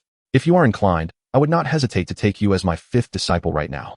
Hearing this, Shi Ziyuan was overjoyed and exclaimed, I am willing. Master, please allow your disciple to pay his respects. With that, he promptly performed a bow of apprenticeship to Chao Kun. Chao Kun nodded in satisfaction and said, excellent, truly splendid. The energy of the heavens is resplendent, and my path flourishes. Although Shi Ziyuan's attribute panel was assessed by the system as Purple Lord level, it merely indicated that his innate abilities and combat prowess were at the Lord level, and it did not confine his future achievements. Ordinary supernatural beings require the assistance of rare materials to advance once their innate powers reach a certain stage. Conversely, those with red innate abilities face no bottleneck in ascending to level 9. A level 9 powerhouse, regardless of how mediocre their innate abilities may be, would still surpass an 8th level peak. Thus, there was no reason for him not to take him as a disciple. Very well, today I am pleased, and I shall upgrade your equipment. After attending to matters concerning his disciple, Chao Kun made his way to Professor Wang's home. Upon entering, a young man greeted him with a sycophantic smile. Dao Zun, you have arrived. The Wang family lacked combat strength, and thus they had not been involved in the cleanup of the undead, resulting in their family not receiving any crystal cores and remaining at level 0. In this day of relentless calamity, awakened supernatural beings without enhanced attributes would likely struggle to survive. He had no reason to abandon this family, so he had come today to deliver supplies, including a modest amount of crystal cores, water, food, and more. After completing these tasks, Chao Kun returned home with a sense of contentment, only to be struck by shock at the sight of his home in disarray. He could hardly believe that in such a short time, his residence appeared as though it had endured a fierce battle, a chaotic mess. Ah, husband, you have finally returned. A large bird flew into our home earlier. It was terrifying, but we managed to kill it. Huang Hui's eyes still reflected remnants of fear. What? A large bird? Initially, Chao Kun thought that other survivors had entered his home and intended to seek out the disciples who had stayed behind. However, to his astonishment, it turned out to be a mutated avian creature. It seemed that the heat had driven birds to seek cooler shelters. Yes, it was quite a formidable bird, and we dispatched it with our swords. The corpse is in the bathroom. Nana and the others are currently dealing with it. Huang Hui gestured with pride. Oh, I must go take a look, he said, proceeding to the bathroom, where he encountered a sparrow weighing over 100 pounds. What? How did this sparrow grow so large in just a few days? Utilizing his identification skill, he was astonished to see the bird emanating a purple glow. A generation of sparrow lords had been besieged and slain by a group of women? Ah, husband, we plan to process this sparrow and store it as food. Upon his arrival, the women beamed with joy. Indeed, such a notion is commendable. You are truly my capable partner. Tonight, we shall feast on a banquet of sparrow. Seeing the extraordinary sparrow, Chao Kun's culinary instincts were awakened, and he resolved to prepare several exquisite dishes himself. Delighted by his praise, the women were equally elated. As Chao Kun prepared to take action, the women gracefully stepped aside. With a swift motion, he captured the bird and utilized the power of space to cleanse, bleed, and pluck it. Effortlessly, he upgraded several household knives and skillfully disassembled the prepared bird. Entering the kitchen, he retrieved various seasonings and engaged in a fervent display of culinary prowess, frying, sautéing, and boiling. In no time, a feast of avian delicacies was laid out, vibrant in color, aroma, and taste. The women gathered at the table, initially exhibiting ladylike restraint, but soon, spurred by an unknown lead, they began to savor the meal with elegant abandon. Wow, this is astonishing. Can bird meat be this delectable? My heavens! The bird liver is even more exquisite than foie gras. You must try this, they exclaimed, their attribute points visibly increasing on their panels. It was nothing short of miraculous. The group, unaccustomed to such wonders, was utterly captivated by the taste of the mutated creature's flesh. After the meal, Huang Hui and Su Nana offered Chao Kun a massage, restoring his vigor and spirit completely. Learning from the recent avian assault, Chao Kun took out materials to seal all balconies and windows. He then lifted a cup of the exquisite elixir prepared by the women and drank it in one gulp. The potent energy of the elixir ignited a warmth throughout their bodies. Chao Kun exchanged a knowing glance with Huang Hui, then turned towards the bedroom, sharing a smile. Chapter 50. The Resurrection of Preaching Techniques Upon Awakening. Chao Kun discovered it was already 3 p.m. on May 18th. He initially intended to descend, but as he opened the door, a wave of heat, exceeding 40 degrees Celsius, surged into the room. Goodness, is it this sweltering indoors? He had been blissfully unaware of the outside temperature while enjoying the comfort of air conditioning. If it was already over 40 degrees inside, surely it must be 50 or 60 degrees outside. Although he had planned to consult with a few elders, he hesitated at the door, retreating once more. In this weather, who would dare venture out? Returning to his room, he found the women absent from the living area, making it inappropriate for him to act like a wolf. After contemplating, Chao Kun stepped into the tenfold space. Inside the realm of mountains and rivers, the blood-sucking, corpse-eating vine had grown to the thickness of a thigh. Its numerous offshoots spread across a radius of several meters, covering over 400 square meters. Each leaf's edge was as sharp as a blade, and the tendrils surged from the ground, clawing and grasping like countless vengeful souls, eager to shred anything within reach. Beneath the vine, clusters of blood bodhi began to take shape, nourished by an abundance of living corpse sustenance. It would not be long before Chao Kun witnessed the first bountiful harvest of blood bodhi. Yet, he mused, even the most ferocious grapes require a trellis to flourish. With this thought, he willed forth numerous cruciform stone pillars, lifting the sprawling, blood-sucking, corpse-eating vine, forming a colossal grape arbor. After observing it for a moment, he found it aesthetically displeasing and decisively severed all third-generation branches, allowing only the second-generation branches to thrive. He then approached the wisdom tree, observing that the venerable walnut tree had only a few new branches. Thus, he refrained from disturbing it. At this moment, it had already passed its flowering phase, and the fruits were steadily maturing. Yet, they are inedible? Chao Kun felt a twinge of dissatisfaction. He promptly made his way to the peaches of immortality tree. His gaze fixated on the 10 peaches, each the size of a watermelon, stirring his desire. These 10 peaches would take another 5 years to mature within the confines of the space, equating to only half a year in that realm. Doubting the circumstances, Chao Kun climbed the tree to sniff the fruit, but upon detecting no fragrance, he resigned himself to reality.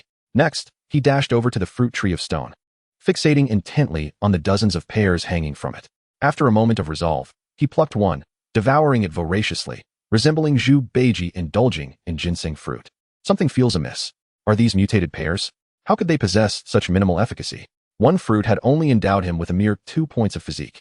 It felt like a mockery. Glancing askance at the stone fruit, he summoned some zombies from a lower realm and buried them beneath the fruit tree. Departing from the stone fruit tree, he ventured 100 meters away, where he discovered the Bodhi tree had yet to bear its seeds, and the 4 ancient tea trees had not sprouted new buds. Ultimately disheartened, he arrived beneath the Inyang Hahuan tree, and with a casual glance, he spotted a cluster of mysterious red fruits hidden among its leaves. This sight filled him with uncontainable joy. He immediately plucked a cluster and consumed one. Before long, his complexion flushed, smoke billowed from his nostrils, and his blood surged with fervor. It works. It truly works. Chao Kun could not restrain his laughter. Ha ha ha.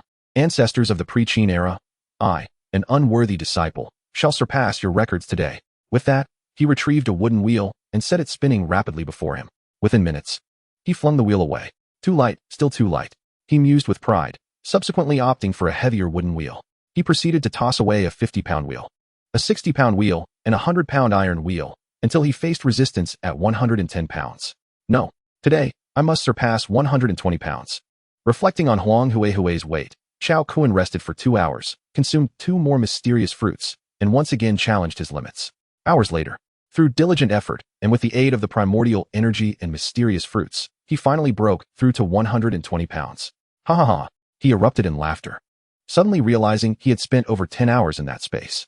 Damn, I've squandered another day of my life, he muttered in annoyance. The tenfold time increase did not manifest from thin air. The longer one lingered within, the more life was consumed. If he spent 10 years inside, he would age a decade, while his beloved outside would only age a year, an unacceptable prospect for him. Thus, in both past and present, barring dire necessity, Chao Kun typically refrained from utilizing this tenfold space for cultivation. Today, upon discovering the mysterious fruit and losing track of time, he found himself regrettably drained. He could only afford a brief slumber before exiting. With no other option, he ambled over to the dream tree and slipped into a deep sleep.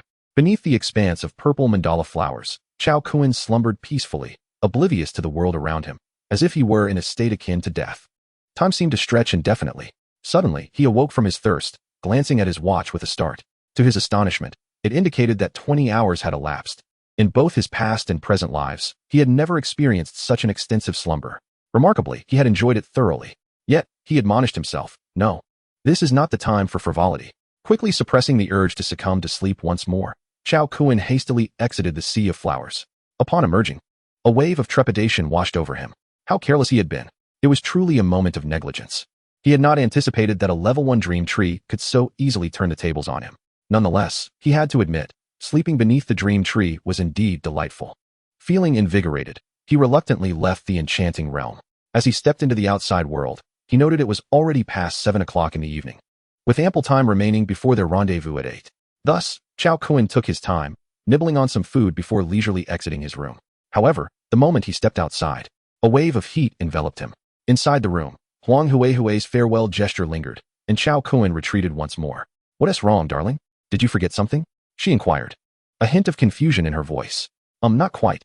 I just need to grab a few things before heading out, he replied, awkwardly touching his face. He then retrieved a set of white garments and a matching hat from his space. Employing his fusion technique, he elevated them to an extraordinary level, adorning himself in a pristine white outfit, topped with a white conical hat. With a firm resolve, he stepped out again. Upon reaching the first-floor hall, he was already drenched in perspiration. All disciples had gathered, yet their condition was far from ideal. To illustrate just how dire it was, had they ever seen a corpse? They were but a shade better than the lifeless, merely lying there, their only distinction being that they were still breathing. Taoist master, I fear I may not survive this day. I doubt I will emerge from this building. Zhang Qingsong lamented, disregarding all decorum as he lay on the ground, panting heavily. Master, we are on the brink of collapse. The heat is unbearable. Venturing outside would surely lead to our demise. I am a being from the Trisolaris, and I am currently dehydrating. I feel as though I am half dry. What a spectacle. These individuals, fervent in their pursuit of ascension, alongside that disciple who would sooner endure dry cleaning than avoid slaying monsters, were now all sprawled out, unwilling to rise. Dear disciples, the sweltering heat presents an opportune moment for us to distance ourselves from other survivors. We must not allow ourselves a moment of complacency. Otherwise, should we miss this opportunity and let the living corpses grow stronger while we languish, we would be in a state of regression. At that point, our efficiency in leveling up would diminish exponentially. Chao Kun's profound discourse filled the others with embarrassment, prompting them to rise and prepare to venture forth. Yet, as he boldly extended one foot out, he turned back to add, of course, if we encounter extreme weather, we must prudently contemplate the necessity of taking a respite.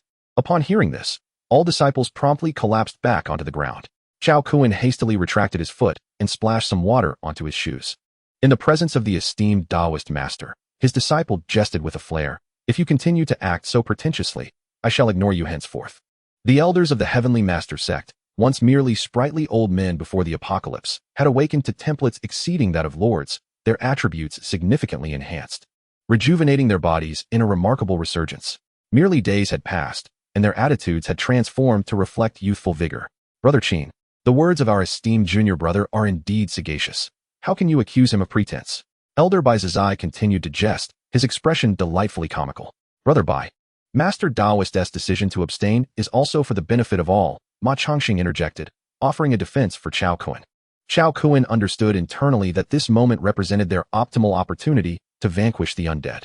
Should they squander this chance during the early stages of the apocalypse, it would become exceedingly difficult to find such a favorable moment once the undead grew stronger and more cunning.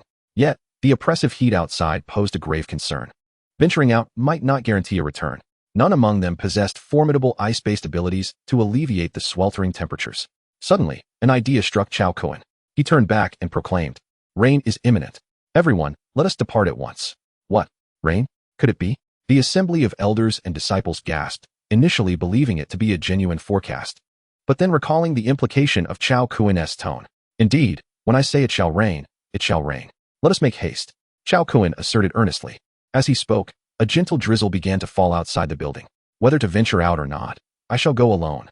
With that declaration, Chao Kuan stepped boldly through the door. The moment he did, a rain cloud formed ominously above his head, casting a shadow. "Go, go, go! I shall accompany you." The disciples, recognizing Chao Kuan's clever strategy, eagerly followed suit. Emerging from the building, Chao Kuan retrieved a dozen umbrellas from his spatial storage. Thus unfolded a peculiar scene, a procession of individuals brandishing umbrellas, basking in sunlight above while rain pattered down below, traversing through an environment where temperatures soared to 40 or 50 degrees Celsius. Upon reaching their predetermined path, however, Chao Kuan was once again taken aback. There were no undead in sight, not even a ghost.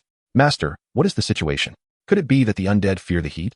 questioned his foremost disciple, standing tall with a large umbrella in hand. "Ha! Look where the undead have taken refuge," exclaimed one disciple, lifting a manhole cover to peer inside. "Goodness! The sewers are teeming with undead. We must seek the shadows of the tall buildings. There are bound to be undead lurking there," Chao Kuan asserted confidently. The undead in the sewers were not to be engaged. They would need to pursue other targets. Under his guidance, the disciples entered a residential complex, making their way toward the shaded areas beneath the buildings. Indeed, upon closer inspection, they discovered the shadows to be densely populated with undead, more numerous than the bustling market on a busy day. The elders and disciples, upon sighting the undead, were filled with excitement akin to dogs encountering a heat-stricken mate, their eyes gleaming with fervor. "By heavens, even the small creatures have withered away. Is this not divine providence?" Zheng Weiniing took the lead, darting forward amidst a cacophony of thunder and lightning. Several disciples in close proximity were caught off guard, nearly meeting their demise. Chao Kuan exhaled a puff of blue smoke, plucked 2 singed nasal hairs, and with a swift kick, sent Zheng Weiniing tumbling into a heap of refuse. "If you continue to flaunt your bravado, I shall cast you among the undead." Confounded, Zheng Weiniing removed the trash bin from his head, only to behold his master and 2 senior brothers with disheveled hair and predatory gazes. He silently donned the bin once more. In the northwest, amidst the clouds, a raven had ventured into a flock of phoenixes. Chu-Chu, observing from behind, could not refrain from uttering a humorous quip. After receiving the kick, Zheng Weiniing ceased his mischief and instead trailed behind his senior brothers, keeping a low profile. It must be said that overcoming extreme weather could yield unforeseen rewards.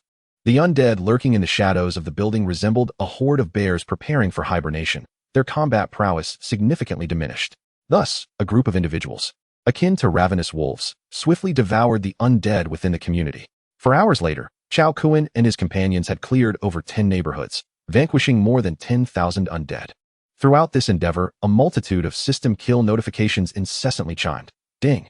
Killed 15 level 1 early undead, gained 15 fortune points, 190 energy points, 2 green fortune chests, 5 bottles of mineral water, 1 pack of sanitary napkins, for gene of food, 5 gene of dog food. Ding! Killed 11 level 1 early undead. Gained 11 fortune points, 130 energy points, 1 green fortune chest, 1 bottle of sports drink, 5 condoms, 3 gene of flour, 1 bag of chips. Suddenly, Chao Kuan heard a unique system prompt. Ding! Congratulations player Chao Kuan, for completing the task of killing 10,000 level 1 early undead. You have received 100,000 energy points. Upon hearing the system's completion notification, Chao Kuan immediately immersed himself in the system. Opening his panel, Attribute Panel, Super God Level Character, Chao Kuan Level 1 Early, 221050100000, Constitution, 29413, 10, Strength, 29413, 10, Agility, 28213, 10, Spirit, 30015, 10, Intelligence, 15, 10, Abilities, Eye of Truth God Level, Permanent. Body of Dominance God Level, Permanent. Object Manipulation God Level, Level 1 Early. Techniques, Bodily Refinement Technique, 3, Phoenix Cultivation Method, 2, Initial Understanding, Skills, Sweeping Force, 3, Hidden common level, special skills, appraisal technique, mythical unique, fusion technique, mythical unique, treasures, Kunlun divine sword, mythical unique, permanent, nine dragon cauldron, mythical unique, permanent, exquisite gold saber, extraordinary. Nylon jacket, extraordinary. Leather shoes, extraordinary. The rewards from the system's task resonated like celestial music, propelling his energy points to an astounding 220,000. Had it not been for the constraints of his innate talents, these energy points would have sufficed to elevate him to level 1 late, effectively doubling his attributes. What an exhilarating sensation. Chao Kuan had been eagerly awaiting the completion of his first kill task, yet after several days of anticipation, it remained unfulfilled. He initially believed that the system upgrade would optimize the tasks, only to discover that it had, in fact, increased his kill task limit tenfold, requiring him to slay 10,000 enemies of equal rank to receive any reward. It must be said that the system's tasks were exceedingly sinister, never revealing their contents to the host, only chiming upon completion to bestow rewards. Should he fail to uncover the secret, the energy he would gain from slaying the undead would, unbeknownst to him, be a quarter less than that of others. Slay 10, complete task 10. Refine crystal cores 20. Unfortunately for the system, it could never have anticipated that Chao Kuan would complete the kill task before the undead leveled up. Ha ha ha. Oh, system, are you targeting me? You are still too naive. Chao Kuan thought to himself with a sense of pride. Before long, the clock struck 1 in the morning. 6 hours since sunset. A solitary sun's shadow could scarcely sustain the sweltering temperature of over 40 degrees. The external temperature began to gradually drop. A multitude of monsters, previously lurking in the shadows, began to stir once more. Alongside the monsters, groups of survivors also became active. At this moment, a batch of survivors fortuitously encountered Chao Kuan and his companions. Clad in security uniforms of Hengbai property, over 50 individuals armed with firearms emerged, exuding an intimidating presence that overshadowed the few hundred they confronted. The tattooed, muscular leader spoke ominously. Friends, do you think you can simply leave after dispatching the monsters, without showing us any respect? This entire district falls under our jurisdiction at Hengbai property. All survivors and monsters within belong to us. Surrender half of your crystal cores, and I might allow you to leave today. Hengbai property? Chao Kuan seemed to recall this name. Suddenly, it dawned on him. Wasn't this the most notorious property management company in the Dragon Kingdom? Prior to the apocalypse, the order in the Dragon Kingdom was stable, with numerous gangs seeking legitimacy. Some of these gangs transformed into various property companies, covertly continuing to collect protection fees. Hengbai property was a prime example of such organizations, comprising various scum and labor reform offenders. This group of property managers did nothing but extort exorbitant fees from residents, sell and lease public facilities, tow away idle vehicles, and break into vacant homes for profit. They frequently cut off water and electricity to homeowners and offered predatory loans under the guise of student debt and similar schemes, inciting widespread outrage. Yet, due to their ruthless methods and the formidable protection they enjoyed, no one dared to voice their anger. Chapter 52. Extorted for protection fees? A single stroke to end it all at this moment. They obstructed Chao Kuan and his companions to demand protection fees. The disciples' eyes brimmed with mockery, and they were restless with anticipation. In both his past and present lives, Chao Kuan had never encountered such audacity. He couldn't help but feel a tinge of absurdity. I am quite curious. What gives you such audacious confidence? Do you truly believe that with your few shabby guns and a handful of men, you can rob over 100 of us? His mocking tone elicited a fierce glare from the tattooed giant, whose face twisted into a menacing snarl. Do you think you have the numbers? What good are numbers without power or influence? What faction do you belong to? His arrogant expression immediately provoked several of Chao Kuan's disciples. Before Chao Kuan could utter a word, Zheng Weiniang stepped forward with a cold smile, exclaiming, "You are unaware of who the disciples of the Celestial Master's path are. It seems you are tired of living." Upon hearing this, the tattooed brute mocked. So it's just a little beggar. Following this, the 50 or so individuals behind him erupted into laughter. In that instant, Chao Kuan let out a cold snort, unleashing an invisible wave of spiritual pressure that instilled fear. He then drew the Kunlun divine sword and executed the skill sweep across 1,000 pounds with full force. Instantly, an invisible sword energy, 10 meters in length, sliced through the air. In less than a tenth of a second, the leading tattooed man, in disbelief, attempted to lower his head. His arms detached from his body and fell away. A gaping wound appeared at his waist, blood gushing forth like a fountain. Yet, before his hands could touch the ground, 2 additional sword energies struck his chest and neck. Before the blood could even spurt forth, Chao Kuan absorbed it all into the mountain river space, burying it beneath the stone fruit trees. The entire process took less than half a second. Not only did the opponents fail to react, but even Chao Kuan's disciples were momentarily stunned. Could a little beggar even be addressed as such? Chao Kuen's jest did little to lighten the atmosphere. The elders and disciples of the Celestial Master's path gazed on in confusion and unfamiliarity, witnessing for the first time Chao Kuen's utter disregard for human life. Enough with the theatrics, he declared. These scum of the apocalypse, rather than firing their bullets at the undead, choose to rob their fellow survivors. To die by my hand is merely a mercy. Chao Kuen understood that many who entered this apocalyptic world would experience fear at their first act of killing or witnessing death, and the disciples of the Celestial Master's path were no exception. Humans, being creatures of association, often correlate the sight of their kind being slain with their own mortality, leading to trepidation. However, the nature of the apocalypse is such that individuals quickly adapt to any circumstance. Master, please leave such dirty work to your disciples in the future. Killing them is beneath your dignity, Hua Wai heroically implored. My brother is right. You should refrain from getting involved in such grim tasks. Besides, you didn't even leave me a few. I get angry just seeing those from Hengbai property, who forced me to pay several thousand yuan in property fees months ago. Zheng Weining lamented with a face full of regret. Outrageous. Absolutely outrageous. The dialogue between Chao Kuen and his disciples began to reshape the worldview of the Celestial Master's path disciples. Observing their overly intense reactions, Chao Kuen looked around and stated, Today, I am imparting a lesson to you, emphasizing once again that in the apocalypse, order has collapsed, laws are non-existent, and morality has lost its foundation. Do not attempt to apply pre-apocalyptic perceptions of humanity to understand any survivor. Otherwise, you will suffer greatly in the future. His words rang like a clarion call, striking a chord in everyone's hearts. Indeed, this is no longer an era of peace. In extreme environments, anything is possible. The wicked act without fear of punishment, and the virtuous do good without anyone to witness or commend their deeds. Countless historical instances have repeatedly demonstrated that in times of war and famine, humanity often descends into beings devoid of moral integrity, especially in an apocalyptic era such as this. Ma Changsheng, observing the lingering confusion in the eyes of his disciples, promptly stepped forward and proclaimed, Esteemed colleagues, those individuals met their just fate. Each one wielded a firearm. Yet instead of vanquishing the monsters, they directed their weapons at fellow humans. What differentiates them from the undead? His words awakened a considerable number of disciples. Indeed, in this apocalypse, pointing a gun at humans is indistinguishable from targeting the living dead. Undeniably, these individuals are not the undead, yet they embody a malevolence far worse. The Taoist Master's actions in eliminating them are, for the surrounding survivors, a fortunate turn of events. Initially, some disciples sought to convince themselves of the righteousness of the Taoist Master's stance. However, upon further reflection, they found increasing validity in his reasoning. Even several obstinate elders eventually persuaded themselves, with Zhang Qingsong declaring, Today, the Taoist Master has set an example for us. In the future, when confronted with such survivors, we must not hesitate, eliminate them all. They are inferior even to swine and dogs. They are mere beasts. Chao Kuen, witnessing the elders and disciples exaggerate the situation, even attempting to distort his actions into a righteous endeavor, furrowed his brow and gestured. In these end times, such individuals abound, for human nature is inherently malevolent. Bereft of moral and legal constraints, anyone is capable of committing any act. The wicked cannot be wholly eradicated. What appears just in your eyes may seem evil to others.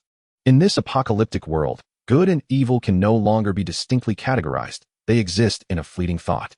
There is no need to deliberately misinterpret my actions and stamp them with a seal of righteousness. Chao Kuen's words possessed a certain allure, enticing them to transcend their moral shackles and attain true freedom.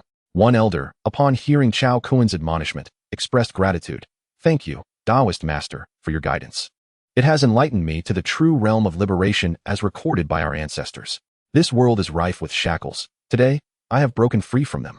And just as the tides of the Qiantang River rise, I now realize my true self.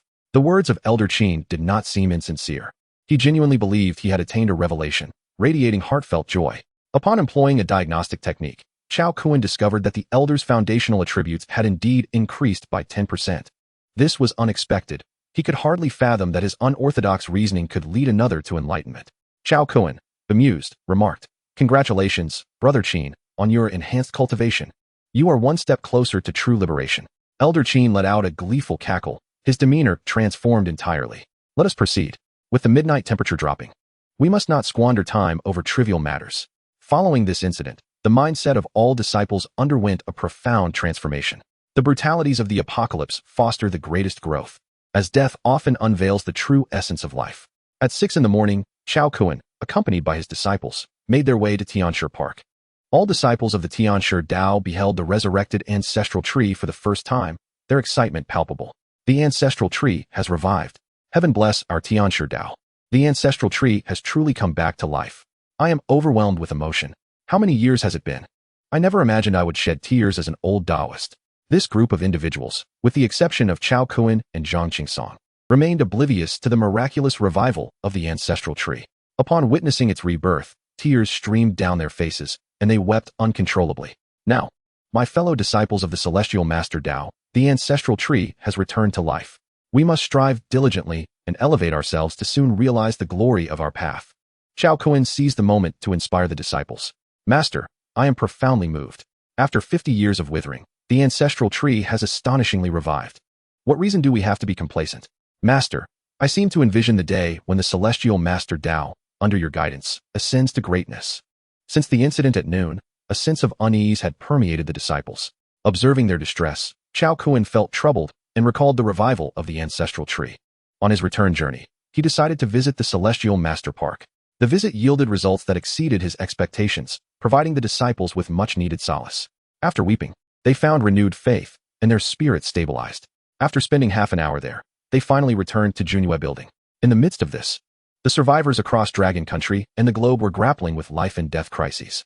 The recent calamity, known as the Day Without Sunset, had caused unprecedented spikes in global surface temperatures. With water supply and power outages, coupled with communication breakdowns, few could receive assistance from the military. Fortunately, the survivors in Dragon Country, thanks to Chao Kuan's apocalyptic predictions, had received supplies distributed by the government. Many had stockpiled water and felt immensely relieved. In contrast, other nations, such as the Lighthouse Country, scoffed at Chao Kuan's prophecies, leading their populace to neglect stockpiling resources. Consequently, countless survivors succumbed to dehydration, resulting in a catastrophic decline in the global survival rate. At this moment, Chao Kuan had just completed the distribution of crystal cores, acquiring over 9,000, and was eager to return to share his joy with his partner. As several elders noticed his intent to leave, they approached him with feigned innocence, saying, Master, this heat is unbearable. Could you perhaps devise a solution for us? Indeed, Master. We know of your formidable abilities. We trust you have a way. They continued, could you perhaps gather us all into your sleeves? That would surely provide some relief. Their increasingly absurd suggestions made Chao Kuan want to laugh. My dear brothers, what could I possibly do? I would wish to tuck myself into my sleeve if it were feasible, but my abilities do not permit it. Perhaps I could shoot down the sun? He chuckled. Master. No jesting. I know you possess clever ideas. Do think of something for us. Once the disaster abates, I will take you to seek the ancestral Tao scripture. Zhang Qingsong said, his eyes sparkling with excitement. The ancestral Tao scripture? Upon hearing this, Chao Kuan's interest was piqued.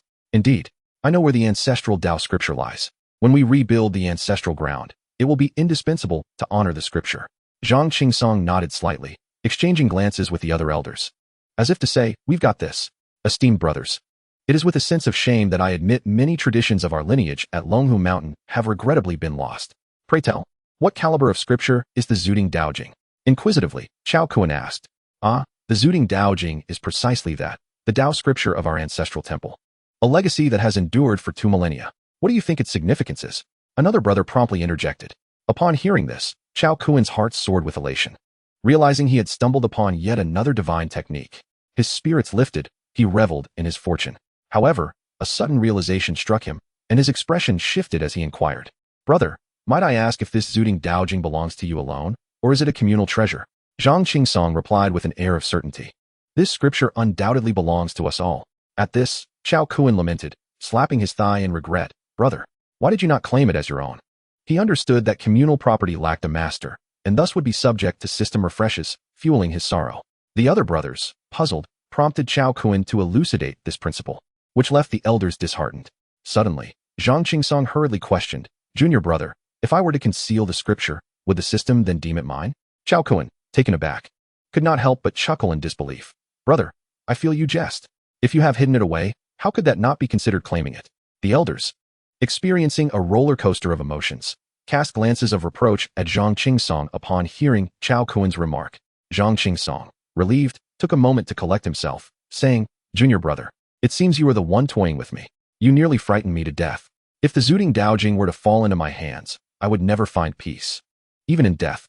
Well then, since the scripture will not be refreshed by the system, Should you not demonstrate your worth, junior brother? Observing the elder's vexed expression, Chao Kun quickly smiled and replied, if you insist, I do indeed have a method. See, I knew our esteemed junior brother had a solution. We're all comrades here. No need for secrecy. The two elders jested from the sidelines. Faced with their playful banter, Chao Kun feigned a troubled demeanor, shaking his head. It is not that I am unwilling, but if that item were to be damaged, I would find myself utterly helpless in the face of any future crises. This was typical of Chao Kun. Once something was in his possession, he wished to hoard it, displaying a hamster-like tendency. Junior brother, I understand your desire to consider the greater good, but if we cannot overcome the current obstacle, how can we speak of the future? Zhang Qingsong, the most perceptive of the group, extended a lifeline to Chao Kun. In response, Chao Kun acquiesced, very well, if it breaks, it breaks. With that, he made his way to a corner of the hall and retrieved a set of fuel engine equipment along with a refrigeration unit. This powerful cooling machine had been procured from the storage center in Haishur. Under the watchful eyes of the assembly, Chao Kun proceeded to assemble the various devices. With a resounding roar, the fuel generator sprang to life, its output flowing through a stabilizer to the refrigeration unit. The towering cooling units resembled a grand central air conditioning system, emitting a breeze so refreshing it elicited involuntary sighs of pleasure. Oh, how delightful it was! This spot is mine. No one shall encroach upon it. Do not jostle me. I yearn for the cool air. I cannot endure it any longer. I feel faint from the heat. Let me through quickly. A group of disciples, as if they had never encountered such luxury, jostled together. It was only after a few minutes, when the chill began to permeate the area, that they sprawled haphazardly on the ground. They resembled a pitiful band of stray cats seeking refuge from the summer heat in a supermarket's air conditioning. Unbeknownst to them, the rumbling of the engines had attracted a few wandering undead. Just as the group settled down, Chu Chu, the fourth disciple of Chao Kun, approached with a grave expression and said, Master, I have heard an exceedingly strange sound from the undead, one that is very peculiar and belongs to infrasound. I believe it is the call of an undead king. Chao Kun, startled, immediately inquired, can you discern its location? Chu Chu shook her head in response. She had heard of such an undead king capable of emitting infrasound in her past life, but she had never witnessed it firsthand. Having distanced herself from the city at that time, since they could not locate it, she deemed it unnecessary to pursue. After giving Chu Chu a few instructions and leaving behind several large barrels of gasoline, Chao Kun returned home. Upon entering his luxurious suite, he was greeted with royal treatment. Kind attentions and massages enveloped him in comfort. The beautiful women who had once been the object of admiration in the pre-apocalyptic world seemed to serve him with great willingness, as if it were their honor. Chao Kun, feeling no hesitation, basked in the attention, enjoying the soothing massages while being fed by a maid as exquisite as a celestial being. Even bathing became a lavish affair, attended by lovely maidens. It was a delight beyond compare. After his bath, Chao Kun exchanged whispers with Huang Huihui, holding a cup of fine liquor before donning his sleepwear and stepping outside. Meanwhile, Huang Huihui approached Su Nana and cheerfully asked, Sister, would you like to cultivate a supreme technique? Uncertain of how long he had slept, Chao Kun was startled awake by urgent knocking at the door. At the same time, Su Nana shook his arm vigorously, her expression filled with alarm. What is it? Chao Kun mumbled, still groggy. I suddenly had a foreboding feeling. Su Nana exclaimed in distress. What? Chao Kun's drowsiness vanished instantly, replaced by alertness. Chapter 54. The army of the undead. Su Nana's extraordinary gift of foresight was not mere boast. She truly possessed the ability to sense danger before it arrived. Knock, knock, knock. The persistent rapping continued. Who is it? Wang Shishir, whose room was closest to the door, emerged from her bedroom. I urgently need to see my master. Hurry and wake him up. A voice from outside called. Wang Shishir, upon hearing this, immediately prepared to find Chao Kun, but he had already arrived at her side. Upon opening the door, he found his disciple Chu Chu in a state of agitation, her face serious. What has happened? He asked, his expression tense. Master, I have heard that the Lich King has taken control of countless undead, and they are converging towards us. The hordes of zombies are now merely 2 kilometers away. We must devise a plan at once. Chu Chu spoke in a hurried tone. What? Is there truly such a reckless Lich King in this world? Chao Kun, upon hearing this, was instantly filled with fury. In his eyes, the undead were not merely monsters. They were prey, crystals, treasures of opportunity, and reservoirs of energy. They could never be hunters. They had been relentlessly hunting the undead and never anticipated that the undead would dare to retaliate. At this moment, Chao Kun's expression resembled that of a fish leaping from a hot pan, striking itself with fury. Master, a multitude of ants can indeed fell an elephant. We must not underestimate them. If we exhaust ourselves, we shall face total annihilation. Chu Chu quickly reminded him. No worries, let us go and confront this Lich King.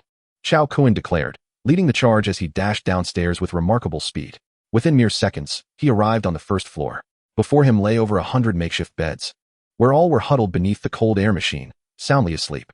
Outside the glass wall on the first floor, a few scattered undead were howling beneath the cold air unit. Enough of this slumber, rise quickly. The undead army is upon us. Chao Kuen's voice boomed, startling everyone awake, nearly causing a panic. Oh dear, what is happening? What is going on? What is the situation? Is the military attacking us? The crowd remained in a daze, utterly confused. Chu, please explain to everyone what is occurring. Under Chu's explanation, they finally comprehended that an army of undead was about to assault them. Upon hearing this news, everyone became alert.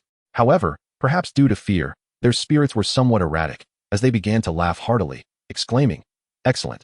This is wonderful! The more, the merrier! Ha ha!" This group of individuals, upon learning that the undead were approaching, could hardly contain their excitement. Among them, Elder Qin was the most exuberant. Ever since he had attained the state of true freedom, his demeanor resembled that of a mischievous child. He leaped onto the head of a disciple, peering out with glee, cackling laughter. "Little treasures of the undead, come forth. At last, I can unleash my carefree swordplay." Chao Kuen observed this raucous assembly and, sensing their levity, sternly commanded, "Enough. Let us regain our seriousness and not underestimate this undead army. Even a multitude of rats can overwhelm a cat, let alone the undead. Prepare yourselves and gather your belongings."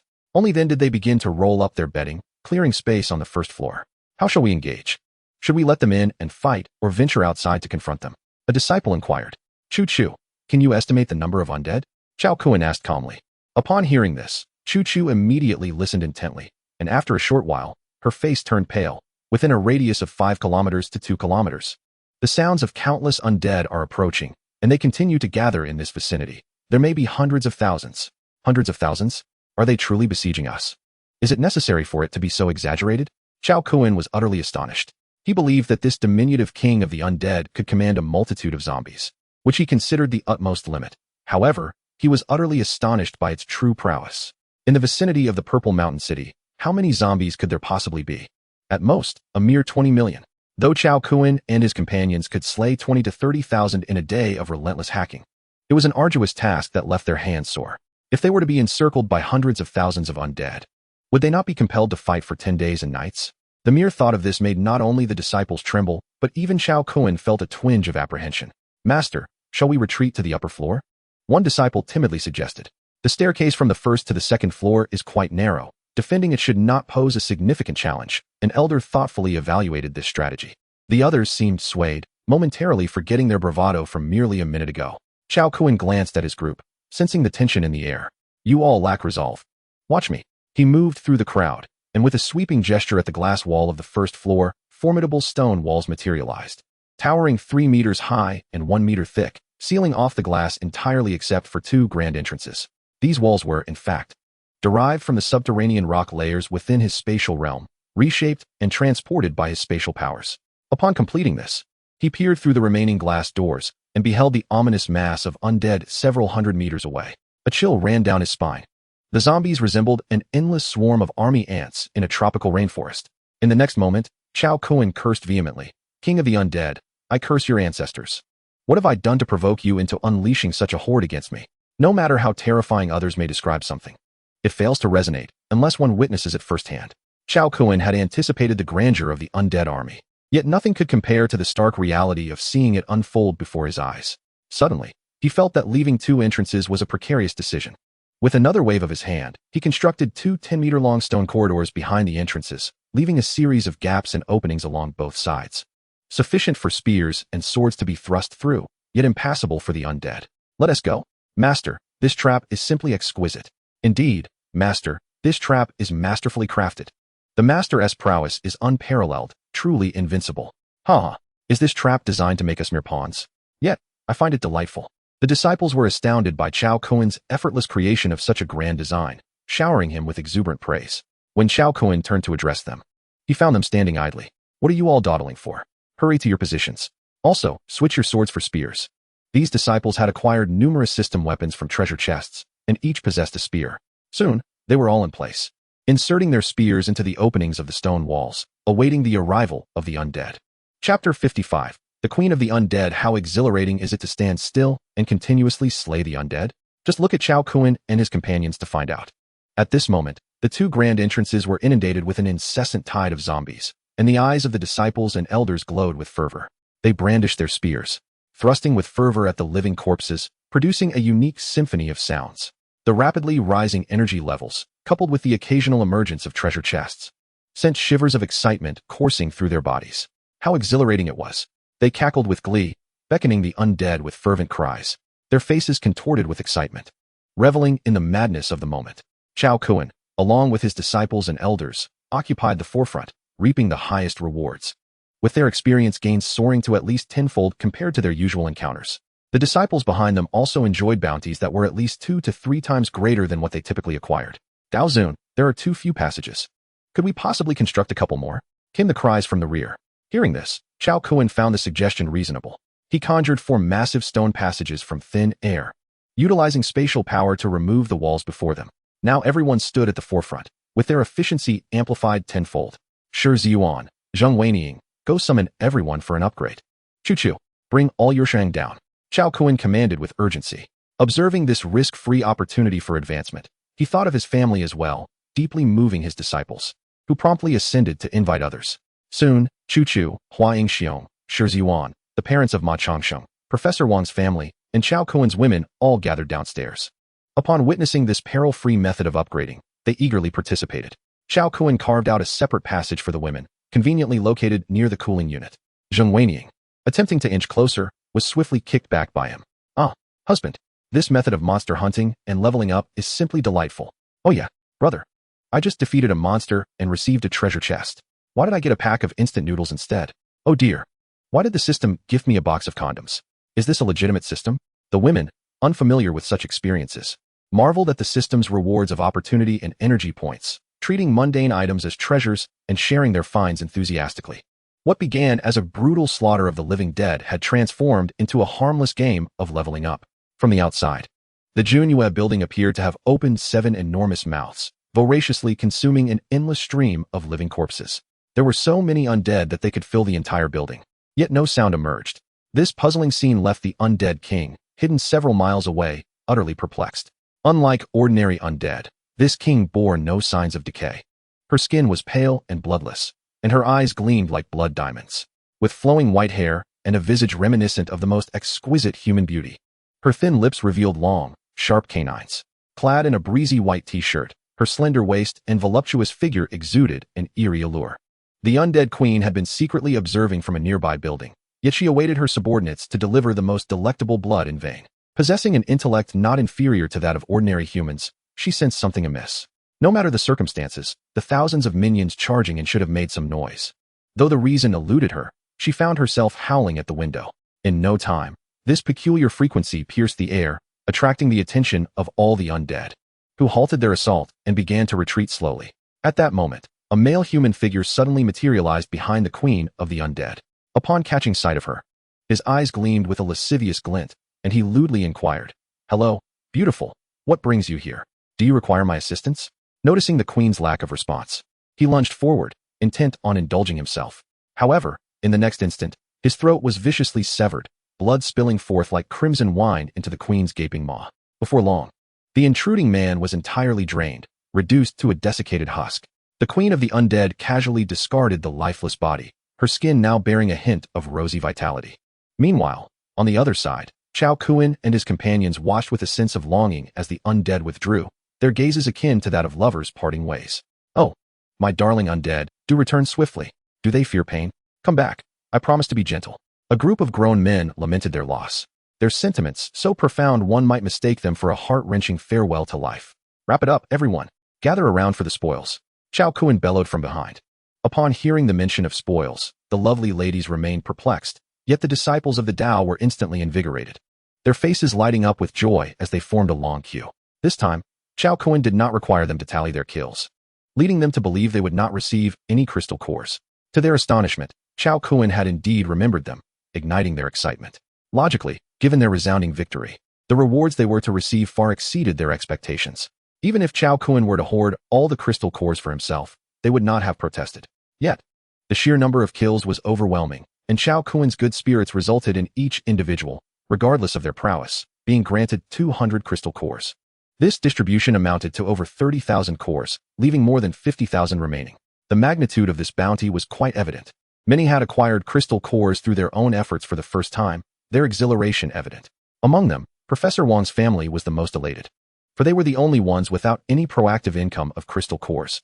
As the elderly professor received his share, he was about to express his gratitude when his son, in front of Chao Kun, claimed the cores for himself.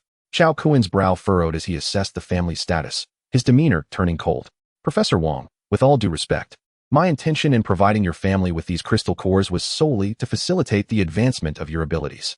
The cores you have received are sufficient to elevate you to the early second level. Should you fail to achieve this within 2 months, I may need to reassess your family's worth. From the outset, Chao Kun had stated that he saved them due to their value, yet he had never disclosed what that value entailed.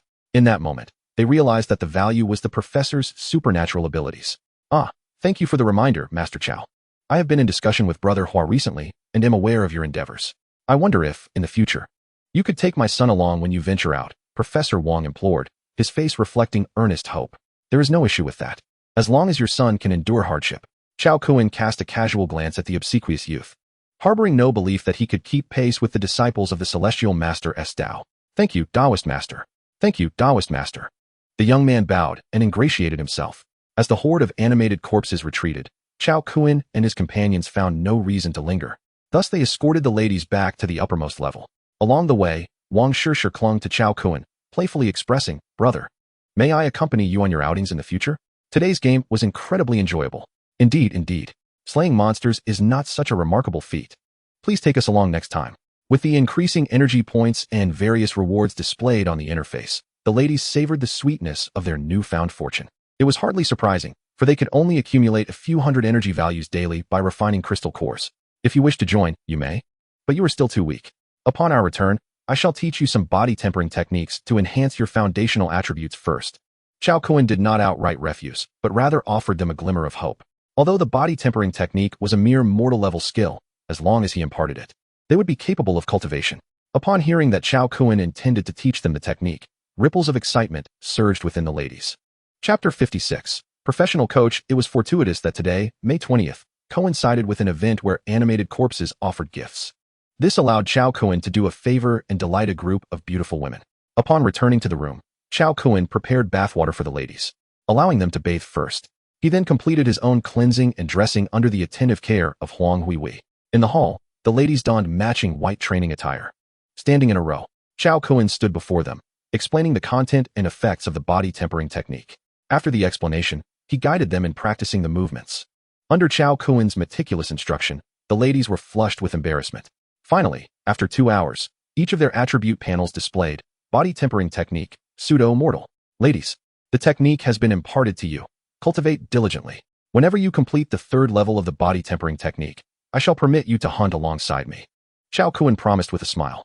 Each of the beauties harbored different thoughts, yet unanimously felt a competitive spirit arise within them.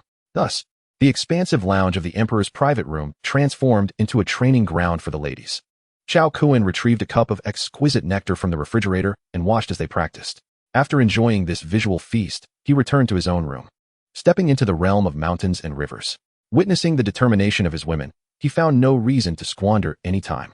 Within the second-tier space, as soon as Chao Kun entered, he began to cultivate his telekinesis ability. Hours passed in the blink of an eye, and his telekinesis weight increased from 14 kilograms to 15 kilograms. Having achieved his training goal, he exited the space. That evening, as was customary, Chao Kun prepared to venture out with everyone to hunt monsters. Upon reaching the 1st floor, over 100 disciples and elders had already cleaned up the tainted blood, and all were huddled together resting. "Why are you still lounging about? Get to work. Get to work," Chao Kun exclaimed, pinching his nose. A group of disciples and elders wore expressions of dread, and upon the arrival of Chao Kun, they lamented, "Oh, revered master, do you have any inkling of how we have endured this half-day? The stench here is unbearable. It's causing me a headache. I must step out to vomit before I can return to rest." Chao Kun, taken aback, had not anticipated that the bloodshed of the animated corpses would emanate such a foul odor. It was pitiable that these disciples and elders had endured more than 10 hours, merely to bask in the cooling breeze of the air conditioner. The 1st floor had become uninhabitable, and upon their return, he promised to assist in relocating the cooling unit to the 2nd floor. "Enough of the complaints. It is time to attend to our duties," he declared. as he carved a new opening in a stone wall and led the group outside. The moment they emerged, he felt as though he had stepped into a purgatory. The external temperature had risen at least 5 degrees since the previous day. The light drizzle above quickly evaporated, creating a stifling humidity that enveloped them, akin to being roasted under a lion's head. Furthermore, before they could venture far, they encountered the army of animated corpses from the previous day. Upon spotting Chao Kun and his companions, the nearby horde advanced menacingly. Alas, this legion of animated corpses has not dispersed. They were merely waiting for us to emerge. Retreat. We cannot allow ourselves to be encircled.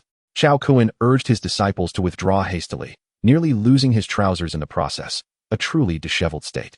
This foray had consumed half an hour, yielding nothing but a layer of foul sweat, which left Chao Kun feeling exceedingly vexed. Damn it, king of the animated corpses. What have I done to deserve this? To be tormented in such a manner. He cursed, his frustration palpable. Master, what are we to do? These little monstrosities have fixated on us. This is quite troublesome. The disparity in our strengths is over 1,000-fold. How can we possibly contend with them? Is there any way to lure them back into the stone passage for a confrontation? The group, in a cacophony of voices, failed to propose any viable solutions. Very well. Whoever devises a plan to attract the animated corpses shall be rewarded with 3,000 crystal cores. If no solution is forthcoming, we shall remain indoors and refine crystal cores. Elevating our abilities must be our foremost priority. The energy they had accrued from slaying monsters had already surpassed their level cap. Yet due to the main ability not having advanced, they remained unable to progress to mid-level.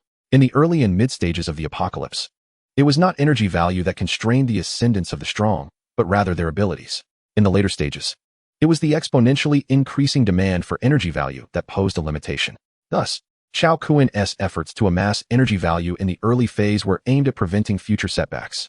Although the animated corpses currently provided minimal energy value, their sheer numbers compensated for it.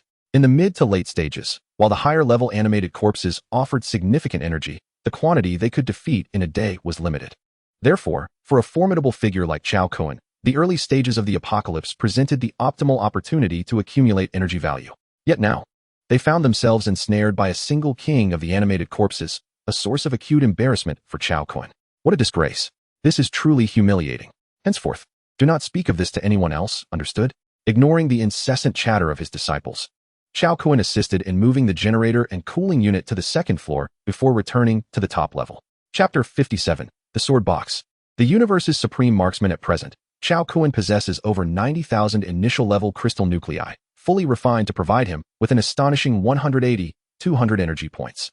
Coupled with the 25,000 energy points on his panel, he is assured of sufficient energy until he reaches the mid-level of the third tier. The efficacy of crystal nuclei is twofold. They enhance one's psychic abilities and supply energy points. In the apocalypse, regardless of its early or late stages, items that can elevate psychic abilities are exceedingly rare and command a high premium. Conversely, items that provide energy points are quite common and can be considered remarkably inexpensive. Thus, solely relying on crystal nuclei to replenish energy points would be a grave waste. Nevertheless, should he encounter a situation where energy points hinder his progress before the arrival of the mid-apocalyptic phase, Chao Kun would undoubtedly consume all his crystal nuclei without hesitation. Of course, all this is a matter for the future. At this moment, Chao Kun returned to his chamber and commenced a period of seclusion for cultivation. This practice involves isolating oneself within the spatial realm, distanced from distractions, to engage in profound meditation. Within the tenfold space, Chao Kun sat cross-legged beneath the Bodhi tree, sipping a cup of divine nectar, entering a state of object manipulation meditation. The flying sword, akin to a thumb-sized dart, whirled around him at high speed, exhibiting remarkable agility. At times it soared up and down, at others it glided through the air in waves, at times swift, at times slow. Beneath the Bodhi tree, Chao Kun's mind transcended into an ethereal state devoid of joy or sorrow, doubling his cultivation efficiency. Thus, 2 hours passed, during which he expended all the energy from the crystal nuclei. His object manipulation weight increased from 15 kilograms to 17 kilograms, and the maximum speed of the flying sword broke through to 580 meters per second, not accounting for air resistance. Yet, despite this progress, his divine-level object manipulation ability did not advance beyond the mid-level of the first tier. This outcome, however, did not dishearten Chao Kun. Rather, it filled him with joy. The upgrading of psychic abilities bears resemblance to character leveling, both following an exponential growth pattern. The more one enhances their abilities prior to upgrading, the greater the potential for future enhancements. Upon concluding his cultivation, Chao Kun departed from the Bodhi tree and returned to the second layer space, where he began practicing a technique of the flying sword. This technique involves spinning the sword at high speeds before releasing it to strike a target with precision, even when it becomes unmanageable. However, the swords he could currently control were too diminutive, rendering this technique akin to that of a dart thrower. Unlike archery or firearms, where mere aiming suffices to hit a target, this flying sword technique demands a greater degree of anticipation, as the trajectory of the sword, after being propelled from a spinning state, does not follow a straight line but rather a parabolic arc. After several hours of practice, Chao Kun fell into self-doubt, realizing the impracticality of such a flying sword technique. Returning once more to meditate beneath the Bodhi tree, he extracted pen and paper and began to derive the mechanical equations governing the sword's motion. Subsequently, he deduced the changes in force acting upon the sword based on its ideal trajectory. Finally, after more than an hour of calculations, he identified the crux of the issue, comprehending the nature of the force required for the sword to transition from a spinning state to a linear trajectory. Damn it. Fortunately, my theoretical physics is passable, otherwise, I wouldn't even be able to wield a psychic ability. Thus, he cursed and rushed to the second space to commence his practice.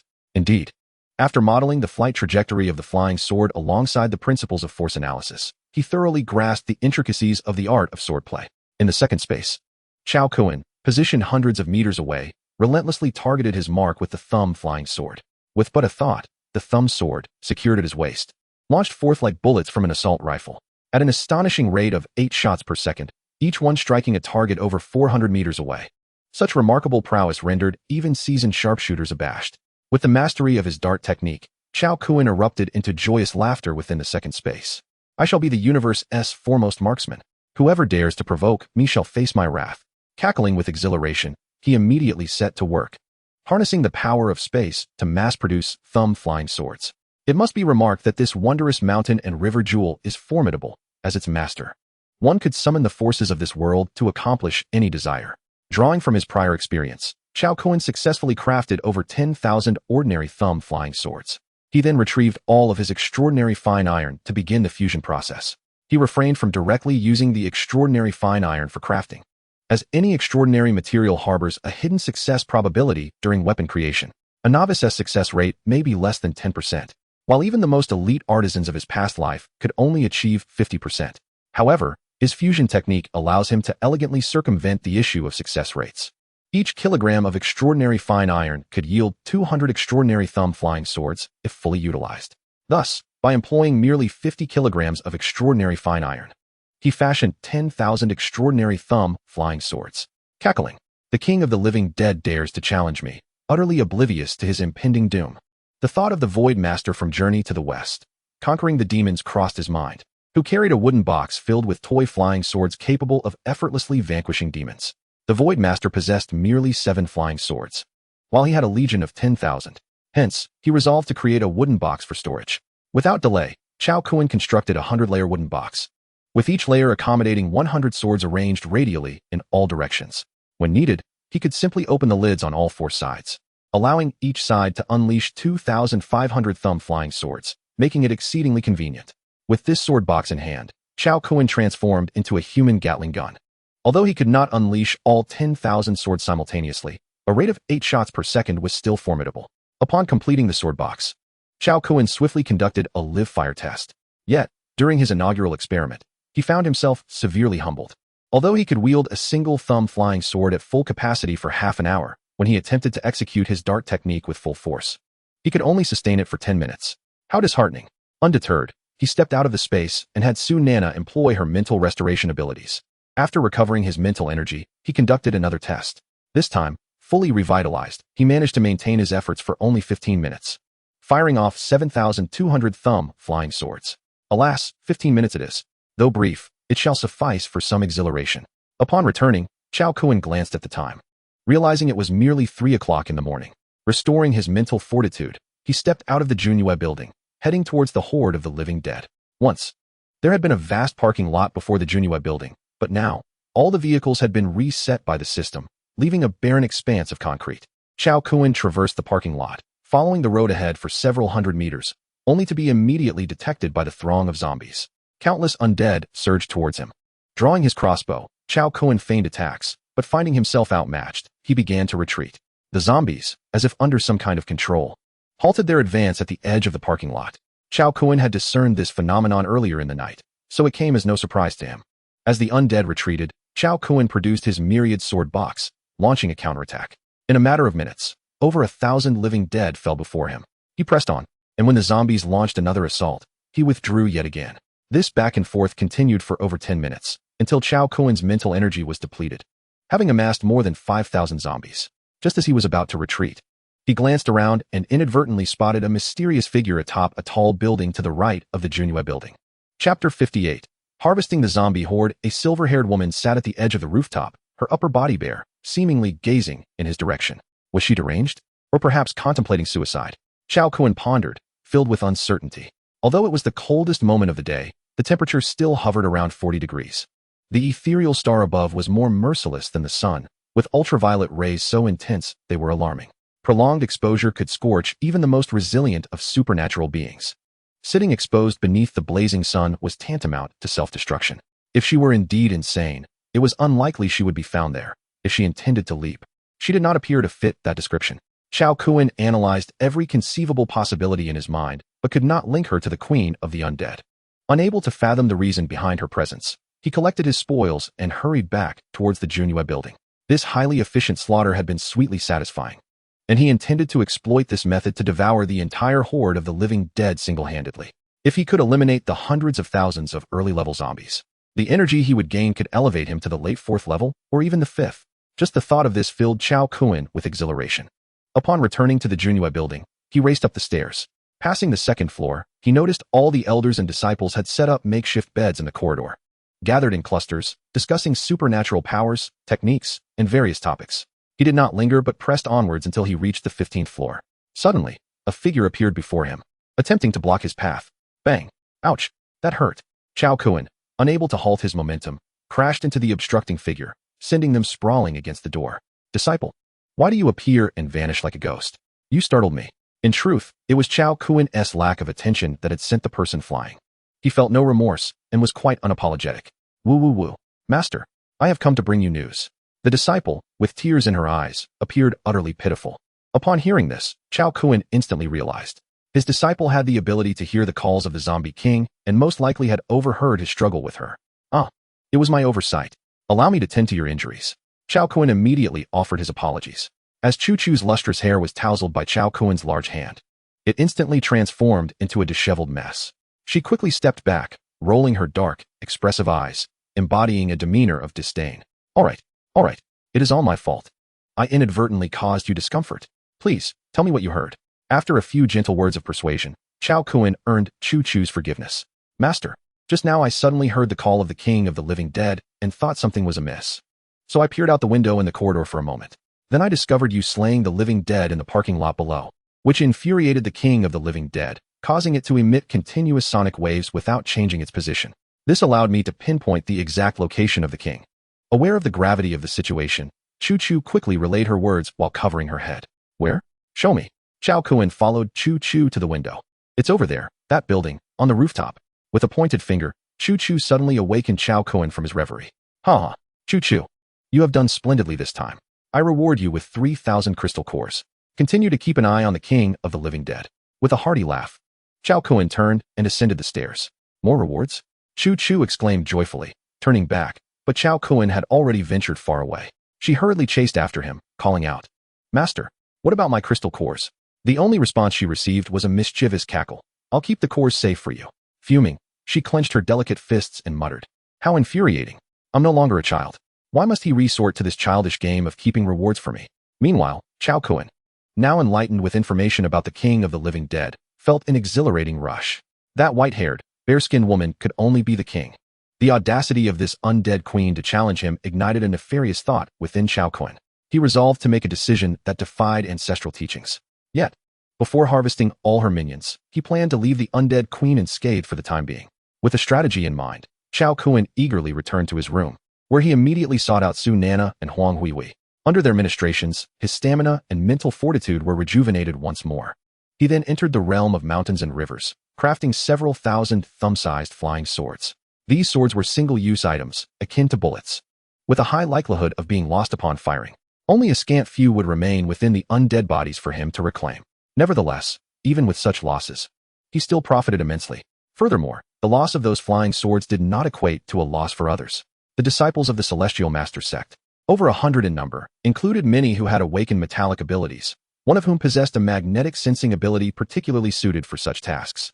Of course, those were matters for another time. With everything prepared, Chao Kuan donned his full armor once more and sped downstairs with the velocity of a plummeting object. By now, it was 5 in the morning, and the external temperature had plummeted to its daily low, around 30 degrees. This time, employing his tried-and-true methods, Chao Kuan successfully harvested over 5,000 living dead. Simultaneously, he completed the system's second assassination mission, earning a reward of 100,000 energy points, boosting his energy level to 450,000. During this period, Chao Kuan encountered the Queen of the Living Dead once more. Though this time she had shifted her position, unbeknownst to her, he had already locked onto her presence, while she continued to roar impotently. Ha ha ha. Little living dead darling, I shall allow you a brief respite. Chao Kuan cast a sidelong glance at her, inwardly mocking her foolishness. 2 hours later, Chao Kuan stepped out of the Junhua building for the third time. It was now 7 in the morning, and as the new day dawned, the external temperature soared rapidly. In just a few minutes, it had spiked to over 40 degrees. With one hand holding an umbrella and the other cradling the box of myriad swords, he hurried to where the army of the living dead was located, only to find himself at a loss. Where were the living dead? He felt bewildered as he searched meticulously within a mile radius, yet not a single trace of them could be found. Subsequently, he scanned the vicinity for the Queen of the Living Dead, only to inadvertently glimpse numerous shadowy figures concealed within the buildings. What the hell? How am I supposed to fight them hiding inside? It dawned on him that with the arrival of the new day, the living dead had clocked out for the day. A bitter smile crept across his face as he turned to head back, reluctant to depart. In the brief 10 minutes since he had stepped out, the external temperature had surged again, reaching 50 degrees. One should not underestimate this figure. At 35 degrees, an ordinary person begins to dehydrate, and at 42 degrees, they suffer from heat stroke as bodily organs begin to fail. This was merely the morning, and already the temperature had hit 50 degrees. It was certain that the day's peak would surpass 60 degrees. In such an environment, how many could find a space to survive below 35 degrees? Chao Kuan was uncertain how long this catastrophe of eternal daylight would last, nor how many would ultimately survive. Due to his own variables, the struggle for survival in this life would prove far more arduous than in the past. May you all live well. When I reach the midpoint of the apocalypse, I shall lend you a hand. Chao Kuan mused, feeling quite vexed. At that moment, a building in the direction of Shangri-La caught fire, billowing thick black smoke into the sky. Chao Kuan quickly glanced at the district channel messages. The building in Shangri-La is ablaze. Someone has claimed they wish to perish alongside the living dead. Is that for real? Indeed, I saw it too. They said they would take everyone with them. Upon reading this, Chao Kuan began to piece together what had transpired and noticed that the online count had dwindled by half. Upon returning to his room, he remained silent for quite some time. However, upon awakening from a slumber, he resumed his playful banter with his woman, revealing that while he harbored some compassion for his kind, it was rather scant. P.S. Almost all readers of apocalypse literature do not favor a saintly character. Thus, even to cater to the audience, it would be impossible for me to shape the protagonist into a paragon of virtue. Yet, many have different interpretations of what constitutes a saint. Some believe that characters like Chung Xian from the Three-Body Problem epitomize such a figure, while others think that as long as one is not excessively selfish, they fit the mold. I must emphasize that I have clearly outlined in my introduction and synopsis that the protagonist in this life aims to become a dominant force. In fact, in the later stages, the survivors of the Dragon Kingdom will require the protagonist's intervention to alter their fate. If any brothers deem the protagonist's actions as saintly, then I have nothing further to say. Though the protagonist possesses traits akin to a hamster, he cannot afford to be excessively selfish. Otherwise, he would be incapable of establishing himself as a formidable leader. Chapter 59. Abandoned by the Undead Queen, secluded for breakthrough on the evening of the 22nd. Chao Kuan awoke from the embrace of warmth and elegance, stepping once more out of the Junhua building. Upon arriving at the location where the undead had congregated the previous day, he was struck dumb with astonishment. The undead had collectively gone AWOL. What an outrageous turn of events. Where were the undead? Why had they not emerged? Chao Kuan concealed himself nearby, waiting for 3 hours. Are they playing games with me? He fumed, feeling as though the undead queen had let him down. She had promised to come and besiege him, yet he had only reaped 2 harvests yesterday, and today, the undead queen seemed to have lost her nerve. What on earth? Surely, they hadn't tea all hidden away inside the buildings? A sense of unease washed over him as he observed the eerie, foreboding structures around him. The survivors within must have perished. But he was left wondering whether the army of undead still lurked inside. Regardless of their presence, He had no intention of entering those buildings. It was not fear of traps that deterred him, but rather the inefficiency of clearing each building one by one. As he traversed the streets within a 3-kilometer radius of the Junhua building, he encountered not a single undead nor a living soul. A week into the apocalypse, this once thriving city of human civilization had morphed into a ghost town. The buildings, which should have housed the living, occasionally flashed with crimson eyes, suffused with a chilling atmosphere. It was then that Chao Kun realized he had underestimated the undead queen. With his harvesting plans thwarted and after a futile roundabout, he resolved not to waste further time and returned to the Junhua building.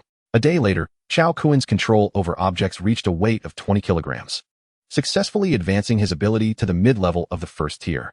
He then accessed his attribute panel. Attribute panel, Super God level name, Chao Kun level, mid-level tier 1, 456820150000.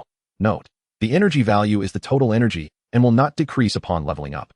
Physique, 44,115, 10. Strength, 44114, 10. Agility, 42313, 10. Spirit, 45015, 10.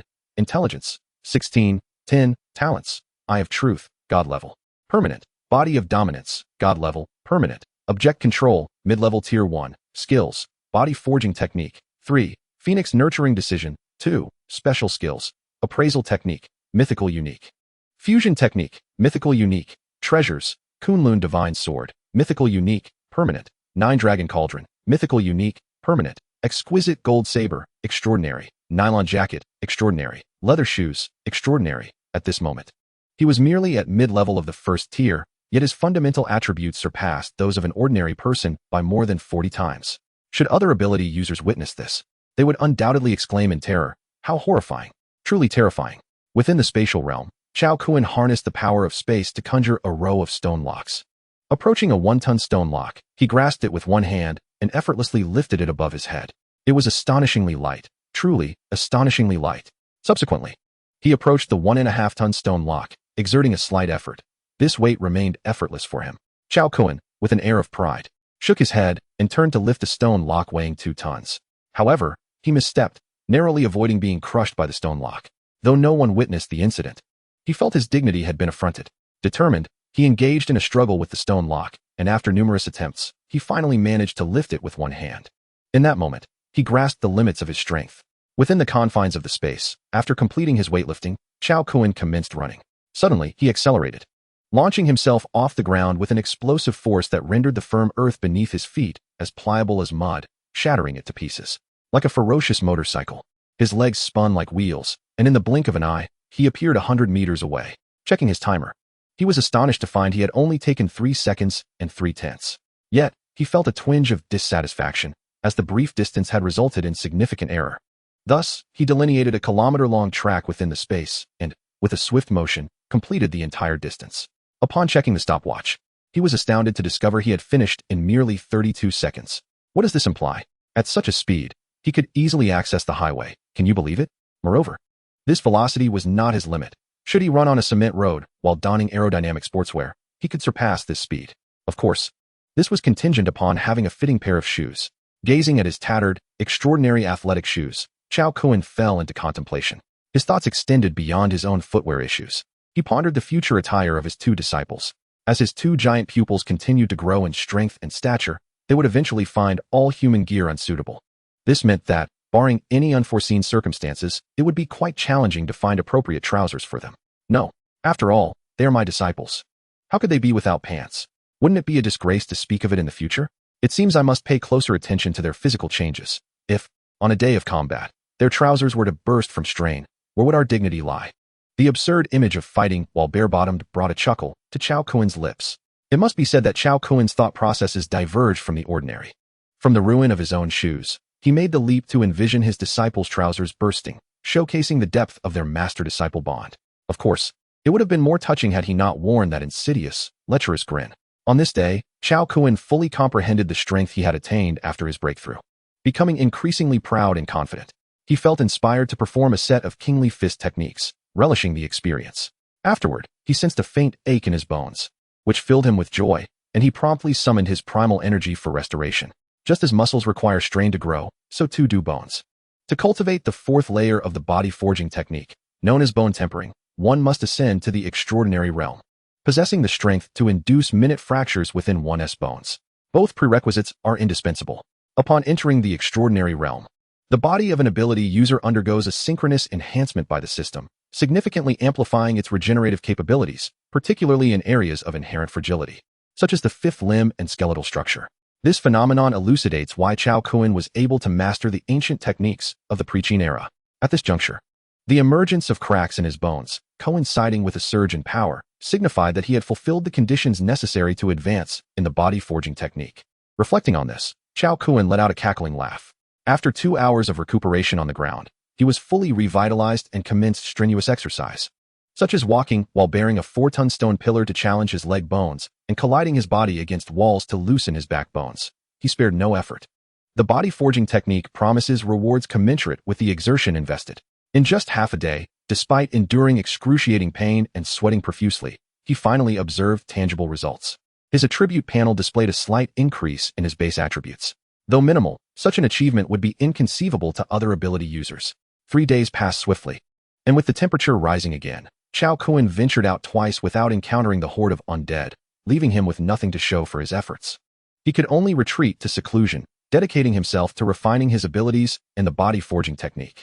On the morning of the 28th, as Chao Kun emerged from his space, he overheard Huang Huihui mention that his disciple had sought him out, but had not conveyed any specific matters. This left Chao Kun perplexed, prompting him to descend the stairs. Upon reaching the second-floor corridor, he finally located his disciples, Hua Yingxiong and Hua Yingwu, who were preparing their bedding. "Disciple, what brings you to seek me?" Chao Kun inquired with genuine concern. The two disciples, caught off guard by the inquiry in front of others, displayed signs of embarrassment. Suddenly, their stomachs audibly protested, revealing their predicament. "Master, when shall we venture to hunt monsters? The food dropped by the creatures has been exhausted," Hua Yingxiong lamented. At that moment, Chao Kun discerned their plight. These two voracious eaters had consumed all provisions and were now facing a famine. "Why did you not inform us when the food ran out?" He chided. "Come, let us fetch a sack of rice from my stock to remedy your hunger. I have plenty to spare." A group of disciples from the Heavenly Master sect warmly extended their invitation, their supplies indeed ample. In the early days of the apocalypse, over 500 disciples had received official provisions, yet only about 150 survived. Now, excluding the resources dropped by the system, each possessed supplies equivalent to 3 individuals. "Disciples, have you heard? Do not stand on ceremony. Their food shall become your food henceforth, so do not be overly polite," Chao Kun proclaimed generously. Hearing the words of his master and the others, Hua Yingwu felt a bit embarrassed, stating, "That raw rice is quite unpalatable and merely causes bloating." Chao Kun erupted into hearty laughter. "Unpleasant as it may be, I shall treat you to roasted whole pigs." At the mere mention of roasted pig, the mouths of the gathered disciples watered in eager anticipation. In recent days, they have lacked the means to prepare meals, subsisting solely on the system's surplus bread, instant noodles, and ham sausages, their stomachs grumbling for sustenance. "Master, could you add me to the group?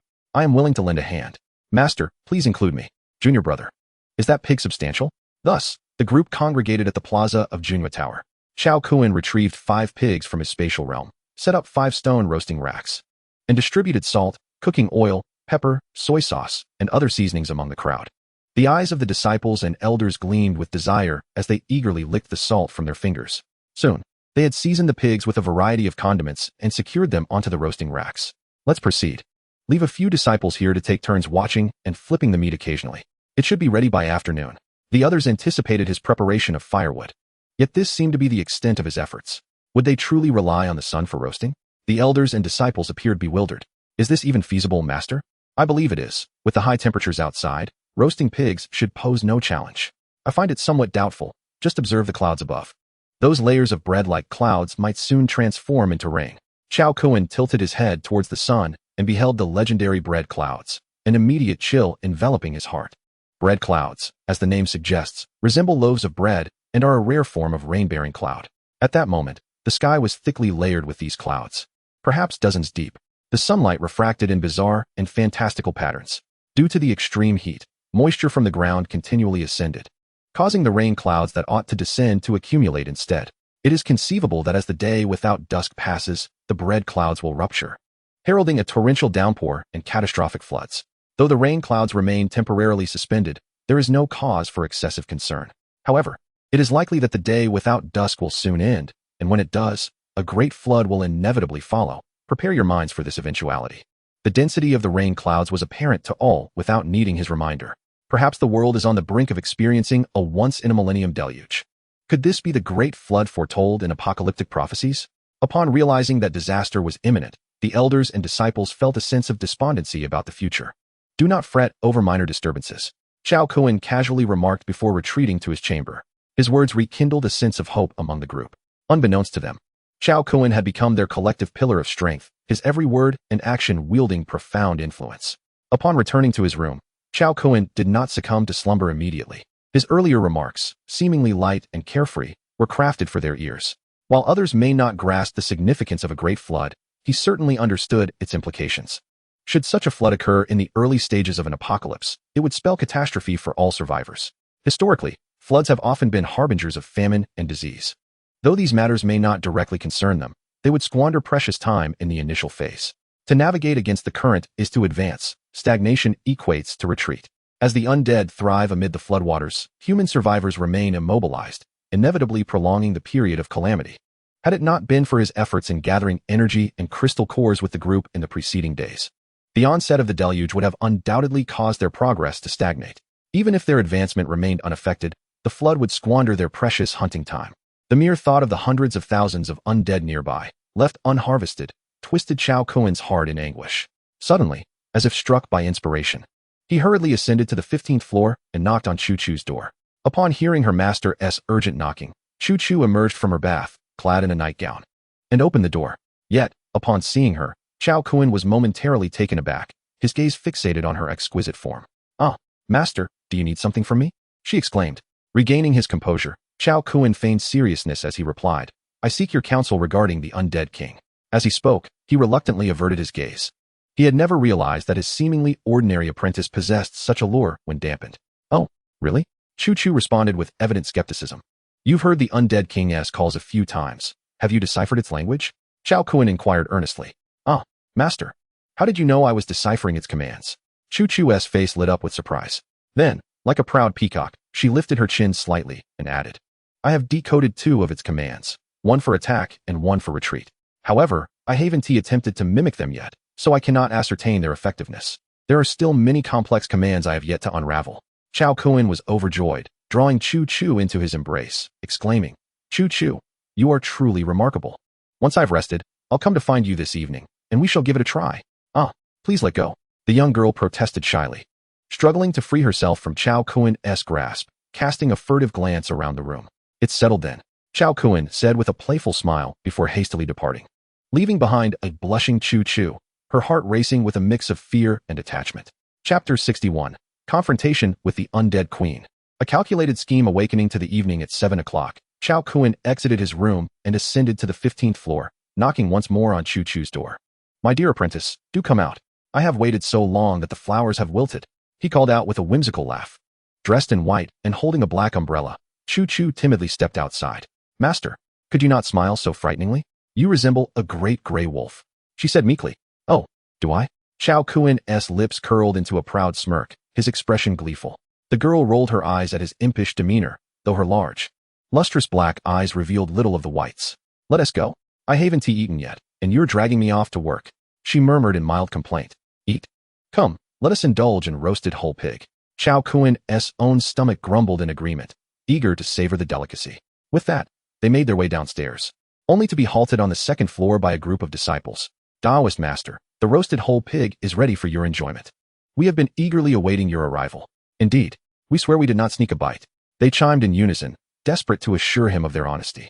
Upon hearing the words of his disciples, Chao Kuan was filled with skepticism. "Did you save any for me?" he inquired immediately. "Of course we did. Please hurry and eat," they replied eagerly. To his astonishment, when Chao Kuan stepped outside, he found that only half of the 5 roasted pigs remained. Beneath the roasting rack lay a pile of burnt firewood, charred to a crisp. Chao Kuan couldn't help but admire his disciples. He had intended to indulge in a naturally sun-kissed roast pig, yet they had subjected it to the flames.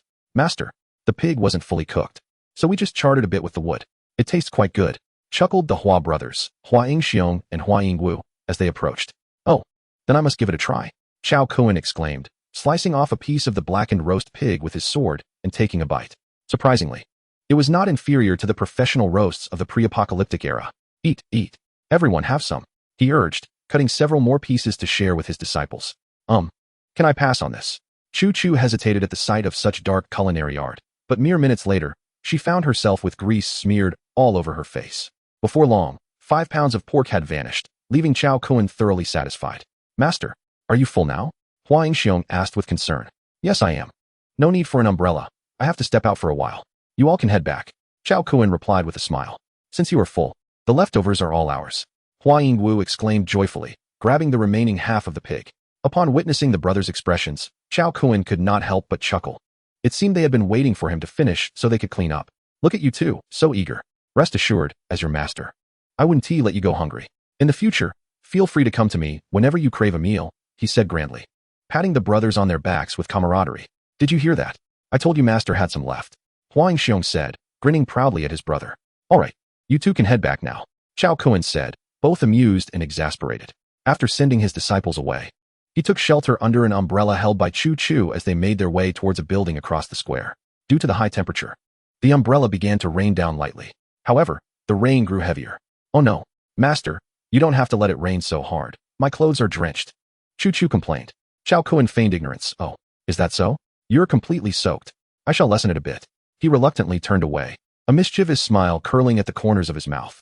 Before long, Chao Kun led her to a residential alley. Disciple, the army of living corpses is hidden within these buildings. See if you can lure them out. The girl nodded, opening her mouth, though no sound emerged. An invisible wave radiated from her lips. Instantly, the living corpses within the buildings were roused, echoing with furious howls. It was as if countless feet were marching. This abandoned city of civilization was already steeped in a chilling atmosphere, now rendered even more terrifying. An ordinary person standing there might believe they had entered the realm of the dead. Yet, this commotion lasted only a few seconds before silence fell once more. Master, the living corpses are challenging me. Their vocal energy surpasses my own, and I cannot control it, Chu said with a hint of disappointment. Upon hearing this, Chao Kun's brow furrowed in contemplation. After a moment's reflection, he advised, continue to engage with her, learn her commands, and ascertain her location. Do not entertain thoughts of seizing control of the undead just yet. All right, I shall give it a try. With that, she opened her mouth once more, pitting her wits against the undead queen lurking in the shadows. Meanwhile, Chao Kun, donned in sunglasses, reclined in a swivel chair, sipping on a chilled beverage. Though he appeared to be leisurely enjoying himself, he was secretly observing and searching for the undead queen. The contest between Chu and the undead queen bore no fruit, yet it exhausted a throng of undead. One moment they were commanded to attack, the next to halt, causing them to fluctuate between fervor and calm like a grand concert in full swing. Oh dear, I'm utterly fatigued. I cannot compete with her. After several minutes, Chu's cheeks flushed, and she gasped for breath. If you cannot, take a moment to rest, and later you may resume the contest. Chao Kun had prepared a chair and a cold drink for her, resolved to battle the undead queen until dawn. Thus, this cycle repeated several times. Yet Chu found little success. Master, this undead king is exceedingly cunning. I suspect it can fly, for it darts hither and thither. Chu felt disheartened. Despite her extraordinary abilities, she found herself unable to surpass the undead queen. My dear apprentice, do not be discouraged. With me by your side, you may continue to lose, but it shall not prevail. Chao Kun's words acted as a tonic for her spirits, lifting her mood considerably. The prospect of the undead queen's ability to fly astonished Chao Kun. In his previous life, he had heard of a zombie evolving into a drought demon capable of soaring through the skies. Yet he had never encountered a king of the undead with the same capability. If it were true, then hunting this undead king would rely solely on fortune. Indeed, upon discovering that Chu could easily control the horde of undead, he no longer intended to retain the undead queen.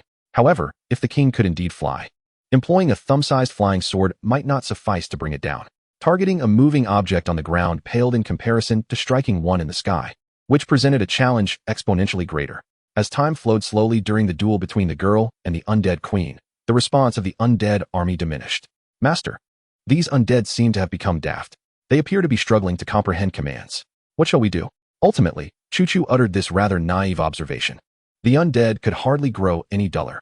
In truth, they were becoming more astute. What you perceive as their dullness is, in fact, their intelligence evolving. They are waiting for you to confront another undead king, and whichever of you prevails, that is whom they will heed. I see. It seems I was the foolish one. In the blink of an eye, 3 hours had passed, and midnight struck without their notice. Suddenly, the girl cried out, Master, we must flee. She attempted to pull Chao Kun away, Though confident in his own abilities, Chao Kun chose to trust her instincts, and the pair hastily retraced their steps. In the next moment, countless undead erupted from the walls like lizards, roaring as they emerged from every floor. Fueled by confidence, Chao Kun and Chu Chu had ventured at least a mile deep. Now, as they returned, the undead began to riot, responding to the sound of their movements. The horde split into two factions, one converging on Chao Kun, while the other amassed towards Junyue building. Chao Kun felt a chill run down his spine. Utterly astonished that the undead queen had evolved to such an advanced level of intelligence in a mere few days. She employed at least 3 tactical maneuvers, feigning weakness to lure the enemy in, then ensnaring them like fish in a barrel, leaving Chao Kun completely unprepared. Not good. Chao Kun shouted, swiftly cradling Chu Chu in his arms and charging towards the Junyue building at 100 miles per hour. Chapter 62. The Undead Queen Breaks Through. Commanding the undead to climb, the undead queen had summoned the undead to the building, not out of fear of Chao Kun, but to impart climbing skills to them. Chao Kun could hardly fathom that this undead queen could teach the undead to learn. Such a scenario was unheard of in his previous life. He had underestimated her, believing she was intimidated by him. Realizing the gravity of the situation, he understood it was too late. This time, the undead queen would undoubtedly command the undead to scale the building and launch an assault. They had traps only on the first floor, while the upper floors were entirely unprotected by glass windows. This meant they were about to confront a veritable army of hundreds of thousands of climbing undead. Absolute annihilation. What is absolute annihilation? This is it. Chao Kun's heart raced as he gripped the Kunlun divine sword, unleashing a frenzied sweep that propelled him through the encirclement of the undead. Master, the undead king has broken through, and I am being suppressed. Chu Chu explained in Chao Kun's embrace. I understand. It is not your fault. Chao Kun replied, his gaze dark and his breath coming in heated gasps. He hurried to the parking lot in front of the Junyue building, mentally devising various contingency plans. As he saw the horde of corpses drawing near, his vision pierced through the space of mountains and rivers, focusing on the blood-sucking corpse vine. At that moment, the vine had absorbed enough corpses within the mountain and river space and had grown for 4 months. The apocalypse had erupted for 13 days, equating to 130 days within. The main vine had reached a thickness of 1 meter, resembling a colossal python. The secondary branches were thicker than an adult's thigh. Previously, when Chao Kun had thinned it out, the fallen secondary branches had not perished but instead took root and sprouted into countless independent entities, only to be captured by the main vine. The branches of these seedlings were all strangled by the main vine, leaving only the main stems, thick as wrists, passively grafted onto the main body to supply nutrients. Supported by countless roots, the blood-sucking corpse vine had grown into a behemoth with a radius of 30 meters. Thinking of its notorious reputation from his previous life, Chao Kun, in a moment of inspiration, drew upon vast amounts of spatial energy and removed all soil above 3 meters from the entire square, releasing the blood-sucking corpse vine. This earth-shattering maneuver left the young girl, Chu Chu, in his arms utterly dumbfounded. Initially, she thought it was an illusion, but as Chao Kun carried her past the enormous plant, realization dawned upon her. Quickly return and inform everyone to prepare for battle.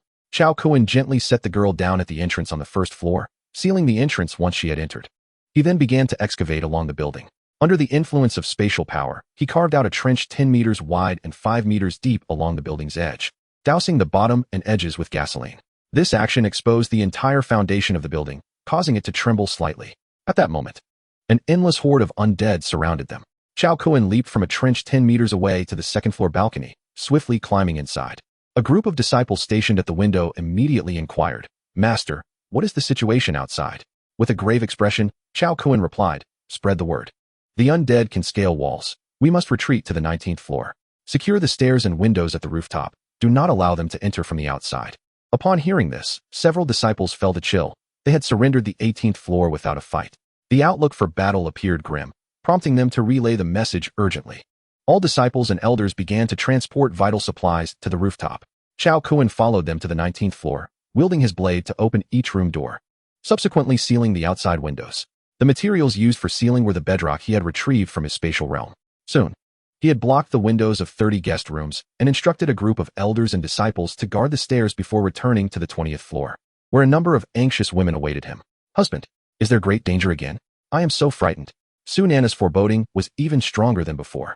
The undead army is causing trouble once more, but do not worry. Even in the worst-case scenario, you will remain safe, Chao Kun reassured her gently.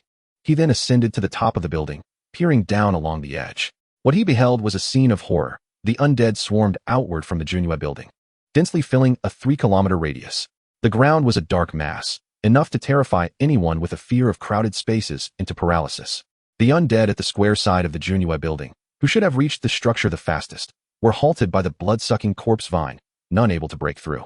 Upon closer inspection, Chao Kuan gasped in astonishment. Beneath the columns of the blood-sucking corpse vine lay a multitude of immobile undead, as if enchanted into stillness.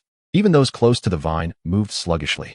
Chao Kuan understood that the toxin emitted by the vine had taken effect. The blood-sucking corpse vine earned its reputation as the nemesis of the undead due to its leaves, tendrils, and fibers, all laced with stinging toxins specifically targeting the undead. These toxins, dense and fine, would disperse into the air if the vine were to tremble violently. The poison was not only lethal but also hallucinogenic.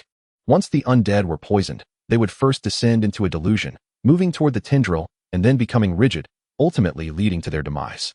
At that moment, within a 50-meter radius, all the undead moved sluggishly, and it would not be long before they became nourishment for the vine.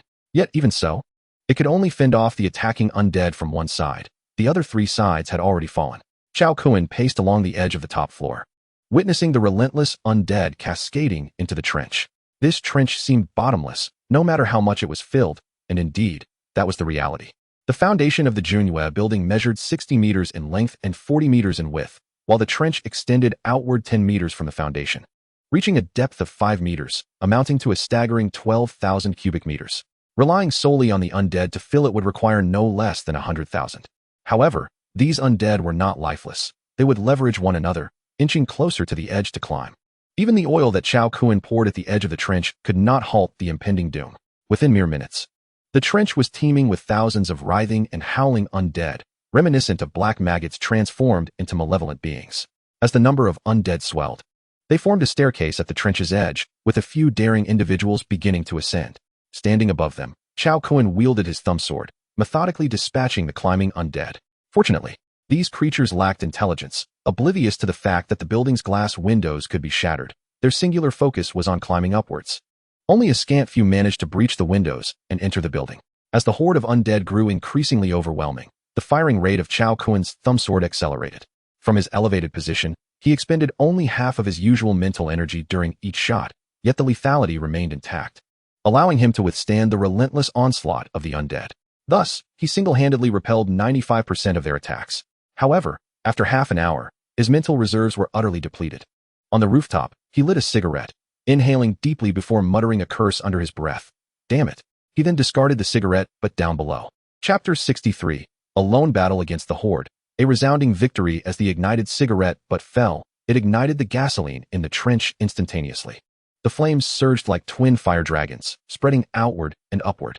In less than a second, the trench had transformed into a raging inferno, engulfing 20,000 undead in flames, which emitted a chorus of pitiful shrieks. The terrifying heat caused the undead approaching from behind to recoil, yet due to the crowd effect, they were pushed forward into the fiery abyss. The undead, previously coated in gasoline, left trails of flammable residue as they climbed the building, which allowed the flames to follow these paths upward. If left unchecked, the flames would swiftly reach the shattered windows, igniting bedding and triggering an internal blaze. Chao Kuan, however, was not one to stand idly by. He promptly directed a torrent of water to extinguish the flames surrounding the building. Within a minute, the gasoline was washed away, and the open flames were rapidly subdued. Yet, the fire in the trench continued to blaze fiercely, with more undead tumbling into the pit. The towering flames and billowing smoke soon captured the attention of the undead queen. The horde, as if responding to a command, began to retreat. Donning a gas mask atop the building, Chao Kuan vigilantly monitored the fire and the undead's movements. Within minutes, Zhang Qingsong ascended, anxiously inquiring, "Junior brother Dao Zun, what ignited the fire below?" Chao Kuan replied nonchalantly, "Do not panic, senior brother. The fire was set by me, and it is all under control." "How many undead have been eliminated below?" Coughing, Zhang Qingsong responded, "A few hundred have breached. Many are trapped inside the rooms, with only a handful managing to escape. Some disciples down there are clearing the area, and the sight of the fire nearly terrified them. It's nothing to worry about. You may go back down. I will keep watch up here for a while." After Zhang Qingsong departed, Su Nana arrived shortly thereafter. She exclaimed, Husband, are you all right?" Chao Kuan quickly approached her. Offering a gas mask, and with a hint of concern, he asked, "What brings you here? The smoke is so thick above." Under the attentive care of Chao Kuan, Su Nana felt a sweetness akin to honey enveloping her heart. With a gaze full of concern, she said. I am here to restore your mental strength. Deeply touched by her words, Chao Kun embraced her, enveloping her in a tender hug. Nana, how do you feel now? Are you still as anxious as you were at the beginning? He whispered softly in her ear. I feel much better now. I have faith that you will triumph over these monsters, my dear husband. Su Nana replied with unwavering determination. Half an hour later, following Su Nana's skillful massage to rejuvenate his spirit, Chao Kun once again felt his mental energy brimming. Meanwhile, the flames below continued to rage. Seizing the opportunity, he ascended to the second floor to seal the windows. With the Kunlun divine sword in hand, he effortlessly opened the doors of any room in less than a second. In just 30 minutes, he not only secured the windows on the 26th floor, but also harvested the living corpses trapped inside. As the flames began to dwindle, the horde of living corpses stirred restlessly behind him. Chao Kun descended once more, extinguishing the flames with water and clearing away the corpses at the bottom of the pit. The queen of the living corpses did not miss this chance, and her army immediately surrounded him. Unbeknownst to her, Chao Kun had secretly poured a copious amount of gasoline into the pit. Awaiting her minions was a cycle of fate. When the living corpses approached, rather than fleeing, Chao Kun ventured towards the vicinity of the blood-sucking, flesh-eating vines, effortlessly collecting the thousands of poisoned corpses. He then leisurely leaped over the trench, resembling a monkey as he climbed into the corridor on the 7th floor. This back-and-forth movement transformed his mood entirely.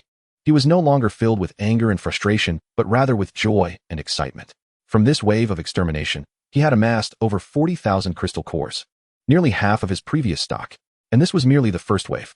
Observing the situation, a second wave was already commencing. Chao Kun quickly ascended to the rooftop, employing his previous tactics once more, using his thumb swords to attack the climbing living corpses. All the thumb swords launched into the pit were recovered.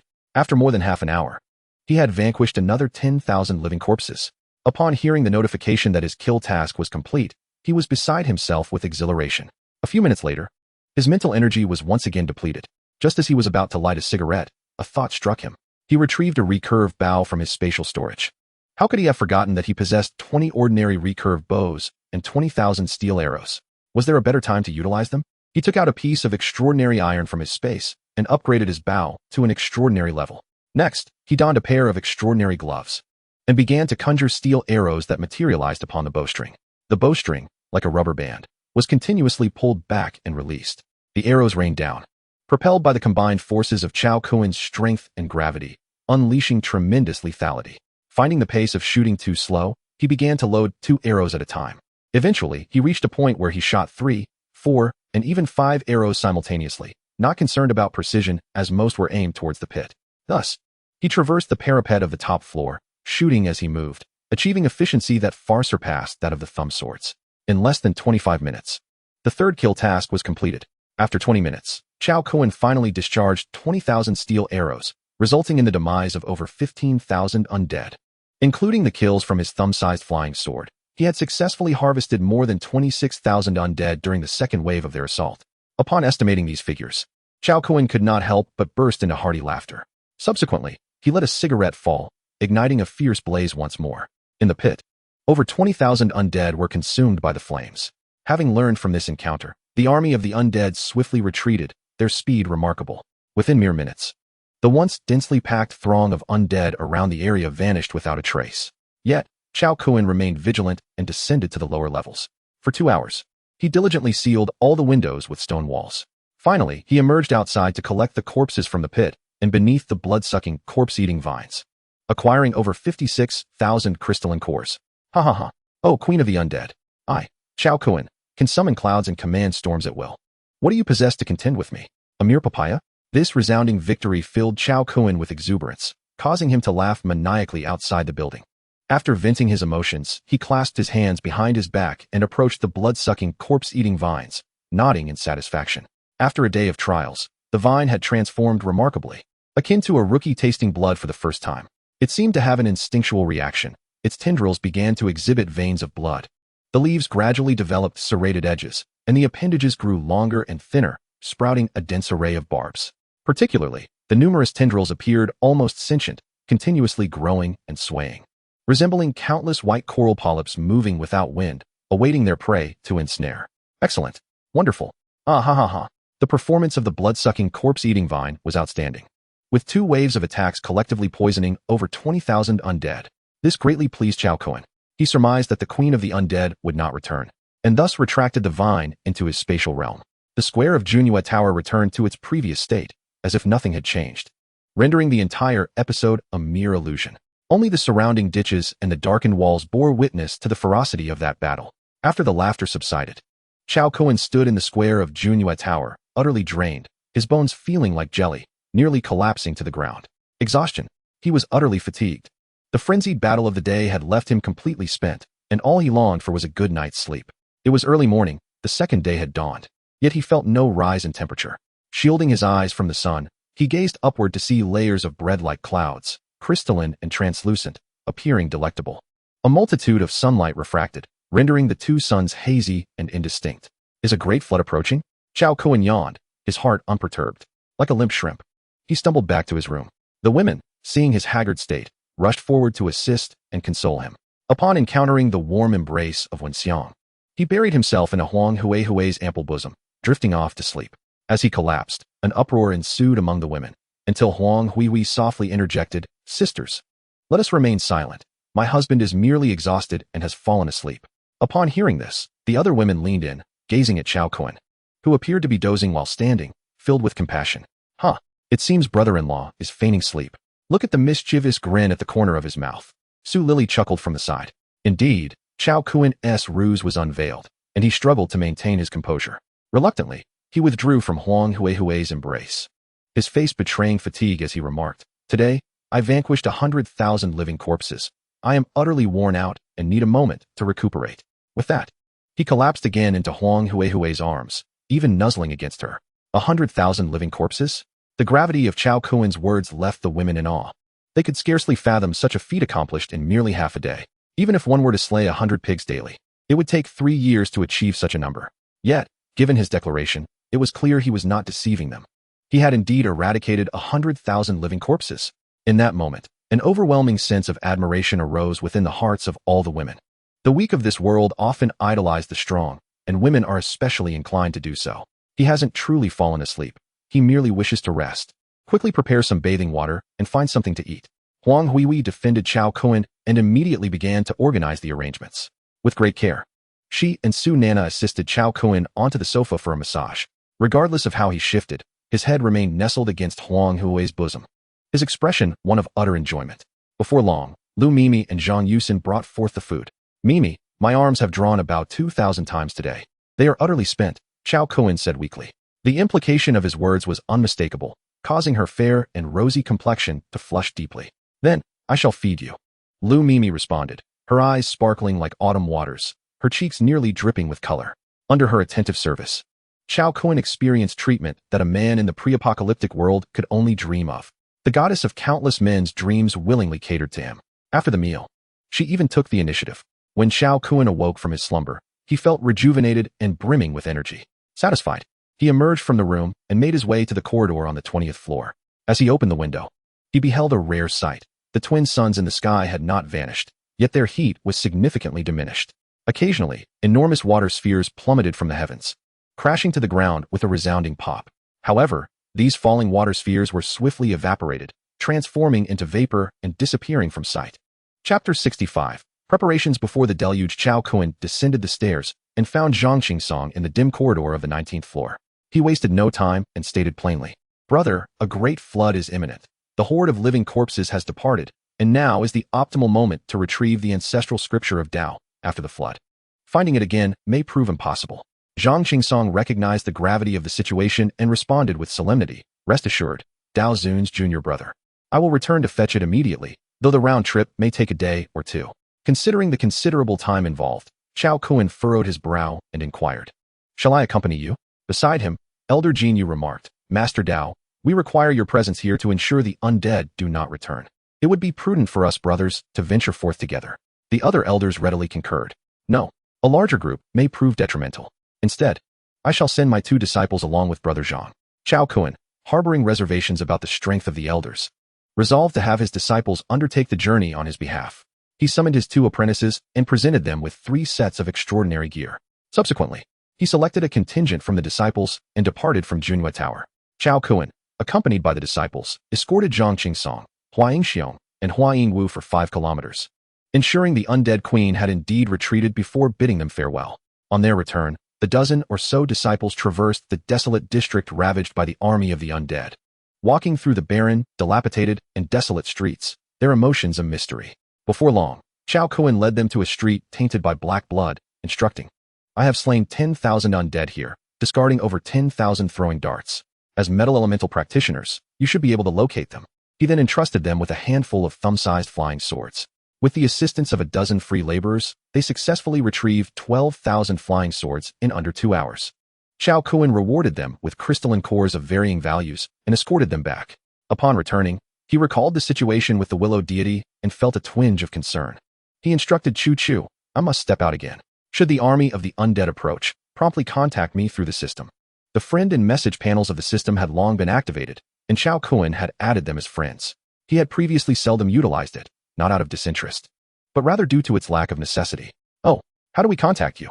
This feature has been around for quite some time, yet we've never used it. Just like Sin, you shall figure it out." After conveying these instructions, Chao Kuan departed from Junhua Tower once more, making his way to Tianshi Park. In a mere 10 days, the once verdant park lay in desolation. The grass had withered entirely, and sections of the ground were charred from spontaneous combustion. Various ornamental trees had shed their leaves, as if winter had descended prematurely. Observing this, Chao Kuan furrowed his brow and hastened to the site of the Willow deity, finally breathing a sigh of relief. In just over 10 days since the apocalypse had begun, the Willow deity had transformed from a sapling into a towering tree of 10 meters. It had achieved decades of growth in mere days. At this moment, its trunk stood straight, its crown vast, with lush green willow branches cascading from several meters above, resembling strands of emerald treasures, radiating a soft glow. As Chao Kuan approached the tree, he felt a sudden drop in temperature, the refreshing chill reminiscent of a summer evening, compelling him to linger a while longer. He reclined on the grass beneath the tree, observing dozens of birds seeking shade among the branches, while 2 squirrels perched on the trunk, watching intently. Truly, this once green oasis of the apocalypse had become a sanctuary for numerous lives. Witnessing this harmonious scene, he couldn't help but chuckle, emitting a peculiar cackle. Suddenly, a strange bird in the tree was startled, and an unidentified object came crashing down towards him. Chao Kuan was taken aback, springing from the ground like a coiled spring. "What the hell? Ugh, ugh, ugh, goodness gracious." His face turned pale, nearly choking with rage at the thought of slaying that monstrous bird with a swift strike of his sword. The bird, however, seemed to possess a fortunate fate.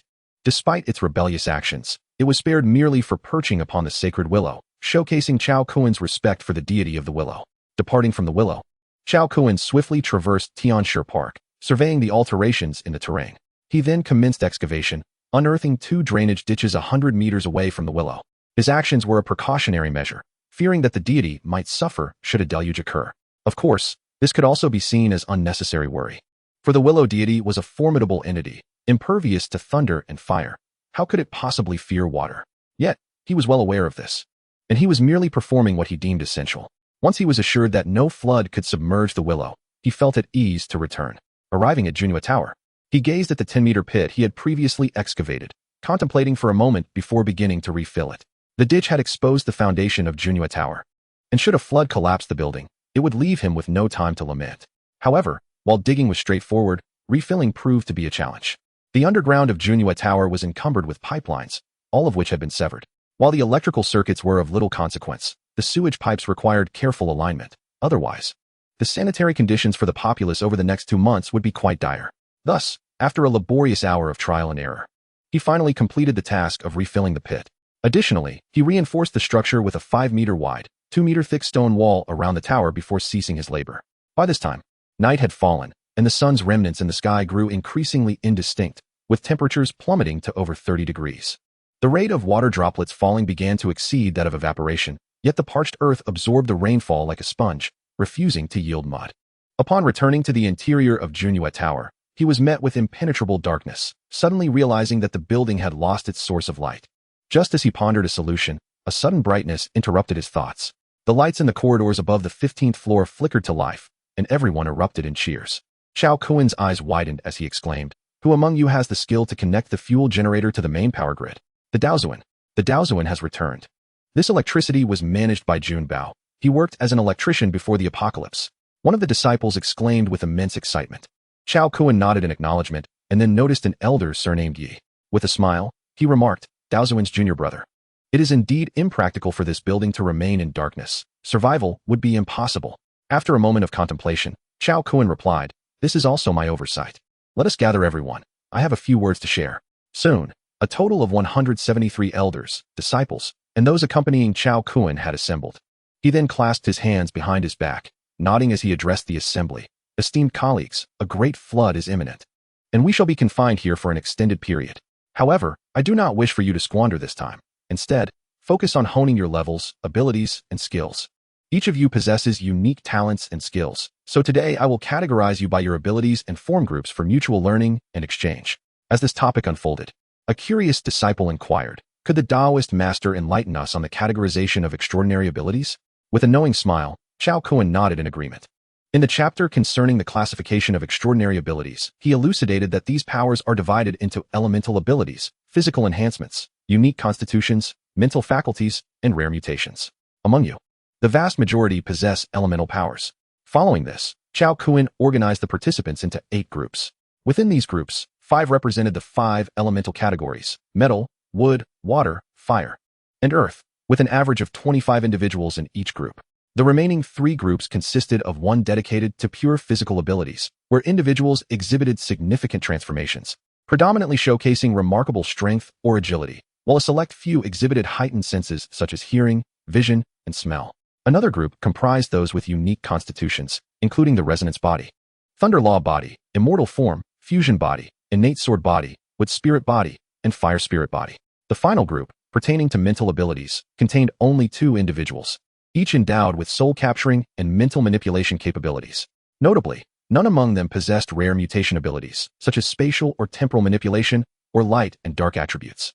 After organizing the groups, Chao Kun symbolically inquired, what further needs do you have? I shall see if I can assist. Upon hearing this, the disciples erupted with excitement, gathering around several elders to fervently discuss their desires. It wasn't long before Elder Qin boisterously exclaimed, Taoist master, we have no other requests. We simply wish for some electric cookers so we may prepare our own meals. Another elder chimed in, indeed, it would be splendid if we could have a vegetable dish each day. Humans are inherently emotional. And given the length of time Chao Kun had spent with these disciples and elders, he felt reluctant to deny such modest requests. To him, fulfilling these desires was merely a trifling task. Within his vast inventory of resources, countless household appliances and cooking utensils lay in abundance. As for vegetables, with a mere flick of his hand, he could cultivate an ample supply using his tenfold space, and he was certainly not lacking. Moreover, he possessed seeds for mutated, superior quality crops such as Shanghai greens, cucumbers, tomatoes, green beans, and peppers. With a nod, he said, these requests are reasonable, and I can certainly accommodate you. However, you must diligently practice in return. With that, he waved his hand, conjuring forth a selection of electric cookers, rice cookers, and other essential items. He then procured several hundred pounds of vegetables, 2 slabs of pork, 2 boxes of salt, and numerous barrels of oil, also distributing daily water supplies to each individual. Pausing only after setting aside several large barrels of gasoline, Chao Kun's commanding presence left everyone exhilarated, collectively exclaiming their admiration for the Taoist master's might. Having resolved the community's survival needs, Chao Kun returned to his quarters, where he found several young women diligently practicing their body tempering techniques. He, too, was determined not to be idle. Upon returning indoors, Chao Kun cast a sweeping glance into the mountainous and riverine expanse of his spatial realm, suddenly discovering that the cacao fruits had ripened. Overwhelmed with joy, he promptly stepped into the 3rd tier of the space. This cacao tree, possessing the potential of a saint-level entity, had already borne an abundance of fruit prior to its collection. Now, after residing in the spatial realm for 3 months, the fruits had grown from the size of a fist to that of a cantaloupe, each exhibiting a delightful hue of yellow tinged with red, appearing exceedingly delectable. Chao Kun approached the cacao tree and plucked a single fruit, eliciting a stream of information. Cacao fruit, level 1 spiritual fruit. Both the flesh and seeds are consumable. The flesh provides a modest increase in energy value, while the seeds enhance mental capacity, with a maximum increase of 10 points, and significantly restore mental vigor. This revelation sparked a glimmer of excitement in Chao Kun's eyes. He took a hearty bite of the fruit, only to be met with disappointment, although it appeared appetizing. The skin was alarmingly thick. Upon splitting the fruit open and sampling the interior, he found the flesh, albeit scant, to be a delightful blend of sweet and tart, accompanied by a hint of creaminess. After consuming all the flesh, his attribute panel reflected a mere increase of 2 energy points, a trivial gain. Subsequently, he chewed on several seeds, discovering their flavor to be rather unpalatable, bitter, and astringent. Fortunately, his identification technique proved reliable. These seeds granted him an increase of 1 point in mental attributes, while his mental vigor began to restore at an impressive rate. After a moment of savoring this recovery, Chao Kuan erupted into hearty laughter. At this rate of mental rejuvenation, his current mental capacity would be fully restored in less than an hour. Thus, these seeds could undoubtedly serve as a precious elixir for mental replenishment. With a mere thought, he harvested over 1,000 cacao fruits and instantaneously returned to the second tier. Under his influence, the skins, flesh, and seeds began to separate. The sweet and tangy flesh was gathered into dozens of fruit cakes, stored within the first tier of the space. Thousands of seeds were stripped of their outer layers and ground into powder using the force of the space. Beholding the cacao powder, two ideas blossomed in Chao Kuan's mind. The first was to create culinary delights. He extracted half of the cacao powder, blending it with an appropriate ratio of sugar and milk, stirring it into a cohesive mixture, which he then molded into delectable chocolate bars. Upon completion, he casually took a piece and placed it into his mouth. As anticipated, this chocolate retained the remarkable property of swiftly restoring mental vigor, melting effortlessly on his tongue, a bittersweet experience infused with a creamy essence, utterly delightful. After concluding his chocolate endeavors, Chao Kuan recalled his promises to others. Thus, he returned to the third tier, utilizing his mental focus to cultivate several acres of Shanghai greens, cucumbers, eggplants, green beans, chili peppers, and tomatoes. Some of these seeds were procured online, while others were descendants of supercrops he had previously transplanted into this spatial realm. Although the latter lacked the purple potential, they had still attained blue-level status. Having accomplished this, he also planted a considerable number of watermelons, cantaloupes, horn melons, sweet melons, and strawberries. Ultimately, without hesitation, he also sowed seeds for ginseng, reishi mushrooms, polygonatum, and white peony, herbal treasures he had acquired online. In truth, planting these medicinal herbs now serves little purpose. The external energy concentration in the world is exceedingly low, and within the mountains and rivers, there is no way to harness energy from the outside to nurture these herbs into spiritual medicines. Only when the second phase of the apocalypse arrives, with the land evolving and the energy concentration steadily increasing, will the conditions be ripe for cultivating spiritual herbs. Similarly, as mutated plants, nearly all spiritual roots are influenced by the external energy of the world. Chao Kuan nurtured the blood-sucking corpse-feeding vines and other spiritual roots in a tenfold space, effectively accelerating their growth cycles, enabling them to reach the upper limits of spiritual root levels corresponding to the external energy as swiftly as possible. During the first phase of the apocalypse, all spiritual roots can only attain level 2. Thus, once these roots reach level 2, Chao Kuan would transfer them to the second layer of space to prevent their lifespans from being exhausted. Plants also have lifespans, although they are extraordinarily long. They must reach level 9 to avoid death. Returning to the main topic, after planting these herbs, Chao Kuan felt a lingering desire for more and suddenly recalled something.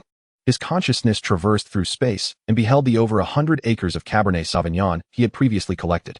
These more than 100 acres of wine grapes had now ripened, hanging heavily from the trellises like red pearls. Chao Kuan plucked a bunch for appraisal, and as expected, they were mere common goods.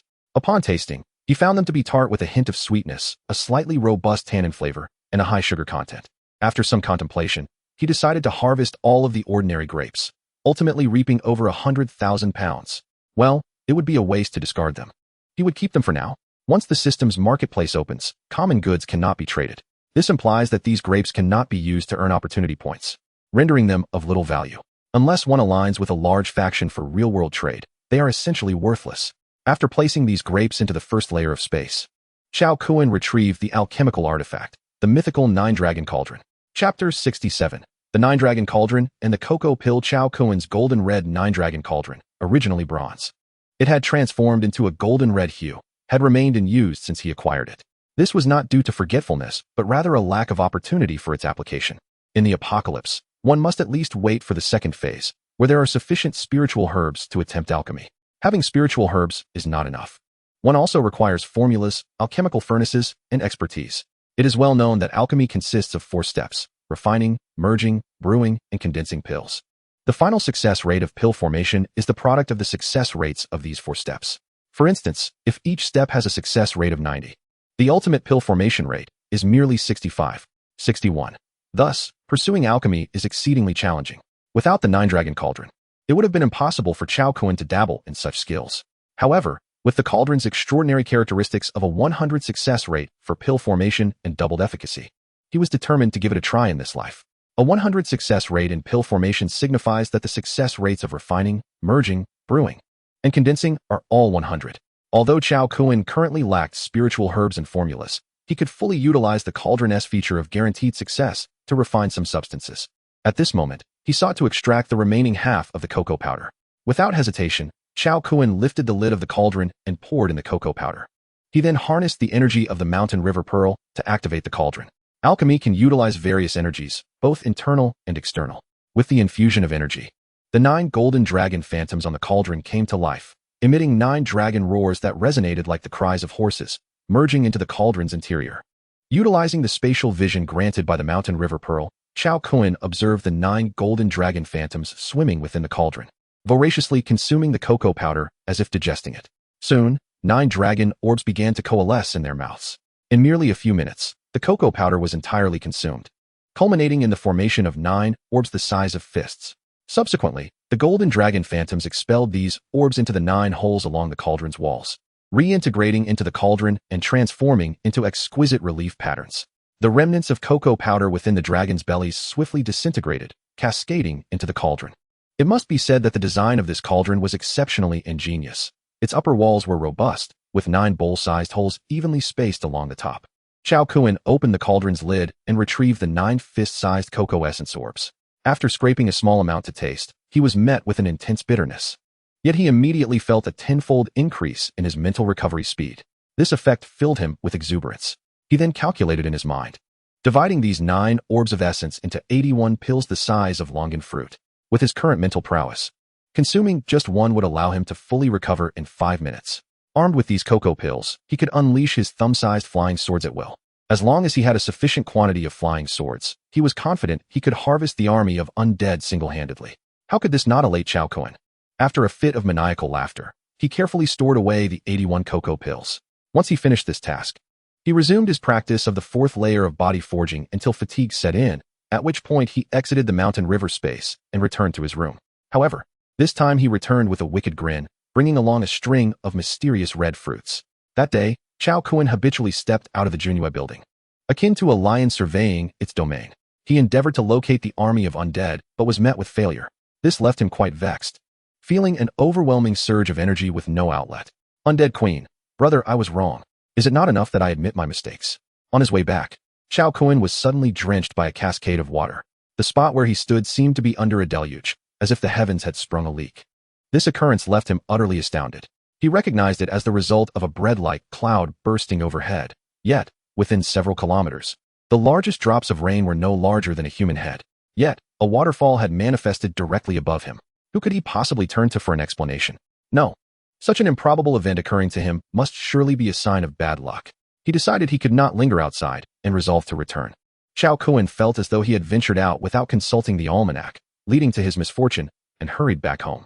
Upon returning to his chamber, he felt a wave of relief wash over him. Remembering that there had been no news from Zhang Qingsong and the others, he sent a private message through the system, inquiring, "Senior brother, have you secured the ancestral scripture? Did you encounter any difficulties along the way?" Before long, Zhang Qingsong replied, "The scripture has been obtained, and we are currently on our way back. Your 2 disciples have just made a breakthrough, but have run into some trouble." Upon hearing that the scripture had been acquired, Chao Kun was instantly filled with elation. However, when he learned that his disciples, despite their breakthrough, were facing difficulties, his curiosity piqued. He remarked, "Is it plausible to encounter trouble before a breakthrough? Who would be so reckless after achieving one?" Zhang Qingsong, however, seemed reluctant to elaborate, simply stating, "You should ask your disciples. It would be inappropriate for me to comment further." Zhang Qingsong's evasiveness only deepened Chao Kun's intrigue, prompting him to send a private message to Hua Yingxiong. "Disciple, what troubles have you encountered? Do you require my assistance?" To his dismay, Hua Yingxiong responded evasively, "Master, we haven't encountered any trouble, really, none at all." Afterward, he inquired with Hua Yingguo, only to discover that the two had experienced a rapid growth in levels on their journey back, leading to excessive physical strain. They had become so famished that they could not resist the temptation to pilfer a roasted lamb from a gathering place. The outcome was predictable. Due to their guilt, they couldn't retaliate with full force and ended up being pursued relentlessly, resulting in their trousers bursting at the seams. Upon hearing this, Chao Kun couldn't help but burst into laughter. He had anticipated that his two disciples would likely indulge in mischief after their breakthroughs. Yet he had not expected them to inherit his own talent for sheep stealing. This revelation brought him great amusement. Regrettably, they had failed to inherit his knack for remaining undetected and were caught, not to mention their trousers being torn apart. This unexpected yet fitting turn of events elicited a cacophony of laughter from Chao Kun. P.S. Chao Kun has no connection to chickens. Please refrain from misinterpreting this. Chapter 68. The Great Flood concludes. Knowing that his disciples were safe, Chao Kun stepped into the realm of mountains and rivers, commencing his daily practice. Before long, he completed his daily exercises, enhancing his ability to manipulate weight from 21 kilograms to 22 kilograms. He then spent some time practicing the techniques of the Pre-Qin era. The name of this technique cannot be disclosed. To his astonishment, after several days without practice, his strength had inexplicably surged to 150 jin. This revelation filled him with delight, yet he soon sensed something amiss. He had not practiced that peculiar technique. Why then had his strength increased so significantly? After a moment of reflection, Chao Kun suddenly realized the truth. He had indeed engaged in that peculiar technique, albeit unconsciously during practical combat. The thought that real-world application could yield such results caused him to chuckle with glee. Consequently, he resolved to focus solely on practicing the Pre-Qin techniques in real combat henceforth. Tossing aside the golden wheel in his hand, he embarked on the fourth level of body forging techniques. Unlike other martial arts, the fundamental techniques could not be practiced directly through the system for immediate attribute enhancements. This meant he needed to fulfill the training requirements outlined in the techniques to achieve mastery. Note, this text has downplayed the training of techniques and skills. Apart from ordinary level techniques and skills, other techniques and skills can be instantly cultivated upon obtaining their respective manuals, thereby bestowing enhancements or effects. However, both categories possess 9 levels of proficiency that require practice. Exhausted, he finally exited the space, and it was already the following morning. Chao Kun had just finished his bath and was preparing to seek out his wives to practice the techniques of the Pre-Qin era. At that moment, a knock echoed at the door, and clad in a robe, he opened it to reveal 3 drenched figures, their faces beaming with joy. "Senior brother, your disciple has returned." Zhang Qingsong performed a gesture of respect and produced a wooden box from his robe, exclaiming, "Master, I have fulfilled my mission." The Zuding Dao Jing remains intact and has not been lost. Chao Kun, moved, reciprocated the gesture, saying, "Thank you, senior brother, for overcoming numerous challenges to retrieve the foundation of our Tianshi Dao." "There is no need for thanks. It was my duty as your senior," Zhang Qingsong replied. "This scripture is the sacred text of our Tianshi Dao. Please take good care of it." "Certainly. It's getting late. Senior brother, please return to rest. Tomorrow, I shall host a welcoming feast for you." After bidding farewell to Zhang Qingsong, Chao Kun turned to the 2 towering figures, unable to suppress a chuckle. "Master, do you think our appearance poses any issues?"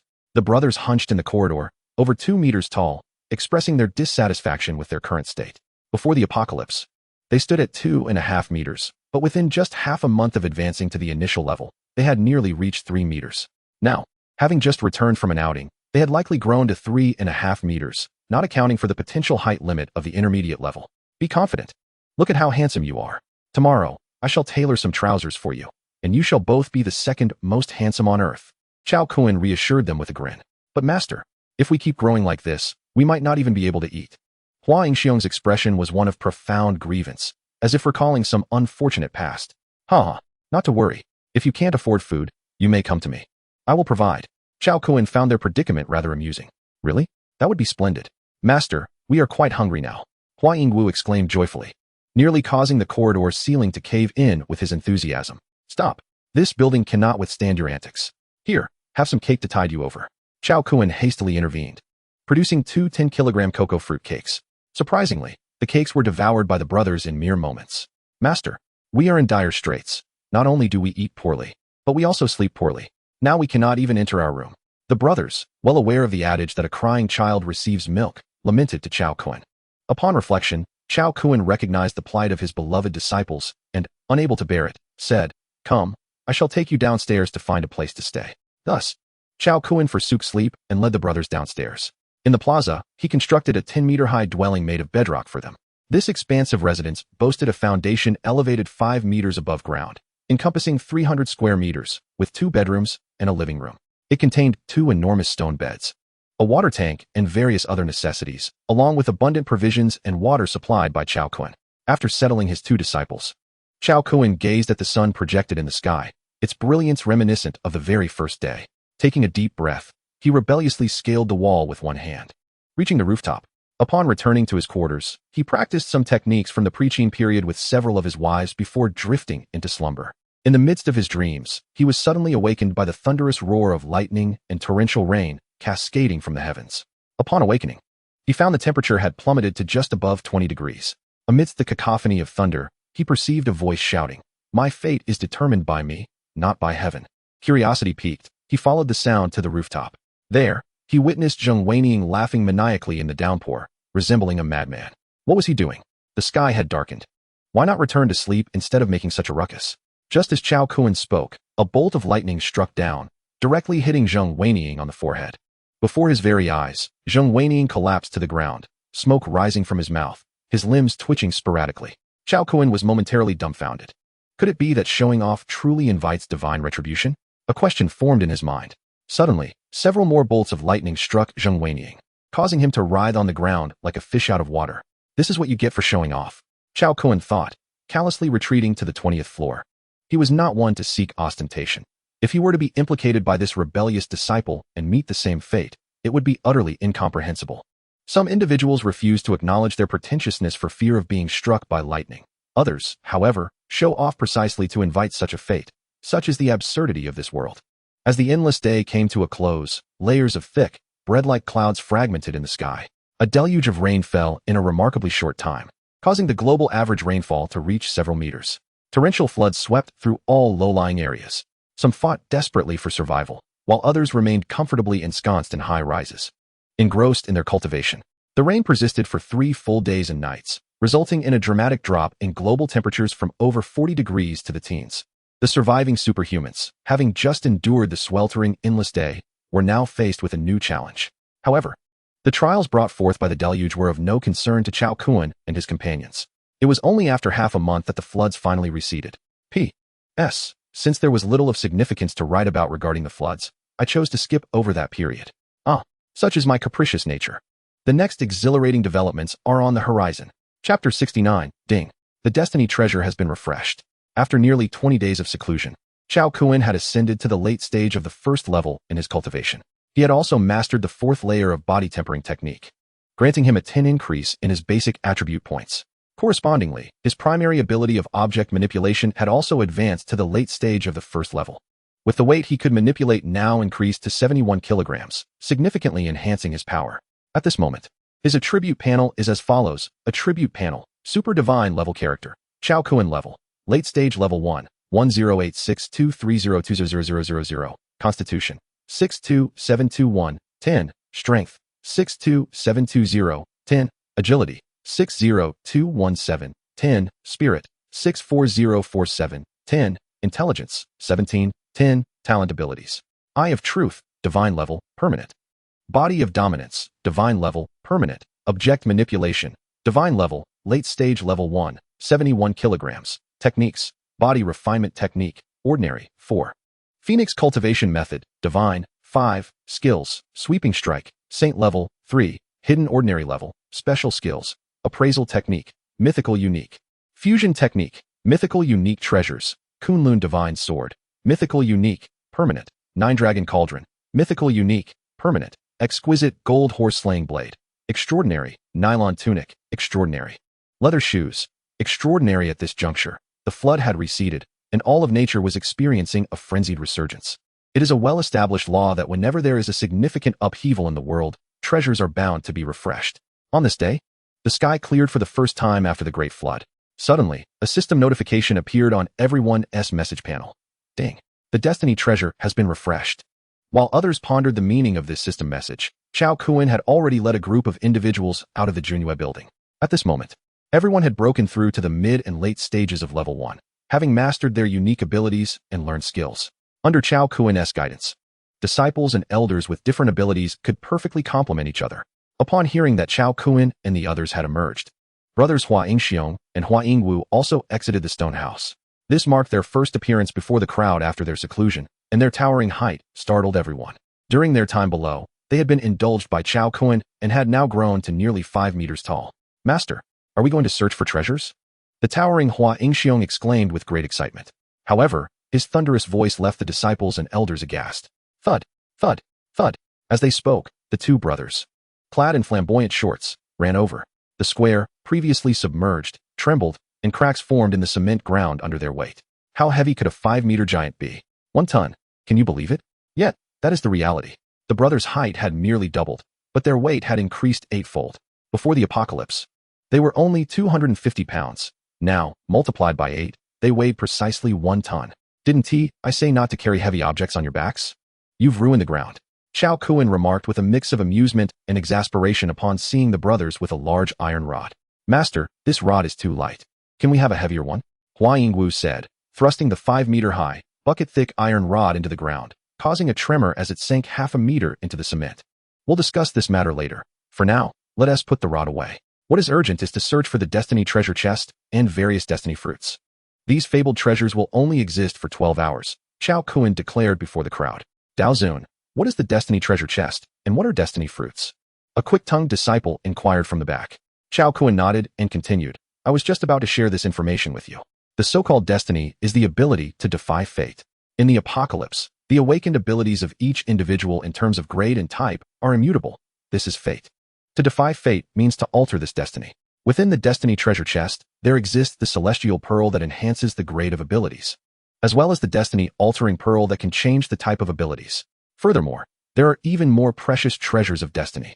The Destiny fruit, generated by the system, is a fist-sized golden fruit that can be converted into destiny points when collected in the system. It randomly spawns in various locations, cannot be transplanted, nor can it be cultivated. Destiny points, akin to opportunity points, can be exchanged for corresponding Destiny treasure chests and opportunity treasure chests once the system store is activated. Chao Kuan's words filled nearly everyone with exhilaration and longing. Who among them did not yearn for a piece of destiny to transform their fate? Such temptation was nearly irresistible. After all, how many possessed talents and abilities that could rival those of Chao Kuan's disciples? Even Chao Kuan and his disciples had ordinary women and family members with abilities. Thus, when faced with such an opportunity, no one wished to miss out. Taoist Master, what are we waiting for? Let us set off quickly. If we delay, others will snatch it away. Indeed, let us seize this opportunity to defy fate. The crowd was overwhelmingly excited, eager to venture out in search of treasures. However, Chao Kuan calmly stated, this time, I shall not lead the expedition. You will form 5 groups according to your usual practice and act independently. This will enhance efficiency, given your current levels. Unless confronted with large-scale weaponry and a horde of zombies, other survivors pose little threat to you. Utilize the system messages to maintain communication. Ensure that the distance between groups does not exceed 500 meters for mutual support. This should not be a problem. Depart at once. Upon hearing this, the group deliberated briefly and, without further hesitation, began their journey under the leadership of their respective elders. And what of us, Master? The two brothers asked impatiently as they noticed everyone else had left. You too should head southwest. There are slightly more treasures of destiny in that direction. If you encounter anyone, assert that you are human and do not engage in conflict with military personnel lightly, as they still possess formidable weaponry. Chao Kuan advised them before signaling that they could commence their journey. They had hoped to cling to his coattails, but upon realizing that was impossible, they reluctantly departed. Once the others had left, Chao Kuan retrieved a massive stone and sealed the entrance of Junhua building. Then, surveying his surroundings, he decisively sprinted in a particular direction. At that moment, his divine ability, the Eye of Truth, came into play. Any treasure of destiny would emanate a distinct hue before his eyes. He soon spotted a radiant golden glow. P.S. Are you aware of how Lu Xiaoman defied fate in her past life? This chapter reveals it at last. Chapter 70. Directly unveiling the vision near Junhua building, the area had been ravaged by the horde of zombies.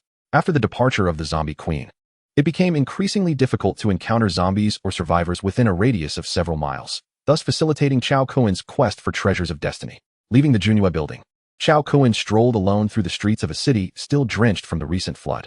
The once pristine pavement was now a tapestry of mud and debris, rendering any thought of leisurely riding his small motorcycle impossible. Fortunately, his current pace rivaled that of a motorcycle. To conserve his energy, Chao Kuan advanced at a speed of 80 yards.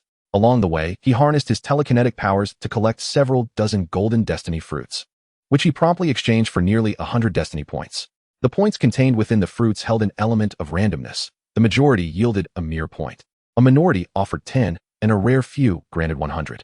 Higher values existed, but their likelihood was akin to winning the lottery.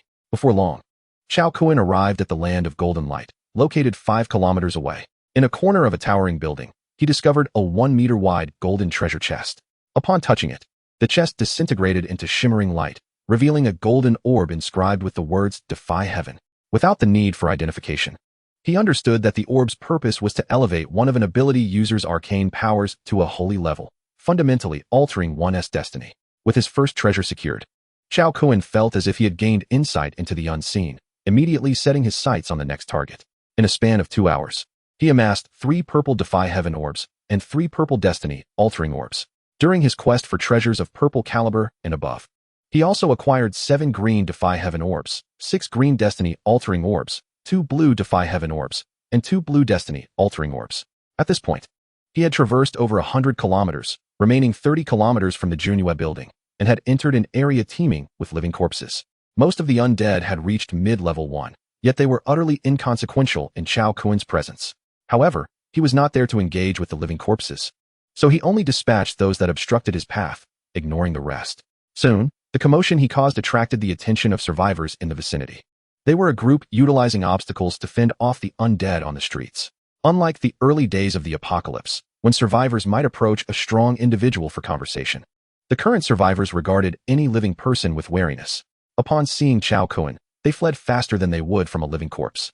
Chao Kun paid them no heed. It was not surprising that those who lacked caution in this harsh world had mostly perished. Ignoring the onlookers, he finished opening a treasure chest and departed. With a casual flick of his sword, he swept aside the living corpses within 10 meters and continued on, indifferent to the horde behind him. His actions left the early-level ability users dumbfounded. Among the crowd, several women called out, "Handsome, save me. I have ample assets and can be of use. Please, I can do anything for you." Chao Kun, unfazed by their pleas, continued on his way. In a post-apocalyptic world, how many women among the throngs of men could be deemed untainted? He harbored no interest in those who were not pure, rendering their temptations nothing more than a farcical joke. Before long, he collected a few ordinary destiny treasures. Yet, the elusive golden and red treasure chests remained unseen, causing a sense of vexation for Chao Kun. With the effective range of his true eye limited to merely 10 kilometers, he resorted to running to refresh his vision. In his fervent pursuit of the golden and red chests, he even forsook the purple ones, choosing to sprint relentlessly. By altering his search strategy, Chao Kun traversed 50 kilometers in half an hour, finally catching a glimpse of the second ray of golden light within his effective range. Over the subsequent 4 hours, he acquired 7 additional golden treasure chests, amassing 5 golden heavenly pearls and 4 golden fate-altering pearls, which allowed him to breathe a sigh of relief. At this juncture, 6.5 hours had elapsed since the last refresh of the fabled treasures, and Chao Kun was still over 70 kilometers from Junhua building.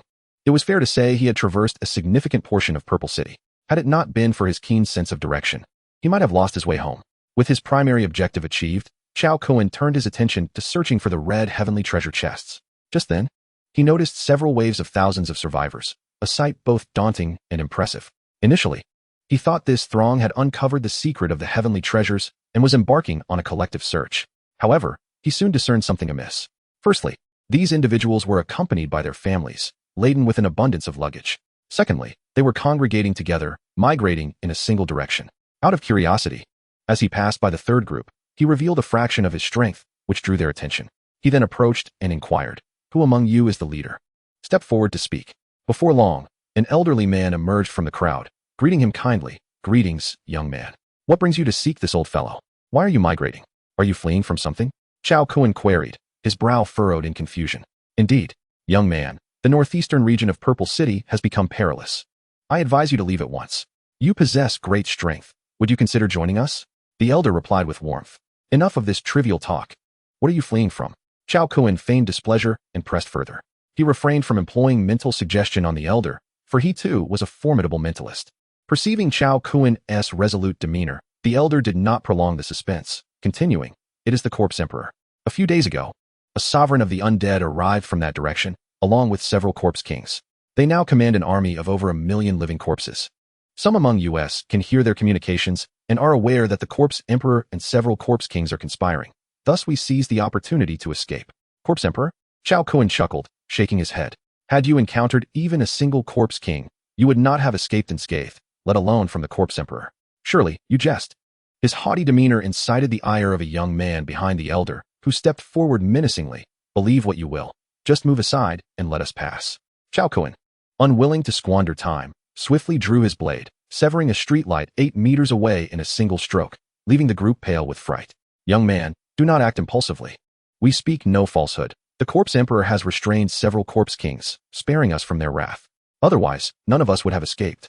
The elderly man revealed a more amiable smile and explained to Chao Kuan, it is impossible. The living dead are humanity's arch-nemesis. Their very existence is to devour humankind, thereby restoring their deteriorating genes. How could a Corpse Emperor ever spare humans? Chao Kuan immediately countered, his expression akin to that of a contrarian on the internet. Of course, this could also be mere rumor. We have not witnessed it firsthand, nor do we truly know. Observing Chao Kuan's skepticism, the old man began to obfuscate. Chao Kuan chose not to engage further, casting a sidelong glance at the elder before departing. With age comes wisdom. Yet he could not ascertain the veracity of the old man's initial statements. However, the elder's naive demeanor and rhetoric betrayed a mental disturbance, leading him to conclude that the final remark was a fabrication. It was precisely because he realized that this group had encountered the army of living corpses that he decided to turn away. Subsequently, he gleaned the same information from another group, ultimately confirming that the Corpse Emperor to the northeast of Zishur City was indeed the living Corpse Queen. The recent cataclysm had allowed it to evolve once more, enabling it to command its fellow Corpse Kings. It had now taken control of the northeastern city, driving the survivors away without slaughtering them. This was assuredly not out of benevolence. It was likely due to fear of the military's advanced weaponry. Furthermore, it did not indiscriminately spare all human psychics, as the stronger individuals in this group had failed to escape the northeastern city. Clearly, this living Corpse Queen possessed the ability to discern human prowess and execute precise eliminations. This revelation illuminated for Chao Kuan the reasons behind the living Corpse Queen's assaults on them. He had squandered a few minutes acquiring information about the living Corpse Queen, and a profound sense of joy compelled him to cackle maniacally. Chao Kuan produced 2 milky white papayas, devouring them swiftly to satiate his hunger before resuming his quest for the fabled treasure. As a side note, one might wonder why Chao Kuan chose papayas to quell his hunger. Chapter 71. The Harvest of the Divine Reversal Pearl. The system's first refresh of the fabled treasure boasted the highest density, but was the most challenging to obtain. Being the inaugural refresh, many were oblivious to the implications of the fabled treasure's reappearance, thus missing this opportunity. As time progressed, and the world transformed, with new lands emerging, the density of the fabled treasure diminished, and the number of treasure seekers increased, leaving no room for such favorable chances. Therefore, Chao Kuan was determined not to waste a single moment.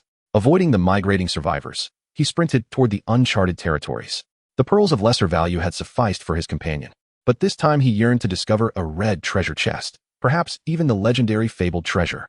With full force, Chao Kuan commenced his S-shaped parkour through the city. At this juncture, his attributes were over 60 times that of an ordinary person, and virtually no obstacles lay beneath his feet. With a graceful leap, he cleared shops towering over 10 meters high, and in mere bounds, he traversed a river spanning 50 meters. An hour passed swiftly, yet Chao Kuan had yet to catch sight of a single red glow. He opened 3 golden chests and 5 purple ones, but none yielded treasures beyond the reversal or destiny pearls. At this moment, the district chat was abuzz with discussions about the destiny treasures. Let me share some news. The destiny treasure can alter fate. I just stumbled upon a purple treasure chest. What exactly is the destiny treasure? I feel as though I've missed something significant. There are some chests and golden fruits outside. Those are the destiny treasures, seemingly refreshed by the system. I spotted a blue treasure chest just downstairs, but I dared not venture down. Chao Kuan merely glanced at the district messages and chose to disregard them. Although this group was aware of such treasures existing outside, few truly comprehended their worth. Consequently, those willing to risk themselves for these treasures remained scarce. As time swiftly passed, Chao Kuan scoured the northwest and southwest districts without encountering a single red treasure chest. This left him deeply skeptical about whether the city of Purple Mountain had indeed refreshed any red destiny treasures. With a sense of doubt lingering in his mind, Chao Kuan ventured into the southeast district. Within half an hour, his eyes gleamed with excitement as he spotted something red and immediately dashed towards it. A few minutes later, he arrived at a dilapidated building, halting before a wall. As he approached slowly, he noticed a cracked wall adorned with a glaring inscription: "No urinating or defecating in public." In the corner, he finally beheld the red treasure chest, his trembling hands betraying his exhilaration. This was a true divine-level destiny treasure, an artifact he had never unlocked in his previous life. In his past existence, he had yearned to obtain a divine reversal orb to elevate his holy abilities to a divine level. Regrettably, he had never succeeded before his demise. Without hesitation, he reached out, and the red treasure chest burst open like the petals of a rose, revealing a red reversal orb in his palm. For reasons unbeknownst to him, upon acquiring this orb, a peculiar sense of loss washed over Chao Kuan. What he had longed for in his past life had come so effortlessly in this one. The desire to possess something unattainable, only to find it now useless, was a sentiment difficult for others to grasp. At that moment, his gaze fell once more upon the wall's admonition against public urination, and he rebelliously withdrew a 20-centimeter handgun, firing a shot at the wall. As he departed, he defiantly kicked the 7 characters into fragments. With 3 hours remaining before the Destiny treasure vanished, Chao Kun adjusted his trousers and exited the dilapidated building, making his way toward the next golden glimmer. Thus, an hour later, he traversed the southeast district back and forth, garnering 2 golden treasures for purple ones, and a plethora of assorted Destiny treasures. With 2 hours left until their disappearance, he had successfully swept through 3 of the 4 main districts of Purple Mountain, leaving only the northeast district unexamined. After a moment's hesitation, he resolved to take the risk, though his strength rendered him unafraid of a million living corpses. The presence of the undead queen posed a significant threat. Therefore, before entering, he donned his extraordinary full-body armor. Upon entry, he was immediately assaulted by the sonic waves of a phantom-winged corpse, with several circling low nearby, monitoring his every move. Chao Kun understood that he was facing a newly evolved breed of mutated undead, the eyes and ears of the undead queen. In response to this rudimentary assault, he unleashed a flurry of thumb-sized flying swords, decimating a significant portion of the phantom wings. However, the absence of reference points in the sky considerably diminished his accuracy, allowing several of the phantom wings to escape. Aware that his presence had been compromised, he remained unfazed, continuing to traverse the northeastern city. Curiously, despite the claims of a million-strong undead army within, he had yet to encounter a single one. Half an hour later, Chao Kun stumbled upon a golden treasure chest. Just as he was about to open it, he felt an unsettling sensation of being watched. He swiftly turned around, but saw nothing. This was not mere paranoia. There was indeed something trailing him. Could it be the undead queen? A sense of confusion enveloped him as he pondered her intentions. If you wish to follow, so be it. Do you think I fear you? He bellowed, hastily opening the treasure chest before rushing to his next target. At that moment, a sudden uproar erupted as all the undead began to shriek and stir violently, a torrent of them cascading down from the high rises. Chao Kun was momentarily dumbfounded. Just as he anticipated an assault from the undead, an astonishing revelation struck him. The undead appeared oblivious to his presence, scattering as if in search of something.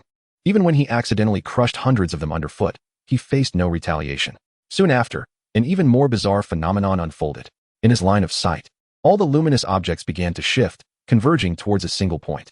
What the hell? Are they attempting to seize my treasures? Chao Kun was taken aback. These faded treasures, unable to be claimed by the undead, were inexplicably moving. It became evident that the undead queen had witnessed his interaction with the treasure chest and mistakenly believed these items to be valuable, thus commanding her horde to transport them. Unbeknownst to her, these treasures would vanish in due time, rendering her actions ultimately self-defeating and rather misguided. Regrettably, she failed to realize that Chao Kun could perceive the trajectory of these treasures, inadvertently exposing her position. As vibrant lights began to coalesce, he felt a sense of calm wash over him. He leisurely approached the center of the treasures, preparing for a decisive strike at the opportune moment. Chao Kun observed the multitude of glimmering lights gathering, his heart brimming with delight. As he moved, he calculated the quantity of various faded treasures, seemingly orchestrating everything with ease, hardly acknowledging the undead queen. However, after only a few kilometers, an event that would shatter his understanding unfolded. At the focal point of the treasure gathering, several light sources began to vanish, including a golden luminescence. Impossible. Absolutely impossible. The undead queen must have concealed these treasure chests. It has to be. Chao Kun found it hard to believe that a living corpse could collect such treasures, yet the evidence lay before him, forcing him to accept this reality. Suddenly, a thought struck him. What if someone else had gathered these treasures? He hastened towards the source of light. However, his every movement was under the control of the living corpse queen, who adjusted the center accordingly as he drew near, making it exceedingly difficult for him to approach. At that moment, Chao Kun caught a fleeting glimpse of a red flash emanating from the light's center, and his heart sank. Damn! That was one of the 2 divine treasures of Zishan City, he exclaimed, incredulous that it had vanished so swiftly. This stark reality was hard for him to digest. In an instant, he accelerated towards the location of a golden treasure chest, only to witness it soar away right before his eyes. It was gone. This left him overwhelmed with the urge to weep. What the hell? Air transport? This is outrageous, he shouted in frustration from below. At this juncture, there remained an hour before the divine treasure's disappearance, and in the previous hour, he had only managed to obtain 1 golden chest, leaving him with little hope for the remaining time. Just then, a few glowing words appeared on the square beneath him. Human warrior, I wish to strike a deal with you. Clearly, This was another ploy by the living corpse queen, who had lured him here with the promise of a golden chest solely for the purpose of conversing with him. A deal? Where do you wish to meet? And in what manner shall we transact? Chao Kuen's voice boomed, resonating like crashing waves. As soon as he finished speaking, a phantom-winged living corpse appeared before him, tossing a purple defiant pearl and a destiny fruit that circled around him. Lead the way, he commanded, and mere seconds later, the phantom-winged creature received its orders and took flight. Chao Kuen had just calculated the time taken for this process, deducing from the speed of sound that the living corpse queen was within 2 kilometers of him. He believed he would soon be able to negotiate with her. But the phantom-winged creature transported him to a location 20 kilometers away, leading him to the top of a building. Atop the structure, a message boldly proclaimed, "I will exchange all the treasures you desire for half of your blood." Upon reading this, Chao Kuen burst into laughter. "Ha! You think to trade this worthless junk for my blood? You must be dreaming." No sooner had he spoken than another phantom-winged creature arrived, delivering a note inscribed in black blood, "Add one of your kind. Just like you. I only require half of your blood." Chao Kuen, tearing the paper, scoffed, "Stop dreaming. A fellow of my kind holds no value for me. You think you can have half of my blood? You wouldn't survive it." His refusal plunged the negotiations into a stalemate. The other party fell silent for 5 minutes, until Chao Kuen truly appeared ready to depart. At which point the phantom-winged creature presented a new note. 3 pounds of blood, just 3 pounds, and I shall grant you all the treasures. Chao Kuen, having hesitated after his initial rejection, intended to convey that there was room for negotiation. His feigned departure was merely a psychological tactic. Evidently, in this psychological battle, the Empress, by first handing over a note, was undoubtedly the one conceding. 3 pounds is excessive. Let it be 1 pound. I shall give you no more than a pound of my blood. Chao Kuen stated with calm indifference. Upon hearing this, the Empress of the living dead fell silent for several minutes before presenting another note. Very well, once the treasures have been collected. This proposal was one Chao Kuen had no reason to reject, for all that was being gathered were his treasures. Thus, he sat atop the building, observing the radiant treasures accumulating in the distance, only to vanish thereafter. He meticulously noted the number of golden rays that appeared, until the 12th hour concluded. All the glimmering lights disappeared. Shortly thereafter, a figure descended from the heavens, alighting on the edge of the rooftop. Chao Kuen gazed in astonishment, mistaking her for a celestial being. The white-haired woman exuded an ethereal charm, her features exquisitely cold and striking, with red eyes resembling blood diamonds. 2 voluptuous papayas stood proudly, pale and alluring. In her embrace lay a young maiden, equally captivating. Just as he was about to step forward for a closer inspection, a row of illusory wings suddenly appeared, obstructing his path. "My sister says, if you give her your blood, she will deliver me to you." The young maiden in the Empress's arms spoke, her voice weak and her complexion ashen, resembling someone who had bled excessively. "Have you brought the treasures? Let me see them." Chao Kuen inquired from a distance of over 20 meters. "My sister has placed all the treasures here with me." Though the maiden referred to the Empress of the living dead as her sister, her face was filled with trepidation, her eyes beseechingly fixed upon Chao Kuen. "Show me the red and golden treasures." Upon hearing this, the maiden glanced back at the Empress, who nodded, and then produced 1 red and 7 golden beads. "Step forward 10 paces. I cannot see clearly," Chao Kuen insisted, wishing to separate her from the Empress. "That is not permitted. My sister said, 1 hand for the person, 1 hand for the goods."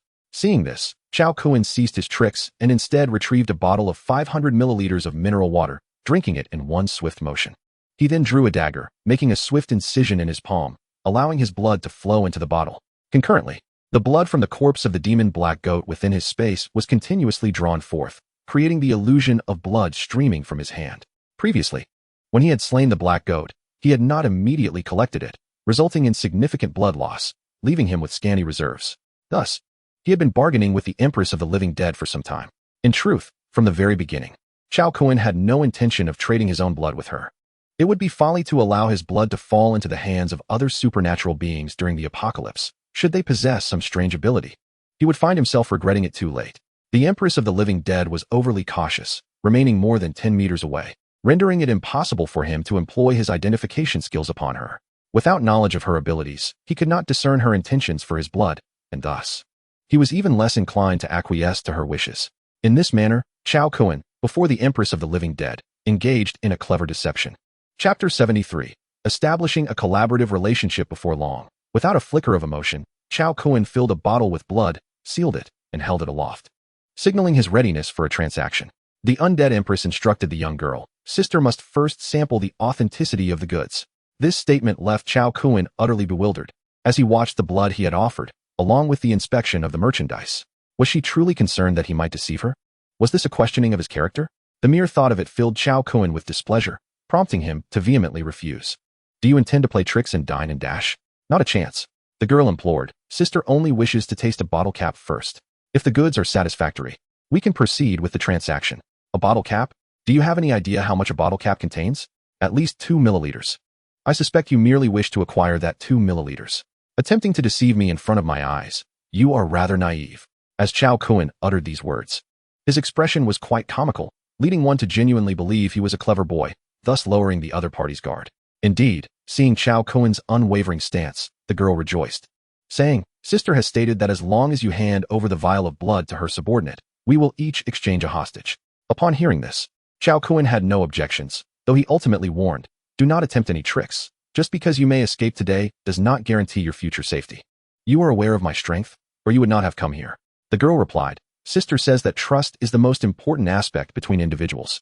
If today's transaction is successful, we can trade frequently in the future. She requires the blood of various human powerhouses. I wish to know what you need. Upon hearing this, Chao Kun couldn't help but smile. He had an abundance of blood from human powerhouses. A little from each of his disciples would serve as excellent bargaining chips, with virtually no cost. Such an opportunity was not to be missed. He nodded, stating, Indeed, trust is paramount between people. Your earlier request to inspect the goods exemplified a lack of trust. These treasures will appear again. When they do, collect them, and I will trade with you once more. Sister wants to know if you require any other treasures. The girl inquired, Do you understand what is divine grade? I need anything that is of divine grade. Chao Kun boasted unabashedly, brandishing the Kunlun divine sword in his hand. This includes any items of such caliber, whether they be animals, plants, materials, or objects. He added as an afterthought, Sister says that although she does not know what divine grade is, she has already discerned what you desire. We can proceed with the trade. The girl was exceedingly excited. All right, let us trade. Chao Kun handed the vial of blood to a phantom wing. Following the command, the phantom wing slowly made its way toward the undead empress, while the girl approached Chao Kun. As soon as the girl departed, the undead empress commanded a multitude of phantom wings to shield her, fearing that Chao Kun might turn against her. The entire process unfolded smoothly, and the hostage exchange was completed without incident. Chao Kun remained vigilant, observing the undead empress, ready to confront her at any moment. After all, the vial of blood he had provided, although divine grade, was not of his own. Upon receiving the blood, the undead empress took a sip and, to his surprise, nodded in satisfaction. The girl behind Chao Kun translated, My sister remarked that your blood quality is the finest she has ever tasted. She is exceedingly pleased and hopes to engage in future transactions with you. After saying this, the undead queen, accompanied by a throng of phantom wings, glided away from the edge of the building. Her wingless method of flight is exceedingly rare among human supernatural beings, achievable only by those possessing powers of the saintly level or above. Once she departed, Chao Kun reluctantly retracted his gaze. The girl, witnessing the queen's departure, suddenly burst into a heart-wrenching cry. Her emotions had already reached a breaking point, and now, with the sudden release, she could no longer hold back. Whoa, she sobbed incessantly. Observing this, Chao Kun naturally embraced her, allowing her to weep freely. Subsequently, he cast a diagnostic spell, revealing a golden template. It prominently displayed 2 innate abilities, the Saint-level Water Spirit Body, initial stage, and the God-level Innocent Heart, along with 2 unique skills, Saint-level Water Therapy and God-level Affinity with All Things. Note, the God-level Affinity with All Things allows all living beings in the world to develop a fondness for her and enables communication with all sentient life. No wonder. Only then did Chao Kun comprehend the meaning behind the undead queen's earlier reference to her kind. It turned out she too possessed a divine-level talent. The reason she spared this girl was likely influenced by her affinity with all beings. Enough. Cease your tears. You are safe now. Chao Kun released his hands, refraining from further contact. The truth was, the girl had little flesh on her bones, making her somewhat uncomfortable to hold. Whoa, thank you for saving me. You truly are a good person. The girl, with reddened eyes, expressed her heartfelt gratitude. It was this very token of kindness that evoked memories of less savory times for Chao Kun. During his university years, he had pursued a rather well-off young woman, only to receive the same phrase in return after his earnest efforts, leading him to refrain from seeking a girlfriend throughout his 4 years in college. This, too, constituted a little-known dark chapter in Chao Kun's life. Big brother, I am quite hungry. Could you spare me something to eat? The girl pleaded pitifully. Chao Kun casually handed her a piece of bread and a bottle of water, which she devoured ravenously. Witnessing this, Chao Kun chuckled. Are you attempting to choke yourself? How long has it been since you last ate? 3 days without food, and I've lost several pounds of blood. A few moments later, Chao Kun learned that the girl, named Chi Zijuan, had lost all her family. Her survival thus far depended solely on a wolf dog she had raised. Subsequently, she was captured by the undead queen, and her dog had gone missing. Do not worry. If your dog is truly as remarkable as you say, it should not be dead. Now, have you made your decision? Will you hand over everything to me and leave, or will you choose to follow me from now on? Though it appeared he was offering her a choice, in truth, she had none. The reason he presented her with a decision was to prevent future regrets, stemming from the belief that she had been left with no alternative. People often believe that their choices are inherently correct, and even when they are not, they will concoct various justifications to affirm their correctness. I want to go with you, but I also wish to find my dog. The young girl gazed pleadingly, hoping that Chao Kun could assist in the search. If you can ascertain its whereabouts, I can lead you there. Ultimately, Chao Kun acquiesced. Spending a few hours in pursuit of a being endowed with divine-level healing abilities and extraordinary talents was undoubtedly a worthwhile endeavor. Moreover, he was keen to discover just how formidable the girl's big wolf dog truly was. Chapter 74. An incredible harvest. As the clock struck 9 in the evening. After more than an hour of vigorous running, Chao Kun finally arrived near Chi Zijuan's residence. The city of Zishan earned its name from a purple mountain located at its periphery. This mountain lay to the east of the northeastern district, precisely where the girl resided. The fact that she could be abducted from such a remote location struck Chao Kun as absurd. However, now was not the time for complaints. He gently set the girl down from his back and instructed, "Quickly search. I must return shortly." The girl hastened to the foot of the purple mountain and called out, "Xiaohei, where are you? Xiaohei, come back." Observing that her voice was somewhat faint, Chao Kun joined in, shouting, "Xiaohei, your master has returned." His voice resonated powerfully, echoing through the forest like a wave. Indeed, his call roused a colossal creature from the mountain, weaving through the trees and stirring a surge of green foliage. Goodness, is this creature truly small? Chao Kun questioned, filled with doubt. Xiaohei is merely a name. It has grown significantly during this time, the girl replied excitedly. As they conversed, a dark figure leaped down from the mountain. Thud, thud, thud. It bounded to stand before them. In the radiant moonlight, the silhouette of a 2-meter-tall, pitch-black beast emerged. Upon seeing its master, the creature emitted a mournful whine. Rushing to the girl and lying down, nuzzling its large head against her, the girl continuously called out, "Xiaohei, Xiaohei." Both the girl and the dog displayed an overwhelming affection for one another. Ultimately, a dog is a dog, even transformed into a giant beast.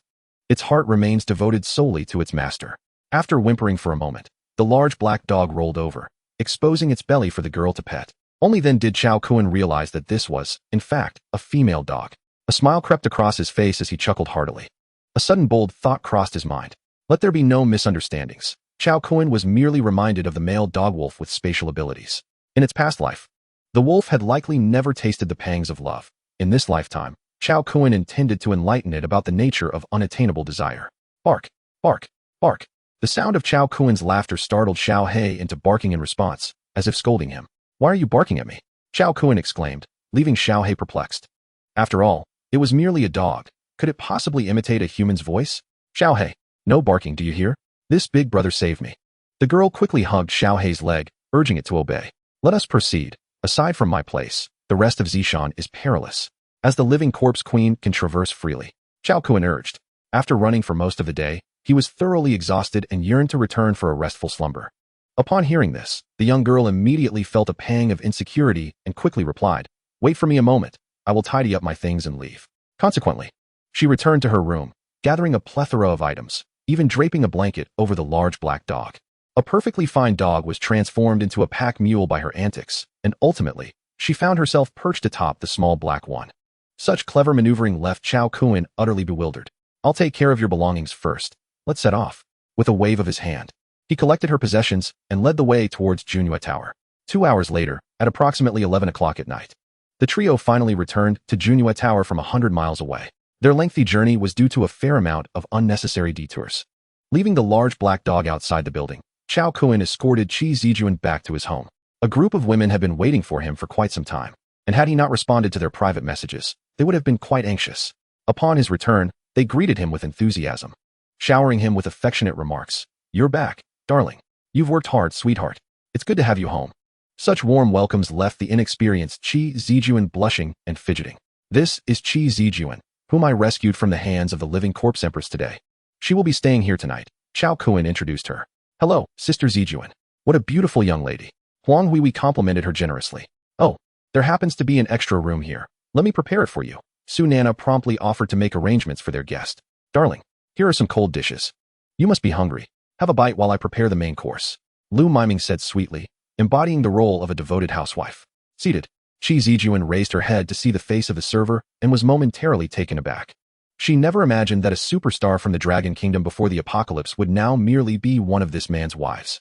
Upon entering this electrifying imperial suite, her heart had already stirred with tumultuous waves. Encountering several breathtaking beauties only deepened her feelings of inadequacy. Now, seeing the legendary superstar, she was utterly speechless. Eat. Why aren't you using your chopsticks? You need to finish your meal and rest. Chao Kuan cheerfully urged. Behind him stood a stunningly beautiful woman, her figure surpassing even that of animated empresses, providing him with a massage. At that moment, it dawned on Chi Zijuan that the man before her was indeed the pinnacle of existence in this world. After all, how could a man who commanded legions of living corpses be anything but extraordinary? Numerous thoughts surged within her, yet they all dissipated like smoke. After the meal, she turned to Chao Kuan and said, I will now present to you the treasures given to me by the living corpse emperor. Chao Kuan nodded with a smile. Very well, I am curious to see what treasures this legion of 1,000,000 corpses has amassed. Soon, she began to produce item after item of fated treasures, which Chao Kuan eagerly collected into his space. This process astonishingly continued for over 10 minutes. Among them, the most abundant were the rather worthless fated fruits, enough to fill several large trucks. Secondly, there is 1 red bead, 7 golden beads, 69 purple beads, 480 blue beads, and 4,569 green beads. Adding to this, there is 1 red bead, 11 golden beads, 14 purple beads, 23 blue beads, and 46 green beads in Chao Kuan's possession. In total, there are 2 red celestial beads, 9 golden celestial beads, 9 fate-altering beads, 45 purple celestial beads, 38 fate-altering beads, 256 blue celestial beads, 247 fate-altering beads, 2,345 green celestial beads, and 2,270 fate-altering beads. Such a staggering accumulation. He could hardly fathom that today's harvest would be so immense, to the point where even Chao Kuan himself was incredulous. Perhaps even the system had not anticipated this situation. In his previous life, Chao Kuan had analyzed the refreshing patterns of the treasures of destiny and understood that the probability of survivors obtaining these treasures during the first refresh was not significantly different from subsequent ones. What does this imply?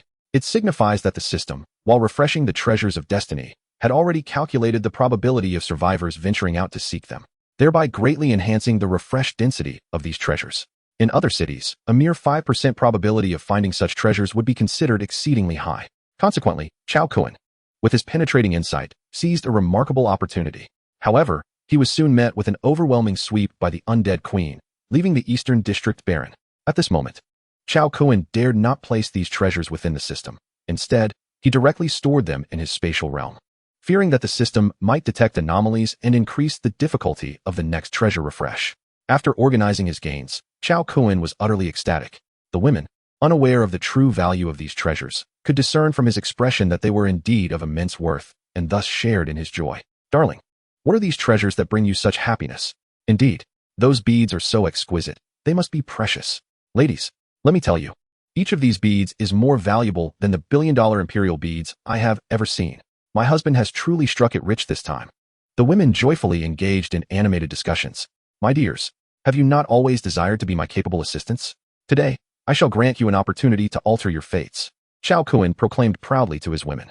P.S. Noticing many readers critiquing the superficiality of the protagonist's women, today we shall bestow upon these ladies the chance to transcend their roles and become true supports rather than mere ornaments. Chapter 75. Refreshing extraordinary abilities. Chao Kuan had previously refrained from allowing them to embark on adventures due to their rather ordinary abilities. Aside from Su Nana, who possessed a divine-level mental prowess, the other women awakened only ordinary extraordinary elfin abilities. Even now, with Huang Huihui, Su Nana, and Lu Miming having advanced to the late stage of the first level with his assistants, their attributes remained dismally low. Not to mention Wang Shishir, Zhang Yusin, and Su Lily, who were still merely at the mid-level of the first tier. They lacked not only combat power, but even the means for self-preservation. Upon hearing Chao Kuan's declaration to alter their fates, their faces flushed with excitement, each brimming with unparalleled enthusiasm. In truth, they were not entirely oblivious to the treasures possessed by Chao Kuan. Indeed, The local news had previously mentioned these items. They surmised that the treasures within could potentially enhance or transform their unique abilities. Yet, it was only when Chao Kun fervently proclaimed his assertion that they truly believed it to be authentic. After he elaborated on the miraculous effects of the reversal pearl and the transformation pearl, Chao Kun and the 7 women formed a circle, seated upon the luxurious leather carpet of the hall. Gazing at the radiant smiles of the women, Chao Kun, with a playful grin, inquired, "What kind of abilities do you all desire? Speak up." As for Nana and Zijuan, they required no elaboration. They were already at the pinnacle of extraordinary powers and had no need for change. Let us begin with Shir. Although these women rarely ventured outside, they had become well-versed in the various types of abilities and possessed their own aspirations for extraordinary talents through their interactions with Chao Kun. Upon hearing this, Wang Shir felt an overwhelming joy, her ethereal beauty shining even brighter. "Brother, I wish for the ability to fly, to soar like the immortals. I also desire a formidable power to vanquish monsters." The little girl was indeed full of fanciful dreams, and the other women looked on with longing in their eyes. "Can one truly fly?" they mused. "Very well. Today, I shall fulfill your wish," Chao Kun said affectionately. With that, he produced a collection of the most basic green transformation pearls and placed them before the group. These transformation pearls, when utilized through the system, can alter your 2 innate abilities. Begin now, and continue until you are satisfied. His words left them momentarily speechless. They had never contemplated that abilities could be refreshed. This method of utilizing transformation pearls to refresh one's powers was a concept Chao Kun had encountered in a past life, which he later applied to Liu Xiaoman. However, this approach bore significant risks. Once an ability was refreshed, all prior efforts in cultivation would be rendered futile, and one's level would reset to the initial stage. In a post-apocalyptic world, those capable of acquiring the corresponding reversal pearls were the elite. Thus, they dared not attempt such an endeavor lightly. Conversely, those without the means to obtain the reversal pearls would have even less opportunity to try. Hence, very few engaged in this practice. "Then I shall refresh," the little girl exclaimed, grasping a pearl and closing her eyes to make a wish. Upon opening her eyes, she pouted in disappointment. This ability is still so lackluster. Chao Kun quickly reassured her, "Do not be disheartened. This is merely the lowest tier of transformation pearls, and the probability of refreshing into a superior ability is quite low. Just keep trying." The nature of transformation pearls dictated that the lower the tier, the lesser the chance of obtaining a desirable ability. Although this probability was low, Chao Kun perceived it as the most cost-effective option. As one progressed to higher tiers, the price of the Destiny treasure boxes would increase tenfold for each level attained. Perhaps this advantage was the system's sole concession to ordinary ability wielders. Before long, after utilizing over 200 green transformation pearls, Wang Shir acquired 2 exceptionally high-potential extraordinary abilities. Subsequently, Chao Kun produced 2 blue, 2 purple, and 2 golden reversal pearls, elevating her newfound skills to the holy level. At this point, her 2 extraordinary abilities transformed into sacred-level wings of energy and sacred-level dual cultivation body. Note, the sacred-level wings of energy can release a small amount of one's own energy to condense the energies of heaven and earth, forming wings of energy accompanied by a protective shield, allowing for rapid flight in both air and vacuum. The sacred-level dual cultivation body, an exceptional dual cultivation physique, grants eternal youth, an increase in longevity, and other enhancements during dual cultivation, as well as the ability to use dual cultivation for healing. The initial dual cultivation provides a 10 boost to the partner's basic attributes, with each subsequent cultivation equally benefiting the male counterpart. Shir, what extraordinary abilities have you obtained? Share with us, the eager women inquired. Faced with their questioning, Wang Shir blushed, stammering. She received the sacred-level wings of energy and a physique that ensures eternal beauty. Chao Kun explained. Oh, upon hearing Chao Kun's words, Wang Shir realized he could perceive others' extraordinary abilities, her face turning crimson. She had initially hoped for an offensive ability for her second talent, but ended up with this physique, which she chose to keep, harboring her own little thoughts. Now that her secret was revealed by Chao Kun, she felt quite bashful. "All right, who will go next?" Chao Kun continued to ask. "Let Lily go first. She is younger," Huang Huihui suggested with a smile. Before long, Su Lily acquired an extraordinary ability known as the Sacred Level Enchanting Body. Note, the Enchanting Body is a mental-type extraordinary ability that carries an aura of attraction towards the opposite sex, belonging to an exceptional dual cultivation physique with a 10 enhancement. It is also endowed with a special skill, mental confusion. When activated, it can render creatures with lower levels and mental strength confused, diminishing their combat power or even leading to death. This girl had always sought Chao Kun's attention. After drawing this ability, she abandoned her previous thoughts, blushing as she decided to keep this extraordinary ability. Following her, Zhang Yusin received an extraordinary ability that perfectly matched her name: Sacred Level Water Enchanting Body. Note: the Sacred Level Water Enchanting Body is similar to the Water Spirit Body but belongs to an exceptional dual cultivation physique with a 10 enhancement. It comes with a special skill, Ice and Fire Duality. When this skill is activated, it allows control over nearby water sources, enabling the manipulation of energy within the water to create burning or freezing effects. Initially, she did not desire this skill, but Chao Kun persuaded her, saying, "The name of this extraordinary ability suits you well. Disregarding its properties, the special skill alone is incredibly powerful." Chao Kun spoke the truth. Some sacred-level extraordinary abilities possess immensely powerful inherent traits, but lack accompanying special skills, like Wang Shishir's dual cultivation body. Conversely, some extraordinary abilities may lack certain formidable traits, yet offer remarkably strong derivative skills, such as Zhang Yusin's water enchanting body. After Zhang Yusin, it was Lu Mimi's turn to refresh her extraordinary abilities. Now a married woman, she naturally lost the 10 basic attribute boost associated with the dual cultivation body. Therefore, Chao Kun did not intend for her to select such an ability. What Chao Kun did not expect was that Lu Mimi consumed merely a dozen blue fate-altering fruits and managed to draw a rare light attribute ability. Chapter 76. The Attributes of Light, Space, and Life. Lu Mimi's spiritual level light attribute ability, upon ascending to the sacred level, astonishingly transformed into the sacred light body at the sacred level. Note: the sacred light body at the sacred level allows the conversion of one's own energy into sacred light, thereby inflicting damage or providing healing to specific targets. Derived special skills. 1. Sacred Light Attack. When unleashed, it emits a beam of sacred light energy that inflicts fatal damage on undead creatures or dark-type beings. 2. Sacred Healing. When activated, it restores the target's injuries, mental state, and stamina. However, each use incurs significant consumption, making it difficult to sustain. Chao Kun initially believed that the 5 of them would not unlock rare talent abilities, yet the unexpected joy arrived so suddenly. Such abilities are exceedingly rare. In his past life, he had never witnessed one, only learning through rumors that such formidable beings existed in the world. In a previous life, a light attribute powerhouse had slain a mythic-level ghostly spirit, thereby garnering global attention. It was then that the world realized that such immortal beings could indeed be vanquished. Upon witnessing Lu Mimi manifest this talent ability, Chao Kun was so elated that he stood up and embraced her with fervor.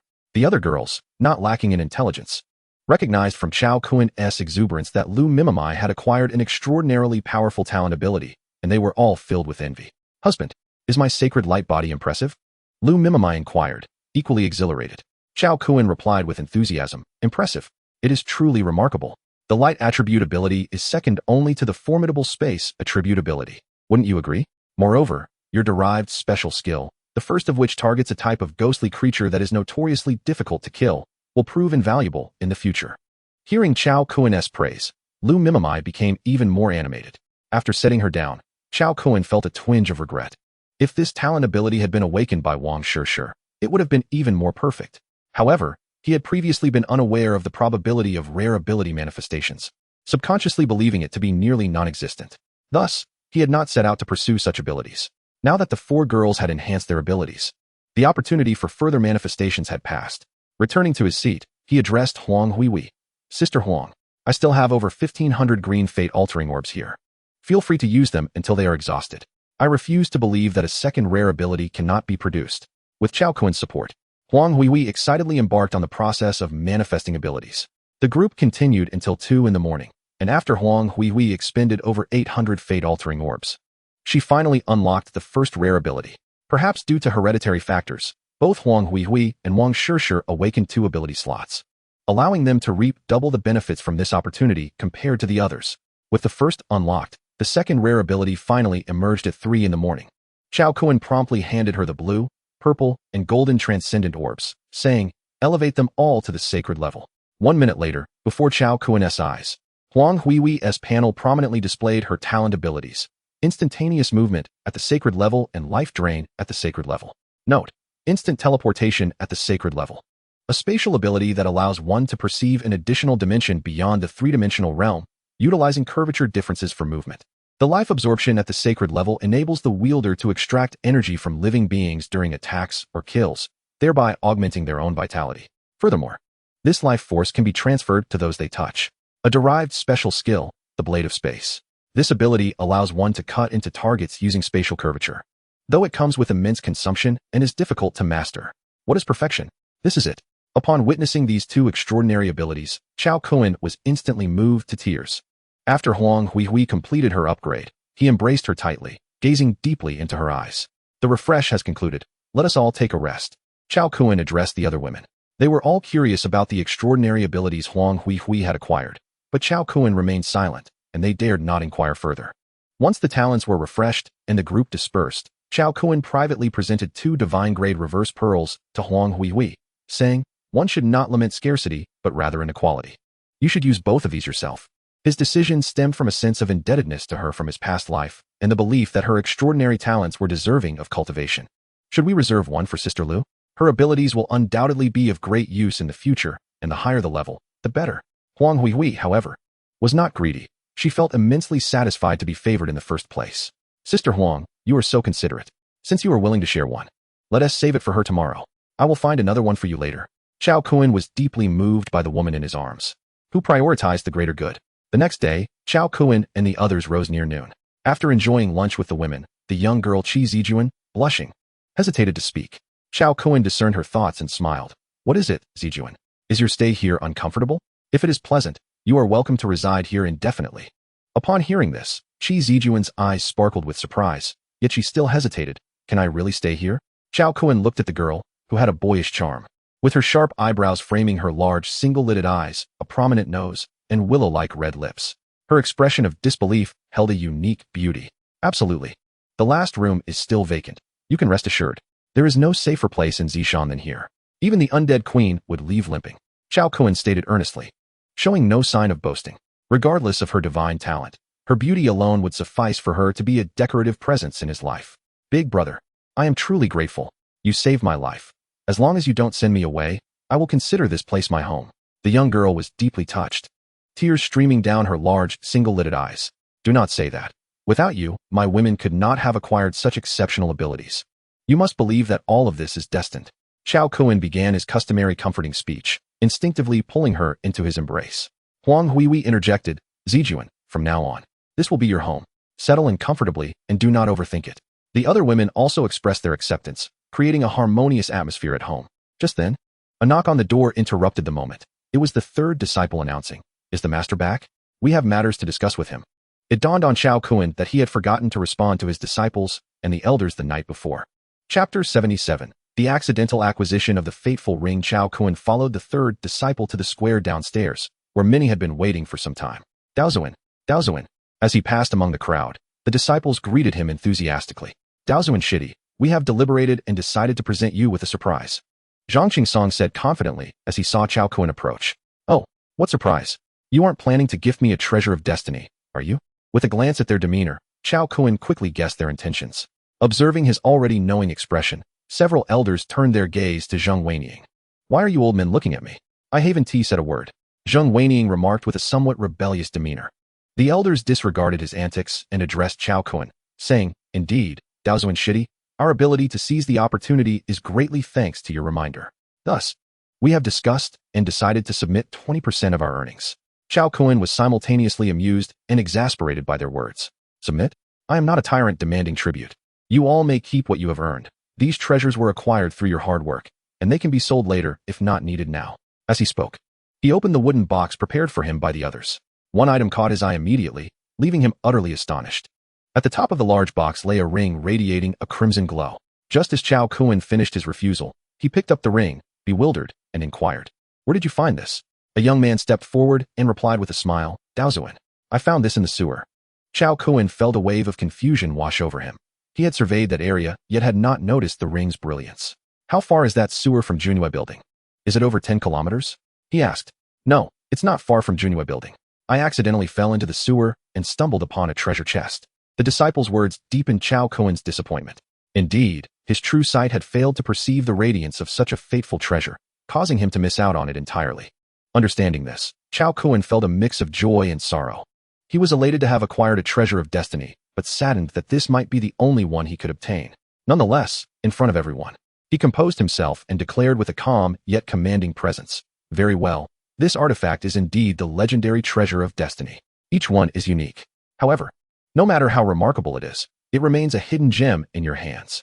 Since I have accepted this treasure from you today, I shall defy fate on your behalf." With that, he summoned the disciple to the front and took out a blue fate-altering pearl from the box, instructing, "Place these pearls into the system one by one." Soon, 5 or 6 blue fate-altering pearls were utilized, and Chao Kun produced several more. At long last, it was only when this disciple reached the 20th attempt that he unveiled a talent deemed extraordinary by Chao Kun. Subsequently, Chao Kun sought to procure a purple fate-altering orb from the box, only to find none available. He had no choice but to acquire 1 purple and 1 golden defiance orb himself, elevating his innate abilities to the realm of supreme metal manipulation. Thus, he ascended to a level of talent comparable to that of Zhang Qingsong. "Thank you, Dao Master. Thank you, Dao Master. I have finally defied fate," he exclaimed, laughing heartily. The onlookers were filled with envy, lamenting their own lack of such fortune. Although the remaining treasures of destiny did not pique his interest, having utilized a portion, he decided against further distribution. With a casual gesture, Chao Kun gathered the remaining treasures of destiny. At this point, his inventory included 1 golden defiance orb, 9 fate-altering orbs, 37 purple defiance orbs, 38 fate-altering orbs, 254 blue defiance orbs, 157 fate-altering orbs, 2,345 green defiance orbs, and 451 fate-altering orbs. The red and golden defiance orbs he had acquired were nearly expended, and a considerable quantity of green and blue fate-altering orbs had been consumed. Among the remaining treasures, he could easily extract 36 defiance orbs to elevate 36 disciples of the Tao to Lord-level status. However, he had no intention of doing so. At this moment, witnessing Chao Kun graciously accept their sentiments, the crowd burst into laughter. Someone jested, "Tao Master, on such a splendid day, why not roast a few pigs to celebrate? It's mealtime. Let us enjoy a communal feast." The disciple's suggestion was met with Chao Kun's eager consent. After all, he had just acquired the precious treasure, the Ring of Destiny. Such a momentous occasion was indeed worthy of celebration. The Ring of Destiny, upon activation, granted a spatial capacity of 100,000 cubic units and significantly enhanced the wearer's intangible fortune. It was an essential artifact for the fated children. The conditions for wearing it included awakening a divine-level talent. Alongside the Sword of Destiny, the Scepter of Destiny, the Crown of Destiny, the Armor of Destiny, the Shield of Destiny, and the Stone of Destiny, it constituted a system-generated divine treasure. It was not only a divine artifact, but also a treasure of fortune. The concept of fortune was enigmatic, yet it could not be dismissed. In his previous life, Chao Kun felt his fortune was lacking, which led to his current predicament. In this life, his fortune remained low, to the extent that even birds dared to defecate upon his head. Even the fruits of destiny he could cultivate yielded only a meager 1 point of destiny. His unfortunate fate was evident. Of course, he understood that Su Nana played a crucial role in this. However, to utilize her foresight of the future, one must endure the backlash of fortune, a matter of cause and effect that was unavoidable. With these thoughts clarified, Chao Kun donned the ring, which was instantly activated. He then extracted 100 destiny fruits from the spatial realm, and through transformation, astonishingly acquired 280 points of destiny. This probability exceeded the 190 he had experienced in his past life, filling him with immense joy. Consequently, he retrieved a bounty of ingredients and began preparing a communal feast with the others. In the square of Junyue Tower, over 100 individuals busied themselves. Numerous water elemental practitioners were tasked with washing the ingredients, while those of the metal element handled the chopping, earth elementals constructed the cooking platform, fire elementals managed the cooking, and wood elementals tended to the fuel. Compared to a month ago, this group of individuals has thoroughly mastered their extraordinary abilities, seamlessly integrating them into various aspects of their daily lives. Of course, not everyone possesses such versatility. Among the crowd, 2 individuals, resembling gluttons, are already indulging in a large vat of food, standing a meter tall. Their expressions, however, appear far from satisfied. "Master, I've already vomited from eating grapes. I want to eat meat," Hua Yingwu implored with an utterly innocent demeanor. "You still crave meat? My stock of pork has been nearly depleted by the 2 of you. You'll have to wait for more than a month.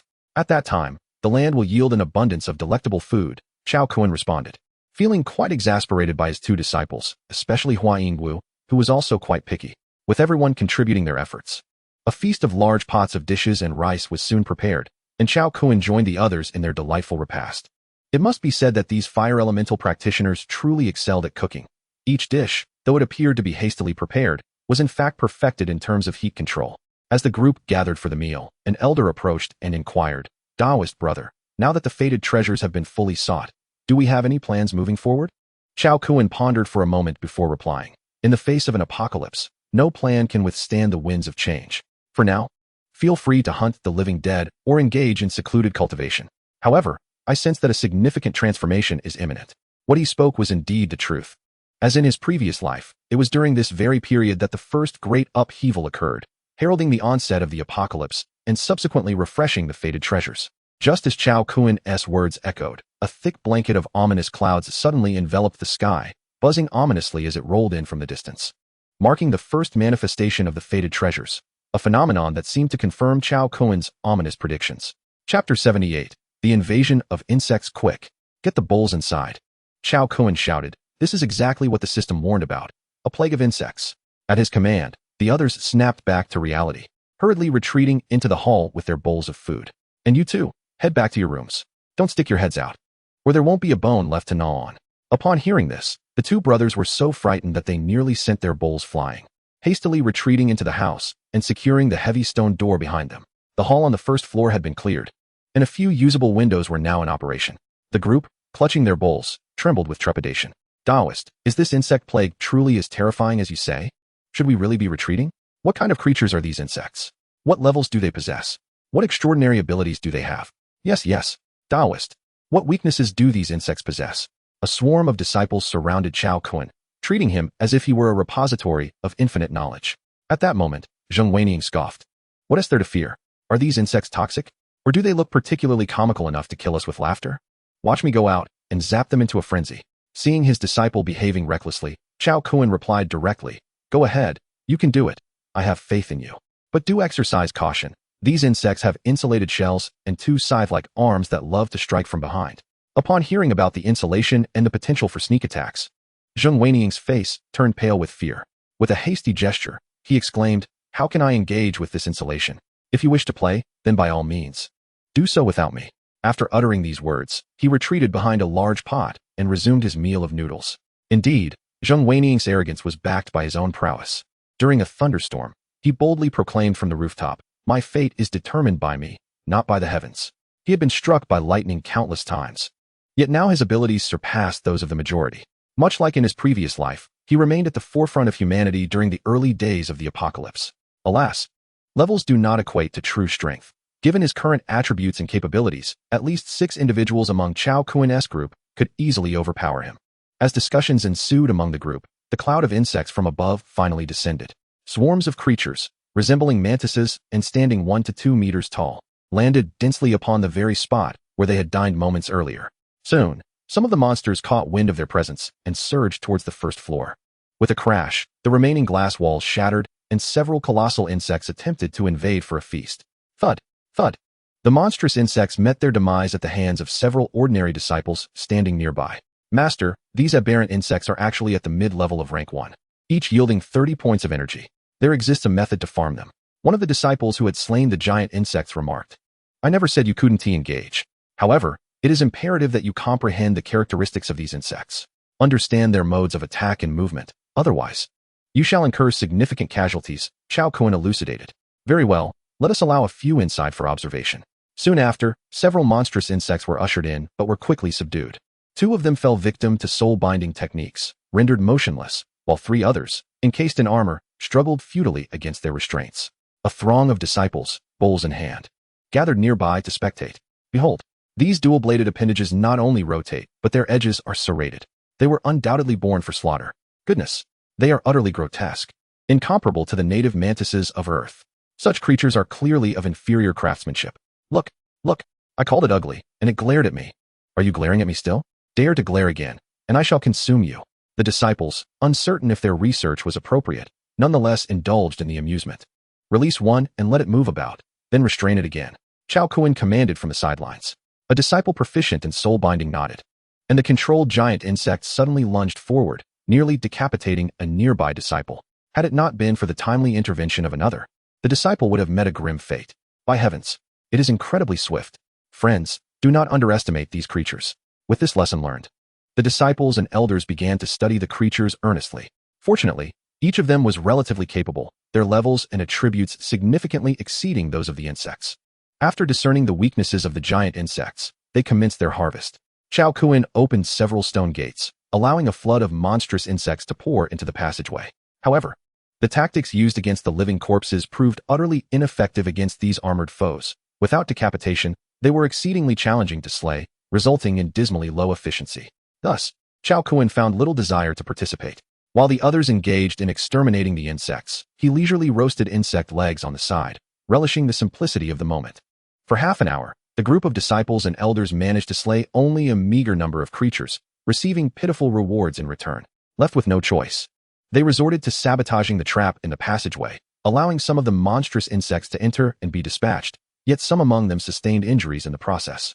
Observing this, Chao Kun summoned Qi Zijuan, and under the auspices of the girl's water therapy technique, the wounds of several injured disciples were promptly healed, significantly improving their condition.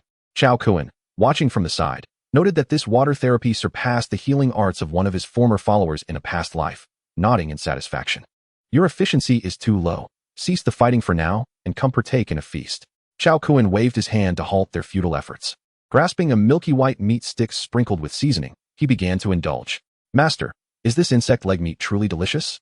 One disciple approached, a sheepish expression on his face. Exceedingly so. You must taste it. It is even more exquisite than crab meat, he replied. Consequently, a throng of disciples gathered around, eagerly snatching away most of the crab meat stick from Chao Kun's grasp. All who sampled the delicacy were utterly captivated by its flavor. By the heavens, this is remarkably delicious. The meat of the king crab pales in comparison to this insect leg. Eat, eat, eat. Let us set aside the fighting. Each of you must have a crab meat stick first. In an instant, the disciples and elders transformed into gluttons, reveling in a grand feast on the first floor. Amidst the jubilant dining, a young girl descended from the upper floor. She passed by dozens of disciples, approached the shattered glass wall, and exited the grand hall. Choo-choo. What are you up to? Chao Kun called out, following her. I'm coming out to catch insects. It's quite fun, the girl exclaimed, her face alight with excitement. Chao Kun, momentarily taken aback, inadvertently noticed that the perimeter of Junyue Tower was already piled high with insect carcasses. Regaining his senses, he observed a swarm of insects gathering, seemingly summoned by some unseen force.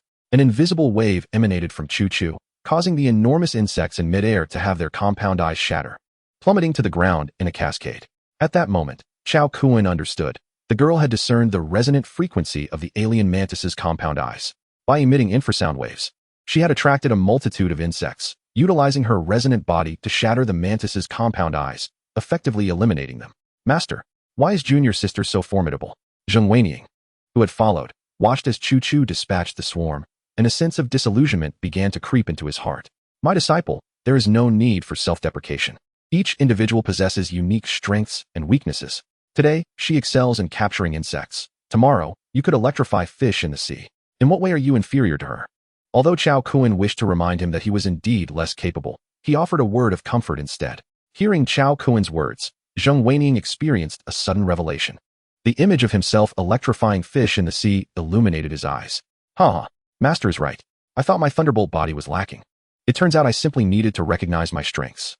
Let Junior Sister shine today. As soon as he finished speaking, a massive insect carcass weighing several hundred pounds crashed down upon his head. Subsequently, several more fell from directly above him, but fortunately, Chao Kun promptly kicked him away, advising him to return quickly lest he be crushed by the insects. What do you mean by bad luck? I can't shake the feeling that Junior Sister did this on purpose, Zheng Weiniang muttered as he scrambled to his feet and fled, fearing another insect would land on his head. Once Zheng Weiniang was dismissed, Chao Kun stood beside Choo-choo, refraining from intervening, merely watching her eliminate the insects. The people in the first-floor hall were utterly astonished, each questioning their own existence. Indeed, the disciples of the Taoist master were peculiar beings. The combined efficiency of over 100 of them in exterminating insects hardly matched a mere fifth of her prowess. There was no need for envy. The Taoist master had sought out these disciples from across the land before the apocalypse, making them truly unique individuals. The two brothers inside the stone house, peering through a breathing hole, witnessed the scene outside and rushed over excitedly. Master, can we eat these insect meats? They look like giant grasshoppers. Brother, if you wish to eat, go ahead. They look rather unsettling to me. I think I'll stick to grapes. These two gluttons seem to have food on their minds at all times. The legs of these insects are edible. Today you both are in for a treat. I shall prepare some for you. Chao Kun chuckled at the sight of the two bumbling fools in their floral shorts. He then collected all the insect carcasses, dismembering and processing them in his space, yielding several hundred energy cores and over 1,000 insect legs. Extracting 100 insect legs, he remarked, "Take these back and marinate them. They will taste splendid." "All right, Master, junior sister, you continue your work. We shall take our leave. Huang Xiong, who had just declared he wouldn't eat, was now drooling at the mention of marination, clutching the insect legs as he dashed back to the stone house. After the two disciples had left, Chao Kuan turned to Chu Chu and said, I will safeguard these insect energy cores for you. Come find me when you need them. Facing his brazen demeanor, the young girl shot him a resentful glance, yet the smirk at the corner of her mouth betrayed her true feelings. Humph, I'm not a child anymore. However, just moments later, she unexpectedly collapsed to the ground as a horde of bizarre mantises descended from the sky. Chao Kuan swiftly scooped her up, wielding the Kunlun divine sword in one hand, swiftly clearing a path and returning to the hall, filled with apprehension. What was that all about, young lady? He inquired as he set her down. Oh, suddenly, I felt a sharp pain in my head, as if I had exhausted myself. I've never experienced anything like it. I don't know what happened. Chu Chu looked pitiful, making it difficult for Chao Kuan to scold her. Chao Kuan withdrew his hands and said calmly, You, my dear, still do not comprehend your limits? This is a grave mistake. Do not let it happen again. Otherwise, should I not be by your side next time, you could find yourself in dire straits. Chu Chu lowered her head, blushing, and replied, I understand. In truth, the girl's limits had exceeded his expectations. A single powerful strike had taken down over 1,000 bizarre mantises. Each of these creatures was worth the equivalent of 2 mid-level living corpses, and given her efficiency, she could amass 60 to 70,000 energy points in one go, including kill task rewards. If one includes the crystal nucleus, the profits would indeed double. With this thought, Chao Kuan chuckled and remarked, My dear disciple, does the effort expended in attracting the swarm of insects using infrasound take a considerable toll on your stamina? Unbeknownst to Chu Chu, her heart raced, and she barely comprehended Chao Kuan's words, mistakenly believing he was referring to the area he had just touched. Ah, what do you mean by that? Oh dear master, what are you saying? Chao Kuan observed the girl's peculiar expression, sensing she had been taken aback, and thus continued. I startled you just now, didn't I? In this apocalyptic world, the line between life and death is perilously thin. I was inquiring whether attracting the monstrous insects would significantly deplete your energy. Oh, the consumption is minimal. Generating infrasound is no different from speaking. As long as I don't become thirsty, she replied. Upon hearing his disciple's words, a delightful notion sparked in his mind. He resolved to slightly modify the square to summon a wave of insect monsters. Without hesitation, Chao Kuan donned his full suit of armor and proceeded to the square, expelling the remaining 100 or so aberrant mantises. He then began encircling the square with massive stones, constructing a formidable barrier. After half an hour, the square, measuring 50 meters in width and 60 meters in length, was enclosed by towering stones reaching a height of 5 to 10 meters. This wall was three-sided, with one side being a tavern. The walls on the left and right were lower, while the front wall stood tall. An incongruous stone building jutted out from the left edge. Once this was completed, he modified one side of the stone wall in the hall on the first floor, creating a colossal throne that faced the 10-meter-high wall. The throne remained in the hall, with a 12-meter-long and 1-meter-high window carved into the stone wall, allowing Chao Kuan to launch his thumb swords. At this moment, his telekinetic weight had reached 72 kilograms, and the initial velocity of the 5-gram thumb sword had soared to 1,200 meters per second. Such speed was akin to that of a sniper bullet. Thus, he felt no apprehension in employing this tactic against the aberrant mantises, confident in his ability to eliminate them. Previously, while his disciples had been engaged in combat, he had refrained from using the thumb sword simply because he deemed those mantises beneath his notice, not due to any inability to vanquish them. Master, what is your intent? Is this stone wall a trap? One disciple inquired. Chao Kuan responded with a calm smile. Not at all. I have encircled this square to prevent my darts from being lost. He referred to his thumb swords as darts, fearing that the term sword might invite ridicule from his disciples. Upon hearing this, the disciples felt a tinge of disappointment, having believed it to be a trap that everyone would participate in. It turned out they had overthought the situation. My dear disciple, how is your recovery coming along? Do you have the stamina to lure the monsters? Chao Kuan inquired with eager anticipation, gazing at Chu Chu. The young girl, her complexion flushed and her dark eyes revealing fatigue, replied, I can hold on for a little while longer. Observing her stubbornness, Chao Kuan retrieved some tea leaves from his spatial storage, brewed them with spring water, and offered them to her. In the previous 20 days of seclusion, the spiritual roots Chao Kuan had collected had spent more than half a year in the tenfold space. The 3 ancient tea trees had undergone a cycle, allowing Chao Kuan to gather 6 pounds of first-grade spiritual tea. These ethereal teas possess the remarkable ability to temporarily enhance one's intellect, and when paired with the Bodhi sacred tree for cultivation, the results can be exponentially more effective. However, the benefits of this tea extend beyond mere enhancement. Upon the initial sip, it grants an additional 20 points of mental vitality, twice the effect of cacao fruits. Furthermore, with each consumption, it gradually restores both physical and mental stamina. At that moment, Chao Kun offered this tea to Chu Chu, aiming to replenish her energy. Upon drinking, her enchanting eyes sparkled with wonder, feeling utterly amazed. It seems quite effective. I shall give it a try as well. Let me join in the hunt. Chao Kun chuckled. Indeed, I feel much better now, replied Chu Chu, as she ascended the imposing stone chair to sit beside Chao Kun. She then slightly parted her lips, emitting the unique subsonic frequencies characteristic of those peculiar insects. Within mere minutes, an overwhelming swarm of aberrant mantises began descending near Junyue Tower. Soon, hundreds of these grotesque creatures congregated below. Chao Kun did not hesitate. He activated his thumb-sized flying swords. The blades whirled around him in a 10-meter radius, and once their speed reached its zenith, they were skillfully launched. These flying swords, possessing a power greater than that of sniper bullets, would indisputably create gaping wounds the size of a bay upon striking the aberrant mantises. Yet, even with such grievous injuries, the mantises would not perish immediately, continuing to emit piercing, distressing shrieks. Such cries would incite nearby mantises into a frenzied state, thereby enhancing Chao Kun's accuracy in targeting their compound eyes. Consequently, he found himself needing to unleash 4 or 5 flying swords per mantis to ensure their complete destruction. After achieving the first wave of extermination, Chao Kun retrieved some extraordinary chocolate and indulged in a piece, also offering a morsel to the girl beside him. Her eyes brimmed with curiosity as she wondered aloud, "Is this chocolate also a monster's drop? Why have I never received any?" Finding her innocent expression utterly endearing, Chao Kun produced another piece and handed it to her, inquiring, "I made this myself. How does it taste?" The girl nodded obediently in approval. Thus, half an hour passed, and as Chao Kun's mental energy neared depletion, he promptly consumed 2 cacao pills. 2 hours later, having exhausted all 30,000 of his flying swords, he ceased his onslaught. By this point, he had vanquished 7,000 aberrant mantises, yet he felt too fatigued for even the cacao pills to restore him. Let's call it a day. We'll rest well and continue tomorrow, Chao Kun thought to himself. However, Chu Chu was utterly captivated by the game and, with reluctance, suggested, "Shall we play a little longer? It feels quite enjoyable." Meanwhile, dozens of disciples gathered around the imperial chair clamored for more, urging, "Dao Zun, please continue for just a while longer. Let us indulge in the spectacle."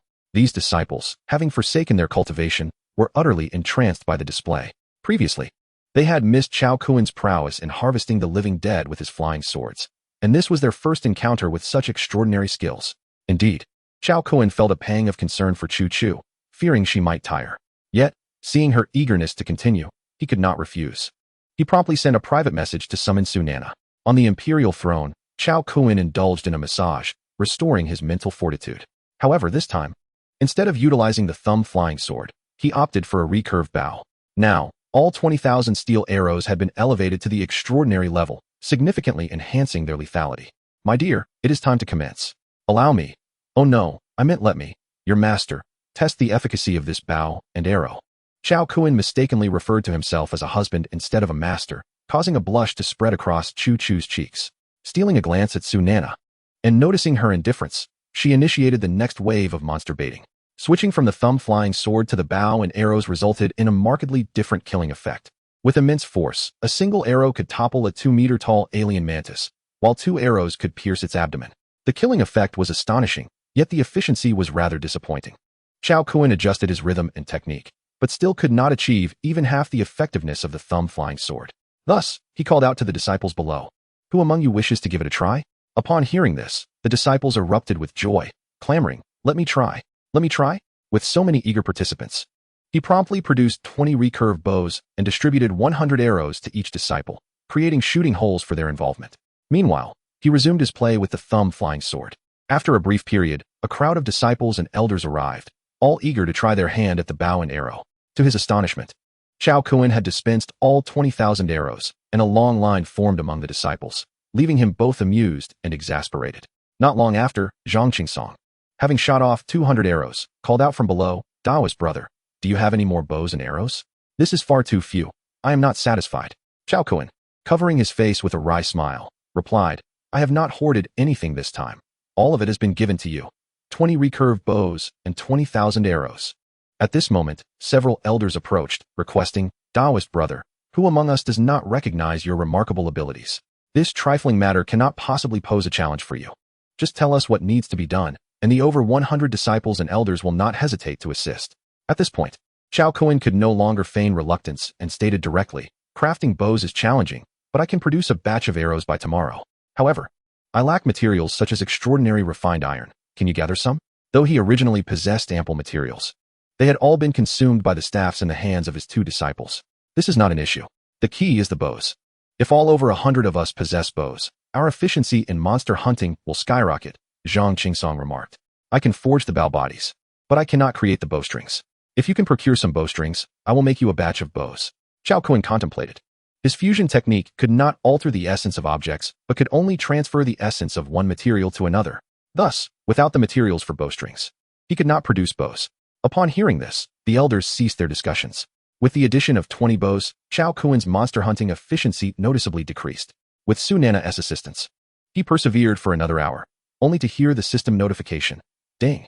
Congratulations to player Chao Kun for slaying 10,000 alien mantises, earning a reward of 300,000 energy points. After completing this task, he refrained from further engagement, allowing his disciples to exhaust their arrows before concluding a day of hunting.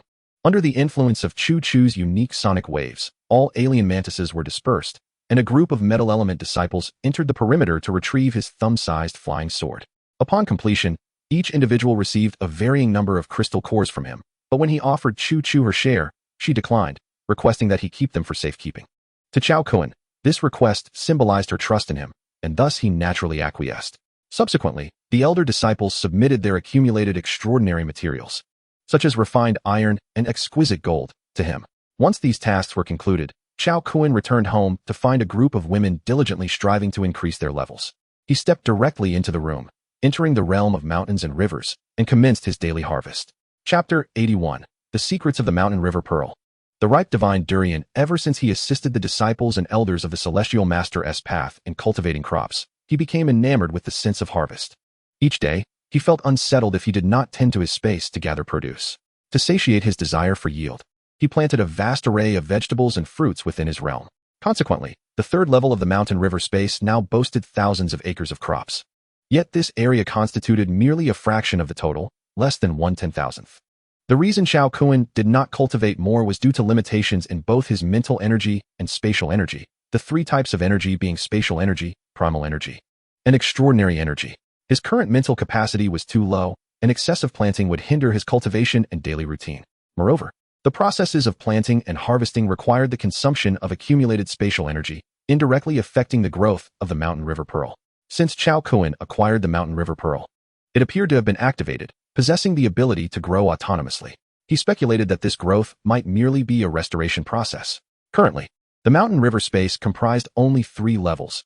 As it continues to recover, it may eventually expand to include more levels.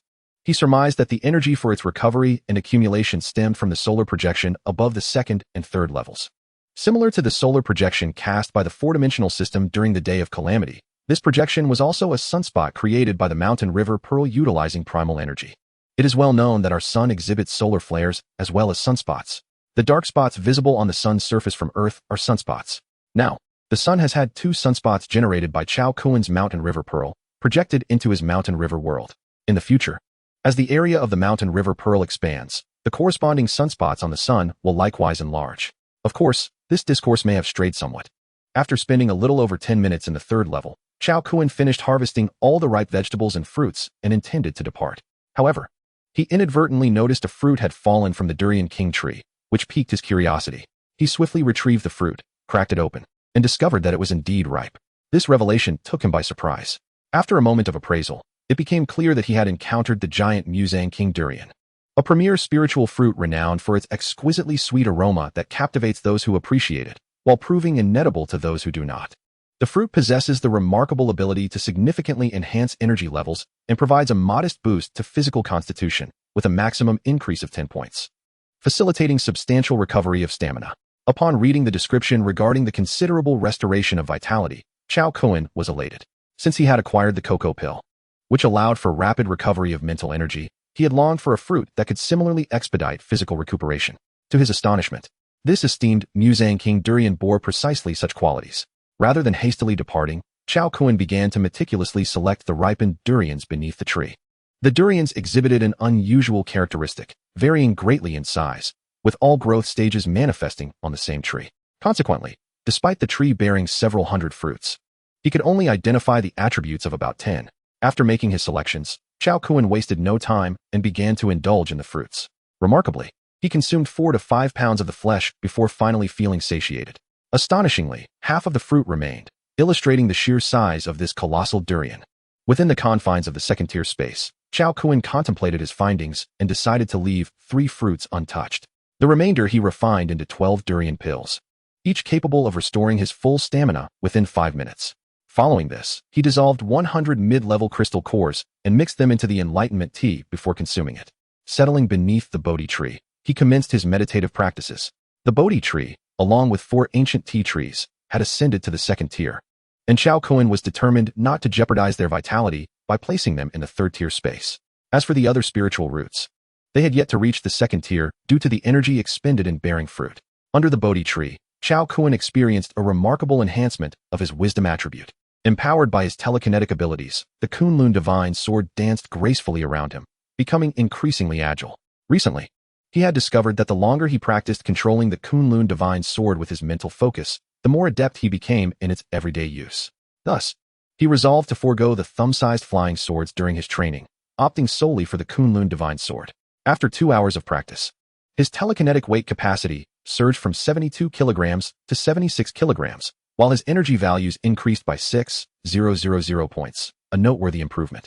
Upon concluding his training, Chao Kun assessed the time and realized it was still early. This prompted him to recall several requests from the elders. He retrieved a large iron rod, several dozen meters long, from his spatial dimension and began to work on it using spatial powers. When Hua Yingwu had previously asked him for a large iron rod, he lacked the necessary materials. However, during his quest for the fated treasures, he had casually collected several kilometers of highway guardrails, an insignificant detail he had not mentioned before. Unexpectedly, instead of crafting the large iron rod for his disciple first, he utilized it for creating bows and arrows. With ample materials now at hand, Chao Kun infused some carbon powder into the iron and proceeded to manufacture 30,000 thumb-sized flying swords and 80,000 steel arrows. Subsequently, he employed over 1,000 pieces of extraordinary refined iron to elevate the 30,000 flying swords to an extraordinary level. With the remaining materials, over 20,000 steel arrows were coated with a layer of extraordinary metal, enhancing their heads to a remarkable level. However, the materials were still insufficient. Thus, Chao Kun recalled the more than 1,200 extraordinary treasure chests that had recently exploded forth. In a fleeting moment, he opened them all, acquiring over 200 additional pieces of extraordinary metal, which barely allowed him to assemble 30,000 extraordinary steel arrows.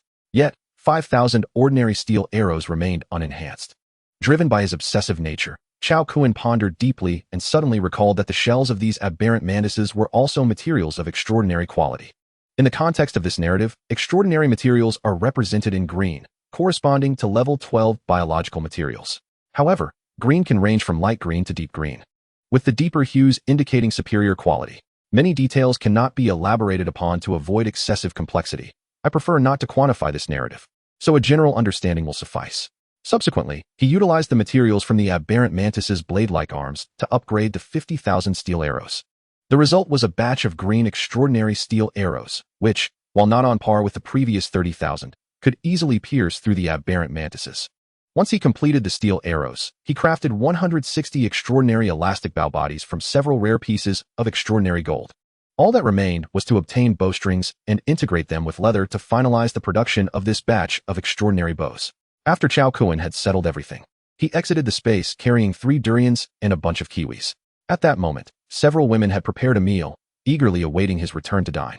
Though Chao Kun was already satiated, he symbolically sat at the table and took a few bites.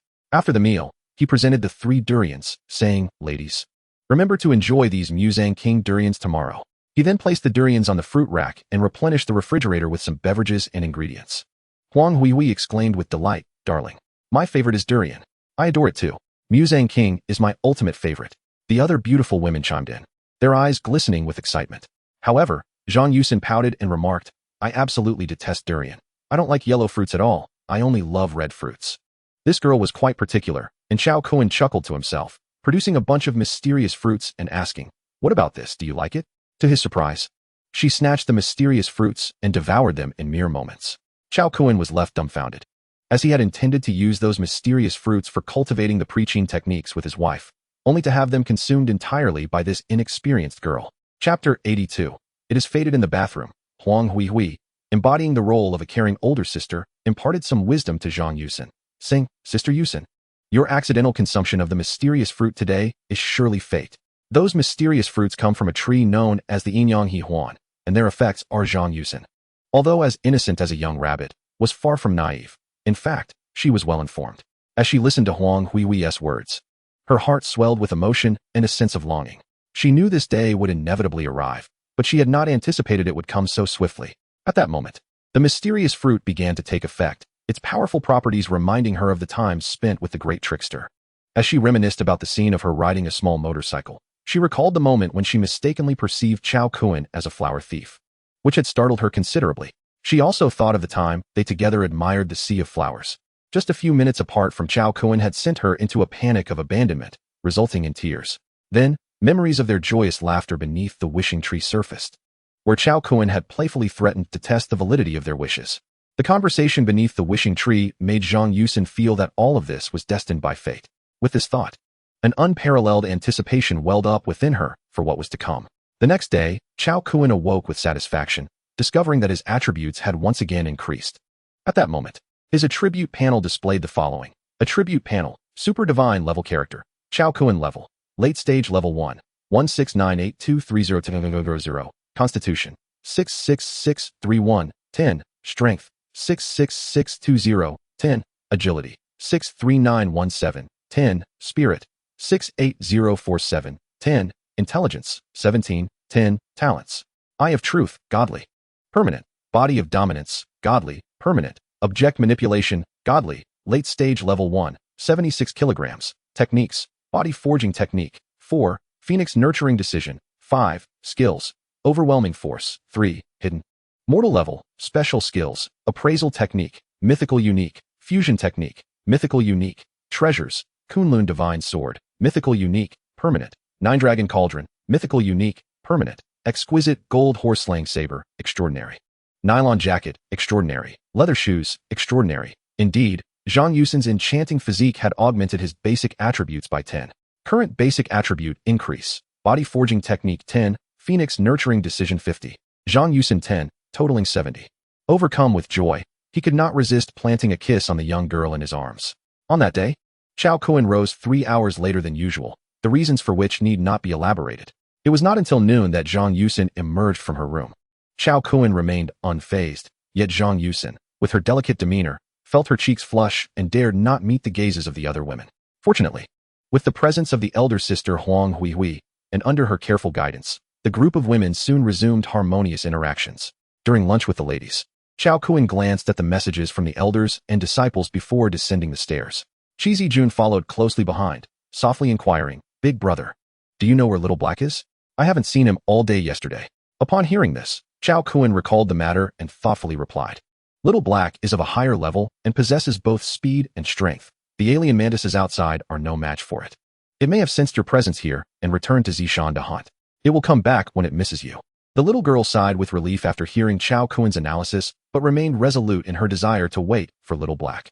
Upon reaching the ground floor, they encountered a group of disciples diligently battling monsters, but the elders and Ma Changsheng, along with Zhang Junbao, were nowhere to be found. "Master has arrived." Shi Ziwan shyly greeted him upon seeing Chao Kun. "Ah, you all are playing with bows, are you?" Chao Kun remarked with a smile, nodding in acknowledgement. "Master, look at my thunder arrow, isn't it cool?" Zheng Weiniang, with a determined expression, loosed an arrow imbued with the power of lightning, striking down an alien mantis with precision. The electric force erupted within the creature's body, rendering it charred in an instant. The remaining disciples, inspired by her example, concentrated their elemental abilities into their own arrows, each achieving a similar feat. "Impressive. You all have made remarkable progress. Is this the new way of doing things?" Chao Kun exclaimed, his eyes lighting up with surprise at their unexpected skill. Daozun, Daozun. The enthusiastic disciples greeted him, their excitement palpable. Chao Kun, with hands clasped behind his back, inquired, "Where are your elders? What are they up to?" At that moment, a familiar young man stepped forward with a smile, reporting to Daozun, "My master and the others have protective true essence, so they went outside to look for bowstrings." True essence protection is a specialized skill derived from the divine technique Chi body source flow. "What is your name, and who is your master?" Chao Kun asked. recognizing this youth as the one who had given him the destiny ring and feeling an immediate affinity. Daozun, my name is Wang Defa, and my master is Zhang Qingsong. The tall youth spoke proudly of his master, his stature reflecting his confidence. Chapter 83. The altered version of material manipulation abilities. This young man, indeed a disciple of Zhang Qingsong, was rooted in noble lineage and possessed great potential. Qiao Kuan nodded in satisfaction, resolving to nurture him as a second Zhang Junbao. Excellent. Make sure to engage frequently with Shi Ziyuan and Zheng Weining, he advised before ascending the imperial stone seat beside Chu Chu.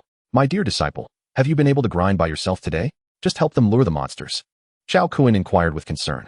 Chu Chu glanced at him discreetly and shook her head. Let them grind for a while first.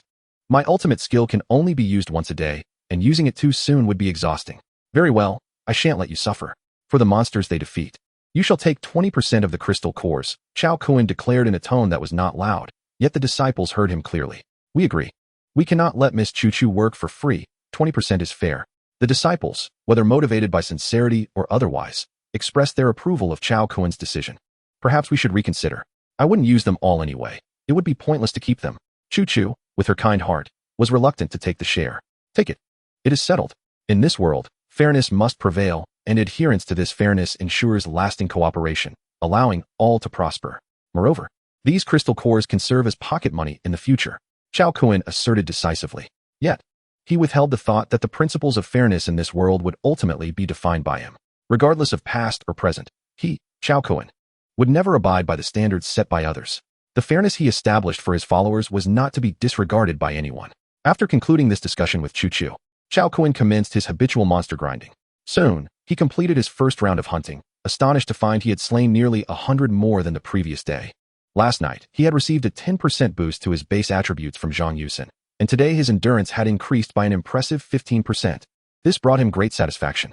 After 2 more rounds, he called Su Nana down. Since there was no rush, he decided to enjoy a massage while waiting for his mental energy to replenish.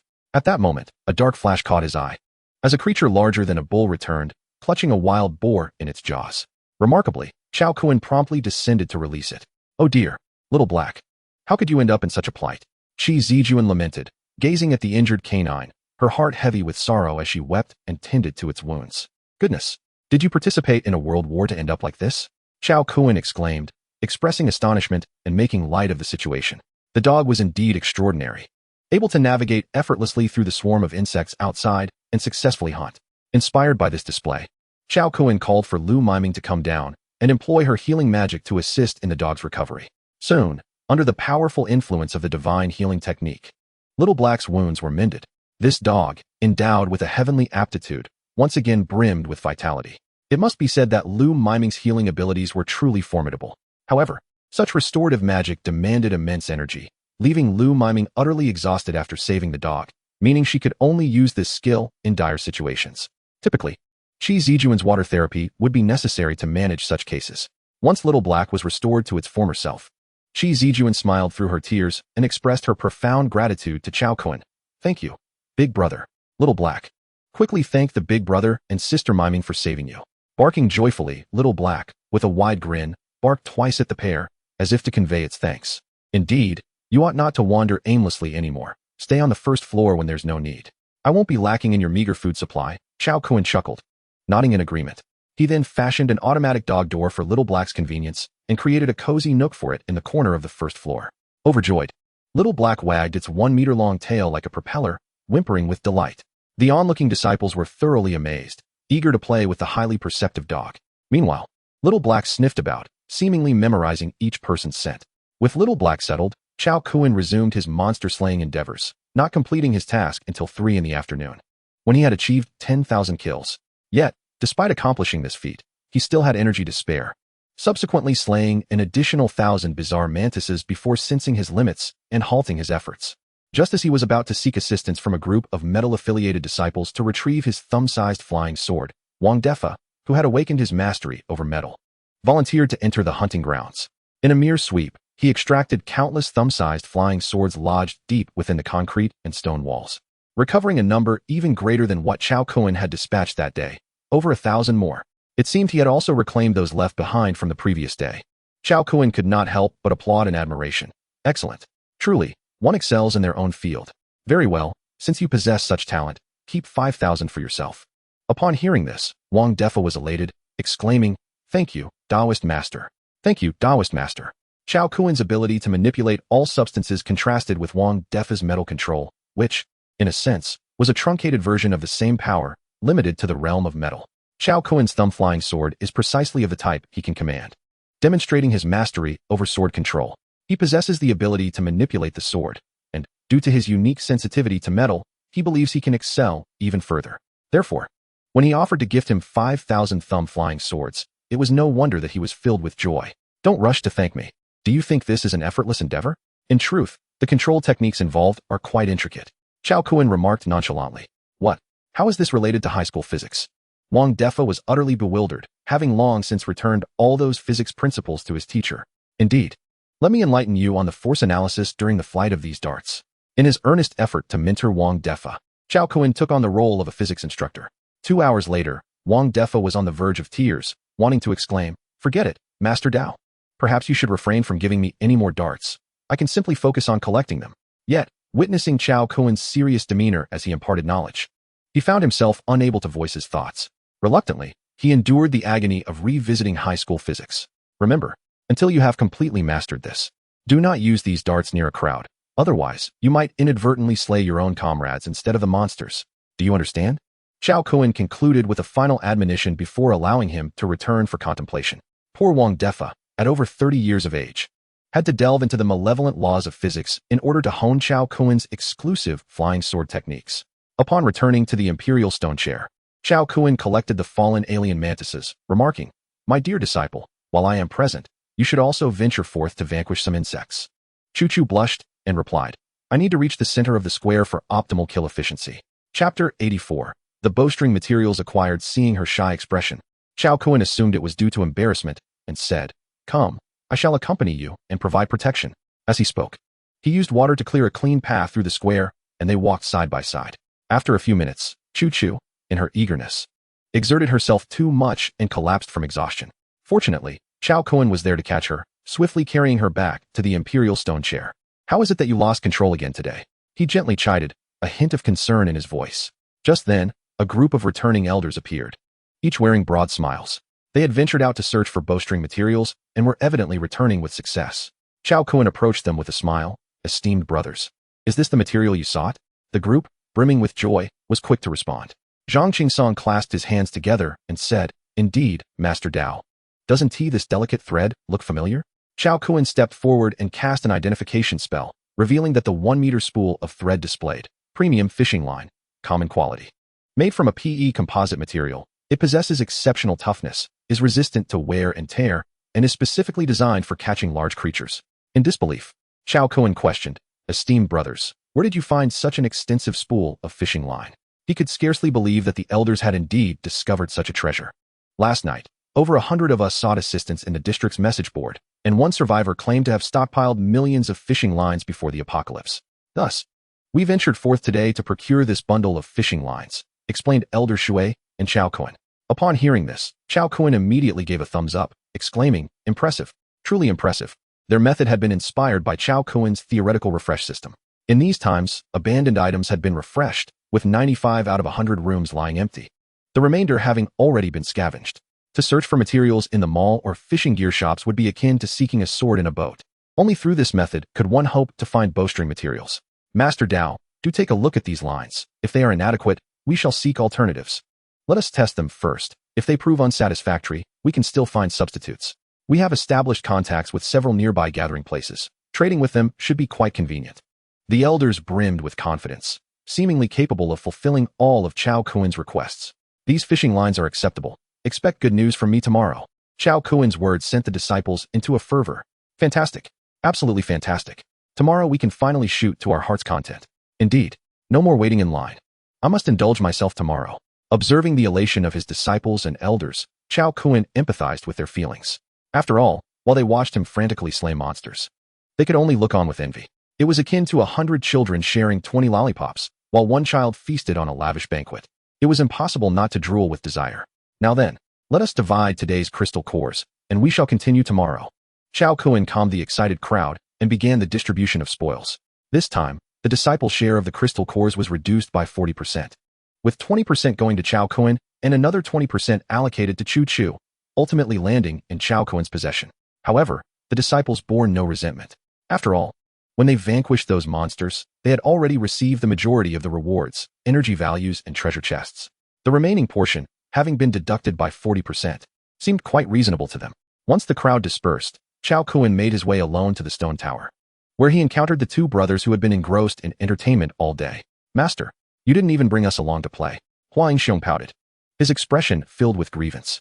"Yes, you don't take us to play, yet you have turned this place into a haven for bugs. We can hardly step outside."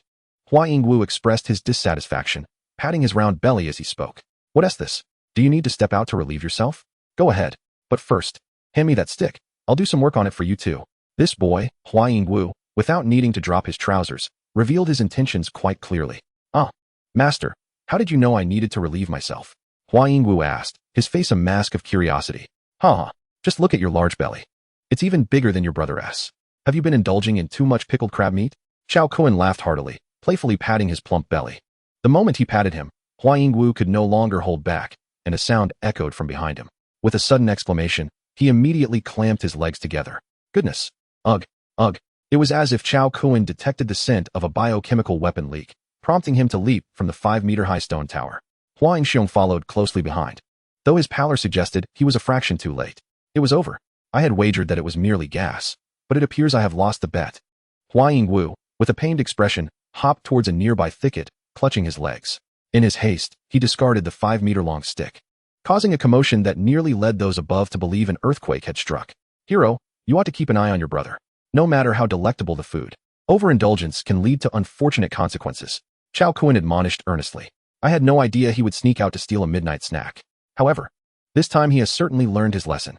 Hua Yingxiong's green visage bore a look of deep grievance. "Very well, I have conceived an entertaining idea. Hand me that stick, and I shall modify it for you. Tomorrow, you shall both partake in the fun," Chao Kun said mysteriously. "What sort of amusement awaits us? Can we truly join in tomorrow?" Hua Yingxiong's discontent evaporated at the prospect of tomorrow's entertainment. "Have you ever heard of a siege crossbow? Tomorrow, I shall procure for you a weapon even more formidable than that," Chao Kun revealed, sensing his disciple's curiosity. At this juncture, the two brothers were nearing the second level, with their strength and physique reaching an impressive 6720, more than tenfold that of Chao Kun. Their foundational attributes for strength and physique stood at 150, augmented by a 40 increase from the Shangqing Dao Yuan Jinjing, with an additional level bonus of 4.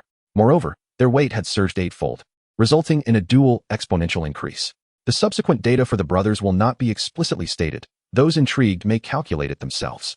Furthermore, comparisons should not be drawn between them and Chao Kun, but rather with the towering, 9th-level void behemoth, Godzilla. "What? A siege crossbow? Ha ha ha.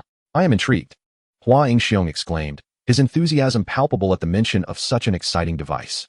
Chao Kun indeed held great affection for his two disciples, always considering them in every endeavor.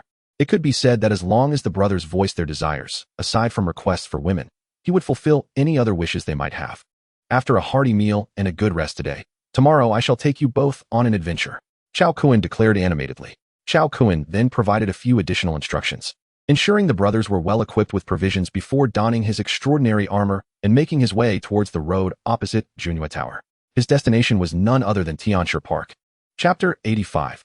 Breaking through to the second level. Crafting a mighty bow as dusk approached, the evening glow painted the sky with breathtaking hues. Yet no one was there to admire it. Walking amidst the twilight, Chao Kun arrived at Tianshi Park. Before he drew near, he beheld a towering tree, standing several dozen meters high, radiating a soft crimson light in the evening glow, swaying gently in the breeze.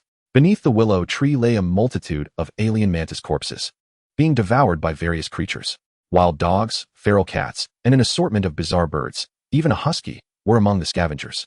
Among the alien mantis remains, numerous severed willow branches and leaves, having detached from their mother, still retained their vibrant green.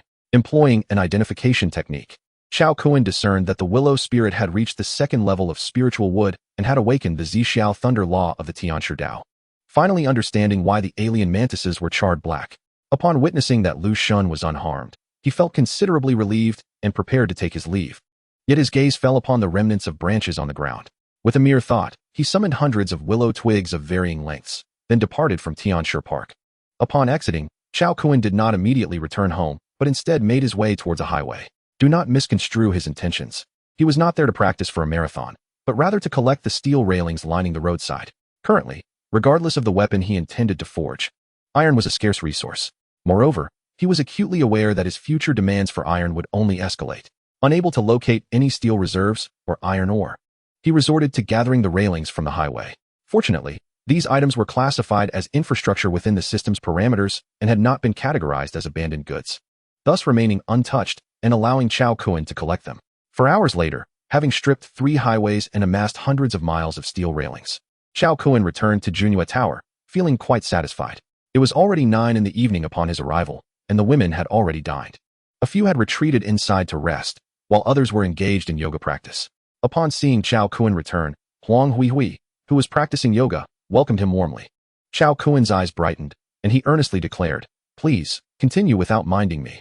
He then prepared a light meal for himself and sat down to observe. "Huang Jia, do you think my posture is correct?" Zhang Yusin inquired, mimicking a pose that Huang Huihui had demonstrated the previous night. Lying on the genuine leather carpet with her legs positioned under her arms, seeking guidance from Huang Huihui. "Yusin, your posture requires your hips to be lifted a bit higher." "Yes, just like that," Huang Huihui responded with utmost seriousness. It was evident that Zhang Yusin, having awakened her water enchantress physique, was becoming as supple as water, displaying a natural talent for yoga. Su Lily, with her alluring physique, could not achieve the same grace as Zhang Yusin. She too was practicing the fundamental yoga postures. For reasons unknown, Chao Kun found himself particularly captivated by her, and after finishing his meal, he approached to offer his guidance. "Lily, yoga isn't practiced this way. Come. Let me teach you." Chao Kun transformed into a teacher, meticulously explaining the nuances of her form, his dedication to her improvement commendable. After his thorough instruction, Su Lily felt a wave of embarrassment wash over her. Her cheeks flushed as she bowed her head in silence. Chao Kun engaged in playful interaction with them for a while before retreating into his space, as he had pressing matters to attend to and could not afford delays due to the women. That day, within the confines of the mountain and river space, Chao Kun elevated the weight of his controlled object to 81 kilograms, successfully advancing his level to the initial stage of the second rank. He then retrieved the divine level martial art manual, Qi Body Source Flow, obtained from Zhang Qingsong, and proceeded to study it. The 50 enhancement to his foundational attributes granted by the divine level techniques activated instantaneously, and he simultaneously acquired a unique skill, Divine True Essence Protection. Note: there is a distinction between martial arts that exist in reality and those derived from the system. The former can be utilized by multiple individuals repeatedly, while the latter, once activated, disappears. At this moment, his attribute panel displayed. Attributes: Super Divine Level Character, Chao Kun Level, Early Stage 2, 2325740400000, Constitution, 172531, 10, Strength, 172520, 10, Agility, 165417, 10, Spirit, 176047, 10, Intelligence, 18, 10, Talents. Divine Eye of Truth, permanently. Divine Body, permanently. Divine Object Manipulation, Early Stage 2, 81 kilograms. Techniques: Body Forging Technique of the Solitary, 4, Phoenix Cultivation Technique of the Solitary, 5. Qi Body Source Flow, 1, Skills, Sweeping Force of 1000 June, 4, Hidden Common Level, Special Skills, Appraisal Technique, Mythical Unique, Fusion Technique, Mythical Unique. True Essence Bodyguard, Divine Level, Treasures, Kunlun Divine Sword, Mythical Unique, permanently. 9 Dragon Cauldron, Mythical Unique, permanently. Extraordinary Golden Blade, Extraordinary Nylon Jacket. Extraordinary Leather Shoes. The breakthrough in levels and the enhancement of techniques caused his physical attributes to surge dramatically, and the system proportionately reinforced his physical form. A primal ferocity surged within him, compelling him to roar. To release this pent-up energy, he commenced a frenzied sprint within the second layer of space. Chao Kun dashed along the rock-solid track, his feet barely touching the ground, generating a tempestuous wind with each stride, covering dozens to hundreds of meters in a single bound. Upon testing his velocity, he astonishingly reached a terrifying speed of 11 seconds per kilometer. This was indeed formidable, as it surpassed that of most human four-wheeled vehicles. However, it was understandable given that his prowess exceeded that of an ordinary human by over 100-fold. Such speed was to be expected. Were it another creature, such as a cheetah, endowed with these attributes, achieving 5 seconds per kilometer would not be surprising. Though he did not attempt to test his strength, he surmised he could easily lift an 8 to 9-ton boulder with one hand. Having acclimated to his newfound power, Chao Kun busied himself with the crafting of a recurved bow. The fishing line brought back by Zhang Qingsong that day weighed several hundred pounds. providing ample resources for his endeavors. He used spatial energy to condense the line into 20 strands, each roughly the thickness of a pinky finger. Subsequently, he upgraded these PE composite bowstrings with extraordinary leather, enhancing their strength by at least fivefold. After seamlessly integrating these extraordinary bowstrings with the bow's frame, he achieved a flawless final product. Thus, he completed the crafting of 160 extraordinary bows. Yet, he was not finished. Recalling the over 1,300 treasure chests unearthed that day, he swiftly opened them all, extracting several pieces of extraordinary gold essence. With this refined gold, he meticulously crafted 10 elegant small bows adorned with intricate red patterns, undeniably exquisite. Next, he retrieved the supergiant staffs belonging to his two disciples, dissolving them to extract the surface's extraordinary fine iron and gold essence. From this, he fashioned 2 bow bodies, each 5 meters tall and 3 meters wide, creating supergiant bows. He then combined 400 strands of fishing line to form bowstrings, resulting in a colossal bow capable of withstanding a terrifying draw weight of 100 tons. Following this, he forged 2,000 4-meter arrows, each weighing 10 kilograms. Each arrow shaft was infused with the essence of the entire body of 2 uniquely shaped mantises, plated with extraordinary fine iron, with the arrowheads reaching an extraordinary level. After completing his tasks, Chao Kuan retrieved several hundred remnants of the willow deity's branches. In Chapter 86, titled Monsters Gather, Chao Kuan crafted a powerful bow for his companions. Yet he saw no reason not to create a custom one for himself. However, as a Taoist master, he could not be compared to ordinary disciples or elders, which is why he contemplated the remnants of the willow deity. He extracted a branch and, using an appraisal technique, a series of information immediately materialized. Level 2 Spirit Wood, Remnant Deity, one of the finest materials of the wood element, impervious to lightning and fire, capable of gathering spiritual energy and warding off evil, imbued with divine might, capable of unleashing strands of the purple cloud divine thunder upon energy activation.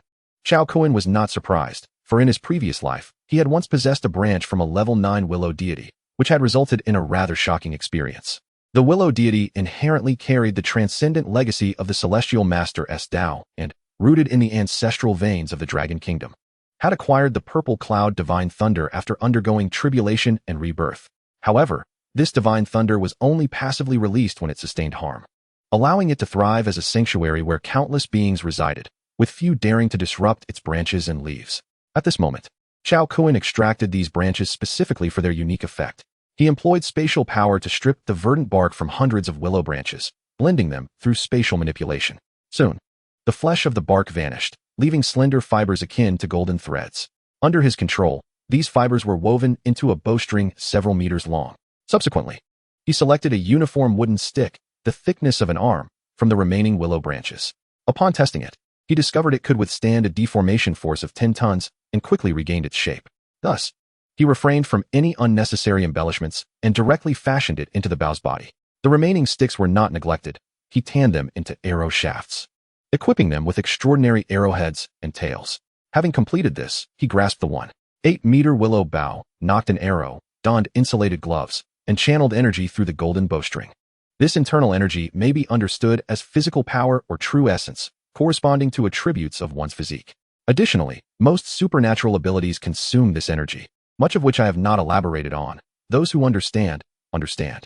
Chao Kuan exerted 5 tons of force to draw the bow, and upon release, the roughly 1-pound willow arrow soared forth. In less than a second, it struck the corpse of an abnormal mantis 100 meters away, piercing it through. The moment the arrow made contact with the electrolytes within the insect's carcass, a powerful current erupted, incinerating it to the point of emitting smoke. Simultaneously, the carcass was propelled forward, tumbling several meters before shattering. The sheer magnitude of this power was astonishing.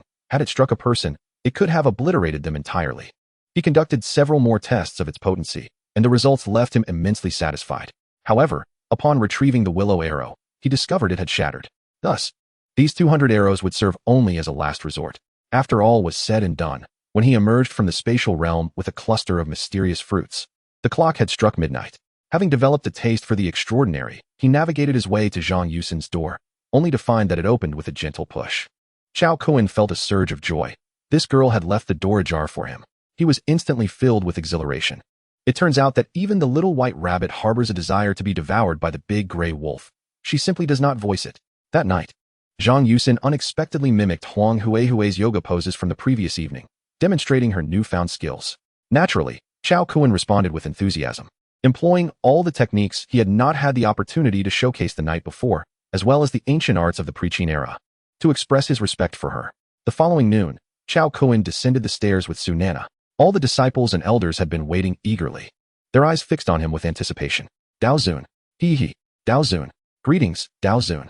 A group of disciples near the staircase, upon seeing Chao Kun, resembled eager dogs catching sight of a female in heat, their eyes gleaming with excitement, which made Chao Kun feel rather uneasy. Several elders also gathered around as soon as Chao Kun made his appearance.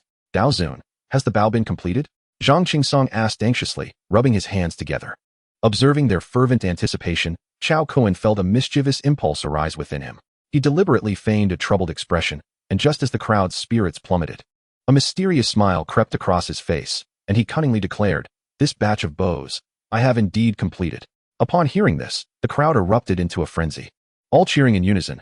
Oh, Dao Zun is magnificent. Dao Zun is magnificent. In an instant, the disciples were beside themselves with excitement. Chao Kun had not anticipated that his casual efforts would ignite such tremendous enthusiasm among them. Previously, he had failed to grasp the significance of a single bow to those who were in need. From now on, let us all join forces. Come, everyone. Come forward to receive bows and arrows. Chao Kun called out with fervor.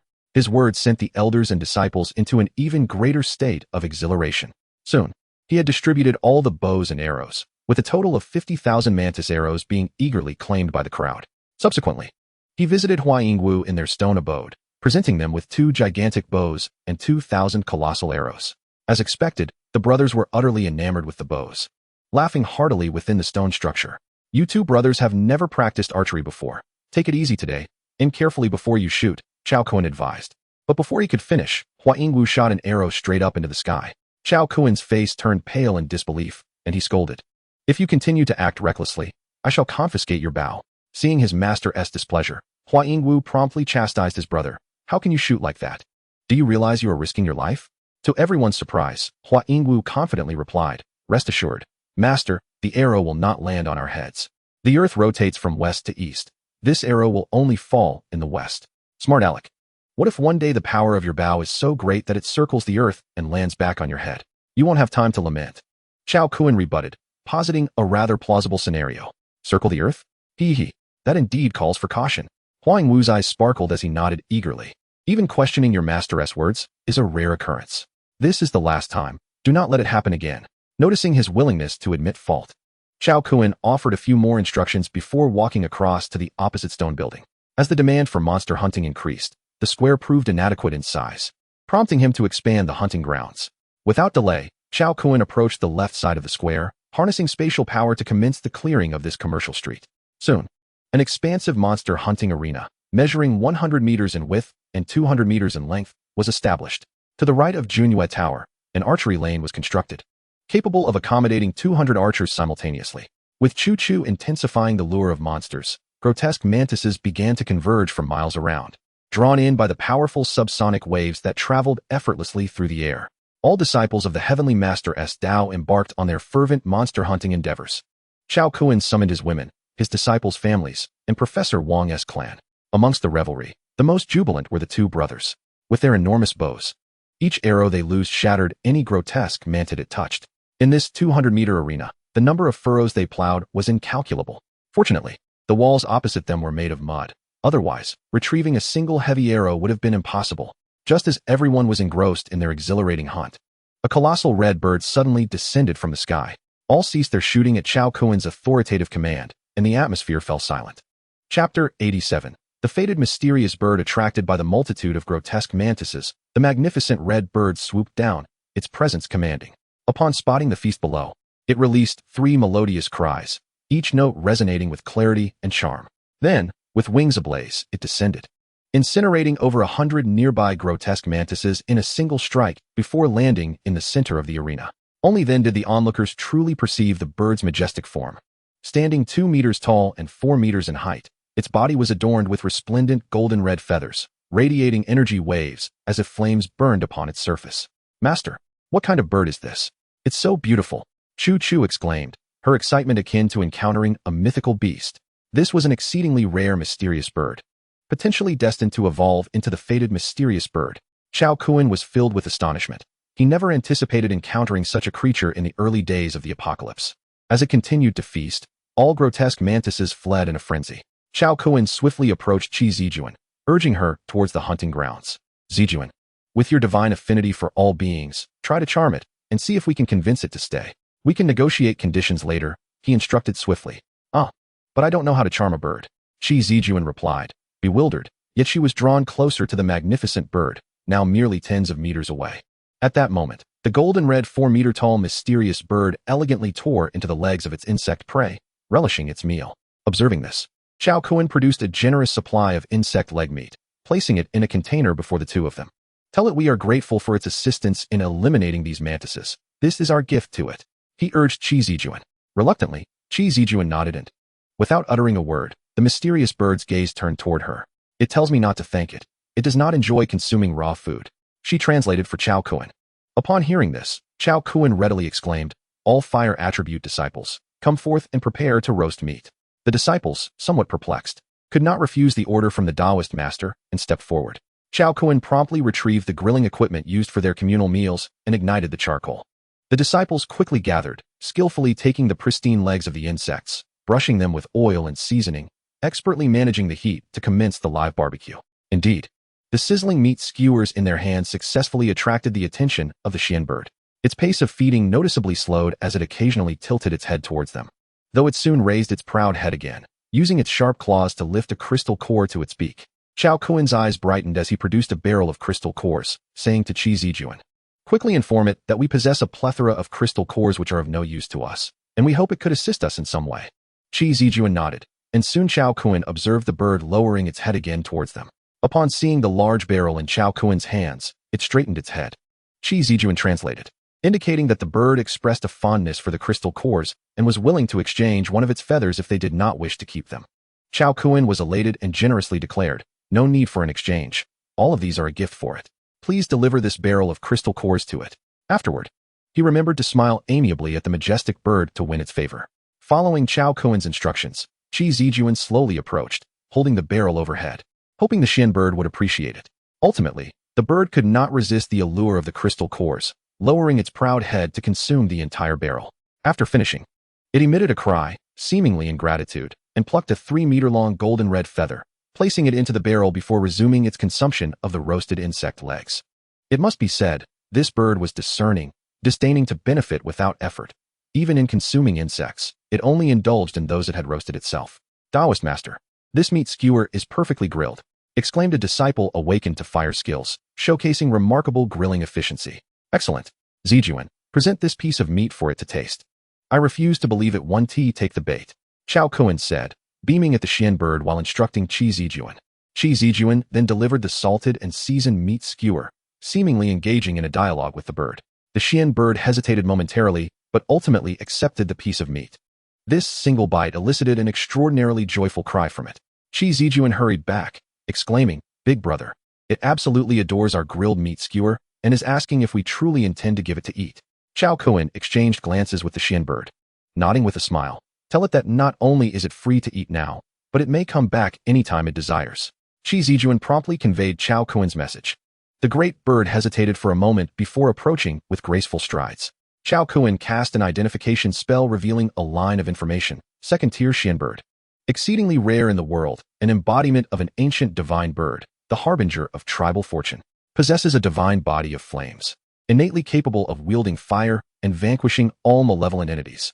This bird shall undoubtedly transform into the fabled creature of destiny, bestowed with divine purpose. It possesses the ability to bring immense fortune to its closest companions and tribe. Upon learning all there is to know about this bird, Chao Kuan was overwhelmed with joy. Standing nearby, he directed a group of disciples in the art of grilling. Whenever a dish was completed, he would send Qi Zijuan to present it to the grand bird. Thus, before the watchful eyes of many, the majestic bird consumed over 100 insect legs, finally emitting a satisfied call. Subsequently, it nodded to both Qi Zijuan and Chao Kuan, and to Chao Kuan's astonishment, it cast him a fleeting glare, leaving him momentarily dazed. Qi Zijuan then translated, it claims we are benevolent beings and promises to bring us gifts upon its next visit. Furthermore, it mentioned that it can comprehend our speech. As Qi Zijuan articulated this message, her voice noticeably softened, her gaze towards Chao Kun reflecting a hint of guilt. Upon hearing this, Chao Kun was instantly struck with despair. Moments earlier, he had assumed the bird could not understand him and had even jested, "I don't believe it won't take the bait." No wonder the bird, despite expressing gratitude, had given him a disdainful glance. A misunderstanding. It was all a misunderstanding. What I meant by taking the bait was simply an invitation to visit, Chao Kun explained, mustering his courage. Yet, the proud bird lifted its head, displaying a distinct disinterest in his words. "Dear brother, it has already grasped your intentions, nonetheless. It will still frequently grace us with its presence." Shi Zijuan remarked. "Very well, please do visit often," Chao Kun responded, and with that, the bird elegantly turned and took several steps away, before soaring into the sky like a golden-red flame, departing gracefully. Through Chao Kun's hospitality, his objective had indeed been achieved. As long as the bird continued to visit, he would have ample opportunities to cultivate a bond with it. After the Hyak's departure, the disciples who had been grilling immediately inquired, "Master, what manner of creature was that bird to warrant such deference from you?" Chao Kun smiled and replied, "This is the Xiao of our Dragon Kingdom's legends, an embodiment of great fortune. To encounter it requires utmost respect. To harm it would not only bring calamity upon oneself, but also invoke disaster upon the world." Hearing this, the disciples collectively gasped in shock. Had it not been for Chao Kun's timely intervention, they might have inadvertently harmed the bird. The unexpected arrival of the Xiao was indeed a delightful spectacle for all. Time swiftly passed, and the day of monster hunting came to a close. When it was time to divide the spoils, the disciples were astonished to discover an unusually bountiful harvest. On average, each disciple had vanquished around 300 foes, with some, like Ma Chongqing and Zheng Weining, achieving a staggering 2,000 to 3,000 kills. Ma Chongqing's explosive power was tremendously fearsome, even snapping 2 of Chao Kun's bows, compelling him to lend his divine willow bow to Ma. Zheng Weining's lightning arrows could strike with lethal precision, boasting an equally astonishing kill efficiency. Yet, they were not the most remarkable. The Hua brothers averaged an astounding 8,000 kills of the alien mantises, their performance nearly rivaling Chao Kun's own 2,000. After distributing the crystal cores, Chao Kun pocketed the remaining 40,000 and prepared to conclude the day's festivities. At that moment, Zhang Qingsong approached, stating, "Master, I have just received a distress call from the military. They are facing a grave crisis and hope we can extend our assistance." Chapter 88. The Uncanny Rodent Infestation. What crisis necessitates our intervention? Chao Kun remarked nonchalantly, though within him lay no aversion to aiding his kin. Yet, a prerequisite existed, the assurance of his own safety and interests, ideally accompanied by some advantage. In his past life, Chao Kun had witnessed the gradual demise of gathering places in the Dragon Kingdom, remaining oblivious until he traversed the void, only to find those sanctuaries vanished. It was then he comprehended the dire fate of his race, leading to a profound sense of guilt regarding the genocide that transcended moral boundaries, ultimately inciting mental turmoil and indirectly catalyzing betrayal. Thus, in this lifetime, he resolved to prevent such occurrences. He had already devised a plan, albeit one that would only come to fruition in the mid-stages of the apocalypse, contingent on the unlocking of system domain information. Currently, the system's regional messages were sparse and not worth his expenditure of effort. At present, the nearby military district faced a predicament and sought assistance from Zhang Qingsong. Were it not for the perilous nature of the situation, he would not hinder the Tianshi Dao from offering support. Upon hearing Chao Kun's ambiguous inquiry, Zhang Qingsong candidly replied, "Indeed, esteemed Taoist brother, the military district to the southwest is the very one we previously assisted. They are now besieged by a plague of insects and rodents, unable to endure any longer. A vast number of their populace are afflicted, lacking food, water, and medical resources. Remaining there equates to awaiting death." This revelation instantly heightened Chao Kun's vigilance, for rodent infestations frequently accompany pestilence. While other plagues might be manageable, the Black Death posed a significant risk of infection for most abilities. "What do they seek from us, Tianshi Dao? Are they suffering from the plague?" Chao Kun inquired, his countenance growing cold. At that moment, another informed elder interjected, "There are far too many rats. They wish to abandon that base and relocate to another military district, hoping we can clear a path for them. Moreover, it appears they are afflicted by a different illness that is not contagious, only transmittable through bites from infected rodents." Upon hearing this, Chao Kun's expression softened slightly, though he furrowed his brow, stating, "I have previously mentioned that before you endeavor to be benevolent, you must first ascertain your capacity for such actions. Since you now believe yourselves capable, I will not impede your intentions, provided it does not come at the expense of your own welfare and that of those around you. Each of you must decide for yourselves whether to go or not. However, it is imperative that for every individual who departs, an equal number must return." Chao Kun unequivocally articulated his stance. The elders, upon reflection, began to deliberate among themselves with a group of disciples. Aware of Chao Kuan's position, Zhang Qingsong hushed the clamoring disciples and calmly remarked, "Unlike the chaotic retreat of the bald sect during tumultuous times, our Tianshi Dao has traditionally adhered to the principle of remaining hidden in prosperous eras while emerging in times of strife. Although we find ourselves in an apocalyptic epoch rather than a chaotic one, our prolonged absence from the world seems somewhat unreasonable. This opportunity allows us to venture forth and witness the true nature of the apocalypse. Nonetheless, as Taoist master has aptly stated, all must be contingent upon one's strength and willingness. Those lacking sufficient ability should refrain from joining the fray." The elder's words, undoubtedly the most authoritative aside from Chao Kuan, resonated profoundly among the assembly. Zhang Shibu's words resonate with truth. Now, we have attained a measure of self-protection, and it is time to venture forth into the stark reality of the apocalypse. It is essential to refine our spirits, as this journey will undoubtedly enhance our cultivation. I shall embark on this adventure. Without a commendable reputation, how can my heavenly master sect flourish? To attract many capable individuals and kindred spirits to join our ranks in the future, I must take this journey. In this world, some pursue fame, others seek fortune, and some are driven by love for their homeland.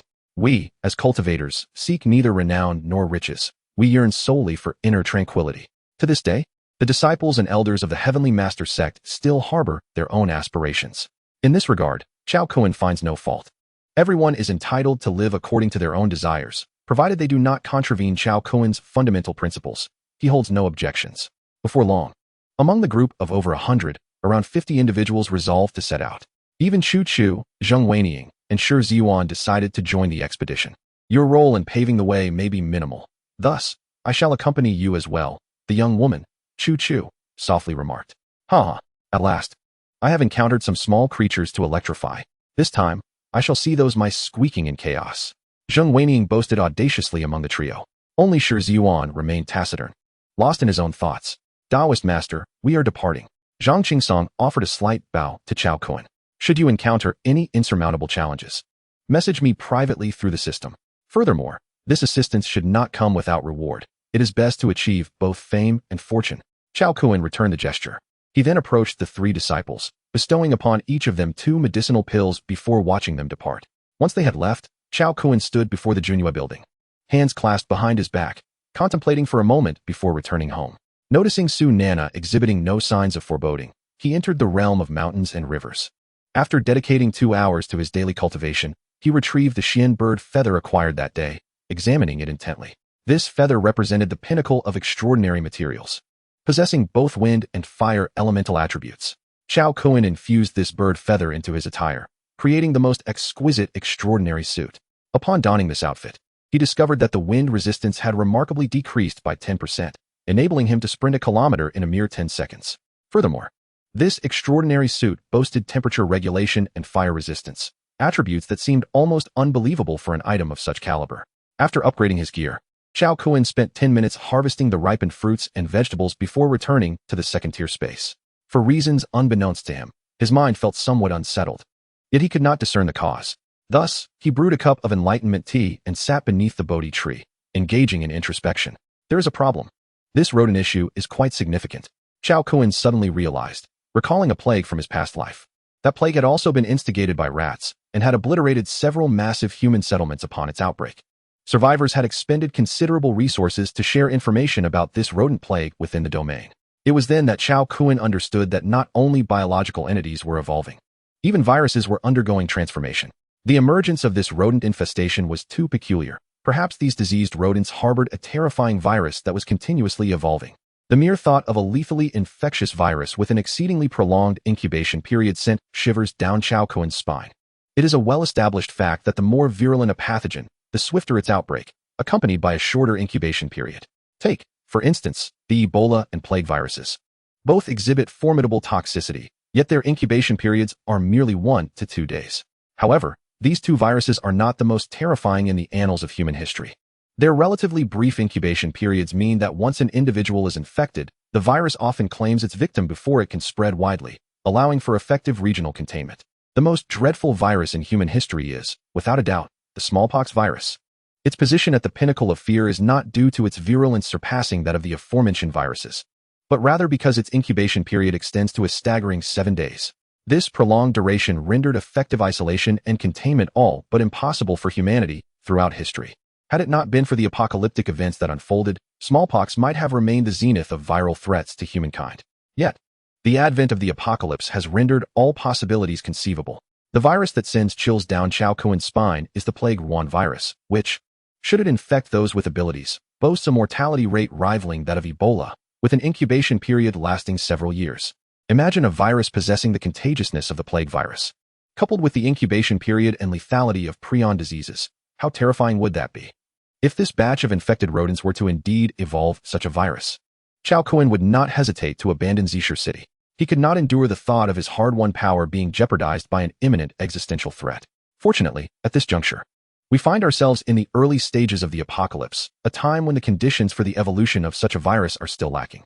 With this realization, Chao Kuen resolved to take matters into his own hands and eradicate the potential crisis that loomed on the horizon.